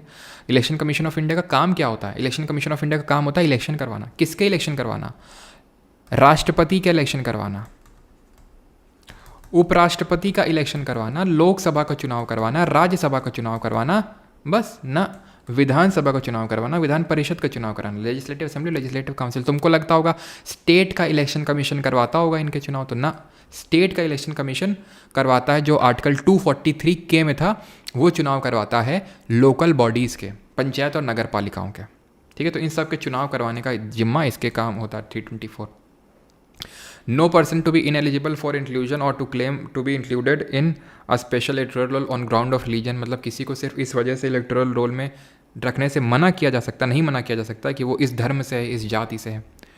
ये देख लो, रिप्रेजेंटेशन ऑफ पीपल एक्ट है जिसमें क्वालिफिकेशन और डिसक्वालिफिकेशन लिखी हुई हैं काफ़ी चीज़ें। Power of parliament to make provision with respect to election to legislature, power of the legislature of state to make provisions, bar to interference court, court इस matter में इंटरफेयर नहीं कर सकता है इलेक्शन के मैटर में। तो ये वाला अच्छे से याद कर लो, ये वाला अच्छे से याद कर लो, और इन 4 में से कोई एक जो तुम्हें ठीक लगे, ये अगर याद कर लोगे तो ये अपने आप याद हो जाएगा। तो आई वुड एडवाइज ये याद कर लो। क्यों? क्योंकि यहाँ पे power of parliament to make provision with respect to legislature है, मतलब पार्लियामेंट है, यहाँ पावर ऑफ पार्लियामेंट है और यहाँ पावर ऑफ स्टेट लेजिस्लेचर, बाकी पूरा सेम है, यहाँ पार्लियामेंट है यहाँ स्टेट लेजिस्लेचर बस, ठीक है। और पहले हमारे स्टेट के इलेक्शन कमिश्नर कौन थे? फर्स्ट सुकुमार सेन। और ब्रेकिंग थ्रू ग्लास ये किसकी ऑटोबायोग्राफी है, किस चीफ इलेक्शन कमिश्नर की? ब्रेकिंग थ्रू, ऐसे ही I think if not wrong वही है, ब्रेकिंग थ्रू ग्लास, ठीक है। फर्स्ट थे सुकुमार सेन। और ये किसकी थी? ये थी हमारी, क्या नाम था उनका यार, 10th नंबर के थे chief election commissioner, 10th number के, नाम एकदम से जा रहा, जो नाश्ते में पॉलिटिशियंस को खाते थे, क्या नाम था उनका जो नाश्ते में पॉलिटिशियंस को खाते थे? TN शेषन नाम था उनका, TN शेषन, ठीक है। सर ये 2000 Tier 2 ही मतलब समझे नहीं, चलो अब आ जाते हैं नेशनल कमीशन। ये भी हमारा कॉन्स्टिट्यूशनल बॉडी है, संवैधानिक संस्था। तो इसमें कुछ अमेंडमेंट इंपॉर्टेंट है, जैसे ये पहले होता था special officer for SC and ST, ये दोनों ऑफिस होता था, special officer for SC and ST करके होता था। लेकिन फिर क्या हुआ, स्पेशल ऑफिसर की जगह उनको कमीशन घोषित कर दिया गया 65th अमेंडमेंट से, ठीक है। 65th अमेंडमेंट से इनको कमीशन घोषित कर दिया गया। इसको अलग रखना, इसको अलग रखना बिल्कुल, ये SC ST की सिर्फ बात कर रहा हूँ अभी, ऑफिसर से कमीशन बने। लेकिन 89th वाला बड़ा इंपॉर्टेंट है, इसने बाइफरकेट कर दिया, अलग अलग कर दिया। National commission for scheduled caste अलग और national commission for scheduled tribe अलग। ये आ गया आर्टिकल 338 में, ये आ गया आर्टिकल 338A में। ये SC जो हमारे scheduled caste plus Anglo Indian आंग्ल भारतीय जो समुदाय से लोग बिलोंग करते हैं, जिनके एक मम्मी पापा में से कोई एक अंग्रेज होगा, यूजुअली पापा अंग्रेज हैं, तो उनके अधिकारों की रक्षा करता है, और ये शेड्यूल ट्राइब के अधिकारों की रक्षा करता है। और जो OBC का कमीशन है ये आर्टिकल 338B में है, और इसको संवैधानिक दर्जा कॉन्स्टिट्यूशनल अमेंडमेंट ऑफ 102 से मिला था, जो अभी मैंने आपको पीछे बताया है, ठीक है। तो 89th अमेंडमेंट नहीं भूलना है, बाइफरकेट किया था शेड्यूल कास्ट और शेड्यूल ट्राइब के कमीशंस को, 338 एंड 338 है। स्टैट्यूटरी बॉडीज़ यानी कि ये क्या होती हैं, जैसे हमने कॉन्स्टिट्यूशनल बॉडीज़ पढ़ी, ऐसे स्टैट्यूटरी होती है, इसमें कुछ नहीं पढ़ना है सर, अगर 2 मिनट से ज़्यादा लग जाए इसमें तो कहना। स्टैट्यूटरी बॉडीज़ वो होती हैं जो लॉ के थ्रू क्रिएट की जाती हैं, क्रिएटेड बाय लॉ, ठीक है, क्रिएटेड बाय लॉ यानी कानून के थ्रू बनाई जाती हैं। मतलब ये संविधान में कहीं नहीं लिखी हुई है, कोई अनुच्छेद नहीं मिलेगा, ये कोई एक्ट आया होगा पार्लियामेंट का, जैसे NHRC, बस 2 पढ़नी है, इसके अलावा कोई तीसरी है ही नहीं। इसको बोलते हैं नेशनल ह्यूमन राइट्स कमीशन। इसको एक 1993 का 1993 का एक्ट आया था, उससे बनाया गया था। और नेशनल कमीशन फॉर वुमेन्स को 1990 का एक्ट आया था, उससे बनाया गया था इन द ईयर 1992, ठीक है। ये 1992 में बनाया गया था और 1990 का एक्ट था, और ये 1993 में ही बनाया गया था और 1993 में ही इसका एक्ट भी आया था। अभी कौन है इसके चेयरमैन? अरुण कुमार मिश्रा जी हैं। और विमेन की कौन है जरा बताएंगे? R से नाम शुरू होता है उनका, इसकी हैं रेखा शर्मा जी। चेयरमैन याद होनी चाहिए। ख़त्म होता है हमारा टॉपिक और लेक्चर, थैंक यू। लेकिन हमारा एक चीज़ बाकी है, दैट इज़ पार्लियामेंट कमेटी। अगर कहें तो वो मैं करवा दूँ, नहीं तो आप देख सकते हैं थैंक यू लगा हुआ है। इसके बाद कुछ नहीं है, अंधेला ही अंधेला है। रुको रुको रुको रुको, ठीक है। यहाँ पे मैं पार्लियामेंट्री कमेटी करवा देता हूँ। आप GS के लेजेंड हो सर जी, थैंक यू भैया ओमकार साहू जी। जय भैया अब खाना खाने। रुक जाओ, गणेश जी जाना जा सकते हैं, लेकिन बस हम लोगों ने स्टार्ट किया था 9:09 पे, ठीक है। तो वही ख़त्म हो जाएगा हमारा 6 घंटे में। जल्दी से कर लेते हैं पार्लियामेंट्री कमिटीज़, ठीक है। कुछ बचा हो तो ज़रा बताओ जल्दी से। कुछ अगर बचा हो, किसी को लग रहा हो, कहीं कुछ डाउट हो कि सर ये आपने बोला कुछ और लिखो कुछ और दिया, ऐसा कुछ हो तो बताओ जल्दी से। पार्लियामेंट्री कमिटीज़ 2 तरह की होती हैं। एक तो टेम्प्रेरी होती हैं, जो थोड़ा सा टेम्प्रेरी काम, जैसे अभी आया है कुछ काम, परमानेंट नहीं रहता है, तो एडहॉक कमेटी। और परमानेंट जो काम रहता है उसके लिए बनती है स्टैंडिंग कमेटी। ये है परमानेंट, ये है परमानेंट कमिटीज़, ठीक है। परमानेंट हमें पढ़नी है, और परमानेंट में भी फाइनेंशियल, ठीक है। Standing financial committees, standing financial committees 3 तरह की होती हैं। Standing financial committees, public account committee, ठीक है। पब्लिक 40 रुपये भेजें, अजय भल्लारा जी ने लिख रहे हैं hats off to you sir, thank you भाई। पब्लिक अकाउंट्स कमेटी, एस्टीमेट इसको बोलते हैं लोक लेखा समिति, एस्टीमेट्स कमेटी इसको बोलते हैं प्राक्कलन समिति, और कमिटी ऑन पब्लिक अंडरटेकिंग। करवा दीजिए सर पार्लियामेंट्री कमिटीज़, हाँ हाँ करवा रहे हैं, ठीक है। Committee on public undertaking and, और किसी को कुछ हो तो बताते रहना हमें, ठीक है, क्योंकि अभी हम ज़्यादा कमेंट तो Sukumar Sen first election commissioner थे, आपने स्टेट वाला बोल दिया, क्या बोल दिया हमने? तो फर्स्ट क्या लिखा है? फर्स्ट चीफ इलेक्शन कमिश्नर यही तो थे सुकुमार सेन, कुछ गलत बोल दिया क्या? चलो भी बताना अभी गलत गलत अगर कुछ अगर लगे तो, ठीक है। अभी इसको ख़त्म कर देते हैं, अगर मतलब कुछ लगे कि ये चीज़ मिस कर दिया, ठीक है, आपने बोला कुछ लिखो छोड़ दिया तो, अगर कहीं पे ऐसा हुआ, नहीं मुझे तो नहीं लगता कुछ हुआ है आज के लेक्चर में। पब्लिक अकाउंट कमेटी, इसमें टोटल देखो कॉमन क्या होता है और डिफरेंस क्या होते हैं तीनों में, ठीक है। क्या चीज़ें कॉमन होती हैं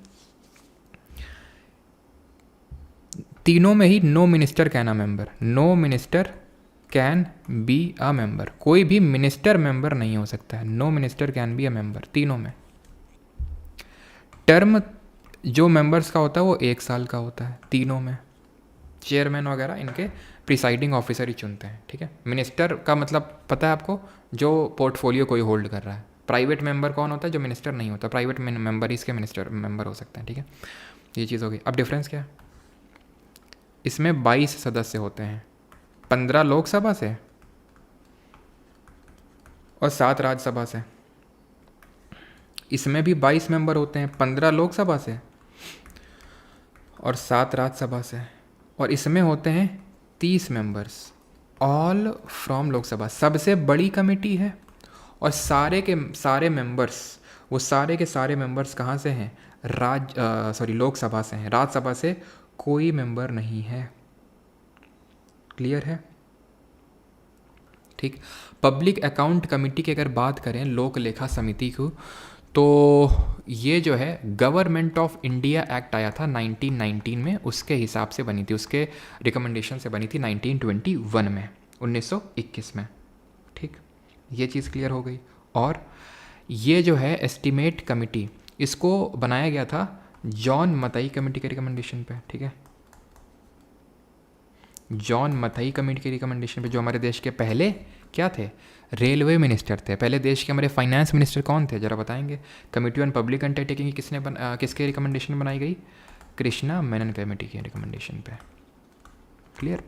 और किसको गाइड एंड फिलोसफर बोलते हैं पब्लिक एंड अकाउंट कमेटी को? तो ध्यान रखना, कैग को, जो कैग होता है comptroller and auditor general, is called as the guide and philosopher, guide and philosopher of public account committee.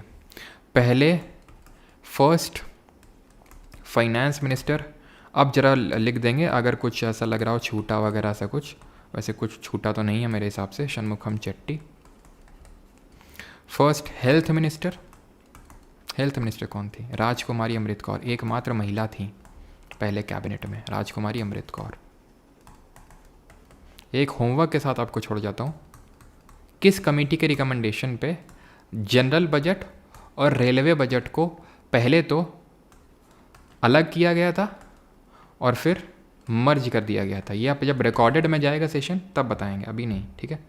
अब किसी को कुछ वो हो तो पूछ सकता है, ठीक है। पहले विदेश मंत्री कौन थे? जो पहले प्रधानमंत्री थे, नहीं नेहरू जी। पहले गृह मंत्री कौन थे? ये हेल्थ की बात हो रही है, होम मत समझ लेना। पहले गृह मंत्री, होम मिनिस्टर सरदार पटेल जी थे। बलदेव सिंह पहले डिफेंस मिनिस्टर थे, ठीक है। अब किसी का कुछ हो तो बताओ, डिफेंस मिनिस्टर। अटॉर्नी जनरल छूट गया है, प्रियांक मिश्रा, पकड़े गए तुम प्रियांक, हैं, पकड़ लिए गए तुम। अब तुमको छोड़ा नहीं जाएगा, सब लोग चले जाएंगे, प्रियांक नहीं जाएंगे, ठीक है। काहे से पढ़ चुके हैं भाई अटॉर्नी जनरल, बीच में अटॉर्नी जनरल पढ़ चुके हैं आर्टिकल 76 लाइन में जब पढ़ रहे थे। लोकपाल लोकायुक्त से यार क्वेश्चन आते नहीं, ठीक है। मॉक में तुमने देख लिया हो कहीं, इसलिए बोल रहे हो, लेकिन नहीं भाई 1963 नहीं, 1952, 1962 और 1972 और 2002 होगा, ठीक है।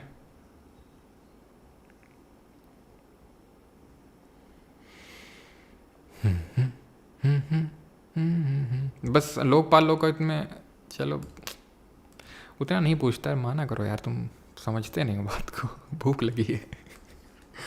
लोकपाल से एक्ट पूछता है बस, ठीक है। लोकपाल एंड लोकायुक्त एक्ट आया था, कब आया था?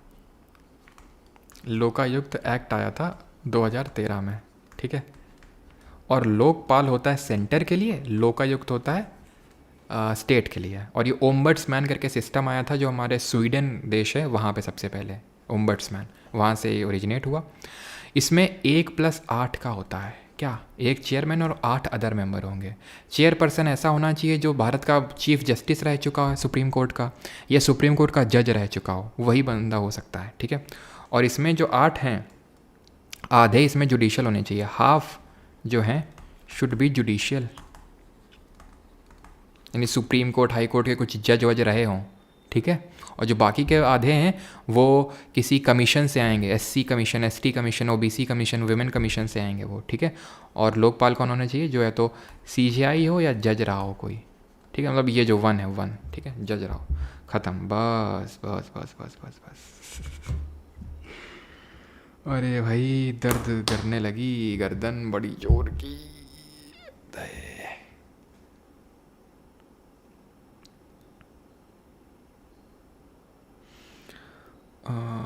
क्या चीज़? डिस्ट्रिक्ट जज, अच्छा, सब ऑर्डिनेट कोर्ट। सब ऑर्डिनेट कोर्ट, सब ऑर्डिनेट कोर्ट का मतलब होता है जो हमारी डिस्ट्रिक्ट कोर्ट होती हैं। बस ये ध्यान रखना, सब ऑर्डिनेट कोर्ट्स में जज की अपॉइंटमेंट कौन करता है? जज की अपॉइंटमेंट कौन करता है? ये करता है अपॉइंटमेंट गवर्नर करता है। 2 चीज़ याद कर लो, एक तो गवर्नर करेगा अपॉइंटमेंट। एलिजिबिलिटी क्या होती है? एलिजिबिलिटी ये होती है कि 7 साल तक तुम किसी जुडिशियल ऑफिस में रहे हो। एलिजिबिलिटी ये होती है कि 7 ईयर्स तुमने कोई जुडिशियल सर्विस दी हो तो तुम एलिजिबल हो, बस। इसके अलावा कुछ नहीं पूछेगा, सही बता रहे हैं। गर्दन बिल्कुल हिली नहीं है, समझ रहे हो? कीप। अब ये पीडीएफ आपको परमार एसएससी के टेलीग्राम चैनल पे मिल जाएगी। जिसने ज्वाइन नहीं किया, लिंक डिस्क्रिप्शन में दिया हुआ है। परसों के दिन करेंगे ज्योग्राफी, और उसके परसों करेंगे, यानी परसों के परसों में करेंगे, यानी परसों इंटू 2 करेंगे करंट अफेयर का 2nd लेक्चर, ठीक। पॉलिटी का भी हो गया, चीन टपैक डम डम, बिल्कुल Aditya. Sir it is sufficient for RRB. कोई भाई एग्ज़ाम ले लो सर, अभी सीडीएस का पेपर होगा, ठीक है। सीडीएस के लिए तो मैंने नहीं पढ़ाया, मैंने एसएससी के लिए ही पढ़ाया ये पूरा टॉपिक। लेकिन ऐसा तो है नहीं कि सीडीएस में कुछ एकदम ही डिफरेंट पॉलिटी पूछता है।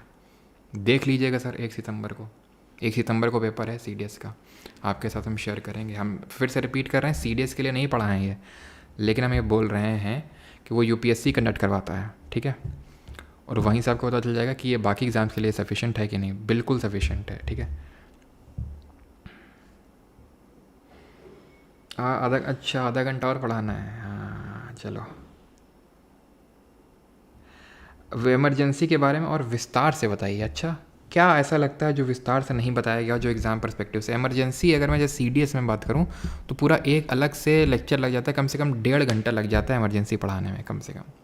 तो अगर मैंने यहाँ पे विस्तार में उतना नहीं बताया तो मतलब है कि उतना इंपॉर्टेंट नहीं होगा। जो इंपॉर्टेंट चीज़ें मैंने आपको बता दी हैं, जैसे कि कब इम्प्लीमेंट हुआ, सबसे ज़्यादा बार कहाँ पे लगा, ठीक है। और जैसे नेशनल इमरजेंसी है तो 1 महीने के अंदर जो है आपको पास करवाना होता है, ठीक है, नेशनल इमरजेंसी को। और लगाने के लिए लोकसभा और राज्यसभा से दोनों जगहों से आपको स्पेशल मेजोरिटी से रेजोल्यूशन को पास करवाना होता है। लोकसभा और राज्यसभा से दोनों जगह से स्पेशल मेजोरिटी से पास करवाना होता है। और अगर हटाना होता है तो सिर्फ लोकसभा ही हटा सकता है, और वो भी सिंपल मेजोरिटी से, साधारण बहुमत से हटा सकता है लोकसभा। और राष्ट्रपति अगर चाहे तो बिना पार्लियामेंट के भी वो हटा सकता है, वो प्रेसिडेंट अपने आप से। लेकिन अगर लोकसभा ने सिंपल मेजोरिटी से बोल दिया तो हटवाना ही पड़ेगा। अब जिसको नोट्स यार सेंड करने हैं तो मैं एक नंबर दे रहा हूँ, प्लीज़ इस पर सेंड कर दीजिएगा। मेरा नंबर नहीं है, तभी थोड़ा टाइम लग रहा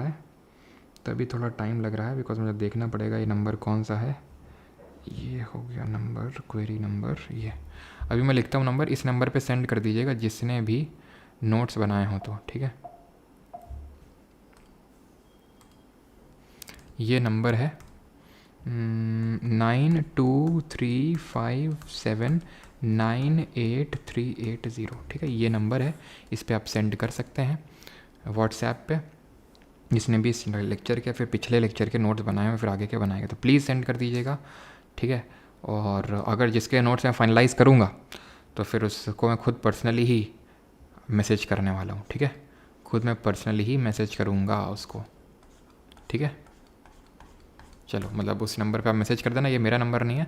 फिर जिसके मैं सेलेक्ट करूँगा फाइनली तो उसको जो है मैं मतलब फिर थैंक यू बोलने के लिए, ठीक है, मैसेज करूँगा मैं, ठीक है। चलिए, थैंक यू टू ऑल, धन्यवाद।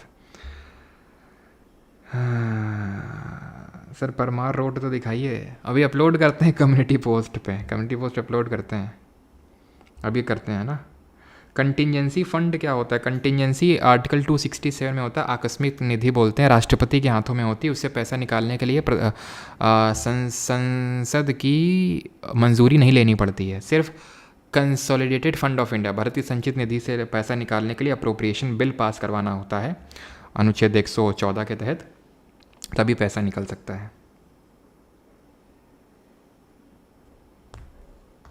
हाँ जी सूरज जी, हाँ समझ गए गौरव, कंटिजेंसी फंड।